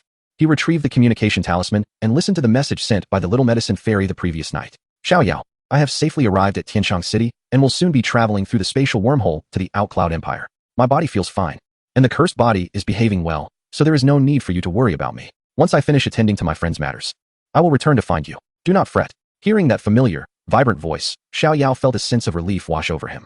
He quietly sensed the soul imprint on the talisman, confirming that its location had indeed become exceedingly distant. "The Outcloud Empire," he murmured, putting away the talisman. "Once I handle matters here, it appears I must make a trip, otherwise, I shall remain uneasy." After surveying the surroundings and confirming that all was well, he intended to return to the cave. As he stepped out, Yun had already begun her vigorous assault on the seal set by the amethyst-winged Lion King. And by now, she should be nearing completion. On his way back, Xiao Yao's gaze was drawn to a peculiar flower nestled within the crevices of the rocks. The flower radiated a soft lavender hue, its petals delicately layered, with edges tinged in a pure moonlit white, resembling exquisite glasswork. It swayed gently in the morning breeze, exuding a faint, enchanting fragrance that was both refreshing and ethereal, embodying a beauty untouched by the mundane world. Xiao Yao felt a stirring in his heart as he carefully plucked it from the stones, roots and all. Upon his return to the cave entrance, he was greeted by a surging, overwhelming aura, far more potent than that of 2 days prior, emanating from within the cave. A surge of joy filled Xiao Yao's heart as he realized Yun had succeeded. He was about to utter the word Yun when, suddenly, A figure clad in moonlit white appeared before him with astonishing swiftness. The chilling tip of a sword, imbued with an aura of lethal precision, poised unwaveringly at his throat, leaving no room for error. Startled, Xiao Yao was left bewildered by the antics of this formidable lady. He could only raise his hands in a gesture of surrender, chuckling nervously. Yunji, what are you doing? Now that you have regained your strength, are you intent on killing the donkey after the grinding? Having restored her status as a Do Huang, Yun emanated an entirely different aura. Her countenance was as frosty as ice, and her voice bore a frigid clarity as she declared, I have reflected upon our past encounters, and I must acknowledge that they were indeed outrageous. To prevent you from disseminating information that could tarnish my reputation, it is most prudent to eliminate you. Yet, in the face of her menacing intent, Xiao Yao found his composure. He extended 2 fingers leisurely, gently guiding the sharp blade away from his throat. Come now, Yunji, he gazed into her eyes earnestly. You are not that kind of person. If you truly wished for my demise, I would not have survived this long. With a scoff, Yun twisted her wrist, redirecting the sword back towards him. You speak as though you understand me well. Pray tell, what kind of person am I? If your answer fails to satisfy, your life may very well be forfeit today. Once more, Xiao Yao pushed the sword aside, this time revealing a freshly picked purple and white flower from behind his back. He presented it to Yun with a warm smile. What kind of person are you? He looked into her eyes, his voice gentle and sincere. To me, you are akin to this flower. To the outside world, you appear noble and resplendent, like a celestial being upon the clouds, admired from afar. Yet, only by drawing near can one discover the hidden tenderness that lies beneath that nobility, as well as the indomitable spirit that continues to bloom, even in dire circumstances. Yun stared at the vibrant blossom, utterly taken aback. She had not anticipated such words from him. After a moment of hesitation, she ultimately refrained from accepting the flower. Slowly, she sheathed her sword, turned her head aside, and spoke in a tone tinged with playful pride. Flattery will get you nowhere. Thank you for the compliment. Xiao Yao chuckled softly, knowing that Yun was merely testing him, or perhaps employing this method to mask her uncertainty regarding the complexities of their relationship. The Yunlan sect's leader he knew was no petty figure who would repay kindness with malice. Seeing his unabashed demeanor, Yun could not help but feel both exasperated and amused. Ultimately, she could not resist the urge to lightly tap his head with the hilt of her sword. You are such a fool. Now, let us attend to serious matters. With that, she resumed her authoritative stance, leading the way out of the cave. Xiao Yao smiled, bending down to carefully plant the flower in the moist earth at the cave's entrance before following her. The two concealed their presence, like shadows in the forest, silently approaching the lair of the amethyst-winged Lion King, where Yun's expression turned grave, ready for battle at a moment's notice. She lowered her voice and inquired of Xiao Yao beside her. How do you plan to execute that outrageous scheme of yours? Xiao Yao leisurely retrieved a rabbit he had previously rendered unconscious from his spatial ring, winking at Yun. This will be our means. With a flick of his wrist, he summoned the violet heart glazed fire, swiftly roasting the rabbit to a perfect crispness. He then extracted several dried herbs from his spatial ring, crushing them with his fighting spirit and refining them into a drop of dark green liquid. This liquid was evenly drizzled over the roasted rabbit, and in an instant, an irresistible aroma wafted through the air, overpowering to any carnivorous creature. Having completed this, Xiao Yao produced a vial of specially concocted aphrodisiac and generously sprinkled it over the dish. Seizing the rabbit's leg, he gave it a vigorous toss, accurately launching the enhanced roast rabbit right at the entrance of the amethyst-winged Lion King's lair. Observing Xiao Yao's fluid movements, Yun couldn't help but voice her skepticism. Will this actually work? The amethyst-winged Lion King is a 6th-tier beast with awakened intelligence. Such a simplistic trick may not deceive it. Yet Xiao Yao, with a confident smile, replied, who said I intend to trick it? Just wait and see. Seeing his unwavering confidence, Yun chose to withhold further doubts, deciding to trust him this once. After all, if things turned awry, she could always make a hasty retreat with him. The herbs, known as beast-luring grass, were a peculiar flora specifically used to hunt magical beasts. While they were ineffective against beasts of 6th-tier intelligence or higher, they possessed a fatal allure for those below that threshold. This was a secret Xiao Yao had gleaned from the knowledge imparted by the system. After waiting in the shadows for a short while, the entrance indeed stirred with activity. A purple crystalline lion, adorned with a shimmering purple shell, emerged slowly from the cave. Its physique bore an uncanny resemblance to that of the amethyst-winged Lion King, albeit smaller and more agile. Target, female amethyst-winged lion. Strength, 5th-tier beast. Xiao Yao's eye of breaking illusions instantly provided this information. Clearly drawn out by the aroma of the roasted rabbit, the female amethyst-winged lion approached it cautiously, sniffing the air and drooling uncontrollably. Nevertheless, it remained vigilant, its blood-red eyes scanning the surroundings, puzzled by the sudden appearance of a cooked prey at the cave's entrance. It fixated on the roasted rabbit for an extended period, seemingly weighing the risks and rewards, yet the drool pooling at its mouth betrayed its inner desire. Concealed in the shadows, Yun observed in amazement. She could discern that although the female amethyst-winged lion hesitated, it was only a matter of time before it succumbed to the alluring scent. Indeed, after a fierce internal struggle, the female amethyst-winged lion could no longer contain itself. It opened its jaws wide and devoured the roasted rabbit in one swift motion. The rich flavor exploded in its mouth, eliciting a deep, contented growl. However, this moment of bliss was fleeting. Before long, it sensed that something was amiss. A surge of malevolence ignited suddenly from its lower abdomen, swiftly engulfing its entire being. It turned hastily, plunging back into the cave. Soon after, deep within the cavern, indistinct yet intense howls, both oppressive and wild, echoed faintly. Xiao Yao chuckled, raising an eyebrow at Yun Yun. Lord Do Huang, the time has come. Let us proceed inside. Chapter 66. Crisis. At Xiao Yao's signal, the two suppressed their presence, gliding like wisps of smoke into the lair of the amethyst-winged Lion King. Contrary to expectations, the cave was not shrouded in complete darkness. Countless amethyst crystals, each the size of an infant's fist, adorned the cave walls, radiating a fantastical purple glow that illuminated the depths of the cavern, reflecting the solemn expressions on their faces. The further they ventured, the greater and more numerous the amethysts became. Upon reaching the innermost sanctum of the cave, they found themselves enveloped in a realm of purple crystals. The air was saturated with an energy so pure it seemed to be on the verge of liquefaction, making the entire space shimmer with brilliance. At the heart of this crystalline wonderland lay a massive platform composed of amethyst, upon which slumbered a small beast. Its entire form was cloaked in purple, resembling the amethyst-winged Lion King, albeit smaller in stature, yet still larger than an average adult human. At this moment, it appeared to be troubled by some sound, its fluffy forepaws tightly pressed against its ears. Suspended above it was a milky white energy sphere, roughly the size of a bowl, slowly rotating and emanating a powerful life force. Xiao Yao recognized it as the companion amethyst source. They were likely on the cusp of finding their target, the purple spirit crystal.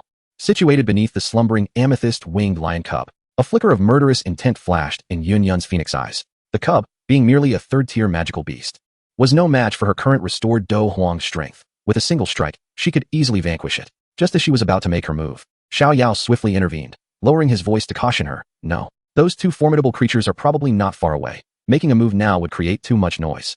Allow me to handle this. With a mysterious smile, Xiao Yao produced several purple fruits from his storage ring and retrieved a small vial, sprinkling a bit of white powder over them. Yun Yun, observing his peculiar concoctions, could not help but inquire, "What are you up to now?" Xiao Yao chuckled, lifting the fruit to explain. "This is called the purple smoke fruit, one of the favorite treats of fire attribute magical beasts." He then shook the vial in his hand, adding, "And this is a potent laxative I concocted.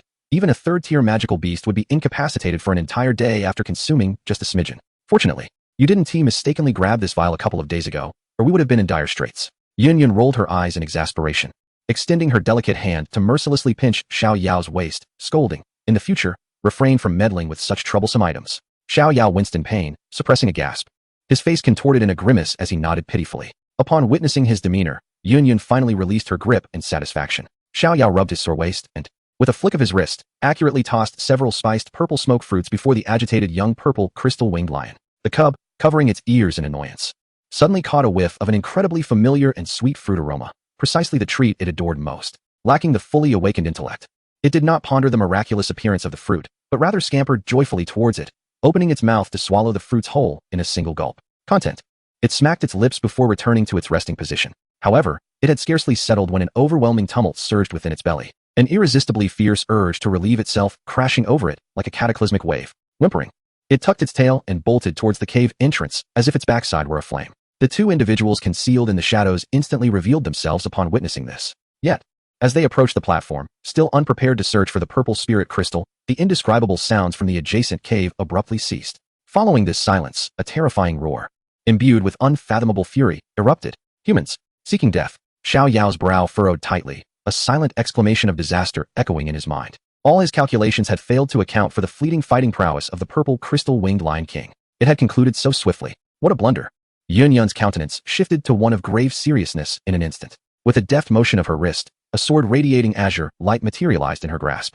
She spoke to Xiao Yao in a grave tone. "You must hide here. I will divert its attention. Seize the opportunity to take the purple spirit crystal." Sighing, Xiao Yao understood that there was no other recourse. He swiftly darted behind a massive purple crystal. Without hesitation, Yun Yun unleashed her emperor-level fighting spirit with abandon. She swung her sword fiercely, unleashing a long azure sword energy that cleaved through the air and struck towards the source of the roar from the purple crystal-winged Lion King. In the darkness, a colossal claw, encased in purple armor, shot forth effortlessly, blocking the fierce attack. Observing this, Yun Yun's azure wings of fighting spirit coalesced behind her, and she transformed into a streak of light, rapidly soaring out of the cave. The enraged purple crystal-winged Lion King emitted a furious roar and pursued her closely. Boom, boom, boom. Outside, the sound of a tremendous clash of fighting spirits erupted instantaneously. Emerging from behind the crystal, Xiao Yao confirmed his temporary safety before eagerly rummaging through the purple crystal platform where the cub had been resting. Soon, he discovered a small, thumb-sized crystal of profound purple hue nestled within the crevices of the crystal cluster.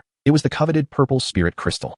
He secured the purple spirit crystal and turned his gaze towards the orb above. According to the original narrative, the majority of this substance had fallen into the hands of the Medusa-transformed sky-devouring python, with only a fraction being utilized by Xiao Yan to master beast fire. Now, due to my intervention, Xiao Yan and Medusa would likely be deprived of their share. After contemplating briefly, Xiao Yao made a resolute decision. I shall take 2/3, leaving the remainder for Xiao Yan. It should suffice for his needs. Upon this realization, he deftly employed the hard, purple spirit crystal in his hand to meticulously carve a small aperture in the milky white energy sphere. In an instant, a viscous, potent purple liquid, exuding tremendous energy, began to flow forth. Merely approaching it caused Xiao Yao's internal fighting spirit to surge uncontrollably. Wasting no time, he hastily produced several jade vials to carefully collect the precious fluid. Just then, a furious roar resounded from behind. The purple crystal-winged lion cub, suffering from an upset stomach, charged back. Upon its return, it sensed the theft of its accompanying purple crystal source and, with reddened eyes, lunged at Xiao Yao with ferocity. Undeterred, Xiao Yao had anticipated this very scene and didn't even bother to turn around. He required no physical effort. With a powerful stomp of his right foot against the ground, a series of silver lightning bolts surged like ethereal serpents underground and erupted beneath the cub's feet, instantly charring its body, rendering its limbs paralyzed, and causing it to convulse and collapse, unable to move. Xiao Yao, unfazed, continued to collect several vials of accompanying purple crystal source before finally feeling satisfied and preparing to depart. However, just as he was about to leave, a furious roar echoed behind him. It was the fifth-tier female purple crystal-winged lion. It appeared that the lioness had also regained her strength. Xiao Yao wished to avoid unnecessary entanglements. His immediate priority was to deliver the purple spirit crystal to Yun Yun. Thus, he swiftly executed the mystic thunder shadow step to its fullest extent, disregarding the frenzied pursuit of the lioness, transforming into a flash of lightning as he burst forth from the cave. Yet, the moment his figure emerged from the cavern, a devastating aura, mingled with howling winds, energy, and the scent of blood, assailed him. The thunderous roar that followed nearly shattered his eardrums. Xiao Yao abruptly lifted his gaze, and the sight before him caused his pupils to constrict in alarm. The sky had transformed into a tumultuous sea of energy, where Yun Yun's figure became a cerulean comet, darting through the air as she engaged in fierce combat with the colossal purple crystal-winged Lion King. Each clash of azure and violet erupted into blinding energy spheres high above, with violent shockwaves radiating outward like visible ripples, compressing the air to emit a strained groan. Countless tons of boulders were dislodged from the cliffs, plummeting like a cataclysmic rainstorm into the valley below. This was merely the confrontation above. As Xiao Yao's gaze descended, the scene on the ground was equally suffocating.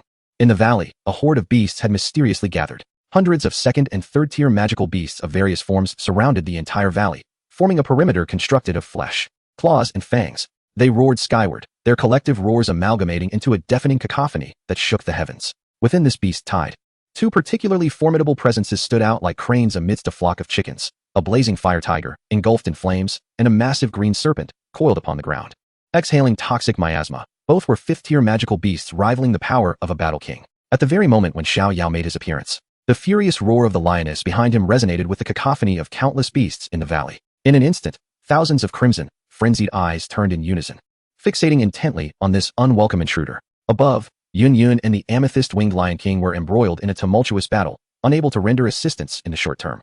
Xiao Yao found himself compelled to confront 3 fifth-tier magical beasts and a multitude of earth-tier beasts alone. In a fleeting moment, he was thrust into a perilous predicament, surrounded by enemies on all sides. His expression turned grave, brows furrowed, as he realized he had no avenue of escape. A cacophony of roars erupted as hundreds of magical beasts surged toward him. Observing Xiao Yao's dire situation, Yun Yun yearned to descend to his aid. With her strength, she could easily dispatch the horde. Yet, the amethyst-winged Lion King would not afford her that opportunity, intensifying its assaults, preventing her from diverting her focus.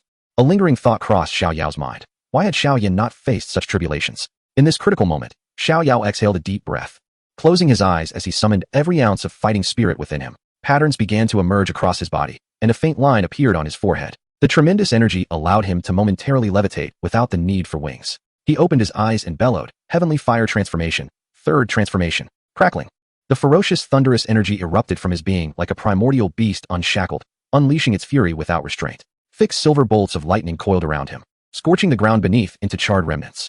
The terrifying might of the thunder formed a realm of electricity. A few dauntless second-tier beasts charged forward, but before they could even approach within 3 feet of Xiao Yao, they were instantaneously reduced to cinders by the raging bolts of lightning that enveloped him. Xiao Yao swiftly manipulated the hand seals, amplifying the thunderous power further. Given his current injured state, sustaining prolonged combat was utterly impossible.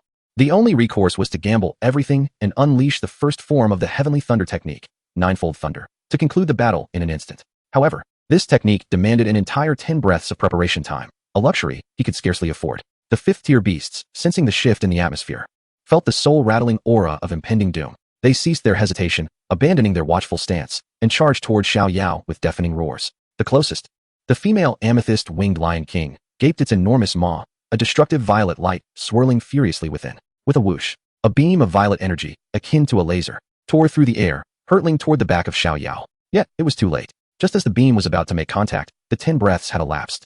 Boom. The lightning surrounding Xiao Yao surged explosively, forming an incredibly solid thunder shield that effortlessly deflected the lioness's lethal strike. In midair, the young man slowly opened his eyes. In his hand, the seal of the thunder art quietly turned, enveloped by a furious storm of lightning that relentlessly eradicated the surrounding low-level magical beasts. At this moment, Xiao Yao resembled a deity of thunder descending from the heavens. He plummeted like a meteorite, crashing boldly into the heart of the ominous tide of beasts. From his lips emerged a few chilling words. First form of the thunder art, ninefold thunder. Boom. At the point of Xiao Yao's descent, a silver lightning halo erupted violently. Following that, the second, third, and fourth waves followed in succession. Each lightning halo cascaded upon one another, spreading outwards in frenzied ripples like water waves. Wherever the halo passed, whether it be the hardest of rocks or the formidable flesh of magical beasts, all were torn asunder, disintegrated, and reduced to dust by the ferocious might of the thunder. In an instant, the entire valley was engulfed in blinding silver light. Countless magical beasts were obliterated before they could even emit a cry, completely annihilated in the ocean of lightning. The three overwhelming fifth-tier magical beasts barely withstood for a moment before being utterly pulverized by the subsequent waves of 7th, 8th, and 9th thunder halos. When the brilliance faded, the valley had transformed into a desolate wasteland. Aside from a few low-tier magical beasts at the periphery, there was not a single living creature within a kilometer radius. In the sky, Yun, who was engaged in a fierce battle with the male amethyst-winged lion king, was stunned by the astonishing spectacle. The terrifying power of thunder and the overwhelming aura of destruction left no doubt in her mind that even a Do Huang-level expert like herself would not emerge unscathed from such a strike. The male amethyst-winged lion king was equally shocked, realizing that its partner and subordinates had been slaughtered in an instant by this mere human of Do Shi rank. However, it could not intervene at that moment, for Yun's next wave of attack had already arrived. After unleashing this earth-shattering blow, Xiao Yao found himself utterly drained. The immense consumption of Do Qi nearly brought him to his knees. Yet, he gritted his teeth, refusing to fall, and swallowed a few Qi recovery pills. He lifted his head, gathering the final vestiges of thunderous power into the tip of his right index finger. All energy compressed, further compressed. Ultimately, it coalesced into a point of silver lightning, more radiant than the stars, and containing unparalleled might. The destructive potential of this strike was far more terrifying than the previous area attack, yet Xiao Yao was at the end of his rope, knowing that this blow would likely not deliver a fatal blow to the 6th-tier amethyst-winged Lion King. But that was enough. Roaring with fury, Xiao Yao swung his arm fiercely. The silver glimmer at his fingertip shot forth with a speed that transcended the limits of sight. The amethyst-winged Lion King in the sky had barely registered what it was when it felt an excruciating pain in its abdomen. That silver flash had pierced through its proud amethyst defense. The overwhelming destructive force caused chaos within its Do Qi, rendering it unable to sustain flight. With a mournful cry, it plummeted from the sky. A perfect opportunity. In Yun's beautiful eyes, a glimmer of brilliance flashed, seizing the fleeting opportunity in an instant. The wind attribute battle energy within her surged to its zenith, merging her essence with her sword, transforming into a beam of azure destruction. The wind's ultimate fall. The azure light flickered and vanished, piercing through the colossal head of the purple crystal wing Lion King with unparalleled precision. The ruler of the eastern region of the Beast Mountain Range, the 6th-tier magical beast, the purple crystal wing Lion King, had met its demise. Having accomplished this feat, Xiao Yao could no longer sustain himself. His calves weakened, and he fell straight backward. A graceful figure descended from the heavens, steadying him before he hit the ground. Xiao Yao gazed at Yun, whose face was filled with concern and with a feeble smile. He extended the warm, purple spirit crystal he had fought so hard to obtain into her hands. Before he could utter a word, he succumbed to unconsciousness. Holding the purple spirit crystal that Xiao Yao had exhausted himself to acquire, Yun glanced down at the youth in her arms, who had fainted from overexertion of his battle energy. The tenderest string in her heart was once again struck fiercely. He resembled a shooting star, a brilliant meteor that, with the force of thunder, crashed into her previously tranquil, albeit somewhat monotonous, life, stirring up unprecedented waves of turmoil. Her first attempt at grilling fish, though charred. Her first kiss, albeit muddled. Her first experience of being protected, though ultimately, she resolved the situation herself. Yet, all these moments were experiences she had never encountered in the past several decades. Yun remained perplexed as to why he had exerted himself so fervently to assist her. Their connection was merely a fleeting encounter. Strangely, She recalled a jest he had made upon awakening from a nightmare the day prior. Yunji, if you truly like me, you need not go through such great lengths to find these things. You could simply tell me, I rather like you too. At that moment, she felt a mix of shame and anger, but now, reflecting on it, she pondered that perhaps behind that jest lay a heartfelt truth. It turned out, you had already revealed the answer to me. Regaining her composure, Yun cradled Xiao Yao and discerned the direction, soaring towards the cave where they had previously resided. Meanwhile, in another part of the Beast Mountain range, Xiao Yan was embroiled in a fierce struggle with a third-tier magical beast when he suddenly heard a thunderous explosion from the sky nearby. He looked up to see two figures, one azure and one purple, engaged in a breathtaking battle high above, clashing in a cacophony that darkened the heavens. No longer preoccupied with the third-tier beast, Xiao Yan swiftly distanced himself and focused on the aerial confrontation. Yao Lao emerged from the ring, also captivated by the thrilling conflict above. Xiao Yan, do you wish to witness it?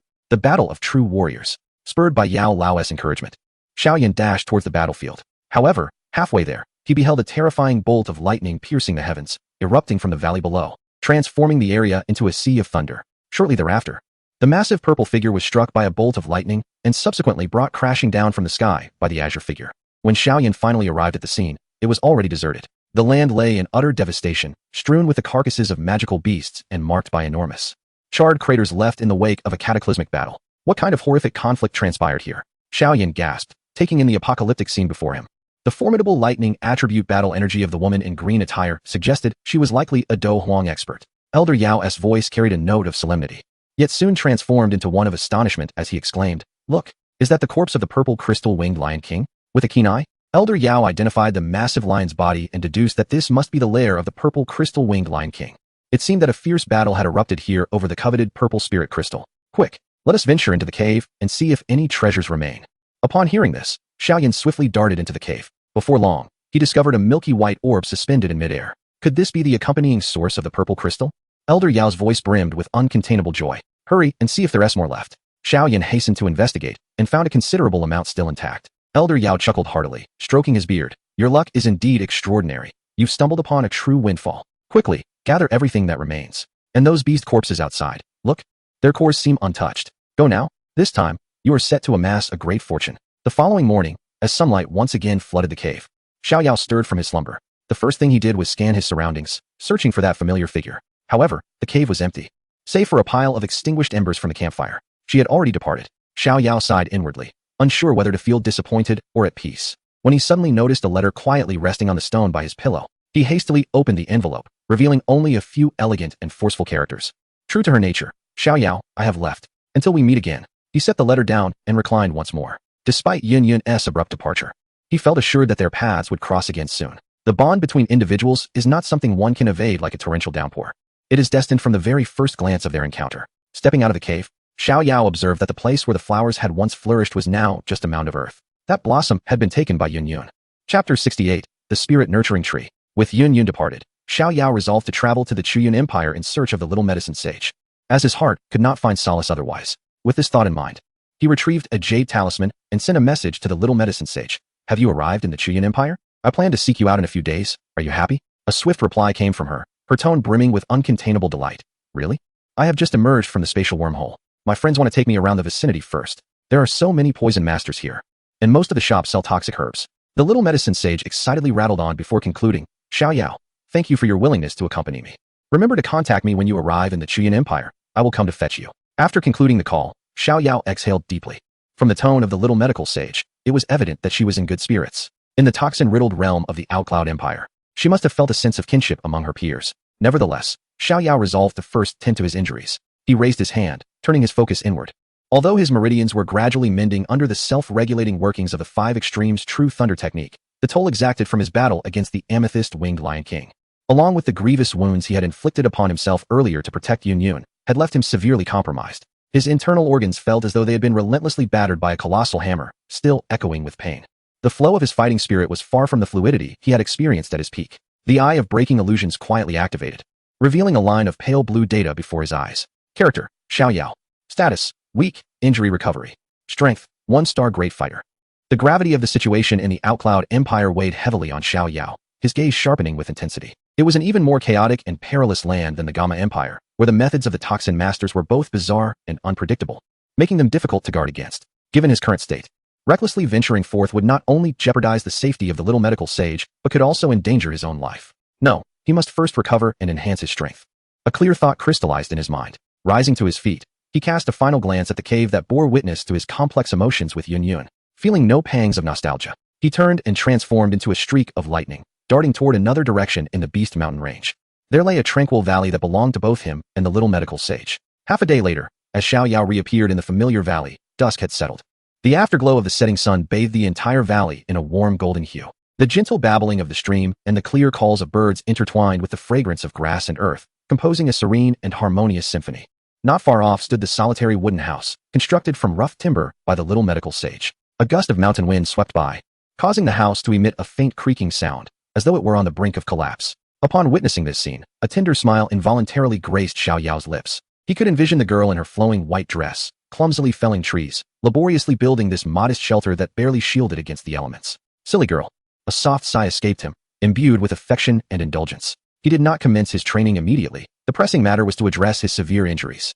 He approached a slab of blue stone by the stream and sat cross-legged. With a thought, an ancient and elegant Dan Wang Ding materialized before him. Following that, dozens of rare herbs flew forth from the stardust ring, hovering in midair, each exuding an impressive aura of energy. With a flick of his finger, a wisp of purple flame erupted, manifesting as the purple heart glazed fire. The purple flames surged with the wind, entering the Dan Ding, which instantly warmed up.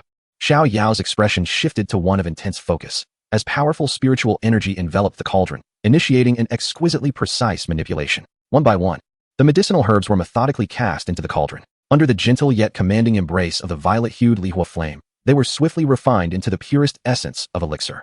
The process of extracting the dross and preserving the quintessence flowed seamlessly, exuding an aesthetic beauty that was truly enchanting. Were the esteemed Dan King Guhi present, he would undoubtedly be struck with astonishment. Such mastery over fire control and alchemical techniques had long transcended the realm of his comprehension. Several hours later, as Xiao Yao executed his final hand seal, the cauldron's lid soared skyward, releasing a rich fragrance of medicine that enveloped the entire valley. 3 pills, each the size of dragon eyes, glimmering in a vibrant green and adorned with intricate, arcane patterns, floated gracefully above the cauldron. The 5th grade elixir, the 9 turns flesh rebirth pill, was complete. Xiao Yao nodded in satisfaction, carefully storing the pills in a jade vial. This particular elixir possessed remarkable efficacy in treating external wounds. Even injuries severe enough to expose bone could experience rapid regeneration of flesh and blood. He consumed one of the pills, and an invigorating wave of medicinal power surged through him, enveloping his wounded internal organs and back with a gentle, expansive embrace. The tingling sensation that emanated from the depths of his flesh was far more unbearable than any acute pain. Yet, Xiao Yao remained steadfast, acutely aware that his injuries were mending at an astonishing pace. For the ensuing month, Xiao Yao embarked on a rigorous ascetic training regimen. Each morning, he greeted the dawn, channeling the 5 extremes true thunder technique, drawing in the thunderous energies of the heavens and earth to solidify his foundation. By day, he wielded his combat aura to fell trees and bamboo, reconstructing a humble abode for the little healer while engaging in life and death battles with various magical beasts in the surrounding forests. Progressing from the 3rd to the 4th tier, his combat skills became increasingly refined, and his mastery over the power of lightning grew ever more exquisite. By night, he extracted the magical cores from the beasts he had slain, absorbing their energies to challenge the bottleneck of the great combat master level. Through this intense cycle of training and combat, his aura became denser and more formidable with each passing day. When the final dawn arrived, the exquisite bamboo dwelling he had crafted stood completed. The once crude wooden hut had vanished, replaced by a charming 2-story bamboo structure. The design of the bamboo house was remarkably clever, seamlessly blending with the surrounding scenery, complemented by a path of white pebbles that led to its entrance. The previously overgrown weeds had been cleared, replaced by vibrant patches of blooming flowers, lavender in shades of purple, sunflowers gleaming golden, and white lilies in hues of red and pink, all vying for attention and transforming the valley into a veritable paradise. Countless butterflies danced among the blossoms, infusing the tranquil scene with boundless vitality. Seated by the stream, following a night of cultivation, Xiao Yao felt the combat aura within him, which had reached its zenith, finally shatter the invisible barrier. With a resounding boom, a powerful wave of energy radiated outward from his center. The energy within the valley seemed to be drawn towards him, surging wildly into his being. He had ascended to the rank of a 2-star great combat master. The achievement came as a natural progression. Xiao Yao slowly opened his eyes, a brilliant flash of silver lightning flickering deep within his pupils. He felt the thunderous energy within him, now exponentially more potent than it had been a month prior. And a satisfied smile graced his lips. It was time to depart. As he gazed upon the new home he had painstakingly crafted, a glimmer of satisfaction and anticipation crossed his eyes. He looked forward to the expression of astonishment that would adorn the face of that silly girl upon her return. Without further delay, he moved, becoming a fleeting shadow that vanished at the valley's end. In the eastern region of the Beastmaster Mountains, amidst a dense forest, a heart-wrenching wail pierced the air. A fourth-tier magical beast, the earth rock lizard, whose size rivaled that of a small mountain and was cloaked in tough, earthy yellow scales, crashed heavily to the ground, utterly devoid of life. On its head, a fist-sized gaping wound emitted wisps of smoke, exuding the acrid scent of charred flesh. Xiao Yao's figure descended gracefully from the air. Unfazed, he retrieved the magic core and casually stored the earth rock lizard's corpse in his spatial ring. This marked the 10th fourth-tier beast he had hunted in recent days. Having broken through to the rank of a 2-star great fighter and with the aid of his advanced earth-tier movement technique, the mystical Thunder Shadow Step, hunting these ordinary 4th-tier beasts had become a mere trifle. It was time to set forth to the capital of the Gamma Empire. Just as he was about to leave, an elusive and peculiar wave of energy suddenly emanated from behind a nearby rock face. Xiao Yao raised an eyebrow, his formidable spiritual power instantly expanding outward. Behind that rocky facade lay a cave, shrouded by vines and debris, and at its entrance lounged a formidable magical beast. It was a colossal ape engulfed in crimson flames, its eyes a deep scarlet and fangs bared, exuding an aura of 5th-tier strength. The 5th-tier beast, the Crimson Fire Ape. Xiao Yao was all too familiar with such scenarios. The presence of a 5th-tier beast willingly guarding this cave suggested that treasures lay within. His eyes gleamed with excitement. Instead of retreating, he licked his lips, a surge of battle fervor rising within him. Just the perfect opportunity to test the full extent of my current prowess. Roar! The Crimson Fire Ape had evidently noticed the unexpected intruder. It thumped its powerful chest, unleashing a deafening roar, and unleashed a scorching pillar of flame directed at Xiao Yao. What a splendid challenge. Xiao Yao laughed heartily, lightly tapping his toes on the ground as he executed the mystical Thunder Shadow Step to its utmost. His figure became a blur, leaving behind silver lightning remnants, while his true self, like a specter, circled to the side of the Crimson Fire Ape. Crackle! He aligned his fingers, transforming his palm into a blade, as the violent, thunderous energy coalesced along the edge of his hand, forming a shimmering silver thunderblade. Without a hint of mercy, he struck towards the beast's neck. However, a 5th-tier magical beast was still a 5th-tier magical beast. The combat instincts of the Scarlet Fire Demon Ape are remarkably formidable. In a moment of dire peril, it suddenly twisted its massive frame and utilized its robust arms to block Xiao Yao's seemingly inevitable strike. A resounding clash echoed, a sound reminiscent of metal striking metal.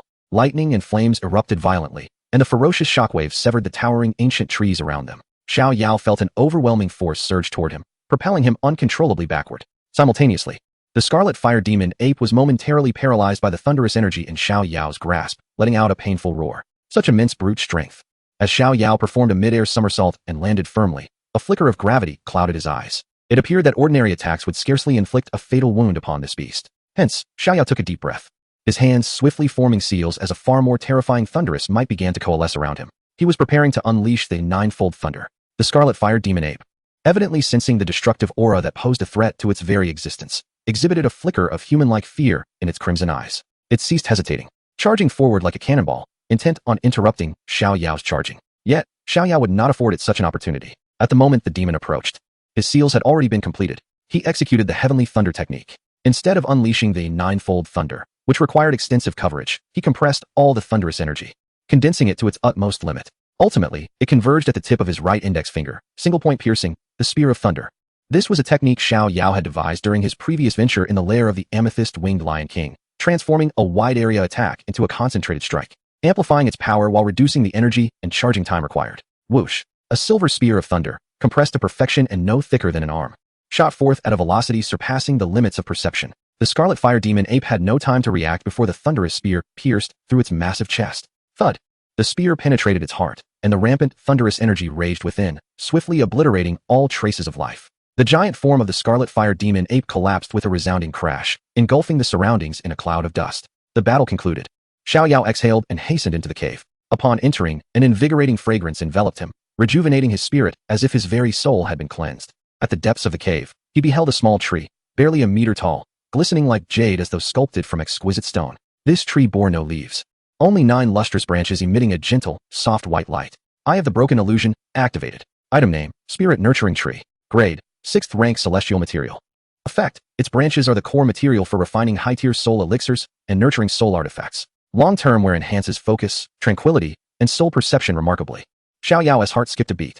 The nurturing spirit wood serves as one of the materials for crafting the protective doll. To my surprise, I have encountered it here. Perhaps fortune is not entirely against me. Ha ha ha. Truly, the heavens are assisting me. Xiao Yao laughed heartily, his joy evident in his demeanor. Initially, he intended to forge the protective doll for those close to him, whether it be Yun Yun, who would face immense turmoil within the Yunlan sect, or the little healer, who bravely ventured through the Cloud Empire. They both desperately needed such a life-saving talisman.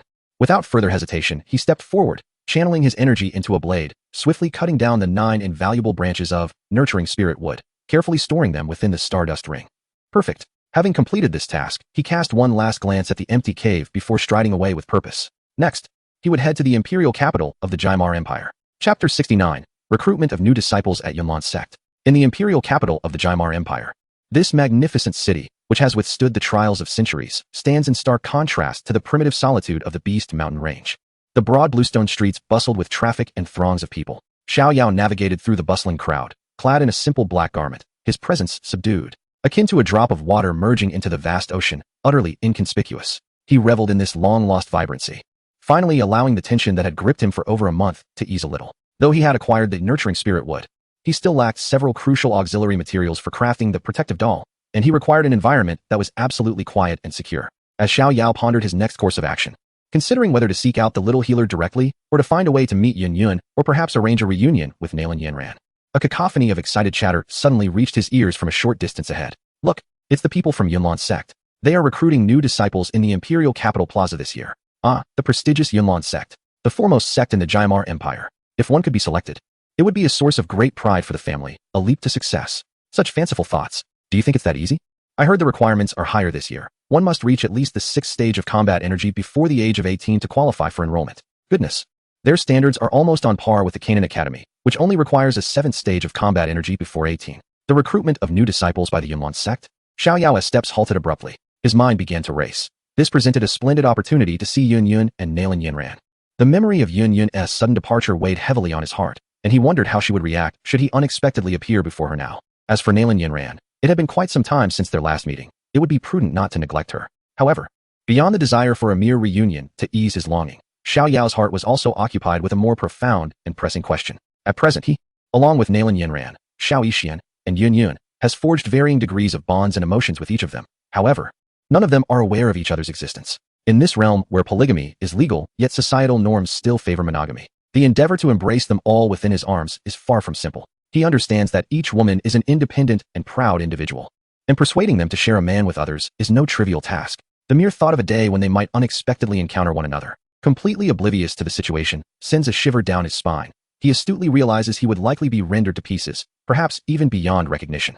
A veritable battlefield of emotions awaits. He mutters to himself, a bitter smile gracing his lips, silently cursing the author for such a convoluted narrative. Since the issue is inevitable, evasion is not in his nature. Rather than passively awaiting the storm, he resolves to take proactive measures, strategizing in advance to discern a feasible solution to this predicament. Presently, an exquisite opportunity arises. The relationship between Yun Yun and Nalan Yanran, as master and disciple, is notably intimate, their emotional entanglement being particularly intricate. If he could identify a breakthrough from their connection, it would provide him with greater confidence when faced with more complex situations in the future. There truly is no alternative.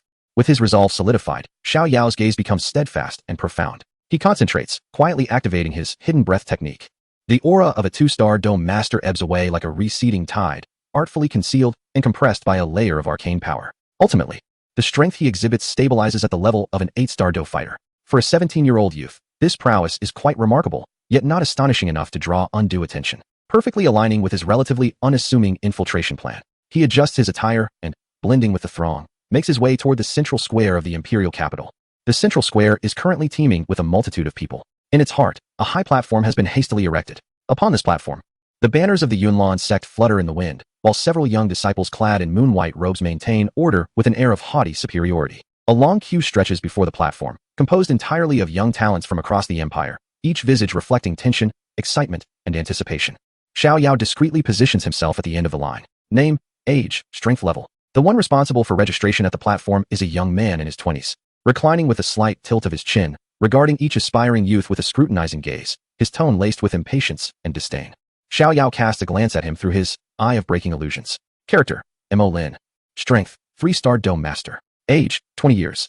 A 20-year-old 3-star dome master may possess considerable talent within the Garma Empire. Yet, on the continent, he is merely average. But he wields his status as a disciple of the Yunlan sect to exert undue authority here. Xiao Yao comprehends the situation and remains unperturbed. At last, it was Xiao Yao's turn. Next swiftly, urged Mo Lin, not bothering to lift his head. Xiao Yao stepped forward, his expression serene as he spoke. Li Xiao Yao. 17 years old, 8-star fighter. Xiao Yao? Upon hearing this name, Mo Lin lazily raised his eyelids, casting a fleeting glance at Xiao Yao. A flicker of jealousy flashed in his eyes upon beholding Xiao Yao's exceptionally handsome visage. What use is good looks? In this world, strength reigns supreme. However, as he noticed Xiao Yao's plain attire, disdain took over his gaze. 17, and merely an 8-star fighter? He drawled, a smirk tugging at the corners of his mouth. Well, age-wise, he barely meets the mark, a tad older than ideal. However, his strength is passable, just about sufficient. As he spoke, he took up a pen and flamboyantly inscribed Li Xiao Yao's name on the roster, his demeanor as though he were bestowing an immense favor upon Xiao Yao. To this assessment, Xiao Yao remained noncommittal. A 20-year-old 3-star fighter critiquing a 17-year-old 8-star fighter for being slightly aged was, in itself, a source of amusement. Finding it laughable, a subtle smile instinctively curled at the corners of his mouth, accompanied by an almost inaudible scoff. Yet, this minute reaction was sharply perceived by the proud Mo Lin.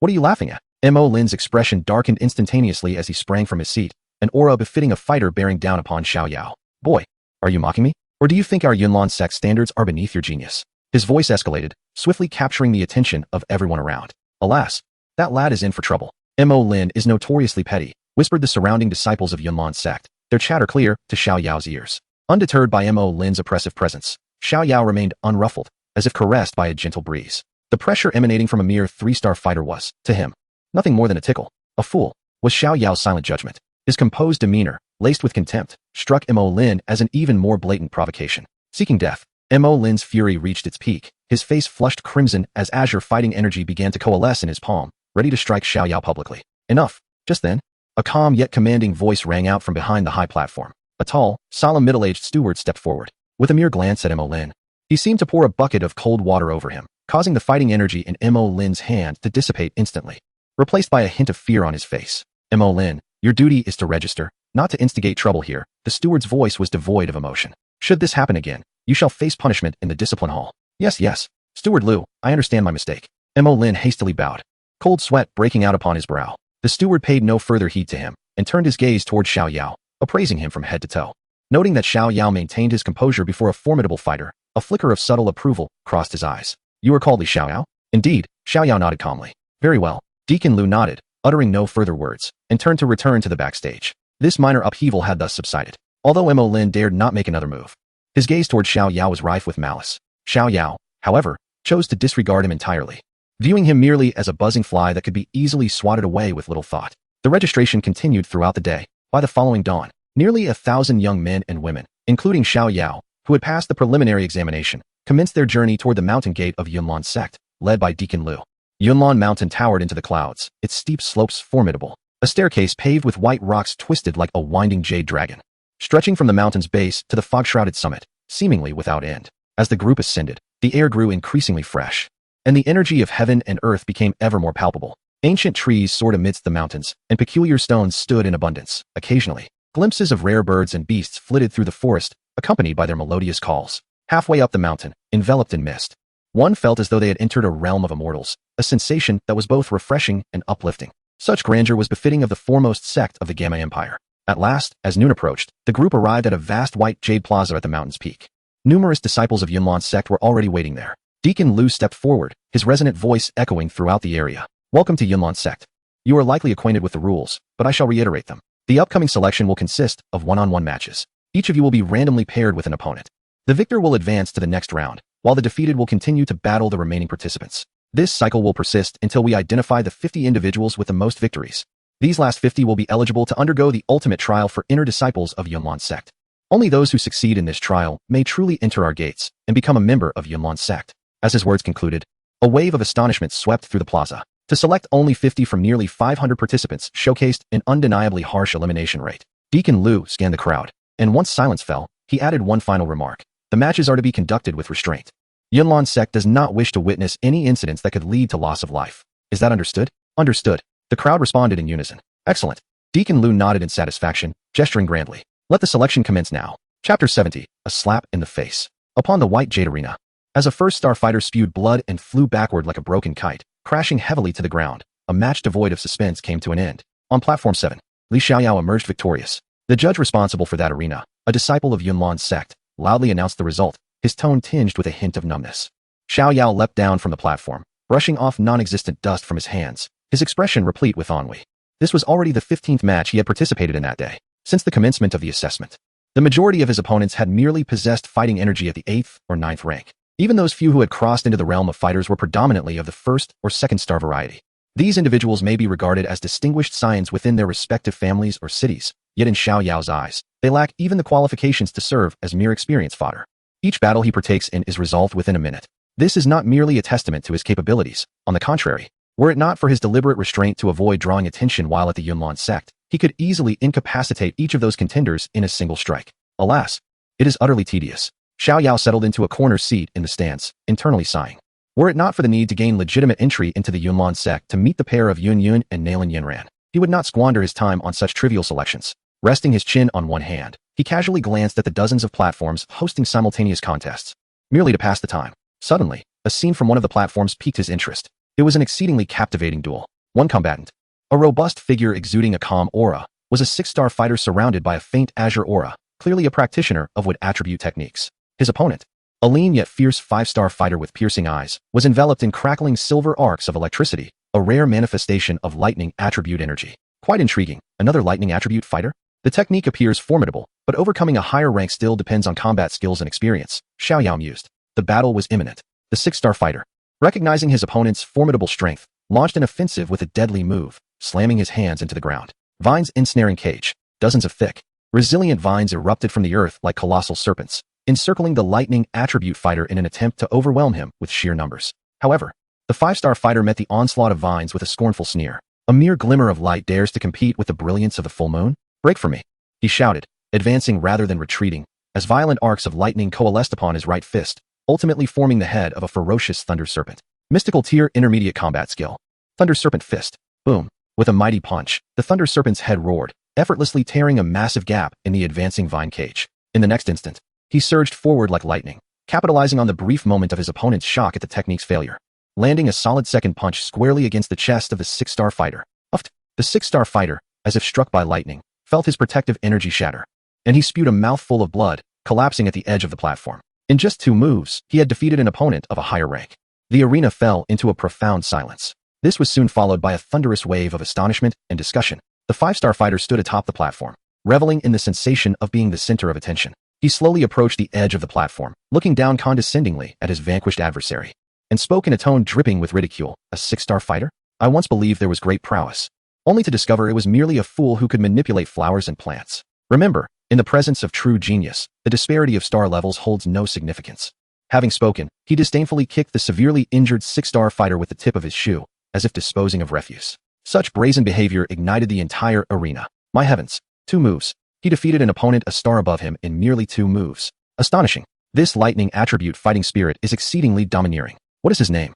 He is called Gao Chong. Without a doubt, he is destined to be the champion of this selection. As the examiner loudly proclaimed Gao Chong's victory, his name swiftly echoed throughout the square, becoming the favorite to win in countless hearts. Xiao Yao observed this scene and shook his head lightly. Indeed, Gao Chong's lightning fighting spirit possessed a certain finesse. His cultivation methods and techniques were undoubtedly of a high caliber. However, this individual's foundation was shallow. His fighting spirit wild yet unrefined, relying solely on the advantage of techniques to achieve a fortunate victory. More critically, his arrogant temperament and low character foretold a future of limited achievements. Merely a jester. Having rendered his judgment, Xiao Yao chose to withdraw his attention, closing his eyes once more to feign slumber. In the ensuing time, he was summoned to the stage for 2 more selections. Undoubtedly, his opponents remained those 1- or 2-star fighters, whom he effortlessly dispatched within a minute. Upon his 17th victory, as he descended from the arena, the examiner's voice resounded once more. The next match, Arena 7, Xiao Yao versus Gao Chong. Boom. With the announcement of this matchup, the atmosphere of the entire square ignited once again. On one side stood the mysterious dark horse Xiao Yao, undefeated in 17 battles, each victory astonishingly swift. On the other was Gao Chong, who had consistently triumphed over stronger opponents, showcasing his prodigious talent and lauded as a favorite to win. It was a clash of titans.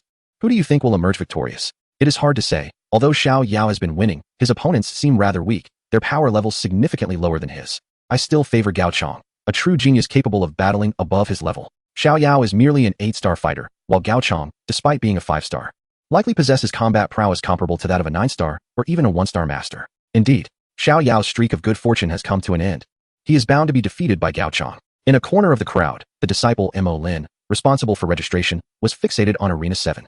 A cruel smile of schadenfreude playing on his lips. You worthless fool. How dare you mock me before? Now that you face Gao Chong, Let us see how arrogant you remain.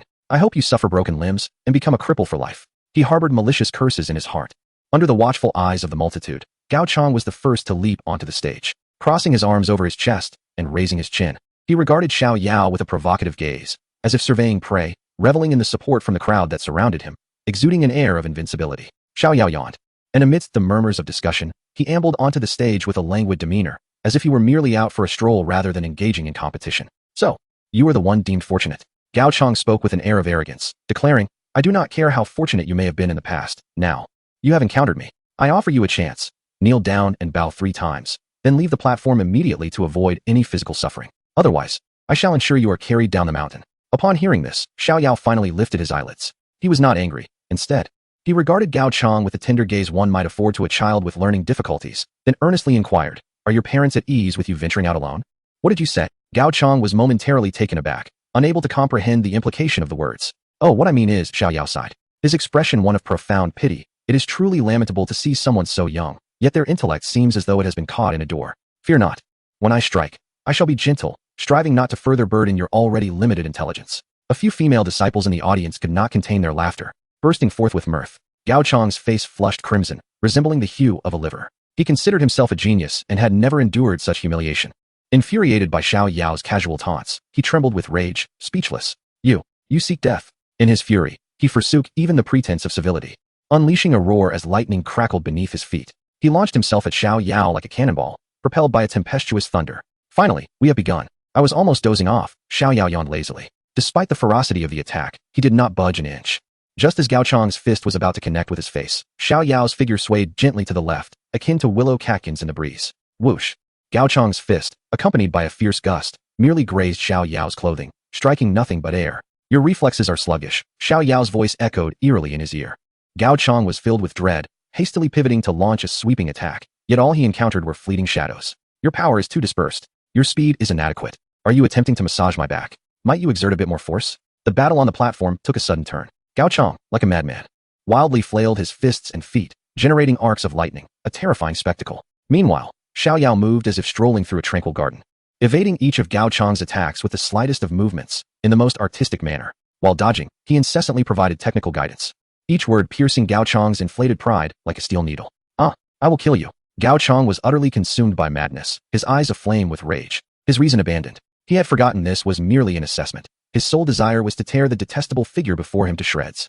In that fleeting moment when his fury led to a minor opening, a resounding slap echoed across the square. Everyone witnessed as, after narrowly evading Gao Chang's heavy punch, Xiao Yao leisurely retaliated with a firm slap to Gao Chang's face. Time seemed to stand still at that instant. Gao Chang, clutching his stinging cheek, was utterly bewildered. The spectators below were rendered speechless. You dare strike my face? Gao Chang let out a hysterical scream. Hitting you would only dirty my hands. Xiao Yao retracted his hand, shaking his head disdainfully. This remark, imbued with profound contempt, became the final straw that broke the camel's back.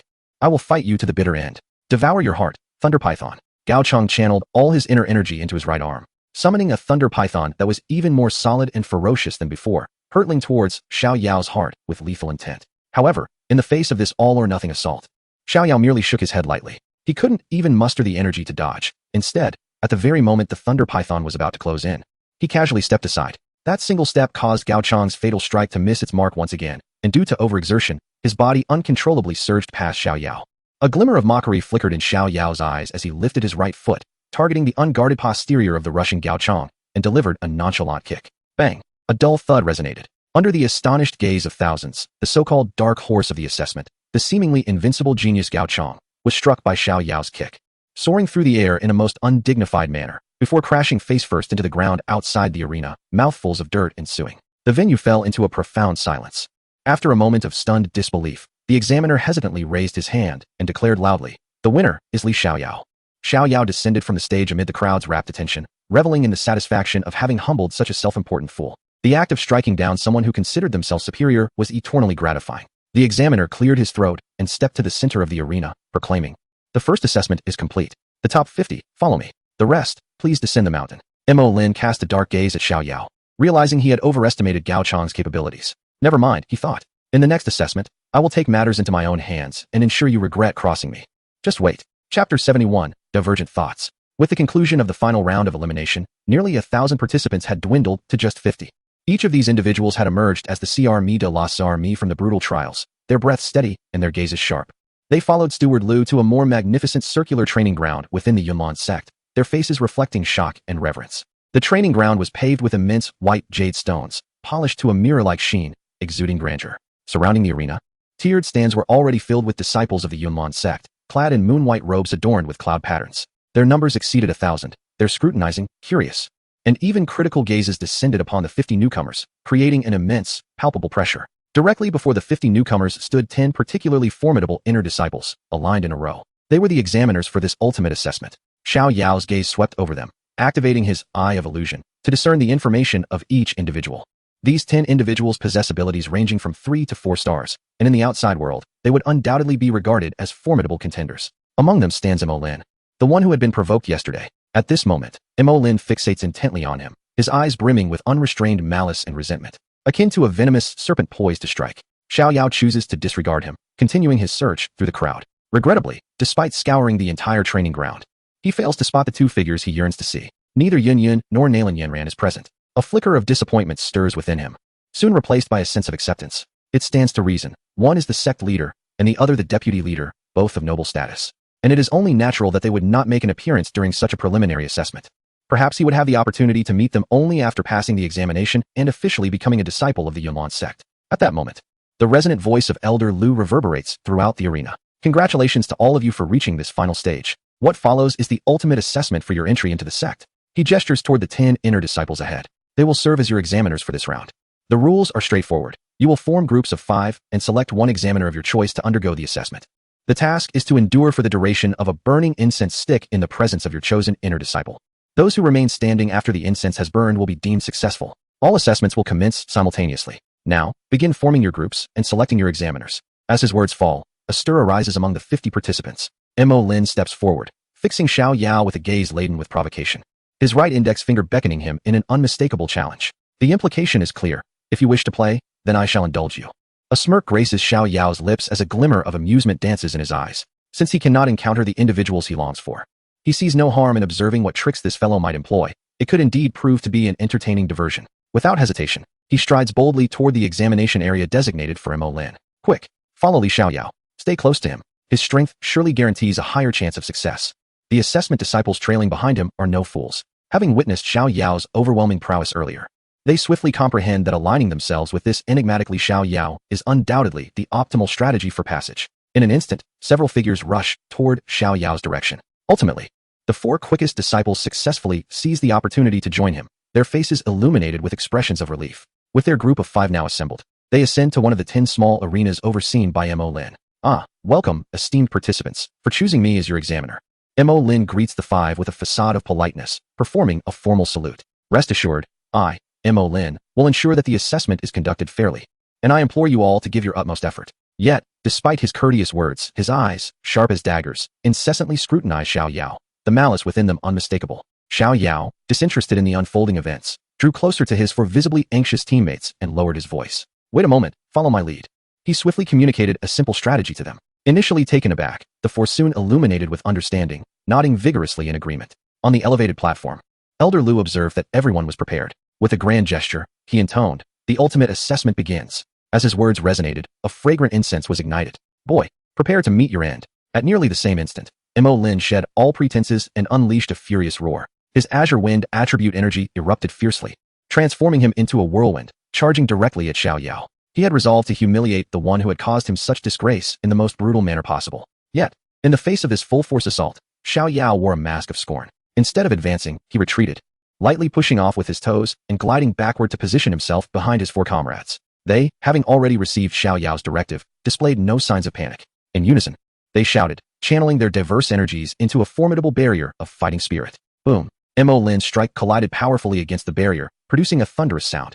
The 4 disciples staggered back, their energies momentarily disrupted, but together they managed to withstand Mo Lin's furious blow. What? Mo Lin's expression shifted, shocked by the unity of these 4. Before he could react, they promptly dispersed according to Xiao Yao's strategy, occupying the 4 cardinal directions and subtly encircling him. Earth Wall Technique, Water Arrow Barrage, Fireball Technique, Wind Blade. The 4 continuously unleashed a barrage of low-tier techniques from distinct angles, persistently harassing Mo Lin. Although these attacks lacked substantial power, their relentless nature and strategic angles left Mo Lin flustered and exasperated. This was the very tactic Xiao Yao had devised. The four would serve to distract and harass, while he, the strongest among them, would remain concealed, seeking the opportune moment for a decisive strike. As the skirmish intensified below, a graceful figure appeared in the highest tier of the training grounds viewing platform. Clad in a delicate lavender garment, her figure was elegant and her demeanor refined. It was Nalan Yanran, the young master of the Yunlan sect. Approaching Elder Lu, she inquired coldly. Elder Lu, how goes this year's assessment? Noticing the presence of the young master, Elder Lu promptly bowed in respect, reporting to the young master. The quality of this year's recruits is exceptionally promising. Among them, there are 2 individuals of remarkable talent. With proper guidance, they are destined to become pillars of our sect. Oh, a spark of interest flickered in Nalan Yanran's gaze. Which 2? Behold, Elder Lu gestured towards one of the arenas, where a combatant named Gao Chong was engaged in battle. He practices the formidable lightning attribute energy, showcasing tremendous combat prowess. Having repeatedly triumphed over opponents of higher rank during the selection, Nalan Yanran followed the direction he pointed towards. At that moment, Gao Chong was engaged in an intense battle with a second-star Dome Master Examiner from the Yunlan sect. The lightning in his hands flickered incessantly, his attacks bold and dynamic. Managing to barely withstand the strikes of the second-star Dome Master, Nalan Yanran was about to commend him when an extraordinarily familiar and noble aura suddenly descended from the heavens. A figure of exquisite elegance, adorned with majestic wings of Duki, stood gracefully in midair before silently landing beside Nalan Yanran. It was none other than the sect master of Yunlan, Yun Yun. Master. Nalan Yanran quickly bowed respectfully. Sect master. Elder Lu was taken aback, kneeling in trepidation. Yun Yun bestowed a gentle smile upon Nalan Yanran before her gaze coolly settled on Gao Chong. Her voice, cold and clear, resonated. This young man possesses lightning attribute Duki, demonstrating a certain level of skill. However, his foundation is tenuous. His Duki is wild yet unrefined, relying solely on the high rank of his techniques to exhibit such combat prowess. Surely, his cultivation has been achieved through the accumulation of medicinal pills to reach his current level. His temperament is also lacking. He is not a talent worth nurturing. This incisive critique delivered a fatal sentence on Gao Chong's future. Elder Lu's forehead was drenched in cold sweat, not daring to retort. Nalan Yanran's beautiful eyes narrowed, genuinely admiring her master's keen insight. And the other one? Yun Yun inquired, retracting her gaze and asking coolly. Elder Lu, no longer daring to show off, promptly pointed towards the 7th arena where Xiao Yao was located. Reporting to the sect master, that individual is namely Xiao Yao. He is 17 this year and already an 8-star Dome Master. It appears he also practices lightning attribute techniques, his strength unfathomable, and his demeanor calm and composed. I believe that if he were to join our sect, he would undoubtedly stand out among his peers. Both Yun Yun and Nalan Yanran's eyes turned towards Xiao Yao, only to be momentarily struck dumb upon seeing his figure. A shared question flickered in their minds. How did he end up here? However, unlike Nalan Yanran's mere confusion, there was a tinge of joy within her. Xiao Yao must have come to seek me out secretly, even masquerading as an 8-star Dome Master and changing his name to Li Xiao Yao. Xiao Yao, Li Xiao Yao. This fellow indeed has a knack for names. If he wanted to see me, he could have simply said so. No need for such elaborate schemes, foolish boy. A smile, which she could no longer contain, crept upon Nalan Yanran's lips. Young girls in their adolescence are easily swayed by even the smallest gestures of thoughtful surprise, capturing their hearts effortlessly. In contrast, Yun Yun's emotions were far more complex, encompassing not just confusion but also entanglement, embarrassment, uncertainty, and a subtle hint of joy. Is Xiao Yao here to find me? Surely he is. I had deceived him into believing I was merely a registered elder of Yunlan's sect. So did he come seeking me through this means? Is he here to ask why I left without a word, or does he simply wish to see me? Yun Yun's heart was laden with unspeakable sorrow. While she felt joy and gratitude that Xiao Yao sought her out, she was also the sect master of Yunlan, bound by the sect's rules, which forbade her from indulging in any romantic entanglements. After years of solitary cultivation, she had steadfastly adhered to her sect's rules. Yet she never anticipated that a journey to the Demon Beast Mountain range would lead Xiao Yao to penetrate her heart in the most unexpected manner. Chapter 72. The Yunlan sect's Xiao Yao. Upon the 7th arena, the style of combat in which Xiao Yao participated was rather peculiar. Mo Lin, a dignified 3-star battle master and an inner disciple of the Yunlan sect, now resembled a provoked monkey, desperately flailing on the stage. The 4 candidates, who should have appeared as mere ants beneath his might, had transformed into the most bothersome of flies. They strictly adhered to Xiao Yao's tactics, avoiding direct confrontation and instead continuously shifting their positions, flitting around from 4 distinct angles, incessantly employing various low-tier battle techniques to harass him. Earthen walls obstructed his path. Water arrows struck at his eyes, fireballs sealed his positions, and wind blades launched surprise attacks. While the power of these assaults inflicted no substantial harm upon him, the relentless disturbances rendered his formidable abilities utterly ineffective. Unless he exerted his full strength, he found it exceedingly difficult to break the deadlock. Yet, should he resort to his utmost power, he feared the ridicule from his fellow disciples, having to employ full force against mere fighters. A bunch of rabble. Why not confront me head on? Mo Lin bellowed in frustration, wildly swinging his azure wind attribute battle aura, only to have each attempt thwarted. But what humiliated and enraged him the most was that scoundrel Xiao Yao. That fellow sauntered around nonchalantly, arms crossed, as if he were merely observing a performance. Whenever Mo Lin attempted to gather strength to forcibly breach the encirclement of the four, Xiao Yao would swiftly dart behind him, delivering a forceful kick to his rear, each time laced with a mocking taunt. "Aren't you quite impressive? Why not stand up and show it? Your backside seems rather sturdy. Such kicks don't seem to bother you. I thought you were formidable, but is this all you can do?" The dull thuds of foot and flesh echoed repeatedly on the arena. Each time, Xiao Yao landed a precise kick upon Mo Lin's posterior. The impact was minimal, causing no actual harm, yet the humiliation was palpable. He could even sense the gazes of the Yunlan sect disciples in the stands, shifting from initial astonishment to barely suppressed amusement. This fellow is truly wicked. High in the stands, Nalan Yanran observed Xiao Yao's exceedingly despicable tactics. Her delicate features flushed with a blend of crimson and pallor, torn between laughter and the impropriety of the moment, ultimately shaking her head in resignation. This fellow, as unpredictable as ever, still carried that mischievous rogue spirit. Yun furrowed her brows, internally reflecting, this guy remains unchanged. Yet, for reasons unknown. As she watched the man on the arena, clearly possessing superior strength, yet choosing to toy with his opponents in such a manner, a subtle smile, one she herself had not noticed, began to blossom within her, stirred by their reunion. On the arena, although the four teammates were somewhat disheveled from the backlash of Mo Lin's counterattacks, excitement and joy radiated from each of their faces. Success. This assessment is all but guaranteed. Following Li Xiao Yao indeed proved to be the wisest decision. At long last, after enduring countless kicks to his rear, and amidst the laughter of the disciples below, Mo Lin's reason, overwhelmed by an endless tide of humiliation and fury, shattered completely. His eyes glowed crimson, resembling a frenzied beast. As he disregarded all rules of the assessment, what did it matter that he could not harm others? What were these broken regulations to him? He wanted them dead. You all shall perish. He roared, a sound that was less than human, abandoning the pursuit of Xiao Yao. His focus shifting violently to the young woman encircled by his opponents, the weakest among them, possessing merely the strength of a two-star Do fighter. He aimed to break the deadlock through her first.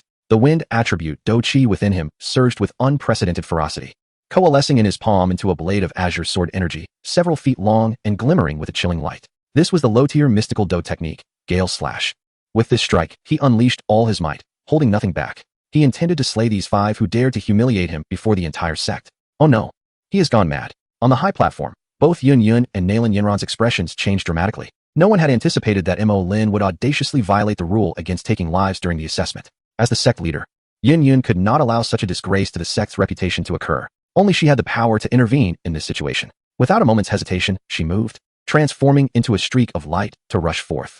Yet, the distance was still too great. Even as a Do Huang, it would be too late for her to arrive in time. On the arena, the targeted young woman was already rendered pale with fear, her mind blank in the face of the sudden, murderous assault. In her beautiful eyes, only the ever-growing azure sword energy remained, accompanied by endless terror and despair.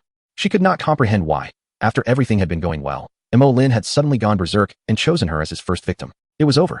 Just as the azure sword energy was about to cleave her in two, a figure moved swiftly. Xiao Yao, who had previously stood outside the combat circle, lost all trace of his playful demeanor, replaced instead by an abyss-like coldness and indifference. In an instant, he appeared beside the young woman. With an impassive expression, he casually extended his left hand and gently pushed on her shoulder. A soft yet irresistible force surged forth, causing her to tilt and be pushed in another direction, narrowly avoiding the deadly sword energy. Cursed, Mo Lin, enraged at his failed strike, sought to attack again. Just then, a voice, as cold as ice and imbued with supreme authority, echoed across the plaza. Stop! A figure cloaked in azure shattered the limits of perception, instantly materializing above the seventh arena. It was Yun. Without even a glance at Xiao Yao below, her stunning eyes were filled solely with piercing coldness and rage. With a graceful hand raised high, a vast and overwhelming Do Qi cascaded down like a tidal wave. Boom! In an instant, Mo Lin was unable to even utter a cry before being forcefully slammed to the ground by an overwhelming force, causing the white jade arena to crack. His bones shattered completely, and he fainted on the spot. A profound silence enveloped the arena, so quiet that one could hear a pin drop.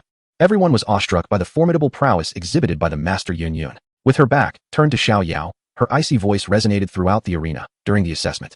To harbor murderous intent and attempt to harm a candidate is unforgivable. Mo Lin, from this moment forth, your cultivation is revoked, and you are expelled from the Yunlan sect.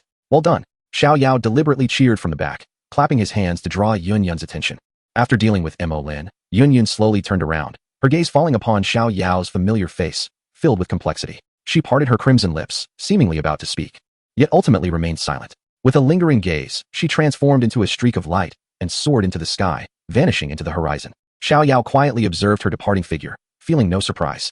He understood that Yun Yun had likely noticed him long before and was acutely aware of the turmoil in her heart.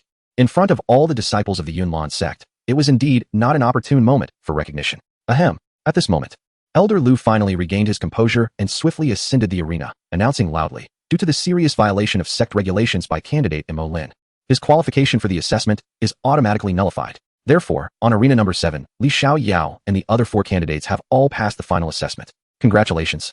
From today onward, you shall be the newly admitted disciples of the Yunlan sect. Only then did the 4 teammates awaken from their stupor, erupting in thunderous cheers. The admiration in their eyes for Xiao Yao transformed entirely into reverence and gratitude. At that moment, another figure, one that caused countless male disciples to yearn, approached slowly. Nalan Yanran arrived before the 5, initially surveying them with an air of authority, but when her gaze met Xiao Yao's, she discreetly cast a quick glance his way. Xiao Yao comprehended the inquiry in her eyes, a smirk gracing his lips as he subtly winked at her with his right eye. This minute gesture made Nalan Yanran's heart skip a beat. Clearing her throat to suppress the heat rising to her face, she assumed the demeanor of a young master and spoke in a cool tone. Congratulations on passing the assessment. Please follow me. In the distance, Yun Yun, who had been preparing to depart, felt a strange sensation as she saw Nalan Yanran take the initiative to lead the new disciples. Such trivial matters were typically handled by elders or managing disciples. Nalan Yanran would never have done this voluntarily in the past. Yet, in her current state of turmoil, she did not ponder deeply on it and merely sighed softly. She was uncertain how to face Xiao Yao. Should she avoid him? Yet, he had gone to such lengths to seek her out at the Yunlan sect. To avoid him now would be excessively hurtful. Conversely, if she did not evade him and chose to meet him, what could she possibly offer? As the sect leader, she could not provide the answers the young man might seek. Shaking her head, she chose not to linger any longer, her figure disappearing entirely. Nalan Yanran led Xiao Yao and the others through several plazas, arriving at the inner hall of the Yunlan sect. She instructed a steward disciple, "Please take these 4 new junior brothers and sisters to the Foreign Affairs Hall to complete their entry procedures and arrange their accommodations." "Yes, young sect master." The steward disciple respectfully led the 4 away. As they departed, they did not forget to express their gratitude with a bow to Xiao Yao and Nalan Yanran. Soon, the vast hall was left with only Xiao Yao and Nalan Yanran. With no one else around, Nalan Yanran relaxed her expression and smiled at Xiao Yao, saying, "Follow me." Chapter 73, Finding a Teacher. In the Yunlan sect, at the back mountain, a secluded area designated exclusively for Nalan Yanran's cultivation lay before them, rarely trodden by others. A narrow stone path meandered through a lush bamboo grove. The wind rustled through the treetops, the bamboo leaves whispering like sweet nothings exchanged between lovers. Sunlight filtered through the delicate bamboo leaves, casting dappled golden spots on the ground. While the air was infused with the fresh fragrance of grass and the elegant scent of bamboo, tranquil and far-reaching. At the end of the path stood a charming pavilion by a stream. At this moment, within the pavilion, Nalan Yanran was personally pouring a cup of fragrant tea for Xiao Yao. Without outsiders present, she had shed the cold facade of the young sect master. Her autumn-like eyes sparkling with the brilliance of stars, filled with joy and delight. She pushed the teacup towards Xiao Yao, leaning slightly forward with a hint of curiosity and playful reproach, asking, "Now, tell me, why did you go to such lengths to disguise yourself as a candidate and come to our Yunlan sect? And why the name Li Xiao Yao?" Xiao Yao lifted the teacup and took a delicate sip, the refreshing aroma of the tea invigorating his senses. After setting the cup down, he lazily leaned against a pillar of the pavilion and replied in a nonchalant tone, "Of course, it's to see you. What else could it be?" As he gazed at Nalan Yanran's slightly flushed face from his words, a wider smile graced his lips. "You are the esteemed young sect master of Yunlan sect. While I am but an inconspicuous nobody, without a legitimate reason, how could I possibly meet you?" After much contemplation, this was the most reliable approach. "I don't believe you. You smooth talker," Nalan Yanran playfully chided, yet her crescent-shaped eyes and the smile that she could not suppress revealed her true feelings. No girl could resist the unique surprise meticulously prepared for her by the one she cherished. The feeling of being valued and remembered surpassed any sweet words, nurturing her heart more profoundly. Observing her adorable demeanor of saying one thing while meaning another, Xiao Yao chuckled and shifted the topic. "Of course, besides checking on your well-being, I also wish to explore the Yunlan sect. In a few days, I plan to leave for the Outcloud Empire." Upon hearing the word leave, the smile on Nalan Yanran's face dimmed slightly. Xiao Yao seemed oblivious to this and continued, "However, this Yunlan sect is truly magnificent. And the energy of heaven and earth here is rich. If fortune smiles upon me and I encounter a hidden powerhouse willing to accept me as a disciple, I might consider staying for a while to cultivate." His words flowed casually, as if he were discussing a matter of little consequence. However, in truth, Xiao Yao was intentionally setting a trap for Nalan Yanran. He wished to use her as a means to encounter Yun Yun. Without her assistance, he feared he would never have the chance to see Yun Yun. In his heart, Xiao Yao silently apologized to Nalan Yanran. Indeed, each word he spoke was like a precisely cast stone, stirring ripples in the lake of her heart. Departing for the Cloud Empire? Simply finding a teacher would suffice to remain? Is that truly the case? Nalan Yanran felt a surge of excitement. "Of course, why would I deceive you? Xiao Yao had no choice but to persist in his fabrications. Nalan Yanran's mind raced with thoughts. Given Xiao Yao's unfathomable talent and strength, there were but a few individuals in the entire Yunlan sect qualified to be his mentor. Ordinary elders were entirely inadequate. Counting them, it seemed there were only two candidates. One was the old sect master, Yun Shan, who remained in seclusion and was rarely seen, even by her. The other was her own teacher, the current sect master, Yun Yun. Hope for the old sect master was dim. Thus, only her teacher remained. Yet, her teacher had stated that she would only accept one disciple in her lifetime. However, if her teacher were to witness Xiao Yao's astonishing talent, might she consider making an exception? What if I personally plead on his behalf? Once this notion took root, it burgeoned uncontrollably. To keep Xiao Yao within the Yunlan sect. To keep him by my side. A voice within Nalan Yanran cried out fervently. She abruptly stood, her azure eyes shimmering with an unprecedented determination. I know someone who surely qualifies to be your teacher. She gazed at Xiao Yao, her tone urgent and resolute. You wait here for me. Do not go anywhere. I will return shortly. As her words fell, she transformed into a streak of azure light, hastily departing the pavilion and rushing down the mountain. She sought Yun Yun, eager to recommend this man she had unequivocally recognized. She believed that with Xiao Yao's talent, her teacher would have no reason to refuse. Yet, no sooner had she dashed beyond the mountain's perimeter than a figure emerged, blocking her path. The newcomer donned the robes of an alchemist, his handsome visage belonging to Lu Ling, a favored disciple of the esteemed Dan Wangguhi. Yanran Jr. sister. Where are you headed in such haste? Lu Ling's face bore a self-satisfied smile, his tone laced with feigned concern. Upon seeing him, Nalan Yanran's earlier urgency and joy vanished instantly, replaced by an icy demeanor that repelled him from a distance. This insufferable fellow. Step aside. Her voice held no warmth. As if two words could freeze the very air. Lu Ling's smile faltered, yet he remained undeterred. Junior sister, if there is anything amiss, do let me know. I said step aside. Nalan Yanran could hardly muster the energy to glance at him again. Her impatience and disdain were unmistakable. I have a matter of utmost urgency to discuss with my teacher. Should you dare to obstruct me further, I shall not hesitate to disregard our shared affiliation. Lu Ling, pierced by her frosty gaze, felt a tremor in his heart and could only sheepishly yield the way. Since the incident in the Beast Mountain range, Nalan Yanran has maintained an icy demeanor towards Lu Ling, a stark contrast to the politeness she once exhibited. Now, she shows no pretense whatsoever. Regardless of Lu Ling's efforts to mend their relationship, Nalan Yanran remains aloof, as if he were a stranger. He blames that scoundrel Xiao Yao. Had it not been for him, Yanran would not treat him this way. As he observes Nalan Yanran's hurried departure, he wonders if something transpired on the mountain. Driven by curiosity, he inexplicably heads towards the secluded area where Nalan Yanran had just descended. Before long, he discovers an elegant bamboo grove, within which lies a cool pavilion. There, he spots a figure clad in black, leisurely seated and savoring fragrant tea. In that moment, memories of the humiliations he suffered at the hands of Xiao Yao during their time in the Beast Mountain range flood Lu Ling's mind. Memories that linger even after a year. It is him, that scoundrel Xiao Yao. What is he doing here? This is Yanran's private sanctum for cultivation. On what grounds does an outsider, a waste from the Xiao family, presume to sit here? Jealousy and fury swiftly consume his reason. Xiao Yao, Lu Ling bellows, striding forth with determination, finger pointed accusingly at him. How dare you trespass here? Who gave you the audacity to invade the forbidden grounds of Yunlan sect? You are not welcome. Leave at once. Xiao Yao lazily lifts his eyelids, casting a dispassionate glance in Lu Ling's direction, as though observing a bothersome insect. He does not even bother to rise, merely holding his teacup. He replies coolly, firstly, I now go by Li Xiao Yao. Secondly, I have passed your sect's disciple assessment, which grants me legitimate entry to Yunlan sect. Thirdly, it was Nalan Yanran who personally brought me here. Impossible. Lu Ling retorts, incredulous. You, a waste from the Xiao family, could not have possibly passed the assessment. You must have sneaked in with malicious intent. I will report this to the sect and ensure you are punished severely. Are you finished? Xiao Yao finally sets down his teacup and stands, taking a deliberate step closer to Lu Ling. I have no desire to engage in idle chatter with you. An overwhelming aura, far surpassing that of an ordinary fighter, emanates from him, exuding the formidable presence of a grand fighter. The air around the pavilion crackles with violent energy, tinged with the scent of lightning.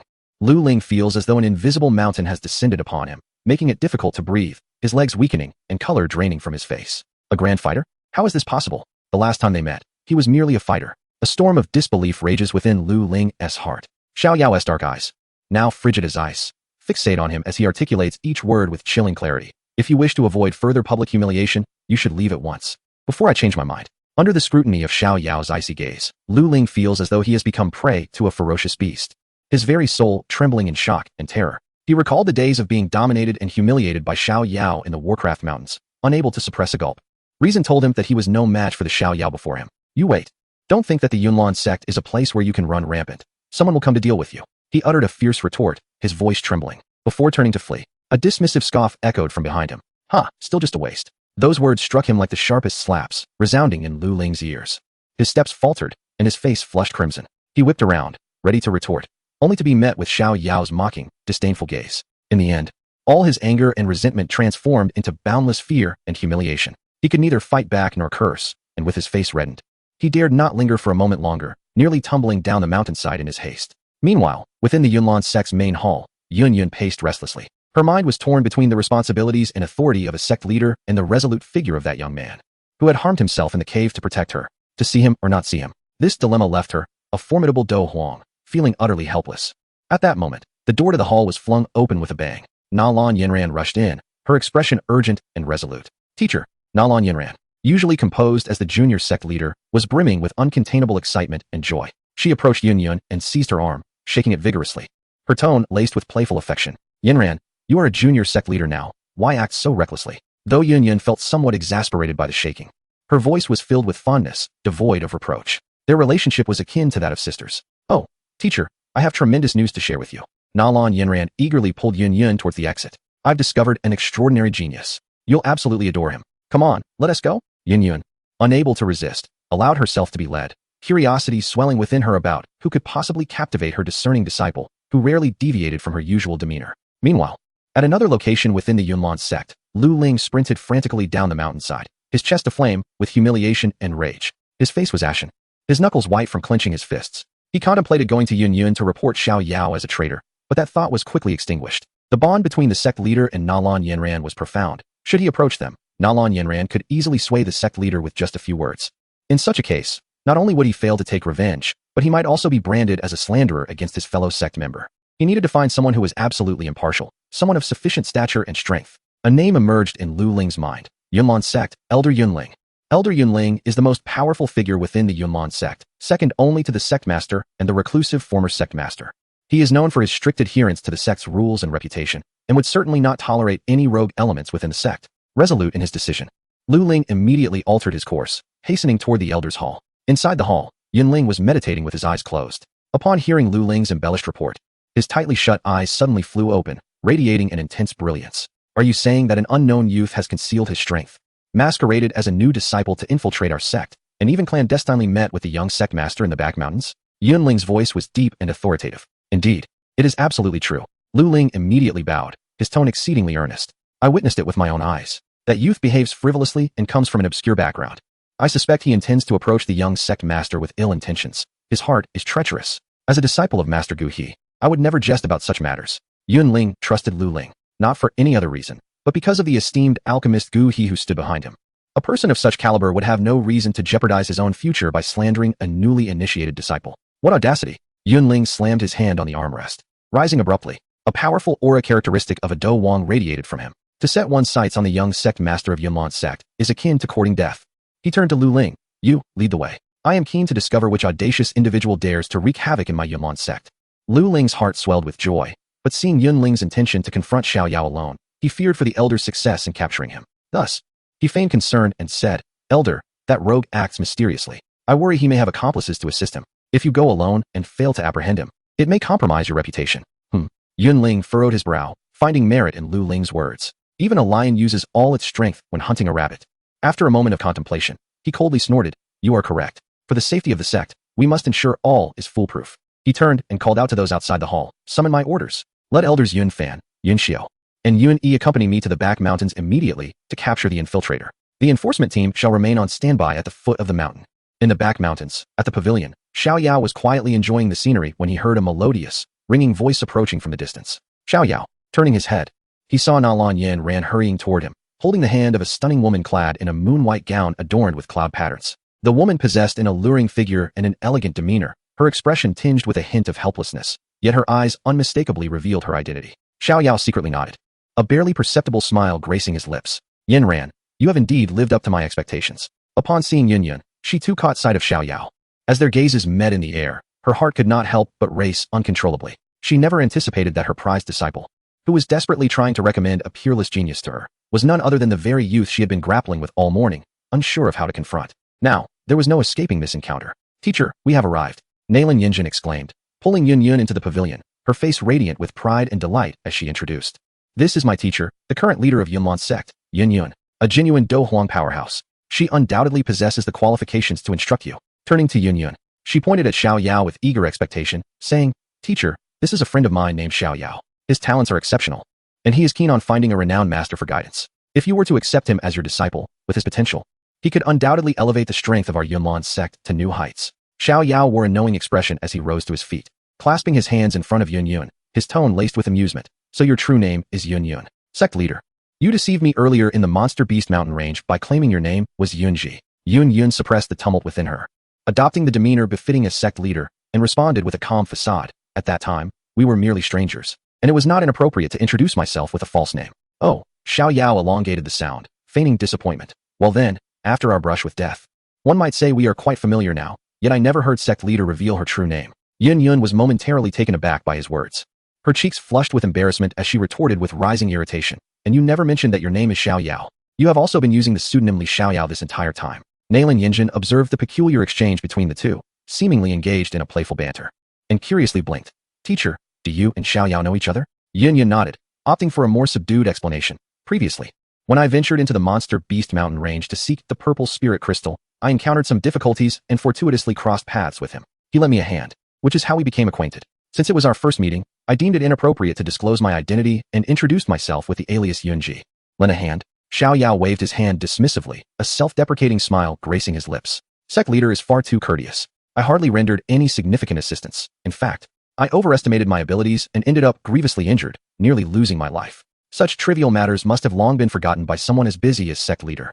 His words were delivered with an air of nonchalance, yet to Yun, they pierced her heart like a sharp needle, sending a jolt of pain through her nerves. Forgotten? How could she ever forget? She could never erase the memories of their experiences in the Monster Beast mountain range, which were unparalleled in her years of cultivation and utterly unforgettable. Yun's gaze faltered momentarily, a fleeting shadow of sorrow and guilt flickering in her eyes.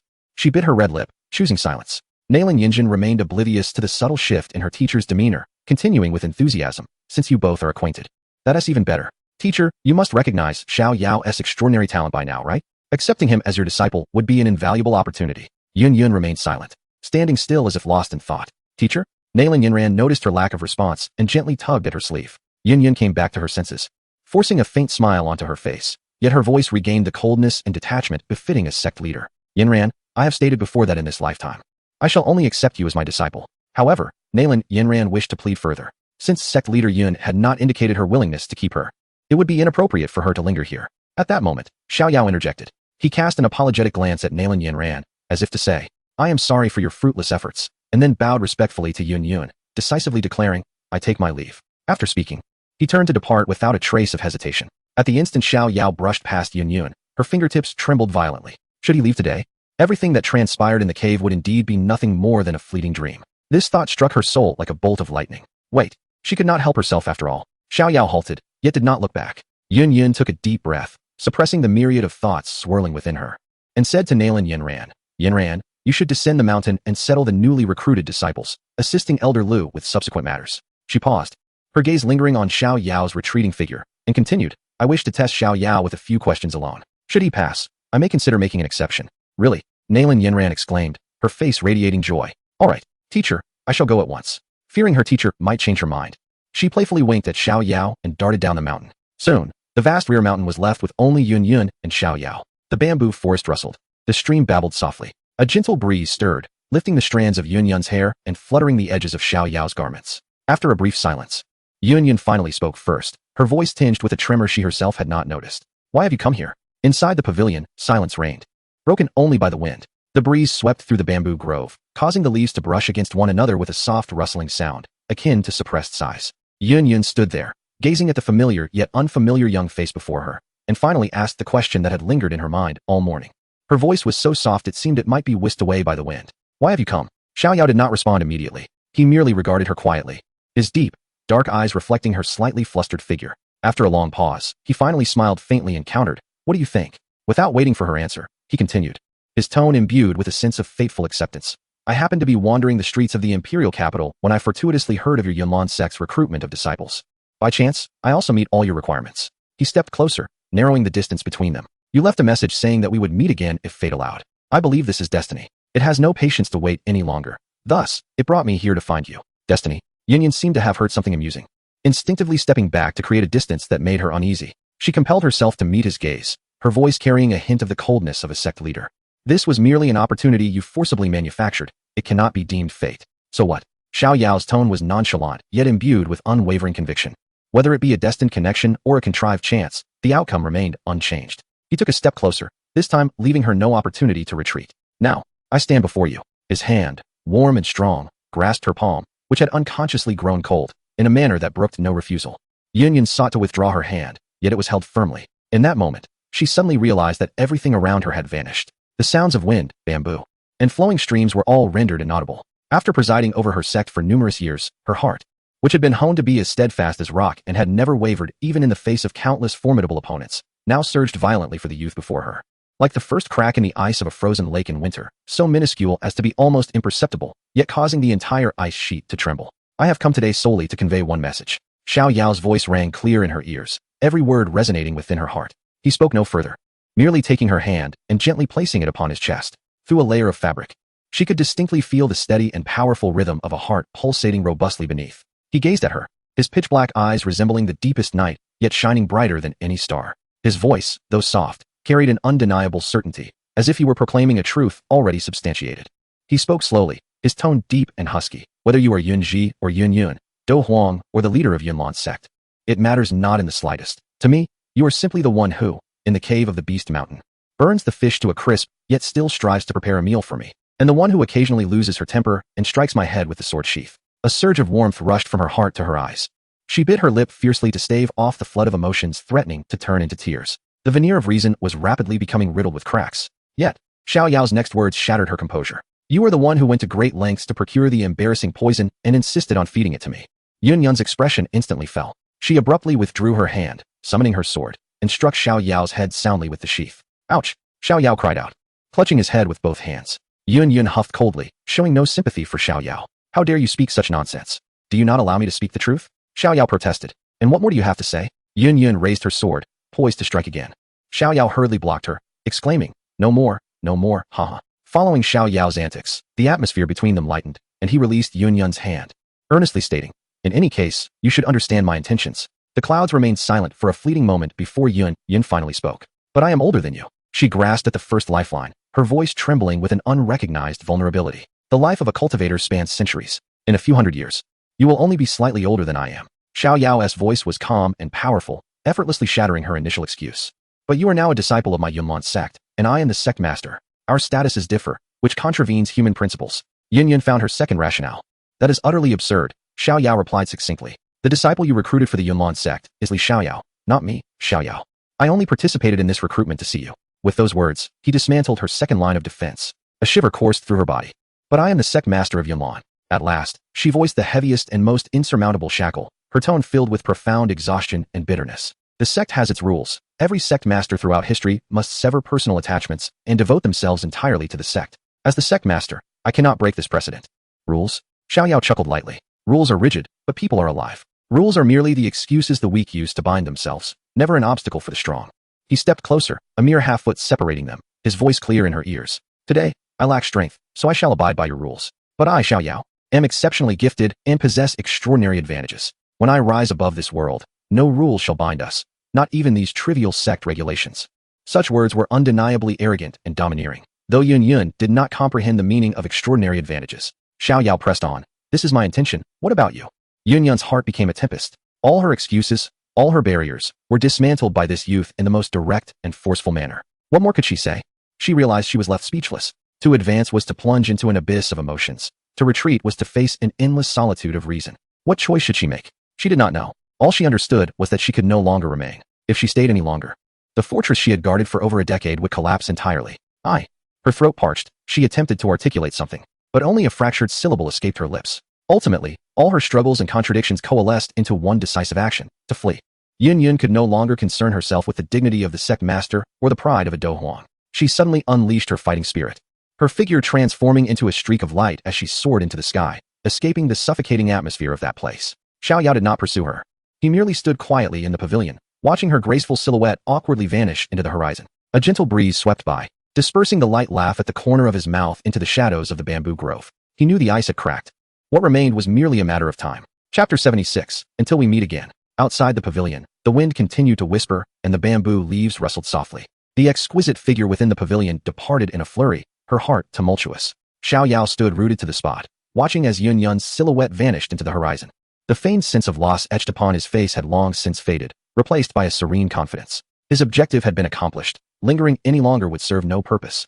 He had intended to descend the mountain to bid a simple farewell to Nalan Yanran before making his way to the Union Empire. However, just as he took 2 steps away from the pavilion, his pace abruptly halted. Several formidable auras surged from below the mountain, rapidly approaching his location.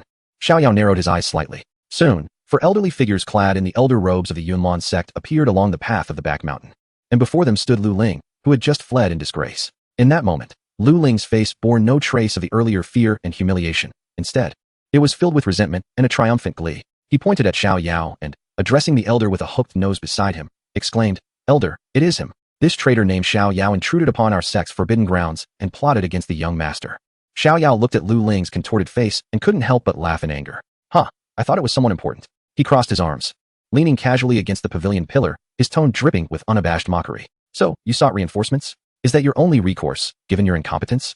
Your speed in summoning help certainly surpasses that of your retreat." He disregarded Lu Ling's face, now the color of a pig's liver, and his gaze settled calmly on the elder with the hooked nose. Eye of falsehood, quietly activated. Character, Yunling. Identity, Grand Elder of Yunlan sect. Strength, 8-star Dowang. Characters, Yun Fan, Yun Xiao, Yun Yi. Identity, Elders of Yunlan sect. Strength, ranging from 5-star to 7-star Dowang. The 4 Dowangs, particularly this Yunling, possessed considerable strength. This indeed posed a challenge. "You are Xiao Yao?" Yunling's sharp, hawk-like eyes fixed intently on Xiao Yao, his voice icy as he interrogated. "What audacity! You infiltrated our Yunlan sect and deliberately approached the young master. What is your true purpose? Speak plainly." Xiao Yao shrugged nonchalantly, his demeanor as relaxed as if he were strolling in his own backyard. "No particular purpose, merely here to enjoy the scenery. Since you do not welcome me, I shall take my leave now." "Leave?" Yunling scoffed, as if he had heard the grandest joke. "Is the Yunlan sect a place you can enter and exit at will?" Upon hearing this, Xiao Yao's smile gradually faded. He had little fondness for this old curmudgeon from the original story, who had nearly exterminated the Xiao family with his petty vindictiveness. Witnessing his domineering and unreasonable demeanor now ignited a profound disdain within him. "You old fool, what gives you the right to bark so arrogantly here?" Xiao Yao declared with a defiant attitude. "What did you say?" Yunling's pupils abruptly constricted, and a terrifying aura of murderous intent erupted from within him. How audacious for a mere child to trespass upon the mountain gates and insult the elders. Such a heart deserves punishment. Today, you shall not leave this place alive. Do you think you can bring about my demise?" Xiao Yao scoffed derisively. "We shall see if this old relic of yours still possesses such capability." Before his words could fully dissipate, crack, a brilliant silver lightning bolt erupted beneath Xiao Yao's feet. He transformed into an indistinguishable shadow, executing the mystic thunder afterimage step to its utmost limit. Even under the intense scrutiny of 4 formidable Dowang experts, he evaded their encirclement like a fleeting bolt of lightning, dashing down the mountain with fervor. "What?" Yunling was taken aback, completely unprepared for the speed of this seemingly insignificant dome master to reach such unfathomable heights. "You little wretch, do not escape," he bellowed, unfurling his Do Chi wings behind him, transforming into a streak of light as he surged forward, closely followed by the other 3 elders. The 4 Dowang experts relentlessly pursued him, unleashing a barrage of fierce Do Chi attacks like a torrential storm, saturating the path of Xiao Yao's escape with various assaults.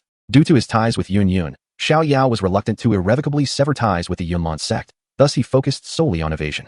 Relying on the intricacies of the mystic thunder afterimage step, he navigated the tumultuous onslaught like a lone boat amid surging waves, narrowly avoiding every attack at the most perilous moments. However, it was evident that the old wretch Yunling was genuinely enraged, launching each strike towards Xiao Yao's vital points with chilling intent. Xiao Yao's gaze gradually turned frigid. Does the tiger truly appear as a sickly cat when it remains silent? Just as another formidable azure wind blade grazed his scalp, cleaving a massive boulder in half ahead, Xiao Yao's patience reached its limit. In a sudden burst of speed, he pivoted, and a radiant silver lightning coalesced at the tip of his right index finger.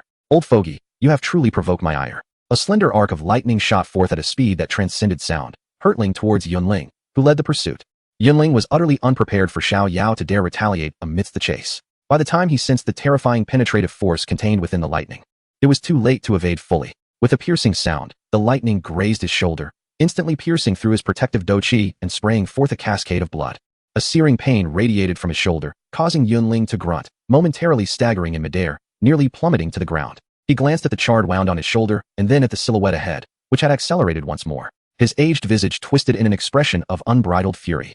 "Oh, you little beast. Today, I shall ensure your body is shattered into 1,000 pieces." Xiao Yao fled to the foot of the mountain, only to discover that his path forward was completely obstructed. Hundreds of disciples from the Yunlan sect's enforcement team, clad in white uniforms and wielding long spears, had already formed a formidable array, sealing off the only route down the mountain, their ominous aura rising to the heavens. From behind, the furious roar of Yunling echoed forth. Enforcement team, heed my command. Form a formation. Surround that traitor and spare no mercy. Yes, hundreds of disciples shouted in unison, swiftly contracting their formation to confine Xiao Yao in the center. With foes blocking the front and pursuers at the rear, Xiao Yao came to a slow halt. Surveying his surroundings, his expression gradually settled into calmness. He had no intention of courting trouble, yet it seemed trouble had sought him out. Thus, he resolved to crush all these troubles beneath his feet. Zila, a series of even more ferocious and terrifying blue arcs of electricity began to dance wildly across his body. A devastating aura erupted from him, expanding with thunderous force. Just as he prepared to unleash his full strength and carve a bloody path through his adversaries, stop! A crisp and urgent shout rang out from beyond the crowd. The enforcement circle parted, creating a pathway. Nalan Yanran, sword in hand, hastily navigated through the throng and approached Xiao Yao, her beautiful eyes filled with anxiety and confusion. Xiao Yao, what is going on? Upon seeing her, the violent arcs of electricity around him gradually subsided. He raised his hands in a gesture of innocence and replied, I don't know either. Your master seems to have run off suddenly. Perhaps he disdains me. Just as I was about to descend the mountain, your senior brother Luling arrived with these old fogies, insisting that I was a traitor and must be captured. Nalan Yanran, sharp-witted, quickly grasped the situation, inwardly cursing Luling for his despicable treachery against Xiao Yao. She turned to Yunling, who had just landed, and bowed respectfully, saying, Elder, there seems to be a misunderstanding. Xiao Yao is my friend, not a traitor. Friend? Yunling scoffed, voice laced with skepticism. Why would he conceal his identity, masquerading as a new disciple to infiltrate our Yunlan sect? Moreover, he spoke disrespectfully just now, insulting the elders of Yunlan sect. What kind of friend is that? Who knows what ulterior motives he harbors? Nalan Yanran was momentarily speechless. She could not possibly reveal before the entire sect that he had devised such a foolish plan merely to see her in secret. At that moment, Luling caught up from behind. Seeing him, Nalan Yanran exclaimed sharply, Luling, you should quickly clarify the situation to the elder. Liuling's face turned pale, knowing that any chance he had with Nalan Yanran had vanished. Resolute, he gritted his teeth and declared, Elder, the young sect master has undoubtedly been bewitched by Xiao Yao's honeyed words. This lad is a traitor. Please, Elder, see through his deception. You, Nalan Yanran trembled with rage. Well, what a silver-tongued traitor. Yunling thundered, silencing any chance for rebuttal. Seize this boy immediately and await the sect master's judgment. Though he commanded the capture, the fighting spirit coalescing in his hands brimmed with lethal intent. He was acutely aware that with Nalan Yanran present, the prospect of killing Xiao Yao was utterly unattainable. However, under the guise of capture, inflicting grave injuries and crippling his cultivation was still within reach, and he presumed there would be no repercussions. As he was ostensibly acting to uphold the reputation of the sect, before his words had faded, he transformed into a streak of azure shadow, charging fiercely toward Xiao Yao. Xiao Yao observed the unmasked intent to kill emanating from Yunling, and his gaze turned icy. He gently rested his hand on the fragrant shoulder of Nalan Yanran, causing her to stiffen momentarily. Then, a warm voice whispered in her ear, I apologize, we shall meet again. In the next instant, a gentle yet irresistible force pushed her aside. Meanwhile, a tempest of thunderous energy erupted from Xiao Yao, as if a volcano had awakened, ignoring the oncoming Yunling. He set his sights on the impenetrable formation of the law enforcement team. He was determined to charge through. Chapter 77, A Ruckus at Yunlan's Sect. I apologize. We shall meet again. The warmth of his breath lingered in Nalan Yanran's ear. In an instant, she felt a gentle yet compelling force nudging her aside. The youth who had just whispered sweetly to her now radiated an aura of electric energy, transforming into a bolt of lightning. With a crackling sound, a wild silver arc of electricity danced frantically around his body. Without a moment's hesitation, he became a streak of thunderous light, hurtling directly toward the most vulnerable point of the law enforcement team's formation. From the array, block him. The disciples of the law enforcement team, well trained, stood resolute in the face of Xiao Yao's formidable presence. The leading dozens of disciples bellowed in unison, their battle energy surging forth as they swiftly wove together a solid wall of azure composed of whirling winds. Break! Xiao Yao uttered a single, chilling word, clenching his fist. A multitude of thunder converged upon his arm. That seemingly ordinary punch contained the power to shake mountains. It was devoid of flashy techniques, embodying the purest, most primal, and most domineering strike. Boom! The sturdy wind wall, under the might of his thunderous fist, crumpled like fragile paper, instantly yielding a colossal breach. The ferocious aftershock of the thunder surged outward. The foremost dozen disciples of the law enforcement team, struck hard, emitted muffled groans as they were flung backward, their faces paling. However, Xiao Yao, mindful of Yun and Nalan Yanran's sentiments, had tempered his strength. The violent lightning, seemingly terrifying, was skillfully retracted just as it was about to invade the bodies of those disciples. Consequently, they suffered only minor injuries from the shock, their lives spared.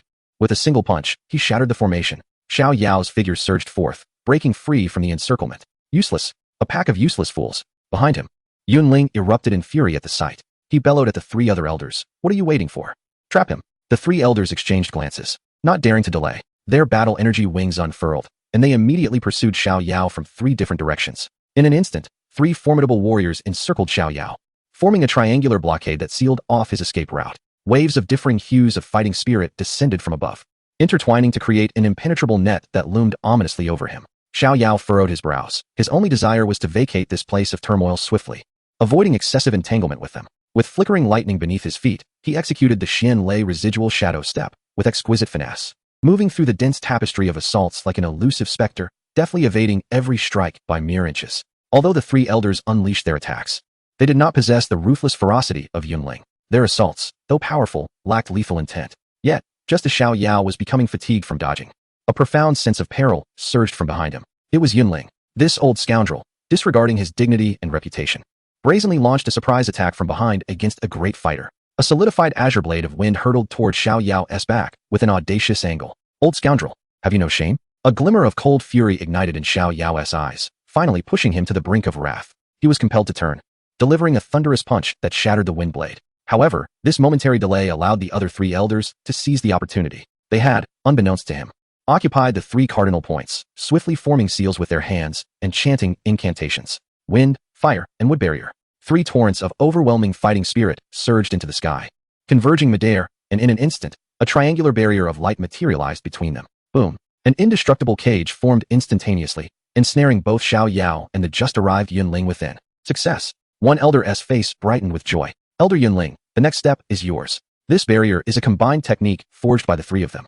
Even a Do Huang would find it exceedingly difficult to breach in a short time. Outside the barrier, Nalan Yanran watched the scene unfold, her heart gripped with anxiety. She realized that the situation had escalated beyond her control. The only one capable of resolving this crisis was a singular individual. Without hesitation, she turned and dashed toward the main hall of the sect. Inside the barrier, Xiao Yao clenched his fist and struck the barrier with a powerful blow, only to be met with a fierce rebound that sent him staggering back. Truly, it was a formidable barrier, crafted by the combined might of three Do Wang. He praised its strength, yet his face bore no trace of fear. Humph, you little wretch, where do you think you can run now? Yunling, standing opposite Xiao Yao, wore a sinister grin, declaring, Today, I shall ensure you cannot seek life nor death. Old scoundrel, do not overstep your bounds. Xiao Yao's gaze turned icy. Does he truly believe I cannot contend with him? What audacity! Yunling seemed to hear the greatest joke, a mere great fighter daring to boast before Do Wang.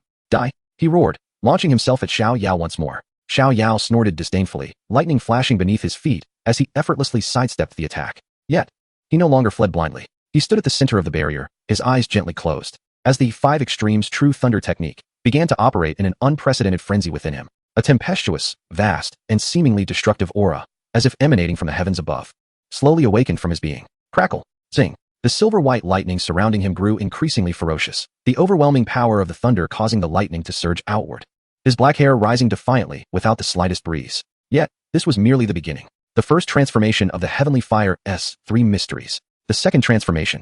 Yunling's assault faltered momentarily, and for the first time, a glimmer of uncertainty appeared in his hawk-like eyes. He could distinctly sense the aura emanating from the youth ahead, escalating at an extraordinarily terrifying pace. That aura even instilled a hint of fear within him, an 8-star Do Wang. What formidable fighting technique was this boy preparing? A chill ran through Yunling's heart, and he dared not hold back any longer. His onslaught intensified, desperate to interrupt Xiao Yao's accumulation of power. Yet, Xiao Yao merely evaded, allowing Yunling's attacks to rain down upon him like a tempest, his entire focus immersed in the surging power within him, poised to shatter everything. Damn it! Frustrated by the stalemate, Yunling finally lost his patience. You little wretch, I shall no longer indulge you. Prepare to meet your end. He abruptly clasped his hands together before his chest, powerful wind attribute Do Qi furiously coalescing before him, ultimately transforming into an immense azure hand, solid and formidable, measuring over 10 zhang in size, the shattering wind palm. Just then, the boy, who had kept his eyes shut, slowly opened them. Old fool, you brought this upon yourself.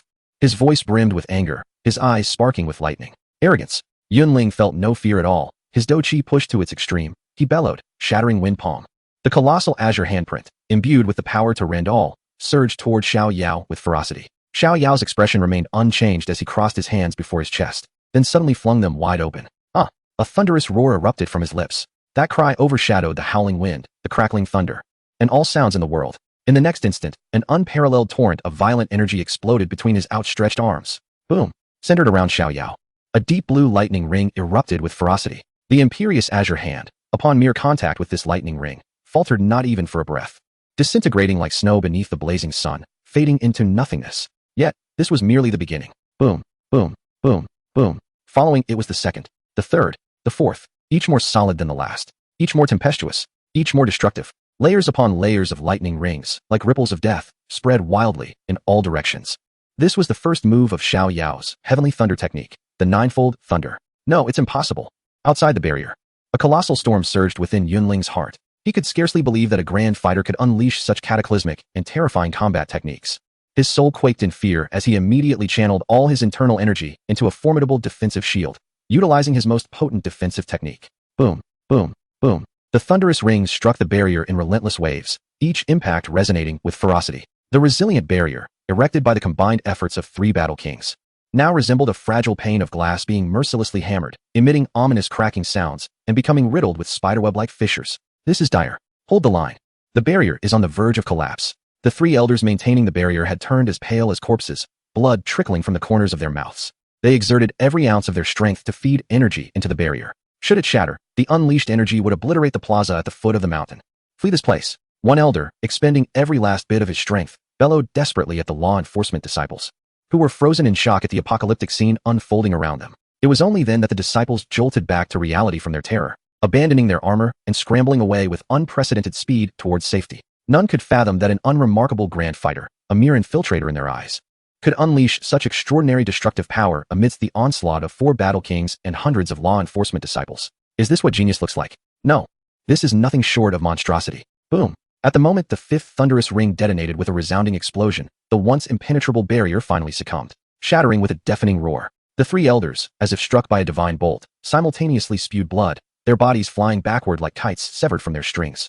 Crashing heavily 100 meters away, grievously injured, the devastating fifth wave of energy surged forth like a tsunami, rippling across the foot of the Yunlan sect. However, just when everyone anticipated that the young man would unleash even stronger attacks to reduce the area to ashes, the furious thunder abruptly ceased. The brilliant lightning gradually dissipated. Amidst the swirling dust, a tall figure stood quietly at the center. Xiao Yao, appearing somewhat pale, retrieved 3 energy recovery pills from his spatial ring, swallowing them without a glance. His objective had been achieved. There was no need for further destruction. He slowly lifted his head, his gaze settling on the center of a deep pit not far away. Once a figure of unparalleled might, the elder Yunling now lay there, charred and twitching, wisps of smoke rising from his mouth, utterly devoid of combat capability. Xiao Yao activated his eye of breaking illusions for a quick scan. Not dead yet.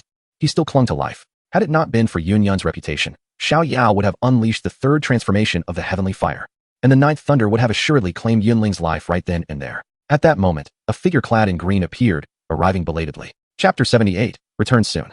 Nalan Yanran, in a state of desperation, sought out Yunyun to inform her of Xiao Yao's perilous situation, as he was being pursued by 4 elder Do kings. She implored Yunyun to intervene and save him. Yunyun was deeply shaken. Without a moment to comfort Nalan Yanran, she hastened towards the scene. What greeted her was a breathtaking sight. The fifth thunderous halo had erupted violently, shattering the protective barrier and sending 3 elder Do kings sprawling. The entire plaza lay in disarray. An ashen pit marred the ground. Fissures crisscrossed the earth, and the air was thick with the acrid scent of ozone and destruction. The 3 elders lay bloodied and weakened upon the ground. The eldest, Yunling, resembled a charred remnant, lying within the depths of the crater, teetering on the brink of life and death. And at the epicenter of this devastation stood the very youth who had stirred tumultuous waves within her heart, solitary and still, his pallor reminiscent of a deity wielding thunderous power. Yunyun's heart plummeted to the depths of despair. She surveyed the scene with urgency. Yunling's breath was faint, gravely injured, yet clinging to life. The other 3 elders, though severely wounded, were not in immediate danger. The disciples of the enforcement team, having retreated to a safe distance, bore no injuries apart from their initial shock. A fraction of her anxious heart eased. Fortunately, he had shown restraint. She had witnessed the full extent of Xiao Yao's power, and had he unleashed it entirely, none would have survived. Yet soon, a deeper sense of difficulty and bitterness surged within her. How had matters escalated to this point? Everything had seemed fine in the back mountain. Sectmaster, called a less injured elder who, clutching his chest, struggled to rise. Upon seeing Yunyun, he looked upon her as a pillar of hope. He pointed toward Xiao Yao in the distance, his voice hoarse and intermittent. This boy has concealed his identity, infiltrating our Yunlan sect with nefarious intentions. He has grievously wounded the eldest. Sectmaster, such a rogue must not be spared. Please, capture him at once. His words struck Yunyun's heart like a cold iron rod. Indeed, as the leader of the Yunlan sect, she bore the responsibility to uphold the sect's dignity by executing this audacious intruder who had severely injured the elder. Yet her gaze lingered on the figure of the boy, the one who had once risked his life for her. How could she bring herself to harm him? Torn between the ironclad laws of the sect and the profound emotions that bound her to him, she felt as if she were being crushed by two monumental forces, nearly suffocating her. Just as Yun found herself ensnared in this agonizing dilemma, a sudden, triumphant laughter shattered the oppressive silence.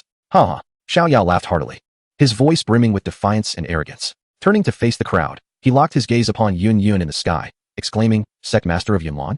What a grandiose title! But even you will find it no easy feat to capture me. Xiao Yao, if you possess the capability, come and try." Before his words had fully escaped his lips, he pointed his finger like a sword, unleashing a slender bolt of palm lightning that drifted effortlessly toward Yun. In the next moment, the lightning beneath his feet erupted once more as he executed the Xinlei Shadow Step to its utmost limit, transforming himself into a streak of electric light, swiftly fleeing toward the dense forest below the mountain. In the skies above, Yun gazed at the seemingly feeble strike, initially taken aback. Then, her heart, which had felt as though it was being crushed by the towering mountain, suddenly relaxed. An unnoticed warmth coursed through her heart. She understood that Xiao Yao was providing her with a way out. He was subtly indicating to everyone that he was not defeated, merely choosing to retreat and avoid further conflict. In doing so, he temporarily liberated her from the shackles of her status as sect leader. A whirlwind of emotions surged within Yun. In an instant, she comprehended Xiao Yao's intentions and ceased her hesitation, deciding to play along. With a gentle wave of her delicate hand, she effortlessly dispelled the palm lightning. Her eyes instantly filled with a tempest of fury, and she directed a piercing shout toward the direction of Xiao Yao's escape, her voice echoing throughout the entirety of Yunlan Mountain. "Thief, do not flee. Dare to harm an elder of my sect. Today, come what may, I shall capture you." No sooner had her words faded than her magnificent dual wings of battle aura unfurled, transforming into a streak of azure light even swifter than Xiao Yao, relentlessly pursuing him. The two engaged in a chase, swiftly leaving the borders of Yunlan Mountain and delving into a desolate forest. Once he confirmed that no prying eyes remained, Xiao Yao came to a halt. Leaning against a towering tree, he gasped for breath, repeatedly gesturing to the descending Yun behind him. "No more running, no more running. I can't escape, I concede, I concede."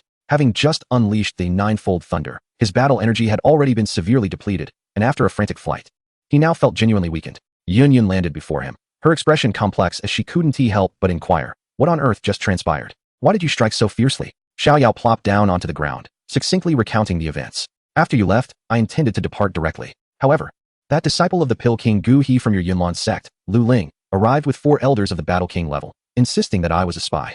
Those Battle Kings were as foolish as could be, believing every word they heard, especially that old coot Yun Ling, who was most infuriating, aiming to take my life at every turn. I could endure no longer, which led to my counterattack." Yun fell silent upon hearing this. Being astute, she naturally recognized the truth in Xiao Yao's words. Indeed, Elder Yun Ling was known for his rigid and tyrannical demeanor, intolerant of any dissent. "In light of your circumstances, I have shown mercy." Xiao Yao stood, brushing off the dust from his clothes. "Aside from those 4 who relentlessly pursued me, I have not harmed a single other disciple of your Yunlan sect." Yun nodded slightly, her voice finally tinged with a hint of remorse. This matter was indeed precipitated by Elder Yun Ling's excessive actions. However, given the state in which he was left, it can be considered balanced. "Then I suppose it's still your fault." Xiao Yao suddenly approached Yun, a signature mischievous grin adorning his face. "If you hadn't run off so abruptly back then, you could have stayed to clarify things for me. How could there have been these subsequent troubles? You left me all alone, and I truly find myself at a loss for words." Yun, infuriated by his brazen reversal of blame, huffed in annoyance and instinctively turned her head away, avoiding his twinkling eyes. "How was I to know such events would transpire? Moreover, aren't you devoid of issues at present? It is we, from the Yunlan sect, who suffered the humiliation of having 4 Battle King's elders pursue a Grand Battle Master only to end up grievously wounded. This mess is one I must return to rectify for you." Her words, though seemingly a complaint, were laced with a hint of reproach, the authoritative tone of the sect leader having dissipated. Yes, it's all my fault." Xiao Yao chuckled in agreement. Then his demeanor shifted to seriousness. "All right, I shall cease my jesting. I have accomplished what I intended to do and expressed everything I wished to say. My purpose for this journey has been fulfilled." He gazed intently at Yun and continued earnestly, "Next, I plan to visit the Chuyan Empire. I am uncertain when I shall return. Before I depart, do you have any words you wish to convey to me?" Upon hearing this, Yun froze momentarily. Her bright phoenix eyes instantly dimmed, long lashes casting a small shadow upon her eyelids. After a brief, disconcerting silence, she softly uttered 8 words, so faint that only the wind could catch them. "Take care. Return soon." Yun returned to the Yunlan sect, where 3 elders promptly approached her, eagerly inquiring, "Sect leader, have you slain that scoundrel?" Yun shook her head, a slight gravity and regret crossing her features. That rogue was exceedingly cunning. It seems he had other powerful allies aiding him, and he managed to escape. The 3 elders, though reluctant, could only sigh in resignation. If even the sect leader could not detain him, they were indeed powerless. Supporting one another, they withdrew to tend to their wounds. Alone, Yin Yun made her way to the rear mountain, where Nalan Yanran was anxiously pacing outside a pavilion. Upon seeing Yin Yun, she rushed over. Her voice laced with urgency. Master, how is Xiao Yao? Observing the worry etched on her precious disciple's face, Yin Yun shook her head, her tone regaining its calmness. He is fine. He has already departed. Ah, that is a relief. Nalan Yanran exhaled deeply, her entire demeanor relaxing. Yin Yun observed her closely, sensing an underlying disquiet. She fixed her gaze on Nalan Yanran and, in a seemingly casual yet deeply layered tone, gently inquired, Yanran, are you quite familiar with that Xiao Yao?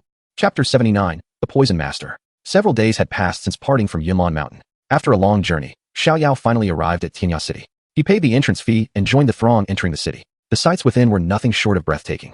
The broad streets, wide enough to accommodate 5 carriages side by side, were entirely paved with smooth, even bluestone slabs. On either side of the street stood a series of exquisite buildings, their vibrant banners fluttering in the evening breeze. The air was infused with an exotic medley of fragrant spices, the tantalizing aroma of grilled meats wafting from upscale restaurants, and the enticing sense of various novel snacks sold by street vendors, collectively creating a unique ambience of opulence and allure inherent to a bustling metropolis.